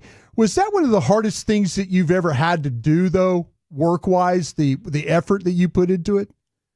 Yeah, it was. Dancing with the Stars is tough. You practice 12 hours a day at something that you're not a pro at. You got ballroom dancers that they're able to just come in there and just whip it out and step ball change and pas de bourrée and do all those things. And all of those terms, they were new to me. They were foreign to me. So practicing 8 to 12 hours a day dancing, it was an incredible workout as well, too. So, practicing 8 to 12 hours a day, it was tough, but I wouldn't change that opportunity for the world. And it was definitely, one of the highlights of my life. I imagine that's leveled up your wedding prowess. You're at a wedding, you're tearing up dance floors now, right? Yeah, I love weddings and birthdays. I'm a pro in there. I can get on at the reception. The reception after. I'm able to go out there and dance. For sure. It's Von Miller here with you on The Fan. So, what's it like winning with the Broncos and then winning with the Rams? As far as being with the team that drafted you, compared to joining a team that was ready but they needed what you did. Winning Super Bowl is like, they're both my kids. You love them differently, but you love them the same. And that's how it was in Denver and with the Rams. With the Rams, I was able to go there and play with Aaron Donald, Matthew Stafford, Jalen Ramsey, Cooper Kupp, Andrew Whitworth, all of these guys, Coach McVay, all of these guys. And they were hungry for a Super Bowl. I was able to go there and help them win. And in Denver, the Super Bowl MVP got to play with Peyton Manning, DeMarcus Ware, Chris Harris, all of these guys. So they're both special in their own ways, but I love them the same. Which post-championship celebrating, partying after the fact, do you remember more? Which one was like the parade and whatnot? The first one. Yeah, I think the first one. In Denver, we had a million plus people out there. In LA, if you win a Super Bowl, it's like, the LA Rams won a Super Bowl. But in Denver, it was, it was was a holiday for the city for sure. And, to do it with Peyton Manning in his last year and DeMarcus Ware and Coach Kubiak and all these familiar faces, and to do it for Broncos country, it definitely was special. That offseason was crazy. I was going through contract negotiations as well. I did Dancing with the Stars. Yeah. It was a whole lot of fun. Did Peyton Manning thank you and the defense personally for putting him on y'all's back and going and getting it done for him? Nah, it's a team effort. We couldn't have done it without Peyton, and he couldn't have done it without us. So that's how you want it. Certainly wasn't going to happen with Osweiler. So, I think if you change any of those parts, whether it's DeMarcus or Malik Jackson or Derek Wolfe on the inside of Chris, if you those parts are not interchangeable. If you take out one of those guys, we wouldn't be able to win the Super Bowl. Von Miller with us here in the G-Bag Nation. So we got the draft coming up. I was just looking at this 2011 draft you were a part of. Holy crap, dude. Like the top 15, the entire first round is full of studs, including Tyron Smith, who we love and just retired. Were you close with Tyron at all? Did you get to interact being in the same draft class? I mean, J.J. Watt's in there. You might have had one of the most historic draft classes of all time. Yeah, over time, you play 10+ years, you're able to build special bonds with all of those guys. Tyron Smith, I was able to build a special bond with him as well. But that draft class is, in my opinion, the greatest ever. You got Richard Sherman in that draft class too. Chris Harris, he didn't even get drafted, but he was part of that same year. Got a lot of superstars in that draft class. You got Patrick Peterson, Julio Jones, Marcel Darius, Cam Newton. It was a great draft for sure. Hey Vaughn, do you feel like that you missed out on NIL money when you went to Texas A&M? No, you can't miss something that you never had. I wish it would have been different, but Sure. I'd be wasting time, thinking about stuff how it could have been. Sure. I think that's how it should be. I think it's right for college athletes. They have families and they got lifestyles and all that stuff too, and it's a whole lot of money. Yeah. And it doesn't matter about the price of the money and how much money it is. It's the right thing to do for these kids. So you're a DFW guy. Were you in pain with the rest of us after the Luka trade? Yeah, it definitely stung a little bit. But I want to be a GM when I'm done playing football, and I like to see it from both ways. And Nico, it wasn't like Nico made that decision on his own. He talked to the ownership, and they gave him his blessing. So it's not all on Nico. I see it from all different angles. Trying to get ready for other years down the road. But they could have done that with Luka too. But it's a tough decision that you have to make. I got traded from the Denver Broncos. You got to look at it from both, perspectives. And, it's a tough decision to make, no doubts about it. But, they made it, and you got to keep going forward. So talk to us about team building, as I assume you'd want to be an NFL GM? Yeah, yes, sir. I think it all starts around the quarterback. But quarterbacks are hard to find. I think you can do it's easier to find, great offensive linemen, great defensive linemen. I think you want to build inside out, and then when you get your quarterback, all balls to the wall. You press that, and you try to stay in the Super Bowl window as long as possible. All the while, creating a competitive product that can go out there and win games, whether you have a quarterback or not. You got fans regardless if you have a quarterback or not. So you want to be competitive and go out there and win games with or without a quarterback. And I think you do that from the inside out. You can't really miss on those guys. Even if they're not that good, you still got big bodies on the team. And you got to have a great scouting department. The Rams had an incredible scouting department. They're able to do it each and every year without first-round picks. And they really struck on their first-round picks with Verse as well. So they make really, really solid picks. And even if they don't have the picks, they're able to get the guys that they want, with the Rams. So I'm not saying that I have this special talent to be a GM. I would just compare, all the other teams that I've been on, 2 Super Bowl teams, played with a lot of great players, been around a lot of great GMs, and just try to, make my own product using their knowledge. Yeah, Vaughn, I was going to ask you then, would you be more like a Les Snead, or would you be more like John Elway? And when you start when you think about this. I think it's a combination of all of those guys. I think, John Elway did an incredible job. Les Snead did an incredible job. GM at the San Francisco, he's done an incredible job as well. Yeah. All of these guys, they're able to keep going whether they have a quarterback or not.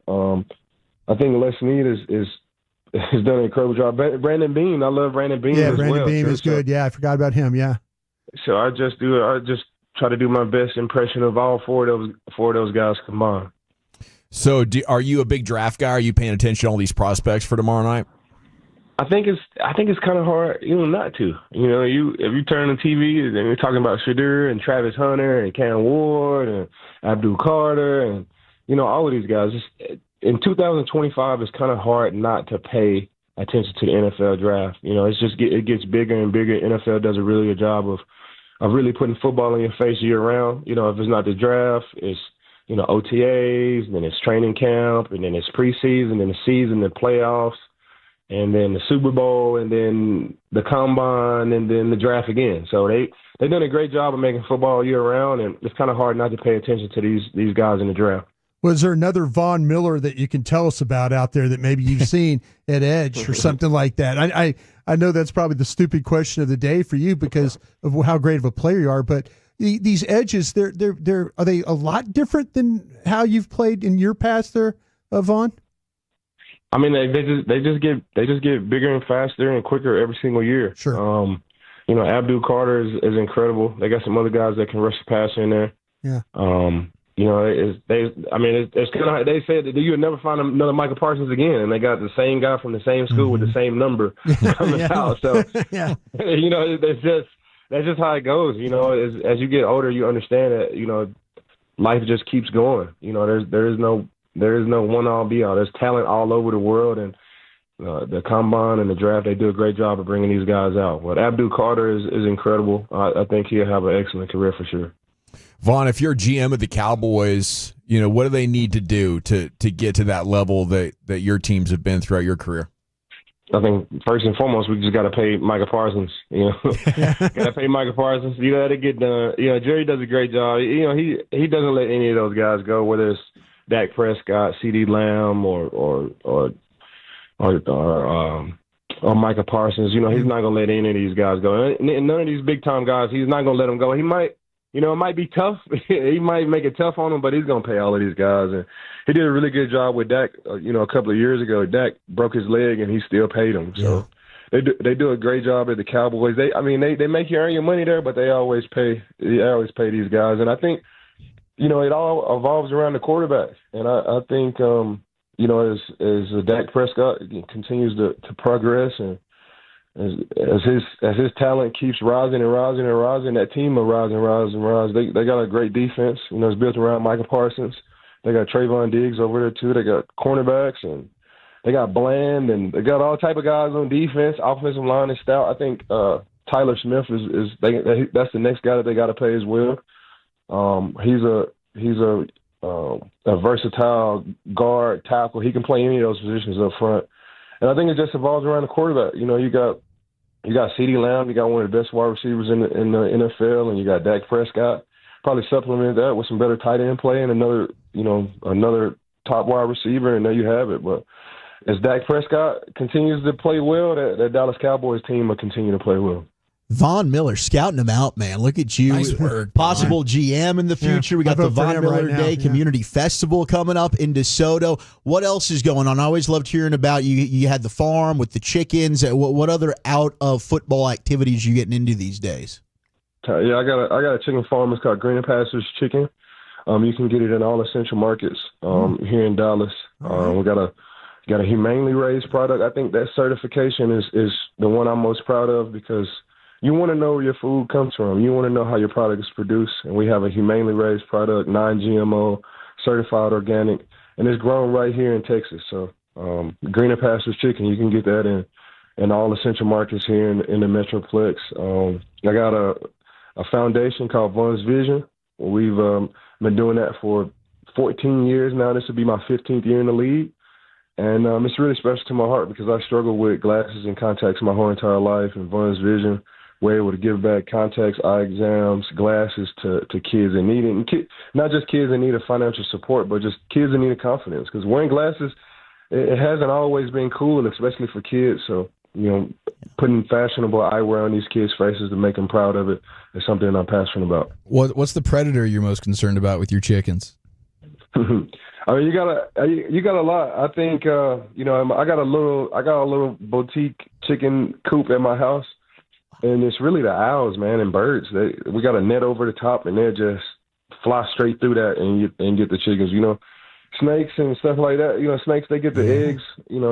Chickens, they produce about an egg every day. So you don't suffer as much from the snakes, but these owls, they can wipe out 5 or 6 in one night. Wow, dude, bird on bird crime. Hate to hear that. It's crazy. That is Vaughn. So this event is free. It is this weekend at Zeiger Park, and you're going to have those eye exams there at the event as well?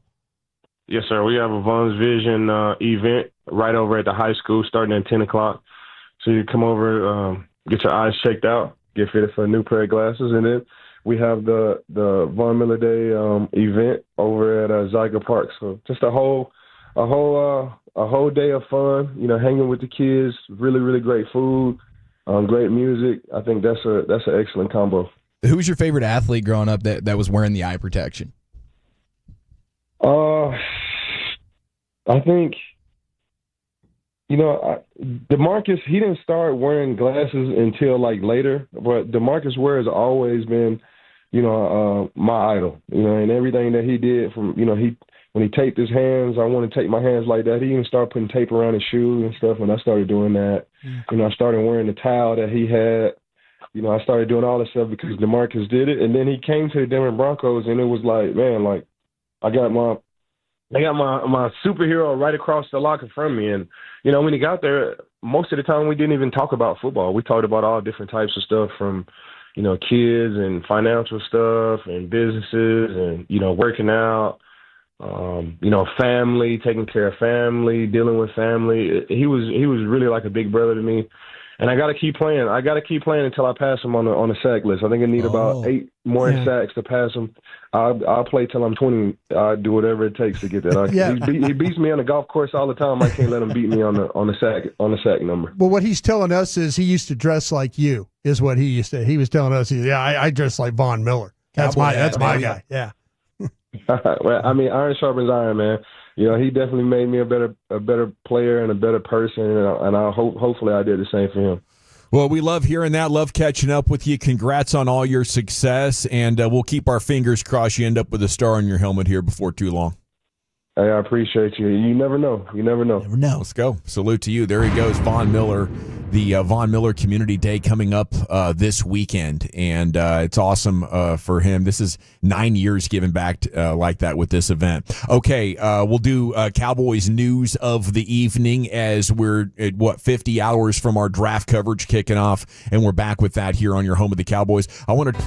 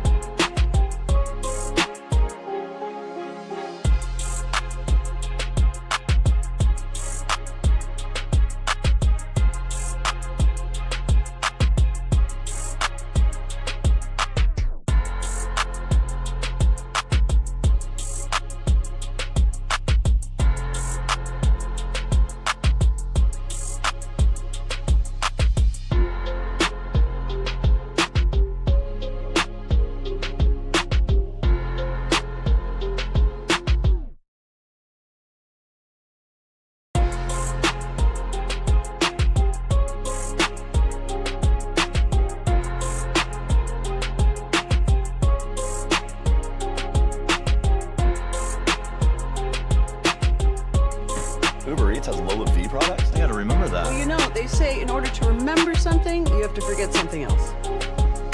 Okay, now that is a very cute haircut. That's like a little shag. I've never seen it before. Well, I mean, of course you have.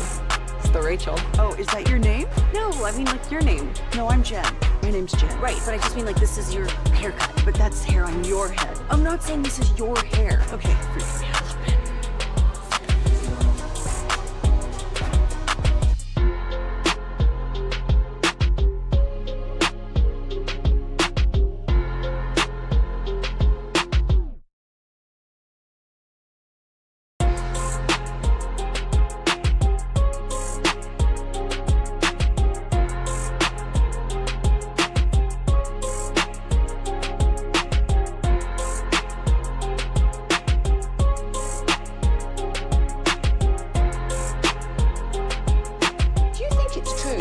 Forget something else to remember that Uber Eats has groceries. No, that's absurd. Hey, remember when you used to be a, what was it, Pepper Lady? Pepper Lady? Wasn't it Cinnamon Sisters?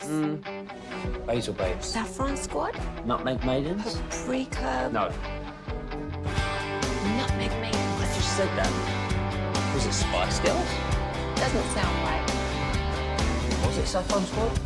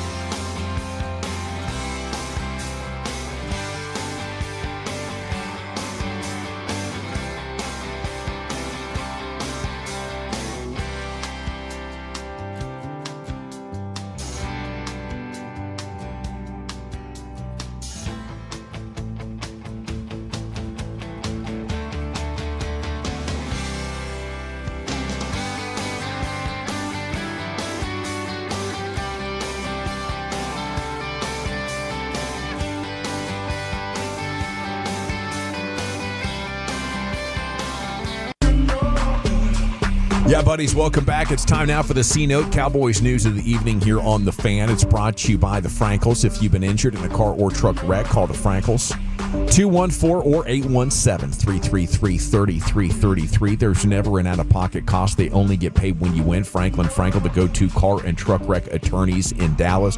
Brian's Krusty's Corners coming up here in about 20 minutes, 15 minutes or so. A lot of great reaction to Von Miller's appearance with us here on The Fan. Salute to Von, and thanks to him for joining us. And somebody in the 203 threw out Eric Dickerson. That was the first name that jumped to my mind. I was absolutely going to say that. That's when you asked the question, I was like going, okay, that's who I would say. I didn't want to like just kind of mess him up there.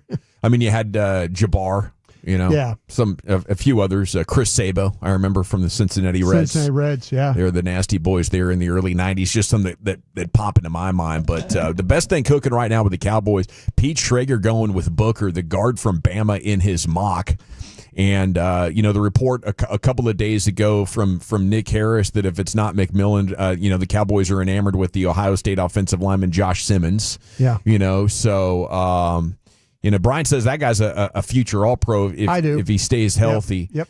I just think not only do you have to consider the injury, but also with the Cowboys, take a tackle in back-to-back drafts, and I think that is relevant here.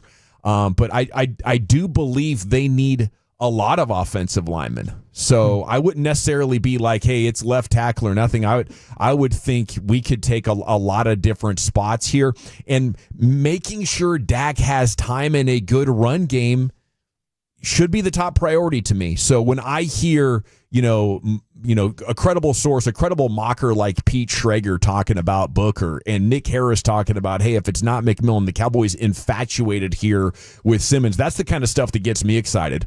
Like, in what world are we talking about, Dak at this point in his career, compromised by injuries? He's injury prone, and you want to try to have him playing under duress from a bad offensive line on the other side of 30 years old? I get it. We need a good wide receiver, right? And if you go into this season without it, that's fine. But the much bigger pressing need is that when you speed up Dak, you can forget about having an offense that's good enough to score against good defenses. Yeah, and I love your thoughts on that. I think the problem is just the way they've already gone about it. They've already committed to Tyler Guyton with a first-round pick. To punt on that would be something that is not very common. Something the Eagles would do. Sure, some teams would do it. Yeah, the Cowboys are not the most proactive about things, just across the board. Sure. But then also, they believe in Terrence Steele in a way that not a lot of us do.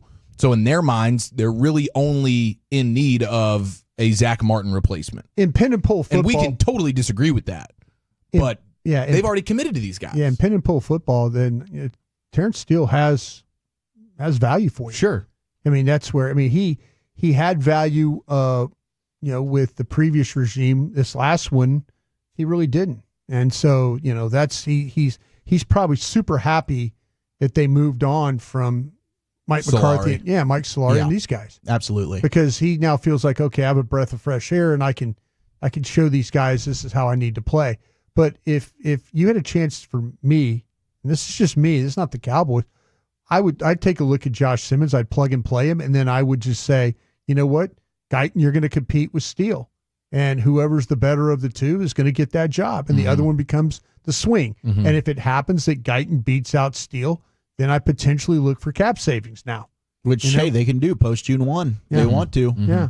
So. Yeah, I think, for me, I get it that, you've invested in Guyton, and I think you said it well, Chief. Like, we can disagree with their philosophy on team building, and that's exactly what I'm doing. I don't think you can be serious about winning the Super Bowl next year if you're going to be that exposed at left tackle and eliminate all of the previous transactions that might make you loyal to one guy or feel like we got to see this through. If your goal is to win the championship this year, I just need to know how you're looking at left tackle here over the next 72 hours. Yeah, I think the context does matter, though, when it comes to the evaluation of Tyler Guyton.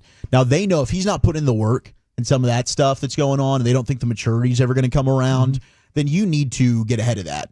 If this guy, you can't help a guy if he doesn't want to help himself. Now, Schottenheimer has been on record with Guyton being one of the guys that's been in the building a lot and working out, to his credit. No question. But and we've talked about this before, but Tyler Guyton is a guy that just has not played a lot of football. Mm-hmm. So I think the expectation for him to have stepped in and hit the ground running like we've seen some of the other first-round picks was unfair to him. He needs to play, which is why I was really irritated that they didn't give him those reps at the end of the season last year. Okay, so the left tackle thing is part of it, but what do you think about the Schrager right guard Booker deal here? Is this a guy that would be plug and play and at what level? No, absolutely. I think so. To me, this is, and I talked to a lot of people when that mock hit this morning. I got on the phone with a lot of people and I said, hey, this is what Peter Schrager, and he said, listen, he's going to be very accurate with those first 10.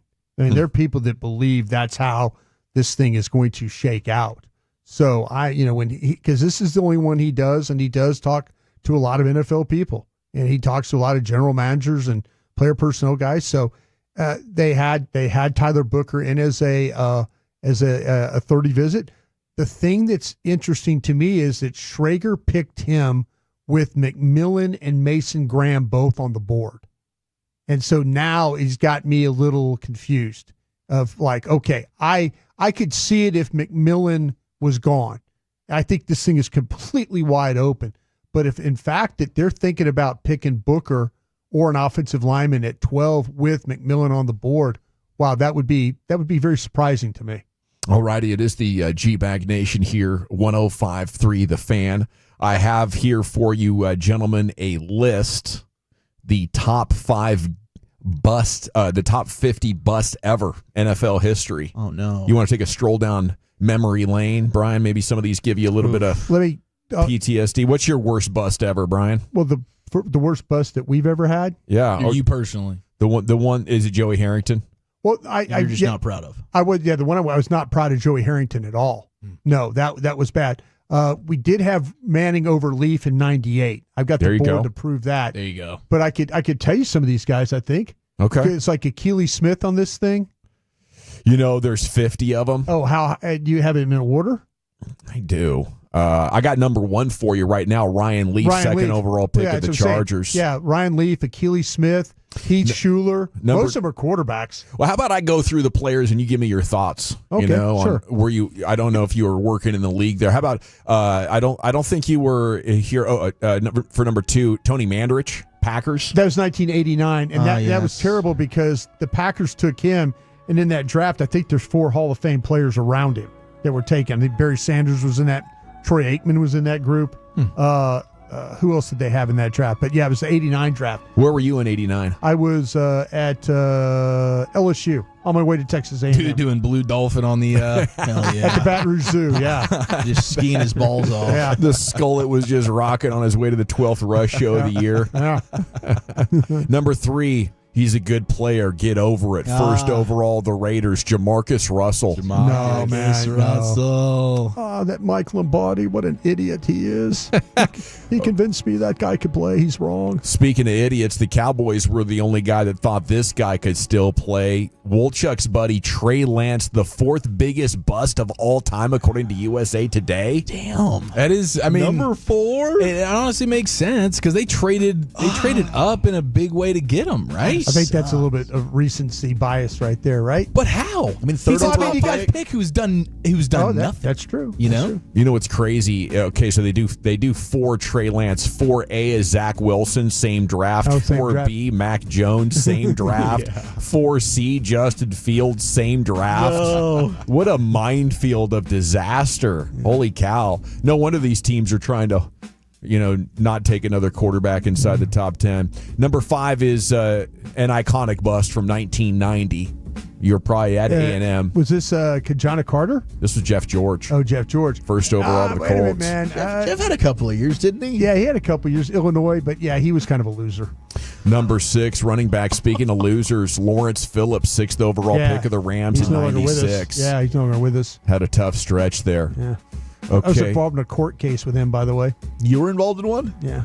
Oh, what was your role? Well, I was. You the fall guy. We had a corner. We had a corner at Green Bay. It's 1,000 yards. He's got to be 1,000 yards away from him now. Nah, it's. I had to go to Lincoln, Nebraska for this court case. We had a cornerback that fired a gun into the back of the trunk of a car. Dang! And it was driven by Lawrence Phillips. Wow! So I was part of that trial. I was there as an observer. Yeah. Number 9. I don't. Scout's eye.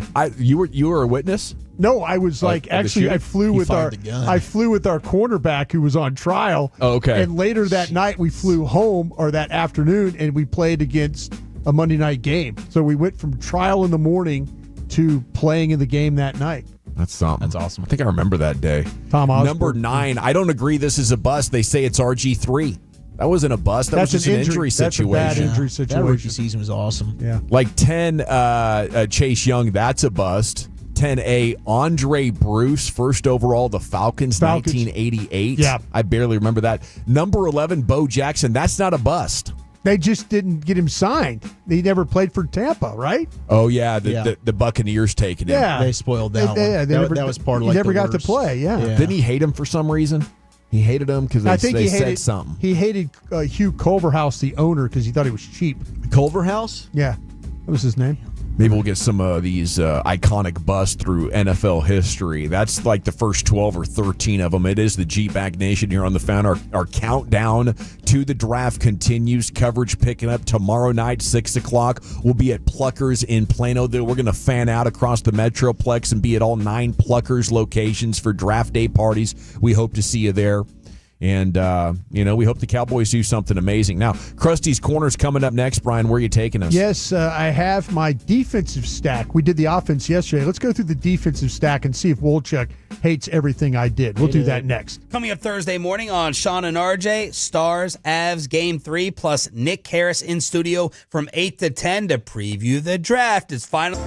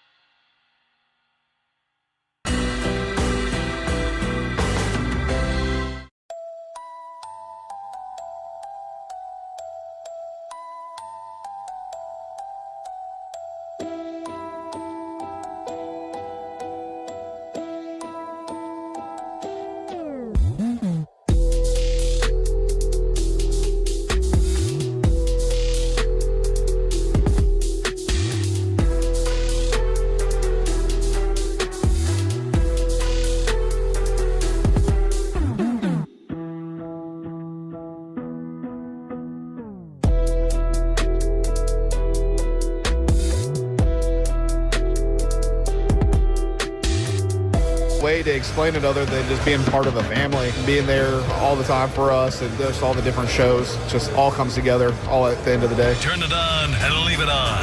105.3 The Fan. If you're in the market to upgrade your vehicle, get to Classic Chevrolet in Grapevine. Back-to-back #1 Chevy dealership in the world. They've got more new Chevys than anyone in their all-price of sales. Silverados, Tahoes, Blazers, Malibus, Equinox, and more. Visit ClassicChevrolet.com. This is Texas. This is Classic Chevrolet. Together, let's drive, relax, and enjoy the difference. Based on new Chevrolet registrations 2023 and 2024. Thank you very much, Lucius. The anticipation is building. NFL Draft tomorrow night. Path to the Draft coverage brought to you by Pluckers. It's time right now for Krusty's Corner with the former Cowboy scout, the Super Bowl champ. Brought to you by Reliant Air Conditioning, gimmick-free AC repair and replacement. Here's the king himself, Brian. Thank you very much, General. Appreciate that very much. Thank you to Reliant as well.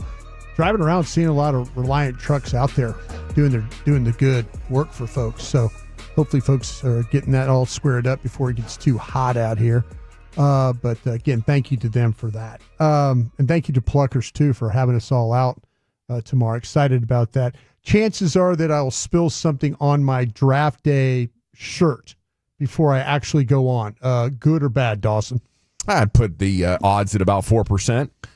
You're going to have to go with a napkin bib. If you're going to be hammering home some Gold Rush or whatever, you got your bow tie on tomorrow. I know you got that bow tie ready to rock. I do have the bow tie ready to go. I will likely have on a white or blue shirt to go with it. Yeah, you're going to have to bib it if you're going wings. But I just wonder if there's going to be a possibility of me actually spilling something on the shirt. Should I have a spare shirt in the car just in case? Absolutely, you should. It's a good call, probably. Yeah, considering the magnitude, the gravity of the evening's events. Yeah. You might just want to go dry rub to be extra careful. It's not a bad idea. See, my biggest fear is the ranch dip. All of a sudden, gravity takes hold of that ranch. I'm a blue cheese guy. All the way okay. on that. Yeah. I think the fall factor with ranch is more so than blue cheese. So you might actually be in the clear. That's 100% accurate because that's usually what gets me. It's the dip. Is this the place that has the mac that's deep fried? Absolutely, sure deep fried. Yeah. That cheese sauce could very well end up on me. Well, I think it's that dipping sauce. Whatever that dipping sauce is, that's crazy. It pairs well with the ranch, but it comes with. It's not a jam, but like it's a chutney. Yeah, like a chutney. Good call, Walsh. That clear-looking kind of brown sauce? Yeah. Yeah, you mix it up with a little ranch and a wing. Oh. Yeah, it's crazy. Damn heavenly. Yeah, but it's the drip factor. What? Chutney. We're doing no, I know, yeah, but we're really doing that there? Yeah. I'll this is look not up like their menu and find out caramelized exactly what it's onions called. or something like that, but this is chutney. It's like sweet, man. Yeah, it's delicious. It's incredible. Mix it with the ranch and a ranch wing. I'll be wearing that for Spicy sure. ranch wing at that? Come on, fam. Yeah, wearing you're that painting for sure. quite a picture. I might set a record for wings tomorrow because we're going to be at Plano, Pluckers, lunch. Then I'm going dinner and second dinner at Pluckers and Grapevine. So, all right, might break some records. Well, you guys will have a good time out there, and we'll have a good time hanging out with folks as well. All right, Woolchuck. Got my stack. It's up on the 1053thefan.com. The full big board. No, that is the full big board. That is I got offense up yesterday, defense going. It's up right now for today, and then I'm putting up my whole entire board tomorrow. There you go. So you'll have that. Put that board up there. You have that where you have it. Show them who's boss. Show them who's boss. So believe in being transparent about this. I'm sure everybody will hate what I do, but here we are. Mm-hmm. So I just want to let everybody know. Woolchuck, I'm going to run you through some defensive positions. Tell me where you think you have these guys. Maybe you disagree with me. Maybe you don't. Do you have a harder time stacking your offensive players or defensive players? Probably the defense. There was really two positions I had, three positions I had a hard time with: edge, defensive tackle, running back. There's a lot of good ones, and it was hard. You have any for trouble me with corners? The corners, I kind of had an easy time with the corners. Yeah. I had the corners down pretty nicely. I feel good about the corners. Okay. Did you divide them into nickels, or did you put them as? No, I just kept them the same. I just kept them all in a one cornerback stack. How about Woolchuck's only here for the dimes? How about that? Yeah, that makes sense. How about the defense? How about the edges? Mm-hmm. Did you put them as bendy guys or non-bendy guys? Just went edge and D tackle. All right. I didn't get cute with this crap. I did that last year, and it ended up being. You talk about clutter. I just had way too much going on. Yeah, I didn't like it. Yeah, I hate when I have too many players on the board. It bothers me. It was too spread out. Yeah. I just want to know, hey, we're good here. Gotcha. Edges. Abdul Carter. He's the third best player I've got on my stack. Yep. Mike Green from Marshall would be number 8. Got him at number 5. Michael Williams from Georgia would be number 22. Okay. Donovan Ezeruke, number 26, Boston College. Hell of a player. Human Ellen from Ole Miss, number 45. Princely. Yep. James Pierce, Tennessee, 51. We're starting to hear that name a little bit from Jane Slater, right? Yeah. Yep. Maybe not a first-round guy. Maybe if he slides through some people, maybe have him off the board kind of a thing. Mm-hmm. Yeah, I actually had Pierce ahead of Williams just because of the pass rush ability that he has. I think it's rare, but I do think Michael Williams better run defender. I had Pierce at 24, Michael Williams at 26 on my stack. Baron Sewell from Texas, number 70, and Braden Swinson from LSU at 72. Kind of end it right there for those. You don't like what I did on any of those guys? I don't dislike what you did. I am much higher on Kyle Kennard out of South Carolina. He's number 75 on my board. Yeah, I got Kyle Kennard up there in the second round. And then JT Tuimalu. I have him number 80 on my board right there. So, okay, I feel like I'm in a good spot there. 3 techniques. Mason Graham, Michigan. He's number 6 on my board. Mm-hmm. Walter Nolan from Ole Miss at number 24. I thought you were way lower on Walter Nolan. Shamar Turner from Texas A&M, I have at 52. Okay. Darius Alexander from Toledo at 63. Mm-hmm. TJ Sanders from South Carolina at 73. Yeah. Omar Norman Lott, it's a hyphenated name, from Tennessee at 82. Yeah. Aeneas Peebles, Virginia Tech at 97. Any disagreements there? No, I like what you did. I've got Darius Alexander in the mix there as well. But otherwise, I pretty much agree with what you did. Do you have him higher or lower than 63? I have him a little bit lower than 63. Okay. At the 1 techniques, which I think this is really what the Cowboys kind of need to focus on right now. Excuse me, 59. 59 is what I've got him at. Okay, good for you. 1 techniques. This is where I think the Cowboys need to focus a little bit. Went pretty salty, pretty high on Kenneth Grant. Got him at 19 on my board. Attaboy. Talik Williams from Ohio State at 31. Your guy Derek Harmon from Oregon at 40. 40? Yes. I put him at 16. Talk to me about that one real quick. Yeah, I just like what Derek Harmon's bringing to the table in terms of just being a really good run stuffer. So you have him right outside the first round then, right? I do. He was a borderline first round grade for me. Okay. But you just like what you like him as that I just point of attack. The way he moves as a 1 tech that can also, I think, get upfield and be extremely disruptive. Mm-hmm. The way he's able to move at that weight and size, I think is really, really tantalizing for me. Got Deion Walker there at Kentucky at 57. He's a really polarizing guy. Could be a lot higher there. Played all year with a broken back. That's what they say. That is insane. Yeah. Alfred Collins from Texas at 92. That would make him a 3rd round grade for me. Kind of think that he might have to be a 2nd round grade, but the medical stuff might not be very good for him. Yeah, I put Alfred Collins at 45. Okay. On the board. But I knew I was higher on him than you are. Okay, so you had him and Harmon those were your kind of 2 of your top guys, right? Yeah. But I had Harmon definitely way up there when it came to the defensive tackles. But yeah, those were two of my better 1 techs. C.J. West from Indiana at 104. Yeah. Jordan Phillips at Maryland at 120. And Jamari Caldwell from Oregon at 133. Man, we had all those guys pretty close. I had C.J. West at 96. Okay. But they're gonna draft one of these guys, don't you think? Yeah, absolutely. Walker, I've got way lower than you. I put him down at 111. You just don't trust him, the tape and all that. And and he's so damn tall, he can't bend at all. And if he had just played with a broken back, kudos to you, sir. But yeah, I just think there's other defensive tackles I'd rather take a flyer on over him. Like Joshua Farmer from Florida State, I'd take over him. Okay, I had Farmer just slightly behind him as well, so that wasn't too far away on that one. Okay, linebackers. You've got Jalen Walker as an edge, right? Or do you have him as a linebacker? I have him as a linebacker from Georgia. I did have him as an edge. Okay, I've got him as a linebacker, off-ball linebacker. I've got him as number 17 player on my board. Jahad Campbell from Alabama at 34. Carson Swesinger from UCLA. This is the guy I think that's probably going to go higher than where I have him, actually. I have him at 41. Ooh, I put him at 42. Okay. Do you feel like this guy might be the end of the first round? Yeah. His best football. I was hopeful that he was going to be there at 44. He's not going to happen. I don't think it's going to happen. No. Teddy Buchanan from Cal, I have at 87. So I have a little bit of a drop off there at linebacker, if you notice. Yeah, they're definitely from 41 to 87. Do you feel that way? Yeah, absolutely. Okay, Teddy Buchanan from Cal can kind of do everything at 87. Smile Mondon from Georgia. Have you seen him at all? Yeah, I watched him. If you get the sophomore version of Smile Mondon, you're getting a really good player. 95 is where I had him on my board. Oh, I got to find him on here, but he definitely was in the hundreds. What's his first name again? Smile. Smile. Yeah, it's spelled Smael. His father came over, African, came over, and it was wrong on his passport or his information that he got.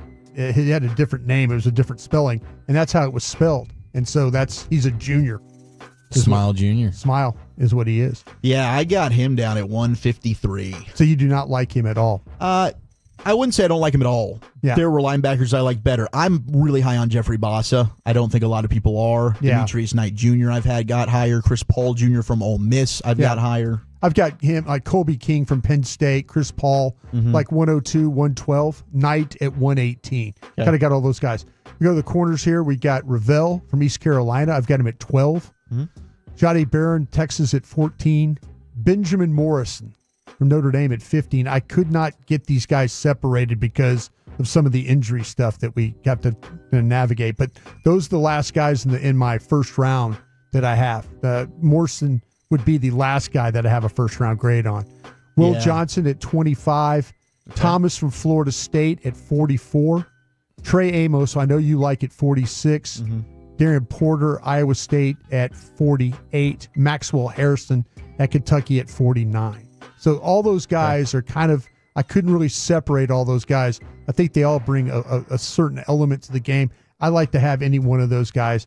I also throw in Noel Williams from Cal at 58. So you were probably a lot higher on Amos and Harrison, right? No, Amos actually I had right around you at 47. Okay. I stacked some safeties up above him, actually. Okay. And then Hairston, I think I had right at 43. Okay. Right around that same range. Cool. All right, the safeties, Xavier Watts from Notre Dame at 23. Andrew Makuba, Texas at 36. Malachi Starks, Georgia at 39. Nick Emanwari from South Carolina at 53. KJ Winston, Penn State at 61. Malachi Moore, Alabama, right at 100. Yeah. You good with all those guys? Absolutely. All right. I did a lot of this. I had put Makuba at 35. I had Starks at 31.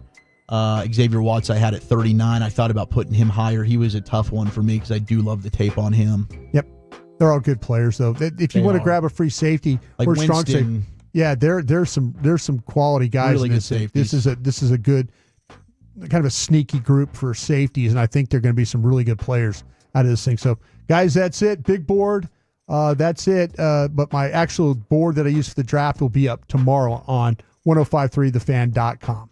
Okay, we'll see. Thank you, Brian. Krusty's Corner every afternoon, 3:40. We'll go to John Machota. What is the inside scoop there? Cowboys reporter from The Athletic, John Machota, joins us next right here. It's the G-Bag Nation on The Fan. I want to chat with you about my friends at Permapure, though. Permapure.com, 214-831-2167. Do you have any cracks in your brick, sticky doors, uneven floors? Do not ignore it. Call my guys at Permapure. These guys are amazing when it comes to foundation repair here.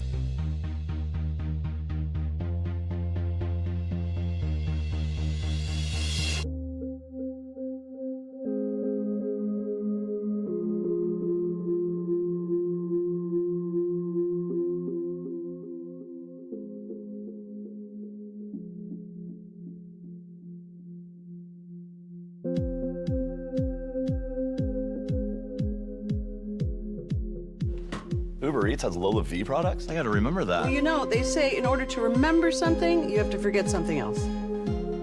Okay, now that is a very cute haircut. That's like a little shag. I've never seen that before. Well, I mean, of course you have. It's the Rachel. Oh, is that your name? No, I mean like your name. No, I'm Jen. My name's Jen. Right, but I just mean like this is your haircut. But that's hair on your head. I'm not saying this is your hair. Okay, freaking me out a little bit.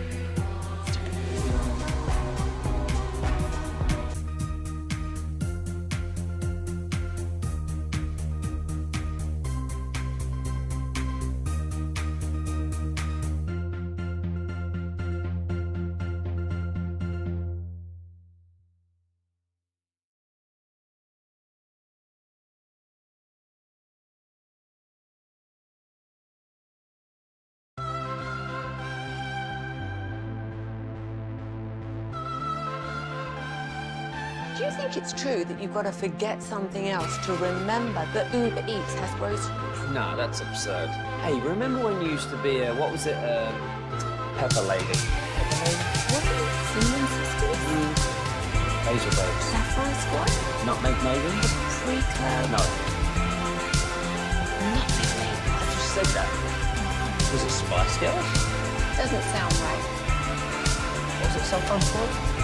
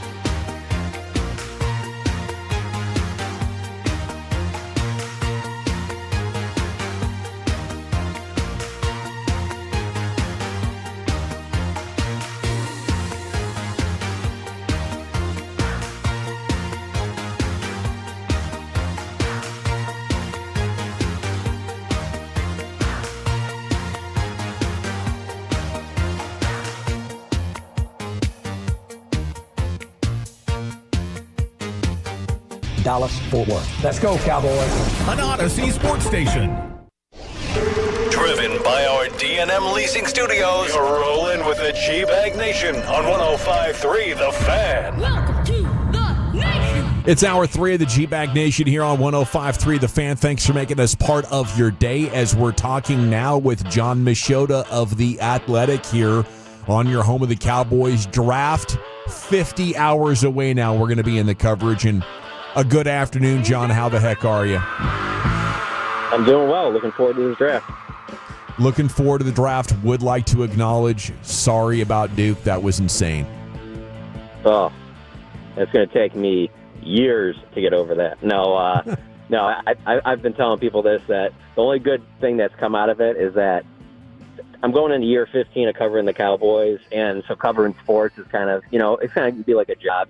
And moments like that just always remind me, no, I'm still a sports fan at heart because, I'm not. There's just some people that I work around on a day-to-day basis who you can tell that covering sports is kind of taking the fandom away from them, and that's definitely not me. Yes, sir. Okay, let me ask you this. When it comes to the Cowboys here, do you feel like they're still one of the best drafting teams in the NFL?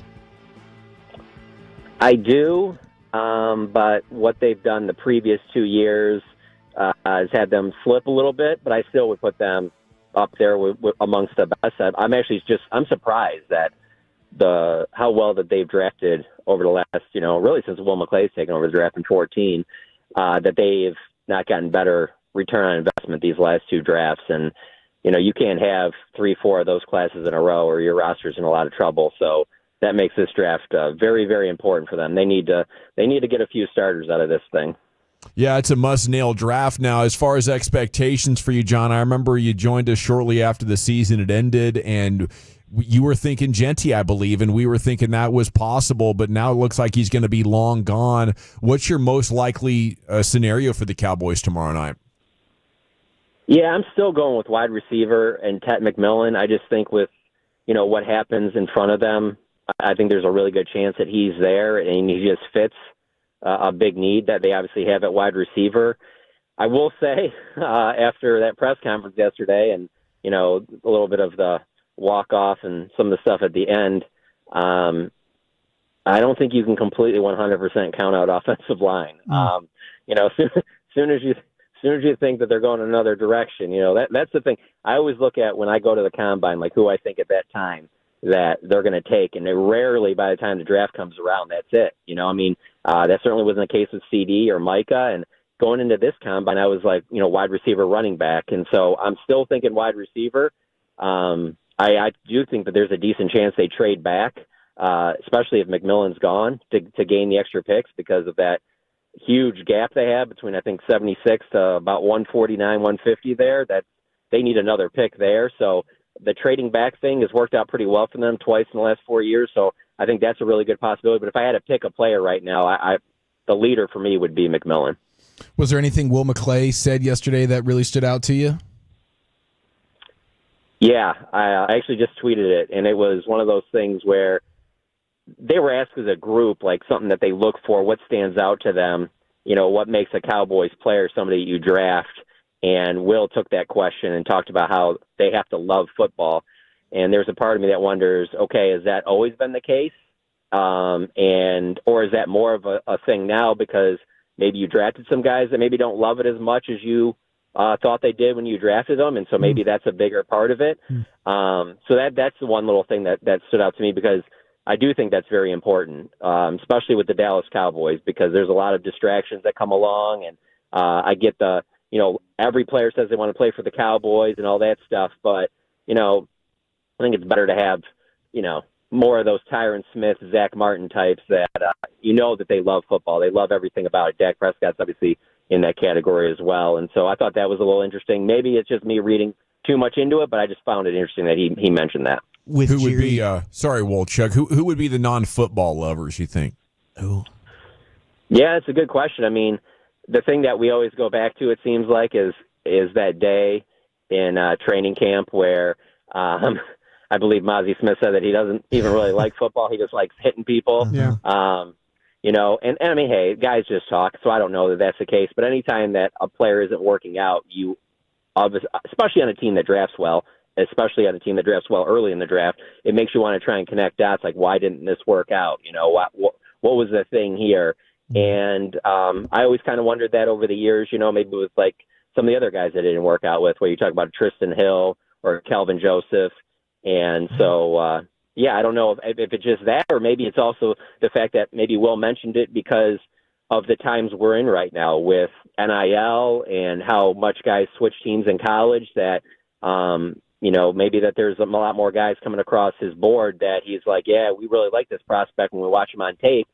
But then all of a sudden, you get to talking to him and talking to people around him, and it's like, yeah, he plays football because he's really good at football. I don't know that he actually loves football. So that's an interesting part of it, too. So obviously that'll be a big part of whoever they take early in this draft.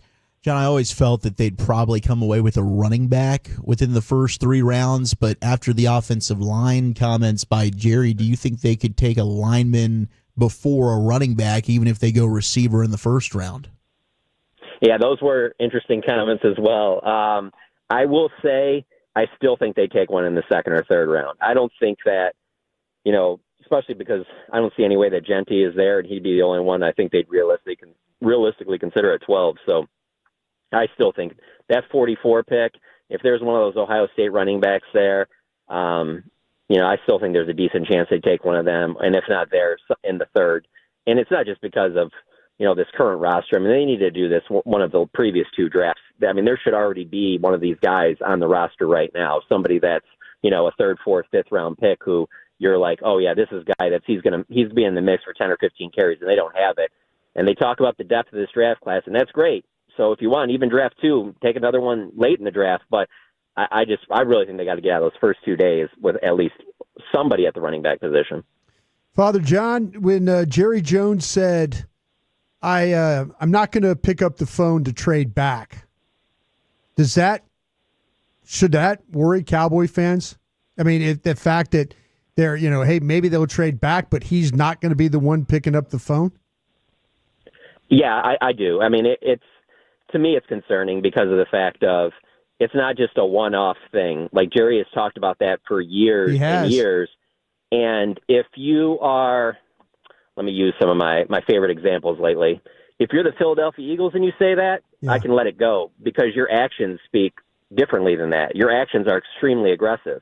But when your actions aren't aggressive and you have these off seasons like they had the last couple of years where they're very vanilla, too vanilla, then to say that you're not going to be the one making the call, it's almost like, so 29 years have gone by without an NFC Championship game berth, no Super Bowls, and it's just going to fall in your lap like someone else has to make it happen? Like, that just doesn't sound good to say that with the roster building that's been going on lately. Do you think Jerry just said the substantive trade talks thing yesterday to juice the news cycle a little bit, or is there something cooking? There's always you can't ever eliminate that with him, so that certainly could be a part of it. My thing is, I think that many of us have different definitions on what that would be. To him, that could be the Trey Lance deal, the Mingo deal.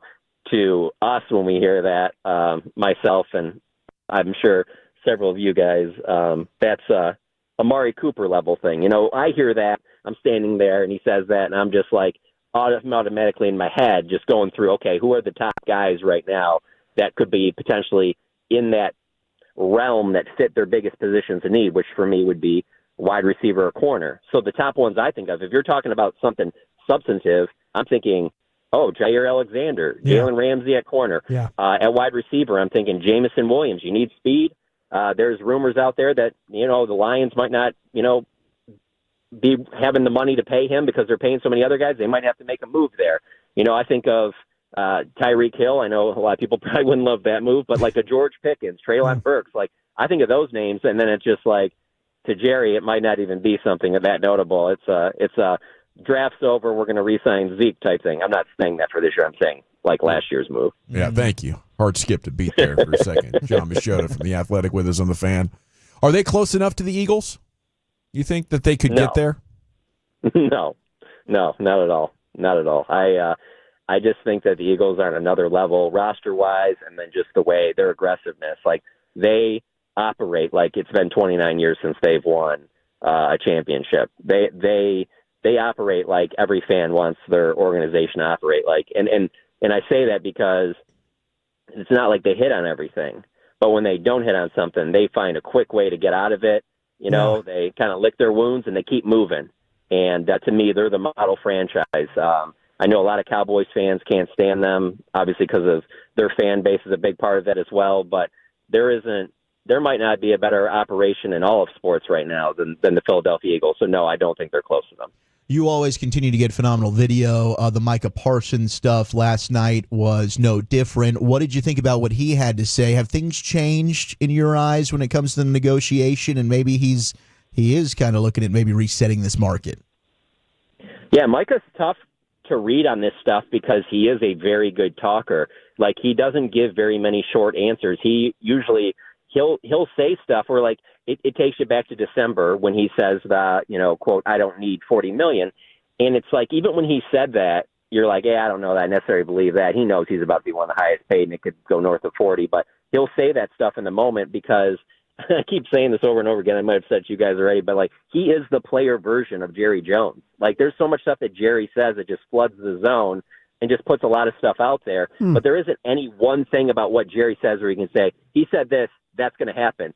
No, it's like you can kind of take it and twist it whichever way you want, you know, and Micah's pretty good at that too. And that's why he's going to have a long, successful podcasting career when his NFL career is over as well, because he doesn't shy away from any question and he gives you a little bit to think, oh, maybe it's a little bit closer. Maybe maybe they're not as close on this deal. So it's tough to read right now, but with the Cowboys on these big type of deals, it really has been deadlines make deals. And for them, I think that is the start of training camp. You know, I do think he'll be around for the majority of OTAs and minicamp even without that new deal.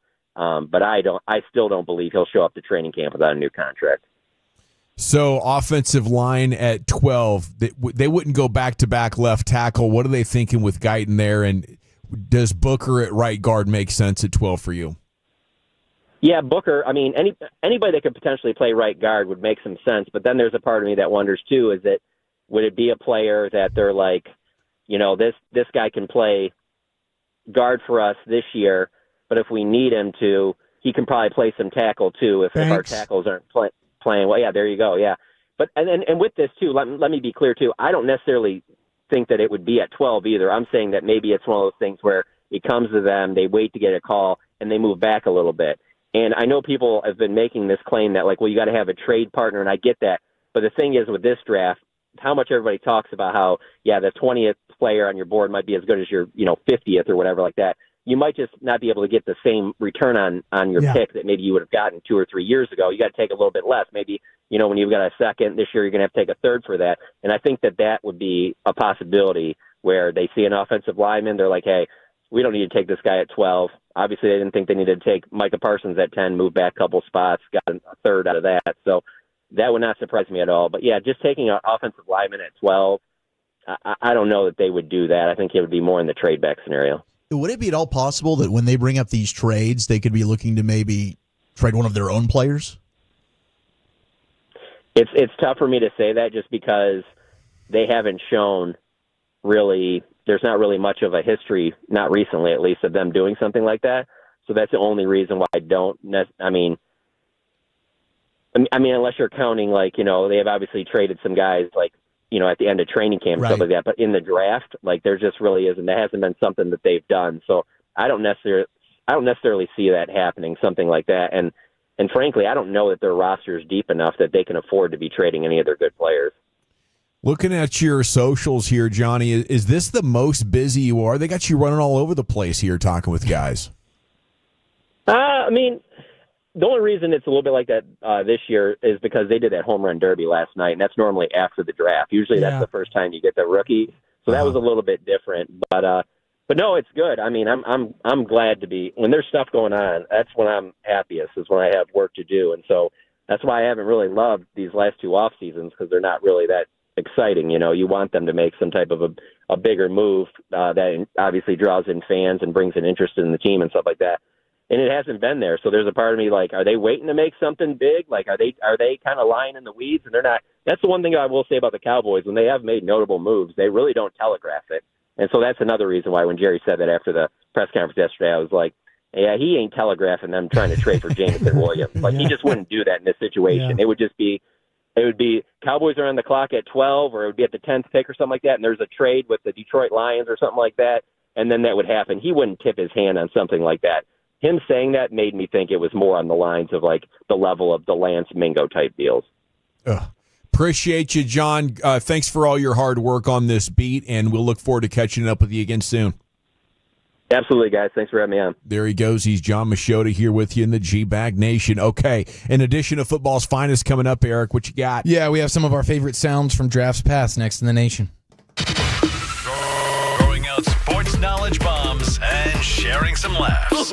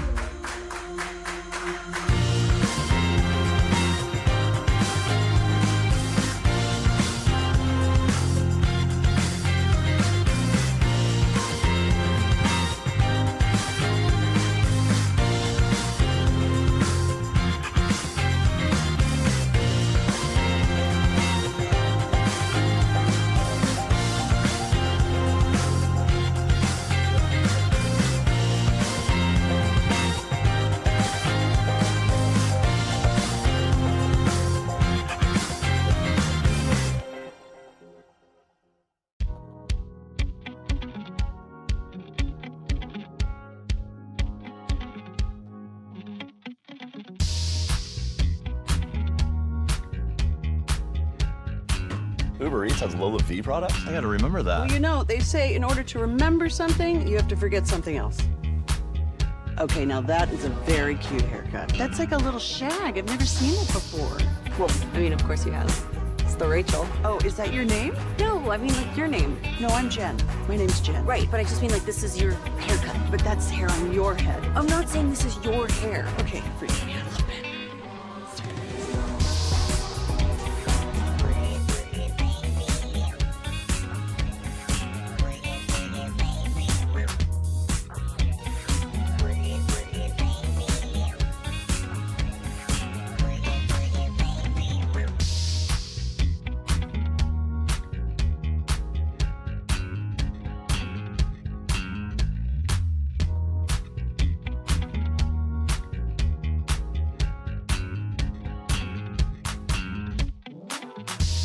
Do you think it's true that you've got to forget something else to remember that Uber Eats has groceries? No, that's absurd. Hey, remember when you used to be a, what was it, Pepper Lady? Pepper Lady? Wasn't it Cinnamon Sisters? Basil Babes. Saffron Squad? Nutmeg Maidens? Pre-curb? No. Nutmeg Maidens? I just said that. Was it Spice Girls? Doesn't sound right. Was it Saffron Squad?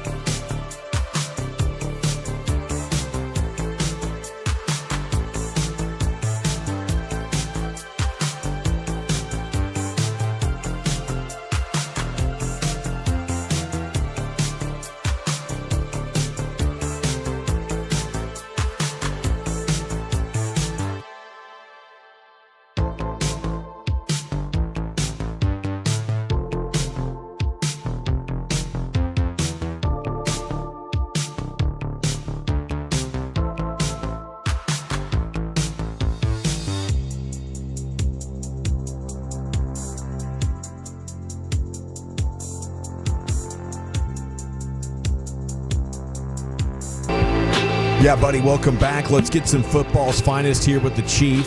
Sands is coming up here in about 15 minutes. We'll get your Rangers update as they take on the A's once again tonight. Pregame at 8:30. We're standing by for some Corey Seager news, hoping for the best on that. Segment's brought to you by Cars for Kids. Donate today, carsforkids.org. It's brought to you by the Frankels. If you've been injured in a car truck wreck, call the Frankels first, 214 or 817-333-3333. There's never an out-of-pocket cost. They only get paid when you win. The Frankels, the go-to car and truck wreck attorneys in Dallas. We're what now, 25 and a half hours? I know I said earlier 50 hours. I don't know how I added a day. With the people wearing you out. They tore me up on the text pretty You good. said it twice, and I kept, every time you said it, I looked at Chief, and I'm like, just let him go. I can't believe you guys. Let him fly. Usually do. Well, you did one into a go. break where there was no correction. Yeah, we couldn't grab you quick enough because you got it's 50, and then Machota, there's 55 hours left. Oh my gosh. And I looked at Eric like, yeah, man, I felt like I got to do this tomorrow. We had to we're drafting tomorrow night. Yeah, we just never threw it to you out there. Sorry about that. Silver Toxic Tuesday. I feel like I've been generous with some actual birthday roast content this week for you guys. So there you go. Oh man, you've been on fire. Good call. Yeah. I did that on purpose. I can't wait to relive the Tyler Malley fiasco from yesterday. I'm so disappointed I missed it in real time. Well, before we get there, let's have some football's finest. Yeah. Here in the G-Bag Nation, we like to 52 hours to go. As we're just a mere 50-plus hours away, we like to prep our bodies for the Let's talk about round 2. Okay, let's do it. I know you were. 44. Jeez. You got one eye on round 2. That's when the draft really starts. When you did say it the first time, I looked around the corner of Eric.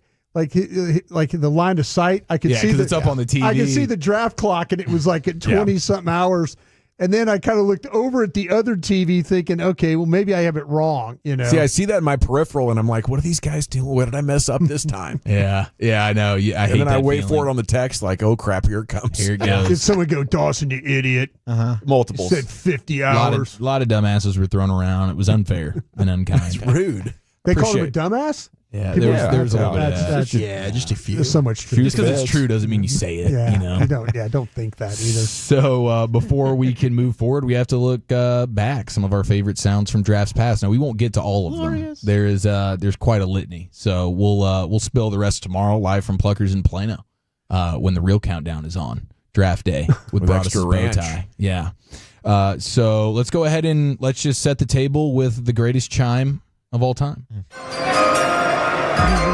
That was good. What a special sound that is. It is good. Locked in, baby. Ashton Genty actually said that his aunt sends the draft chime to him before every single football game that he plays. No wonder he's so Good for good. her. He's like, hey, just remember what's on the line here. Just remember you're running for our future. Yeah, you're not falling to 12. I know you want to be a Cowboy, but you're gonna go ahead and be top 5, Ashton. Let's just go run it up again. Send that Another chime in some 50 Zillow yard. listings. Remember that? Greater Boise area. Kept talking about him at 12. I was just like, yeah, whatever. Now we do have a new addition to the draft sounds. So this is the first time we've ever aired this. We go back to 2024. Where Jamal Charles, one of my favorite running backs in NFL history, one of the most underrated players, I would say, in NFL history. What an absolute super beast. He's a Texas Longhorn, turned Kansas City Chief. He gets the call up to make the announcement, and this is how it went. I'm happy to be here with a back-to-back Kansas City Chief. It's a trade. The San Francisco 49ers have traded a 63 pick to Kansas City Chief. With the 63 pick, in the 24 draft, Kansas City select Kinsley Suamaiya from BYU tackle. Let's go, Chief! Let's go, Chief. And they didn't do him any favors with that name. It's a rough one. You know, there's a lot of names there and that's what happens. You all of a sudden you start fumbling the easy ones because you know what's lurking around that corner, and it's a Suamaiya. Yeah, and you're not prepared for that. No, Jamal Charles. It's not like he was spending time and lead up. You don't know what to prepare for. You're getting that card handed to you just a mere seconds before you walk on stage, and all of a sudden you get clubbed with a Suamaiya. Now tough. You can't say San Francisco. I think now you forget the S on Chiefs. Or Chiefs, yeah. You know? I mean, it's just a singular Chief that he's most proud of. I need a list of 10 guys with phonetics, on all everything that's possible here. Mm-hmm. You know, we can't be sending these guys out here to do that. They need to put the phonetic version on the card. Yeah. You know, that would be a good start. Just to try and help out. If we're going to have players announce the picks, I mean, it's just, you're putting them in a bad spot. Or you just have like the Siri voice ready, and you say the whole spiel, and then right when you get to the name, you just hit the Siri button, and she fires it off. And it's tough to coordinate with legends. You know how it can be, Brian. Yeah. But maybe an audition, a run through, because I think what happens here is the echo threw him off early. That's tough. Confidence went out the window, and now he got multiple things going on. You hear that echo a half second later. Yes. And it can throw anybody off. Yeah. I'll never forget Rob Manfred. No, he was also in the bag. The Dodge But the echo at Globe Life Field. That'll swallow you up, man, in front of thousands, millions. Okay, here's a fun throwback. This was just days before the NFL draft some years ago when Blake Bortles was getting ready to be selected, and as he was on the hype train, making the rounds, doing the car wash, why should you be the face of a franchise? Take it away, Blake Bortles. What would you do if you weren't playing football? If I wasn't playing football, working construction, ripping cigs. Just very, very blunt and to the point there. And I believe that is actually what he does now as his day job. He's on construction sites ripping heaters. As a foreman, how stoked would you be to see Bortles walk out of that, truck on his first day on the job? Like, boys, this is what a framer looks like. Okay? Grab that pallet over there. We'll see you on the second floor. He's like 6'5", 250. Yeah. Just hauling wood, hauling bricks, man. That's Blake Bortles for you. They asked him what's the first thing he does when he wakes up in the morning. He goes, I don't know, piss. Jaguars are like, yeah, that's our guy. He was trying to be the Kenny Powers of the NFL, I think, he's for funny. a minute. Yeah. Okay, speaking of funny, the legendary Mel Kiper, this goes way back. Is this like in the, what is this, like late 80s, early 90s? Oh, it's just the Tobin stuff? This is, he started, I believe, in 1988 was his first time. Okay, so this is one of his first trips around the draft sun, and he absolutely rips the Colts for passing on a quarterback not once. This is the 1992 draft. This is Steve Ettman. Okay. Is what this is. Okay, take it My away. first draft, yeah. Mel Kiper. Here's a team that needed a franchise quarterback. There were two out there. They have a chance at two. They don't take it. They end up coming back into the picture to get Trent Dilfer. They take an outside linebacker, not even a true outside linebacker. Somebody has to learn coverage in Trev Alberts. But to pass up a Trent Dilfer when all you have is Jim Harbaugh, give me a break. That's why the Colts are picking second every year in the draft, not battling for the Super Bowl like other clubs in the National Football League. Dang. He went in on him. That's what makes Harbaugh him way better than Dilfer, by the way, one in of the case you're goats. wondering. Yeah, it is funny to look at him pounding the table, and we all know what Dilfer ended up being. Super Bowl champion. Super Bowl damn champion. Mel Kiper was right Bus driver. Absolutely a bus driver for sure. So the GM, the GM of the Colts, Bill Tobin, catches wind of Mel Kiper Jr. just flaming him on television, and this is a two-part response. Here's part one. Who in the hell is Mel Kiper, in a way? I mean, here's a guy that criticizes everybody, whoever they take. He's got the answers to who you should take and who you shouldn't take. In my knowledge of him, he's never ever put on a jockstrap. He's never been a coach. He's never been a scout. He's never been an administrator. And all of a sudden, he's an expert. He's in our papers 2 days ago telling us who we have to take. We don't have to take anybody that Mel Kiper says we have to take. Mel Kiper has no more credentials to do what he's doing than my neighbor, and my neighbor's a postman, and he doesn't even have season tickets to the NFL. Okay, so that's pretty good. He's just getting started, though. Here's more from Bill. Mel Kiper lives in Baltimore, and I found all this out about the last 3 days.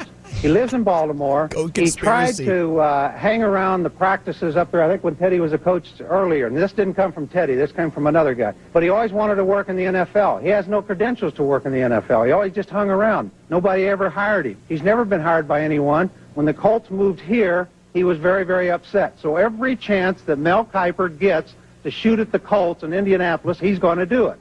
He reaches out to everyone. I got a sister in Burlington Junction, Missouri, that when we took William Perry back in 84 or 85, I talked to her 2 days later, and she said, "Why'd you take the fat kid?" And I said, "You just have to believe me, he was the best available." And he was the best available. But, I mean, Mel Kiper gets to your sister. He gets to your mother. He gets to everybody. Why'd you take the fat He's kid? a surefire Bobby Belt. Dude, he live was in the living flesh. rent-free in Tobin's head for 3 days. Yeah, for dude. him to circle back his next time talking to the media, he's like, listen to what I found out about Mel Kiper. This is probably a huge pivot in the career arc of Mel Kiper that sent him into the stratosphere. And Tobin probably as well. Oh, absolutely. I can't imagine that's textbook general managing, but terrific, iconic audio. Thank you, Eric Chiafalo, once again. We got more for tomorrow. Let's go. Cannot wait. All right. We have Micah Parsons audio coming up at 5 o'clock, talking OTAs and his agent and what Jerry said about what's most wrong with their offense. That's coming up at the top here. Jared Sandler next with you, talking Rangers on the Fan.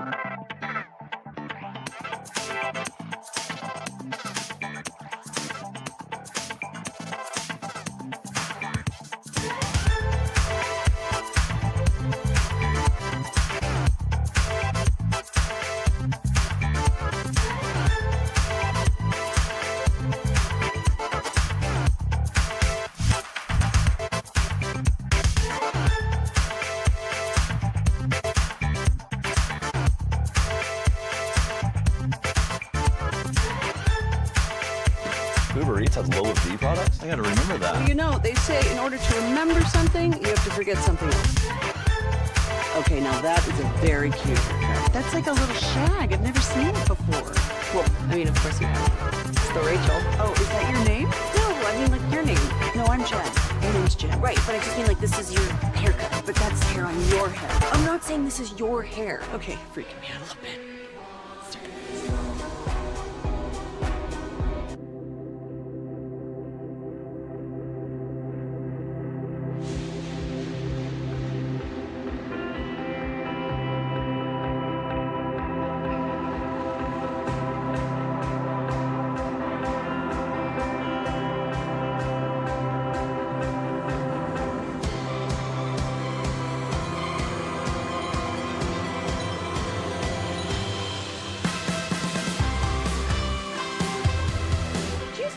That you've got to forget something else to remember that Uber Eats has groceries. No, that's absurd. Hey, remember when you used to be a, what was it, pepper lady? Wasn't it Semien sisters? Basil base. Saffron squad? Nutmeg maidens? No.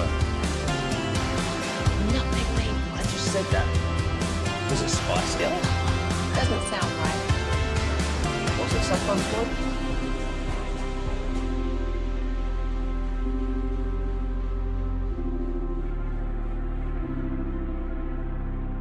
The market to upgrade your vehicle gets a classic Chevrolet and Grapevine. Back-to-back #1 Chevy dealership in the world. They've got more new Chevys than anyone, and they're all priced to sell. Silverados, Tahoes, Blazers, Malibus, Equinox, and more.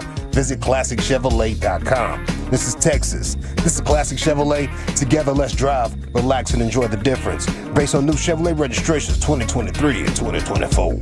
Thank you very much, Lucius. It's the G-Bag Nation here on 105.3 The Fan. Coming up at 5 o'clock, maybe more reason to believe the end could be coming soon for Nico. That's fun. It's time now to talk with Jared Sandler here. His Rangers preview is brought to you by Blue Nail Roofing.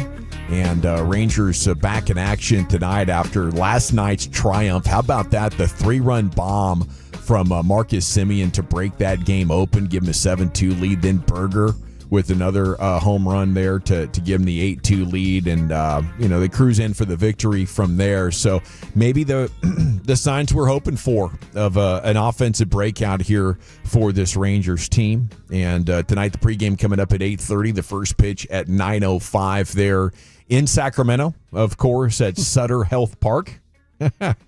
A little too much detail there. One of those S cities. Jared Sandler joins you now here on The Fan. Jared, how the heck are you? Guys, I'm great. Other than worrying about Corey Seager's health status, I guess. Yeah. You break some news with us? What's up with Corey? Break it. No, I mean, he's going to go on the IL, I'd imagine, right? I think the hope is MRI comes back best case scenario, but, even best case scenario might be a few weeks. This is, not the first hamstring he's had. It's early in the season. You want to be conservative and make sure it's not a lingering issue. And so the bright side is that the last time Corey had a hamstring injury in April, the Rangers won the World Series that year. So try to, look at the positives. That's nice. And the dominoes that fall, I guess Josh Smith at center field, went well, but you're going to have him at short for a while here. What else happens here with the lineup and with your defense? Yeah, it's interesting. I'm glad you led with Smith in center, because I think that, that's something the Rangers, they didn't just do by accident, right? Let's see how it looked. But, if you guys recall in 2023 when Seager got hurt, Josh Smith in 2023 was a really rough year. But it was Ezekiel Duran who, the first half of the season stepped in for Corey, and he was great. And I'm sure the Rangers would love to, have that as an option. The problem is, Zeke just hasn't hit for the last year and a half, and he doesn't have a hit yet this year. And so until he, shows that maybe, he can return to that level of offensive form, I think that, that they're kind of hamstrung in terms of, whether or not they could use him. Now, he is in AAA, and for the first time here in a bit, he's going to be playing every day, and maybe he catches fire, and maybe the Rangers reconsider their options. But, yeah, I think right now, it's got to be Josh Smith, and maybe you call up Jonathan Ornelas, and, you feel comfortable with him occupying a bench role, maybe with Zeke. You prefer to leave him down in AAA, or maybe they do call him up because they feel like they're going to use him. I think Josh Smith at short is the answer. And, we talked about the lineup yesterday, right? We talked about guys who need to step up, and, that's what worked about that 2023 team, is that when guys went down and they had their share of injuries, maybe last year the Rangers had more injuries than they did in 23, but in the second half of 23, pretty much anyone who was anyone on that team hit the IL with the exception of Marcus Semien, it seemed like. But they had guys who stepped up. Travis Jankowski, had a pretty good year, when he was called to duty. And Ezekiel Duran was pretty good. And it was obviously Leody Taveras is the best offensive season we've seen from him over a large sample. And, Leody wasn't an all-star, but he was incrementally better. And so if they're going to be without Corey, guys got to get better. Marcus has got to take a step forward. They need Jock Peterson to, emerge from, this funk. They need Jake Berger to, hit a hot streak. They need little bits and pieces of improvement from the lineup. And I think if they do get that, then they'll be able to weather that storm. Hey, Jared, if this was a bad baseball team, would there be a possibility you'd see Walcott? I think you'd have to have so he's a teenager in Double-A really for the first time. Now he's off to a good start. I think that he would have to bust down the doors. I don't feel like they think they have to rush him at all. Sure. And now if they were, just a 100-loss team like the Marlins, I'll tell you this, Broadus, if they were the Angels, then Walcott would have been up 2 years ago because the Angels I remember the Angels. Minor leagues. Yeah, and I remember you. And I'm listening to the broadcast of the Angels. And I'm like, oh wait, this was a guy they brought up 2 years ago that was probably not ready to play, but here he is playing for the Angels right now. Yeah, I do think. And I don't know if this is at all what was in the back of your head and answering that, because the team starting shortstop went down. Yeah. If Walcott just went gangbusters the first 3 months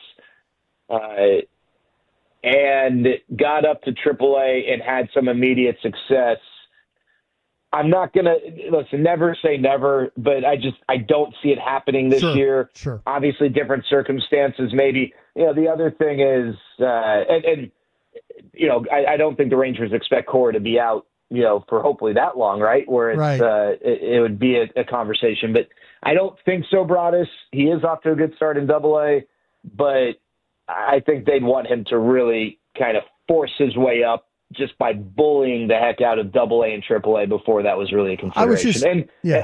And the other part is the clock, right? There's no reason to start his clock pretty much early. I understand. The thing, I always forget about the clock. The thing I was thinking of, if you've got guys in the minor leagues that aren't hitting, that's kind of where I was, if you're talking about guys that already, Why not? But the clock is always something you think about. Or Yeah, at least and you no, do. that's a I great don't. point, Bronis. That's a great point. And I don't think, in fairness to Chris Young, he hasn't made decisions that are counter to the best interest of the team in the present day just because of the clock. Yeah. But, I think you're looking at a guy who can provide some depth on the bench more than necessarily needing a starting player. I think if you felt like, if you didn't have a Josh Smith who could plug in at short, right, then maybe you'd feel a little bit differently. Now, does this open the door for more runway for Dustin Harris? Yeah. A lot of people are begging for Blaine Crim to get a shot. The problem is I just don't know where the fit is, right? He's hitting in AAA, but I don't know where the fit is. And hey, guys, let's not forget there's a guy named Evan Carter in AAA, and if he can just get a little consistency with the health and maybe get going, then there you go. That's your center fielder, and Josh Smith's your shortstop, and maybe you feel pretty decent about things. But they obviously need Evan to get going. But, let's not forget at least about the possibility that maybe he plays his way back into being an option. Is it just these minor league parks or the secret sauce for Semien? I mean, he crushed it in Toronto and they were playing in Buffalo. And then here he goes, man, 4 RBIs just what the doctor ordered. Let's get him going. Maybe it's playing the Athletics, because I don't know if you guys remember, but in 2023, or 2022 rather, Marcus's first year, it wasn't until late May when he hit his first home run with the Rangers, and it was at the Coliseum. It was a grand slam, actually. Oh, yeah. And so maybe it's playing the Athletics that gets him going. I don't know, but yeah, you're right, Zach. This is not a bad place to go if you're in need of a visit to the hit doctor, because the ball was definitely carrying last night. We had 8 home runs between the two teams, but you guys know how much of a mental mind, what it can be. And sometimes you just get a little success. It doesn't matter if, you're playing in a hitter-friendly park. You see the ball go over the wall, and all of a sudden you start feeling good about yourself and you get on a roll. Do you think Semien's going to be hitting 5th for a while? Well, Gavin, the Corey Seager thing kind of changes the dynamic a little bit.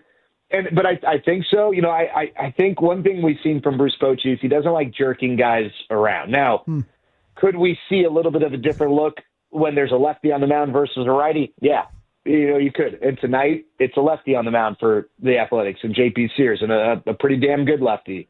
You might have a little bit of a different look versus a righty and a lefty, but I think against a righty, you're probably looking at Marcus hitting in that 5 spot. And I think the guy who could step up and hit 3rd for you against a righty would be someone like a Josh Young. And then once Jock Peterson gets going, that, again, changes the dynamic a little bit. But, I'm not sure what the lineup's going to look like tonight with a lefty and no Seager. But, I guess I gather against a righty, you're not going to see Marcus, moving too far away from that spot here in the near future. Are you referring to the A's as the homeless Athletics like Dave Raymond did on the telecast last night, or are you just going Oakland with it? How are you referencing them? Well, I'm trying not to say Oakland, but that's a tough habit to break. I like I like it. That's homeless Athletics is creative because, it kind of, if you aren't paying attention, it kind of sounds a little bit like Oakland Athletics, obviously. It was a weird deal. Like, we were kind of celebrating, like, hey, welcome to Major League Baseball in Sacramento, but that the joy of baseball in Sacramento is a result of the suffering of a long tenured fan base in Oakland, whether they showed up or not. It was, crappy ownership kind of got in the way of things. I don't know. It's like a really weird needle to thread and, like emotions to reconcile. And then the other thing is, like, they're only here for a short time, but that short time's 3 years. Like, they're going to play, over 200 home games here. Like, it is in the grand scheme of things a short time, but this is not like a half a season or even a full season temporary home. They're going to be here for 3 years. Did we get a free snow cone if we return the ball back to the people? That'd be amazing. I think that'd be awesome. Did they have that? Did they say that? No, I would like to know that at this park, do we get a free snow cone if we return a foul ball? You should.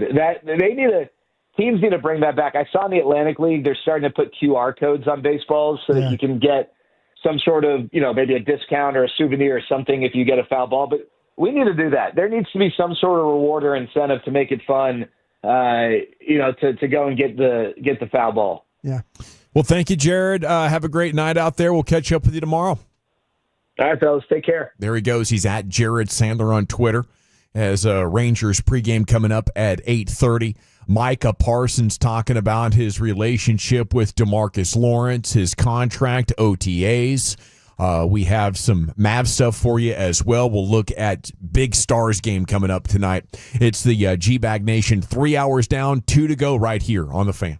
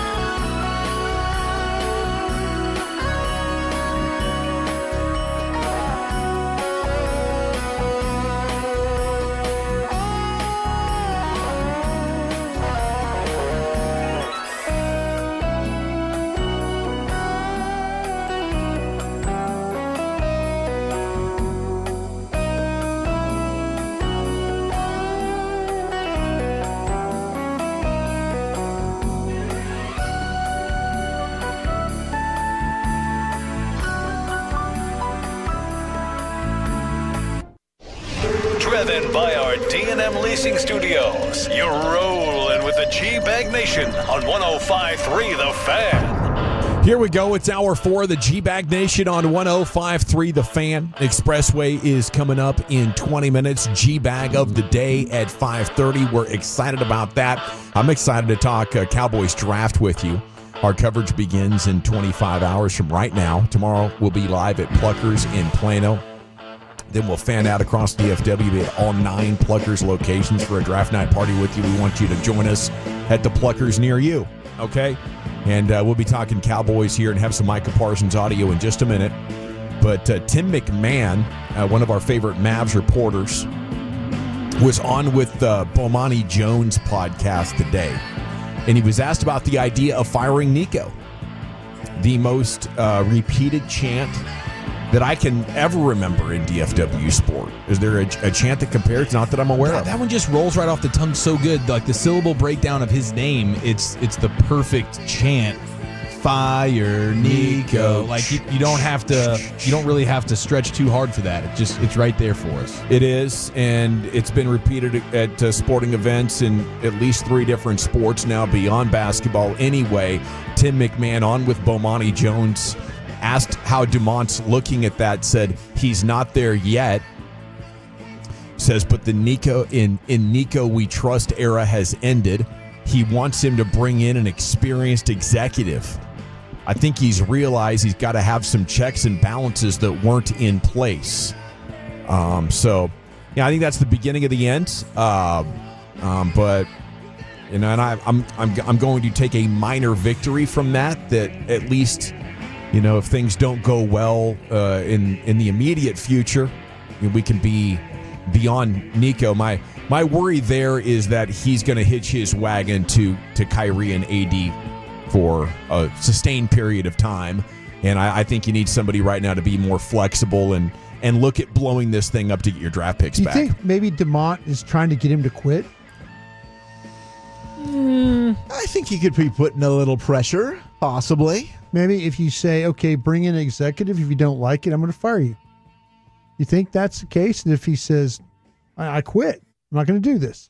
That does seem like it, because everything we've heard about Nico is he wants it his way. He said it. He doesn't take. He doesn't want to be told what to do. Don't want to be told. All the people that had a voice that might have gone against what Nico was trying to do in any capacity have been ousted from the organization. Yeah, I think DeMont's trying to get him to quit. I think he is. Well, that would make sense. I don't know why you wouldn't just fire him though. Well, if he quits, then you don't have to pay him. Okay. Yeah, and I suppose Nico would have options, back at Nike. I'm sure he was a sought-after guy. His business acumen is unquestionable, and that's why he was able to get a job as a GM in basketball, because he was so dang good in his relationships there. I could imagine he'd be very valuable for either Nike or the LA Lakers. Well, this then tells us all that Nico did this on his own. Okay, because if DeMont's trying to get him help, he's basically saying, because Nico could come out and say, whoa, wait a minute, bro. You're the one that told me to do this. And I do think that while I use the term fall guy yesterday, and Wolchuk corrected me that maybe fall guy isn't the right word, because you definitely screwed it up. You're being held accountable. But I think from Dumont's perspective, he had to be complicit in it. He was convinced that this was the right move. And this is him acknowledging that, oh, wow, I can't just trust one guy. I'm going to need multiple people here to make sure I'm not making a mistake of this size. And I think, Brian, your instincts there, are very interesting. That this could be an attempt to get him to move on. Okay, speaking of moving on, Stars news. Are we getting Miro tonight, Wolchuk? Not tonight. He was working on the power play pregame, which is another great step in the right direction. They wrapped him up yet? They have. They've been ramping him up. Roughing him up. Roughing him up. I didn't get the reports of the roughing yet today. Yeah. But Leah did say the power play stuff. I like that. I assume the power play comes with the roughing. But we'll see.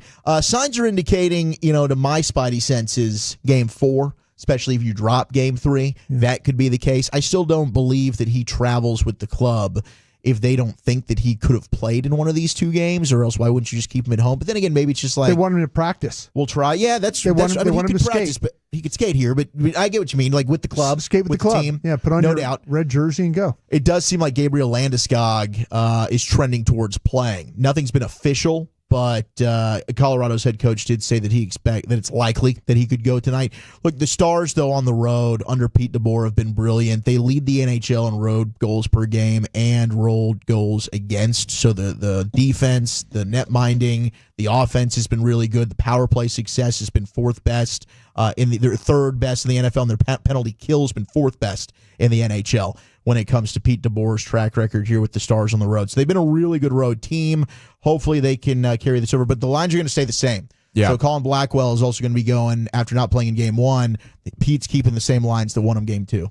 It was so different last year with Miro and Tanev. You held McKinnon to, I think, just 2 goals for the entire series, and now he's got 2 goals through 2 games I was reading earlier today. So, he's having his way with you, and a big part of the emphasis tonight has to be to try to slow him down, but I'm looking for the Stars to have an offensive explosion.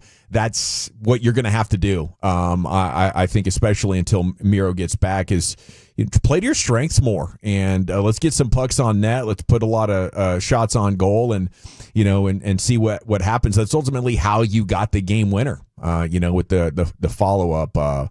So late one tonight. Hopefully not overtime again. Let's hope not. Yeah, it's a beating. Really hope for that. I mean, what do you do as a hockey guy in these situations? Stay up and watch. I mean, are you calling in tomorrow? Are you just preemptively taking a day off? It's the draft. And then the 20 minutes in between. Yeah, honestly, you watch basketball. You flip over to basketball. Yeah, I flip over get to a little basketball. NBA League Pass or something going on. Yeah, the 20-minute intermissions are a beating. Yeah. But I do think if you got ahead of this thing, taking tomorrow and Friday off would have been a heady play. Yeah. Because you get the late night Stars, then you can sleep in, prep the body for draft stuff going on, and then you get to party all day on Friday and lead up to the next Stars game and the draft. Like that would have been the smartest thing to do, get ahead of that. For sure. But, I guess the really cool thing right now for the Stars is, speaking of rest and preparing the mind and body, you get through tonight with no Miro, you get the next 2 days off. So they got to be looking at that as well. And I think you put them out there on the ice, and, I think comfort is a big part of it. But if they lose tonight, I think game 4, the threshold to be comfortable enough to play comes down quite a bit. Right. And at that point, the player and the team, you got to feel like, man, even if we're 80 or 90%, we need what he does really bad. Okay, Micah Parsons audio. We're going to start with Micah's thoughts on Jerry Jones talking about Micah's agent, David Mulligetta. Just a quick rewind on this. If you missed it a couple of weeks ago, Jerry was acting like he didn't even know who he is, one of the most influential agents in all of sport. Here's Micah's thoughts on that. Yeah, obviously, I know Jerry always comes from a good place. I think overall, Jerry's one of the better people I know. And also, my agent's one of the better people I know. So, I don't really try to get, it's like when your brother and sister are arguing. You don't really step in the middle or choose sides. You just kind of say, hey, you're coming from this perspective, you're coming from this perspective, and just find a way to meet in the middle. But, there's no hard feelings there at all. No hard feelings there at all. That's a great business perspective. It's a negotiation. Jerry's usually coming from a good place. It sounds like he, understands that, what time it is here. I do expect him, as this thing goes on, he's going to talk about it here in just a second, but I expect him to go over 40, and all that's that he said, but he's getting really savvy on how to answer things in an entertaining way without actually answering them. And we had John Machota on last hour. He said he's kind of like the Jerry Jones version. That's a great observation. And that is a great observation. That hit me like a ton of bricks. And then I was just thinking about that as I listened to that one. I was like, hot dang, that's pretty dead balls on. How about the importance of a deal before a camp? Here's Micah. Extremely important. You really see a lot of players struggle when, guys aren't participating in camp and they get off to slow starts. I don't want to get off to no slow start. I want to hit the ground running and establish ourselves in this league and get some wins early in the season and be in rhythm. It's going to be extremely important for me to get going and lead these guys. Yeah, I think this is likely on the Cowboys because it continually happens with them as the common denominator in these equations. Like Micah is the last star player of his draft class without a deal, right? So this is obviously on the Cowboys, and I just don't know why that after so many of these had played out, you wouldn't see the value in saying, hey, if we wait until the very end, we're just going to give him what he wants. How about we call right now and try to meet in the middle aggressively?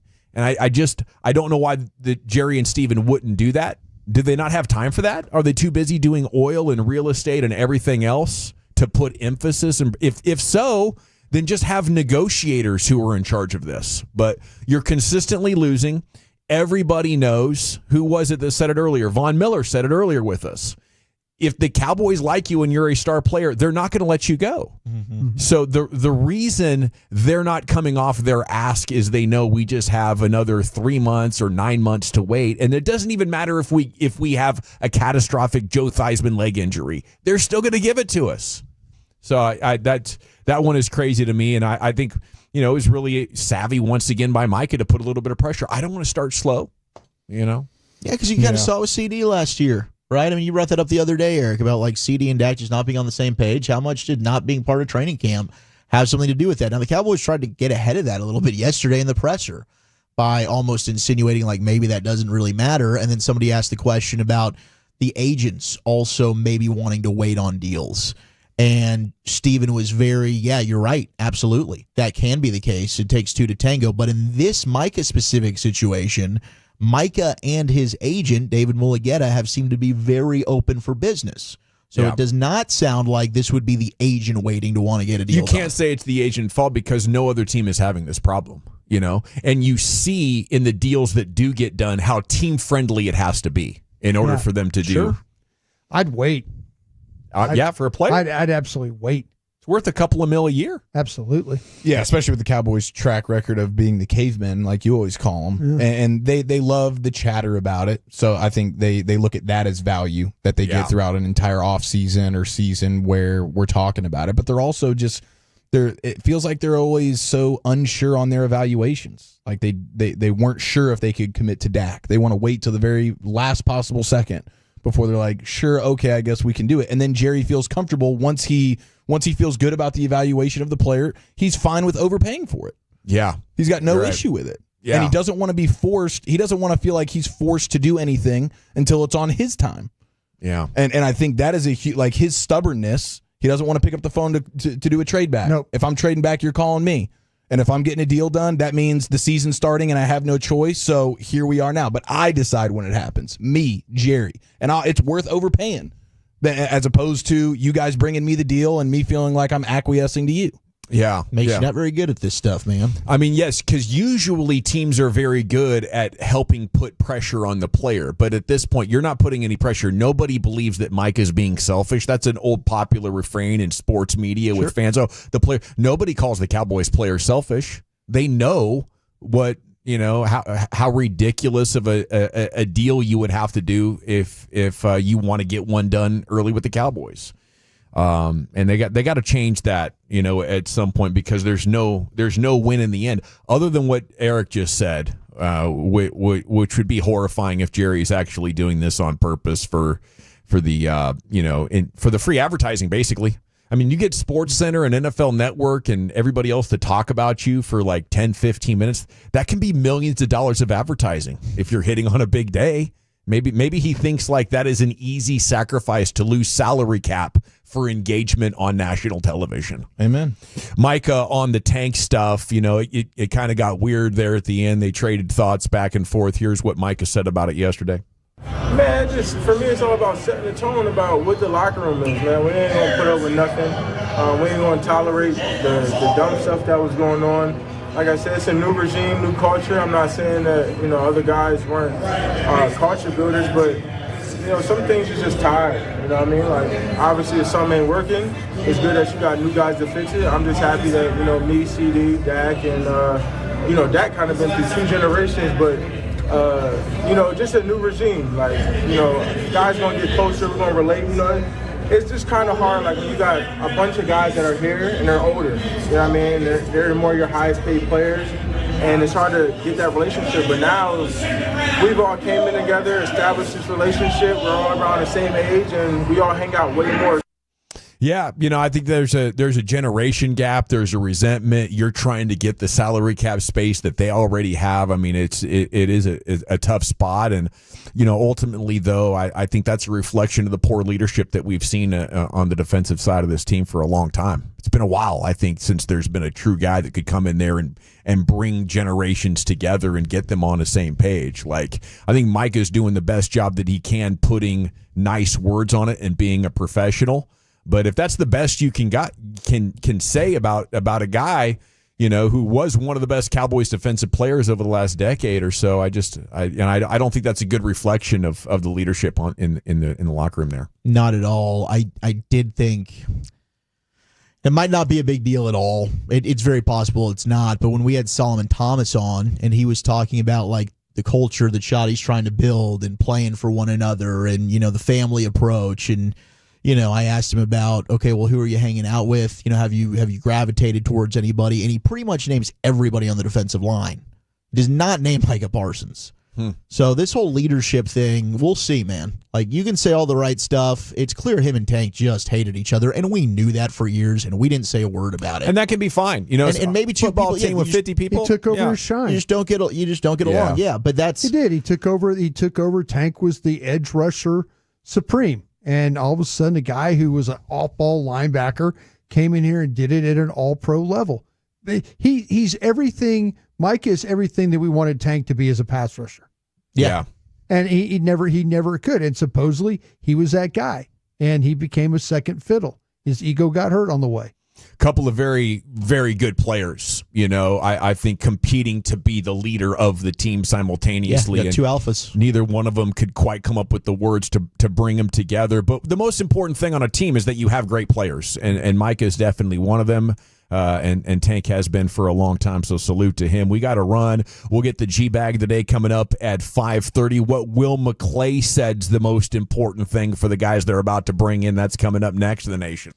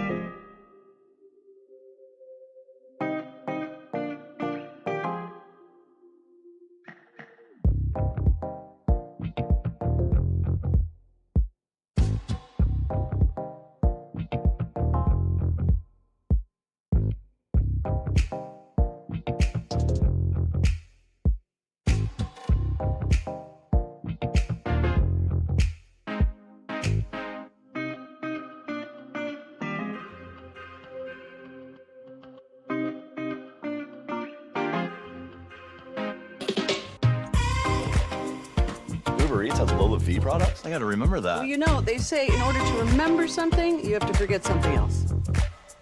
Okay, now that is a very cute haircut. That's like a little shag. I've never seen it before.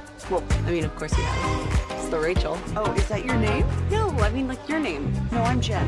My name's Jen. Right, but I just mean like this is your haircut. But that's hair on your head. I'm not saying this is your hair. Okay, freaking me out a little bit.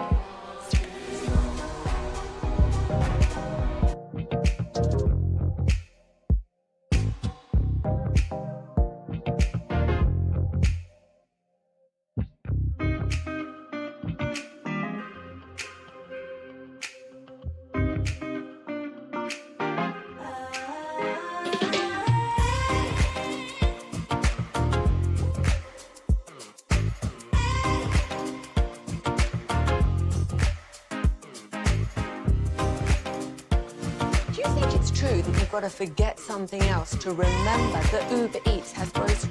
No, that's absurd. Hey, remember when you used to be a, what was it, Pepper Lady? Pepper Lady? Wasn't it Cinnamon Sisters? Basil Babes. Saffron Squad? Nutmeg Maidens? Paprika? No. Nutmeg Maidens. I just said that. Was it Spice Girls? Doesn't sound right. Was it Saffron Squad?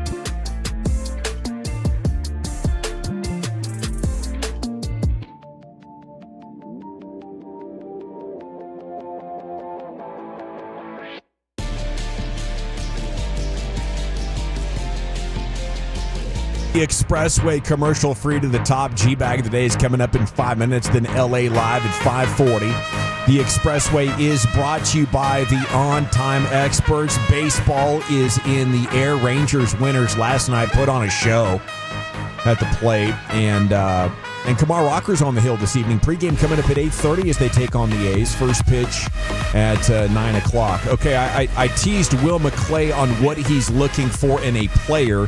John Machota tweeting this just a while back said, what we have to find out is how much they love football. At the end of the day, if you love it, you'll do whatever it takes to maximize your ability. We have to go through a number of steps to find that. And that's interesting. We've heard a lot of talk about, Tyler Guyton's maturity. Mozzie Smith, does he love football? How much is that a reaction to how the last 2 first-round picks went, Brian? I think you have to question your ability to try and dig in and find out these things. Mm-hmm. You've obviously messed them up the last 2 times out. Yeah. You've gotten players. You got to get a big Dom in the building. And listen, Will McClay stood on the table from Ozzie Smith. He did. That's we got that one on video, and so you got to wear those. But if you're in a process where you're trying to evaluate and you're saying, hey, it's important to us, these guys love football, and the last 2 players you've taken don't appear to love football, then you're doing something wrong yourself. So hopefully that Will in this front office, if maybe adjusted that, or maybe there's a different point of attack. I can say, I'm not going to sit there and give the scouts blame here. I'm going to give the coaches blame. I'm not, but something needs to change for these last 2 first-round picks. It hasn't been up to the standards that they've had in the past. They absolutely have to have somebody that comes in and is a difference maker right off the jump. There's a lot of football know-how up there, right? So, and they've made a lot of great decisions in the past. And I love the fact that after just 2, maybe they're reevaluating, hey, do we got a blind spot here that's causing us to maybe think, well, this guy's got all the traits, he can put it together, but we're missing the secret sauce, which is his desire and his love for the game that's going to drive him 24/7, 365. Yeah, and that's one of the most important traits that you can have in a player, and it's probably pretty difficult to some extent to really be able to gauge that. But I mean, you're grinding away for months and months and months and getting all the background on these individuals. So there's really no excuse. But yeah, I mean, I think even like Kelvin Joseph is an example of that. Mm-hmm. Who's like, this guy really, did he want to be a music artist or did he want to be a football player? So it's more than even just the first round. And I know as the draft goes on, you take maybe a few more chances, but still, second round pick is hugely important, and you just whiff on a guy like that. Let's be honest, though. Dan Quinn was really involved. No doubt, absolutely. Dan Quinn went to Lexington, Kentucky. He was part of the Kelvin Joseph, part of that evaluation. I think there's a side of me too, and Will's probably, if he's listening right now, he's going to send me a text and said, "Man, you know better than to say this." But these coaches do influence you, and Will's done a really nice job of trying to balance the Joneses, the coaching staff, and the scouts. But, he maybe, if he gets more of an opportunity to run this thing, to have more of a voice, then he needs to eliminate those people who aren't helping him make the best decisions. Kelvin Joseph, another one, though, that I think is recent enough, though, that could be on your radar as another example. Clarence Hill quoting Jerry Jones saying Philly's Saquon Barkley, that impact got his attention as far as their view of the running back.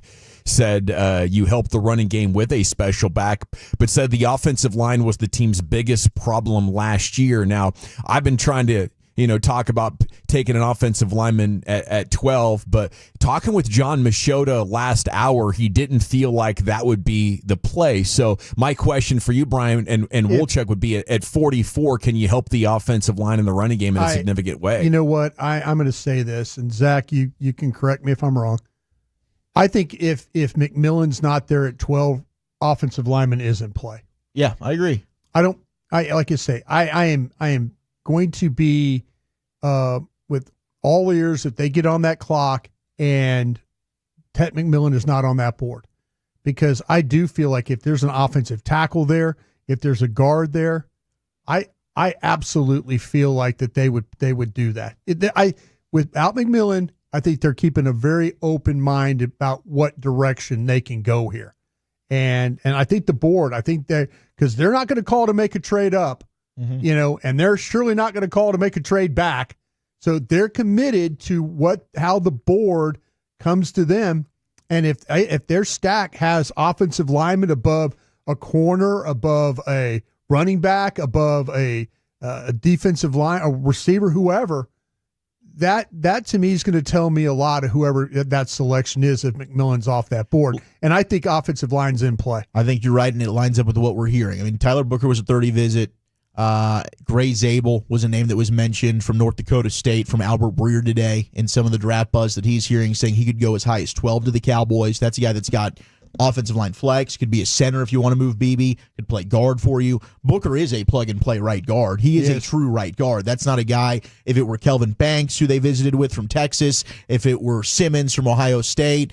Simmons is a true left tackle. Banks is a guy that I think could play guard for you, but you're going from left to right. And we've seen other players have no issue doing that. Others, that's a little bit harder.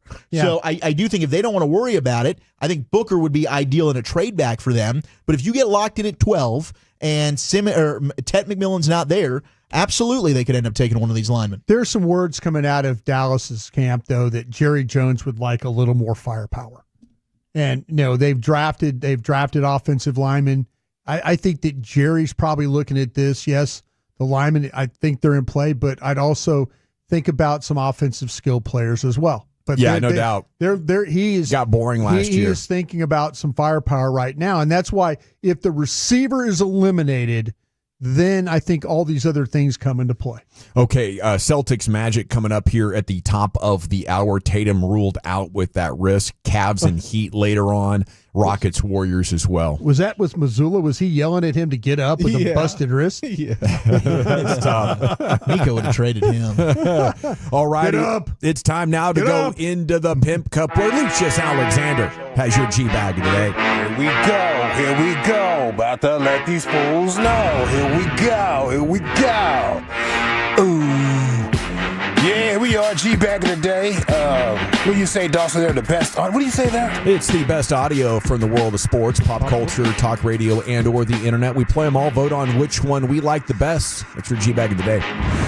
I do have that memorized, like I'm pretty sure a lot of Tolos do, but I like to hear you say it. You know what I mean? I like saying it. It's the proper handoff, I believe. Thank you. If you see anything floating out there you think should be played on G-Bag of the day, hit me up at Lucky Lucius P on social media. That is LUCROUS. Yes. That is my name. And shout out to, I think that is Bob Burt. 8357 on Instagram. Bob Burt. I'm good, my guy. I'm good, bro. I've seen enough, okay? Just send me audio clips from now on. Jeez, bro. Getting buck wild with it. I mean, this guy has a fascination for huge booties, and he thinks I do, too. Oh, I thought he went full Peyton Russell. Check out this one. Yeah. I mean, huge. I've seen enough. She can't walk to the door sideways. Huge. I got the internet, buddy. I can find my own big got it, butt. man. I got it. I appreciate you, like brother. Zion Williamson. My God. He thinks I'm Zion. Permanent beer goggles on. Mainlining butts. All right, so I think this is day number 2 right here for our man, Rana Man. Yeah. Does parody songs. He did this one in the key of Keith Sweat's Nobody. But this is Luca featuring Nico. This is Luca singing duet with Nico Harrison. Duet. Nobody like Luca. Take it away, Nico. We got 8 players injured. Carry out for the year 2. Wanted to show the Maverick fans that we don't need you. You got a dead body, and you're lily white. Thought Anthony Davis would be what the Mavericks fans would like. And who we got starting at the point? Nobody. What about at center? Nobody. Who we got playing the game tonight? Nobody, baby. Who is playing for Kyrie? Nobody. For Derek Lively and AD? Nobody. Who come to watch us Tuesday night? Nobody, baby. I've got a dead body. Yeah. And I have gimpy calf too. Luca might have bits of belly, but he'll drop 50 on you. Yeah. Now I don't ever bake. Because I like my food fried. I like to smoke hookah, eat burgers, and drink beer every night. I love that. And who can shoot threes like me? Nobody. Who can make plays like me? Nobody. smoke hookah and drink all night. But get you to the finals, baby. Who is worse defender than me? Just gotta hit that last part. Who is worse defender than me? Definitely got me in the mood to hear some Keith Sweat, though. So good. Yeah. And have a burger. And have a burger with a hookah with it, bro. All right, let's see what else I got. Let me get these out the folder. WWE legend Paul Heyman. Oh, yeah. Yeah, he was on Pat Mac's show. He went a little talking crazy. My man was cutting up on this show. Did McAfee really get choked out the other night? He did turn purple. It was some good acting. I think it was some good acting. Yeah, he was holding his own breath. Yeah. Okay, that would do it. Listen to Paul Heyman talking crazy to a fan. Who's the smart ass? You? The one that's going to get deported? Okay, ladies and gentlemen. Hey, amigo. Mats are hot. I may suck, but it's your mother that taught me how. Wow. Paul. Wildin', bro. And you know you in a different realm of radio when everybody goes, whoa, okay, whoa. Yeah. Oh, right there, bro. You're right at the cusp of being somebody. They're trying to push you back from it. When You're right there. McAfee and his guys think you've crossed the line. Whoa. Trying to get us fined and thrown off the air. What are you doing here? Paul Heyman. Jamming me up. Listen to him. Do you care about the opinions of people who are irrelevant? You don't care about the opinions of most people who are very relevant in your life. You don't care about the opinions of the people who pay you. Okay. They sit there and they go, hey, Mr. McAfee, don't talk about Shannon Sharp on the air today. Okay. And you go, I talk about anything I want. I'm Pat McAfee. Right. Watch me swing my schlong all over the place. They go, McAfee, don't talk about your podcast on the air. What do? I'm King Schlong. Okay. Watch me, Pat McAfee. Right? King Last Schlong. night when the roast was over and you and I were out back and you're going, why is that?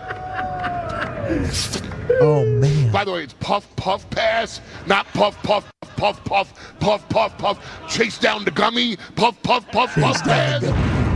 Wow. Man. Paul Heyman. Snitching too, bro. He was snitching. He's snitching right there, too. I'm going to go full hypocrite and break my own rule, but Paul Heyman sounds fat. Oh, damn. Yeah, he does. That's a good really read, does. Walchuk. He really does. He's a fellow fatty. You know it when you see it. He sounds true. fat and on cocaine, doesn't he? Oh, he's hyped up for sure. That cocaine's a hell of a drug situation right there. Cocaine. I could vote for him, and that's saying a lot considering Ron Man's fine work. Being a fat cokehead is actually pretty impressive, isn't it? Chris Farley, bro. Yeah. Not longevity in it. Yeah, you won't last long, but you're going to have a hell of a time. Have a hell of a time. Speaking of you there, Mr. Dawson, our general.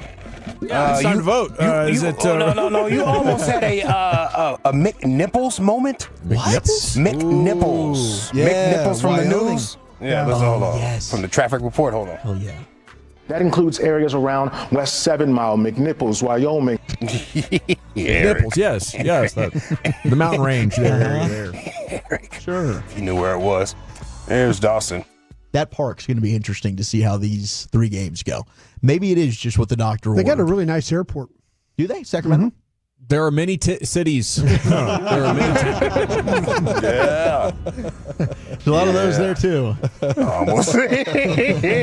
California, baby. You almost had you a moment, bro. Woo, good save. Freaking cities. Freaking period. Let's see what else I do. Under 12-year-old girl. What? Yeah, you heard him. My bad.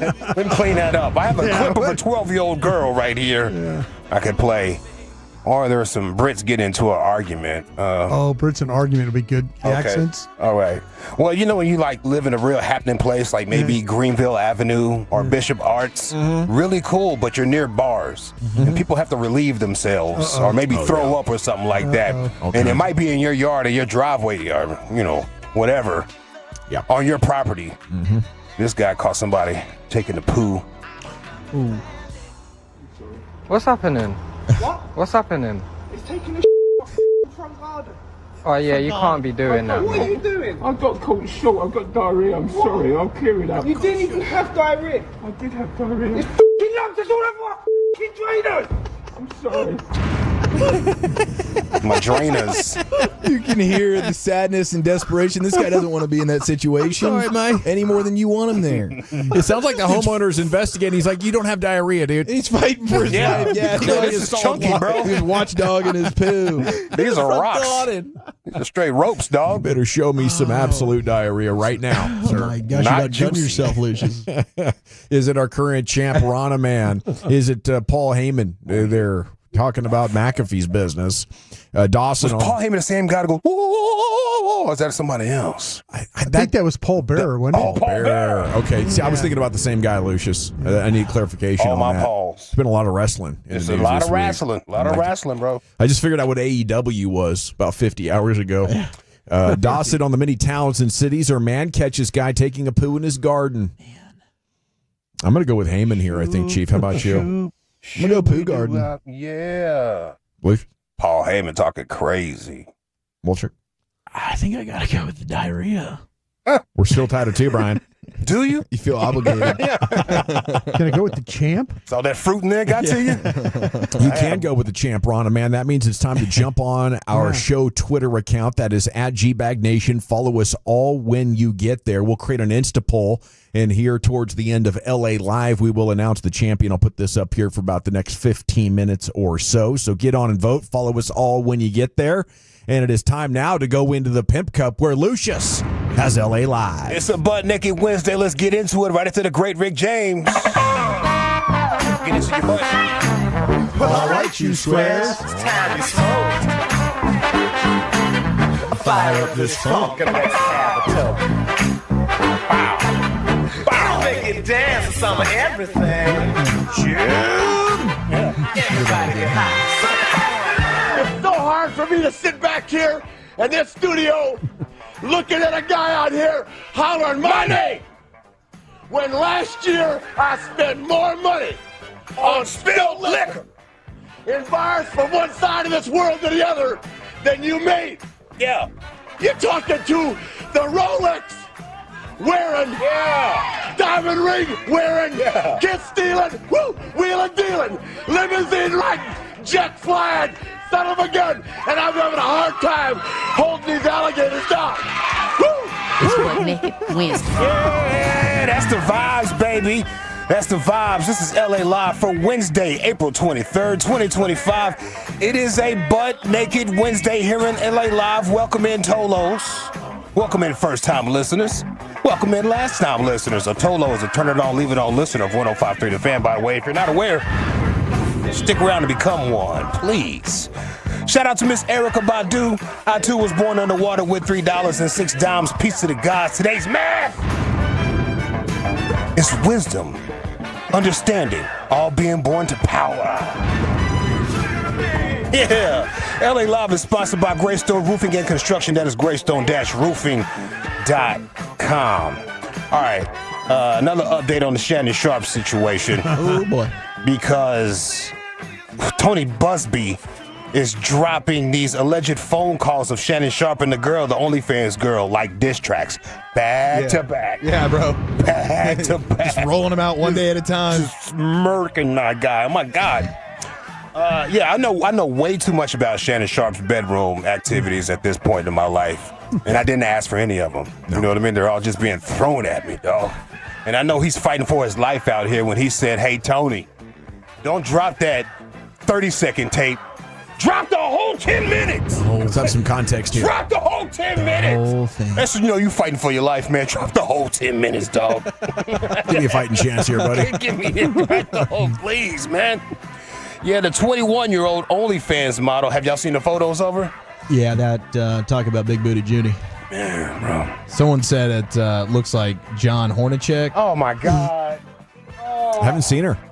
My first impressions. Go ahead and Google that up, man. OnlyFans model. Shannon. And when you scroll through Instagram, you see Shannon Sharp holding those little pills. Yeah. You still want to get what you want to eat right here, boy. Yeah. You want to get some of this right here, boy. I tell you what.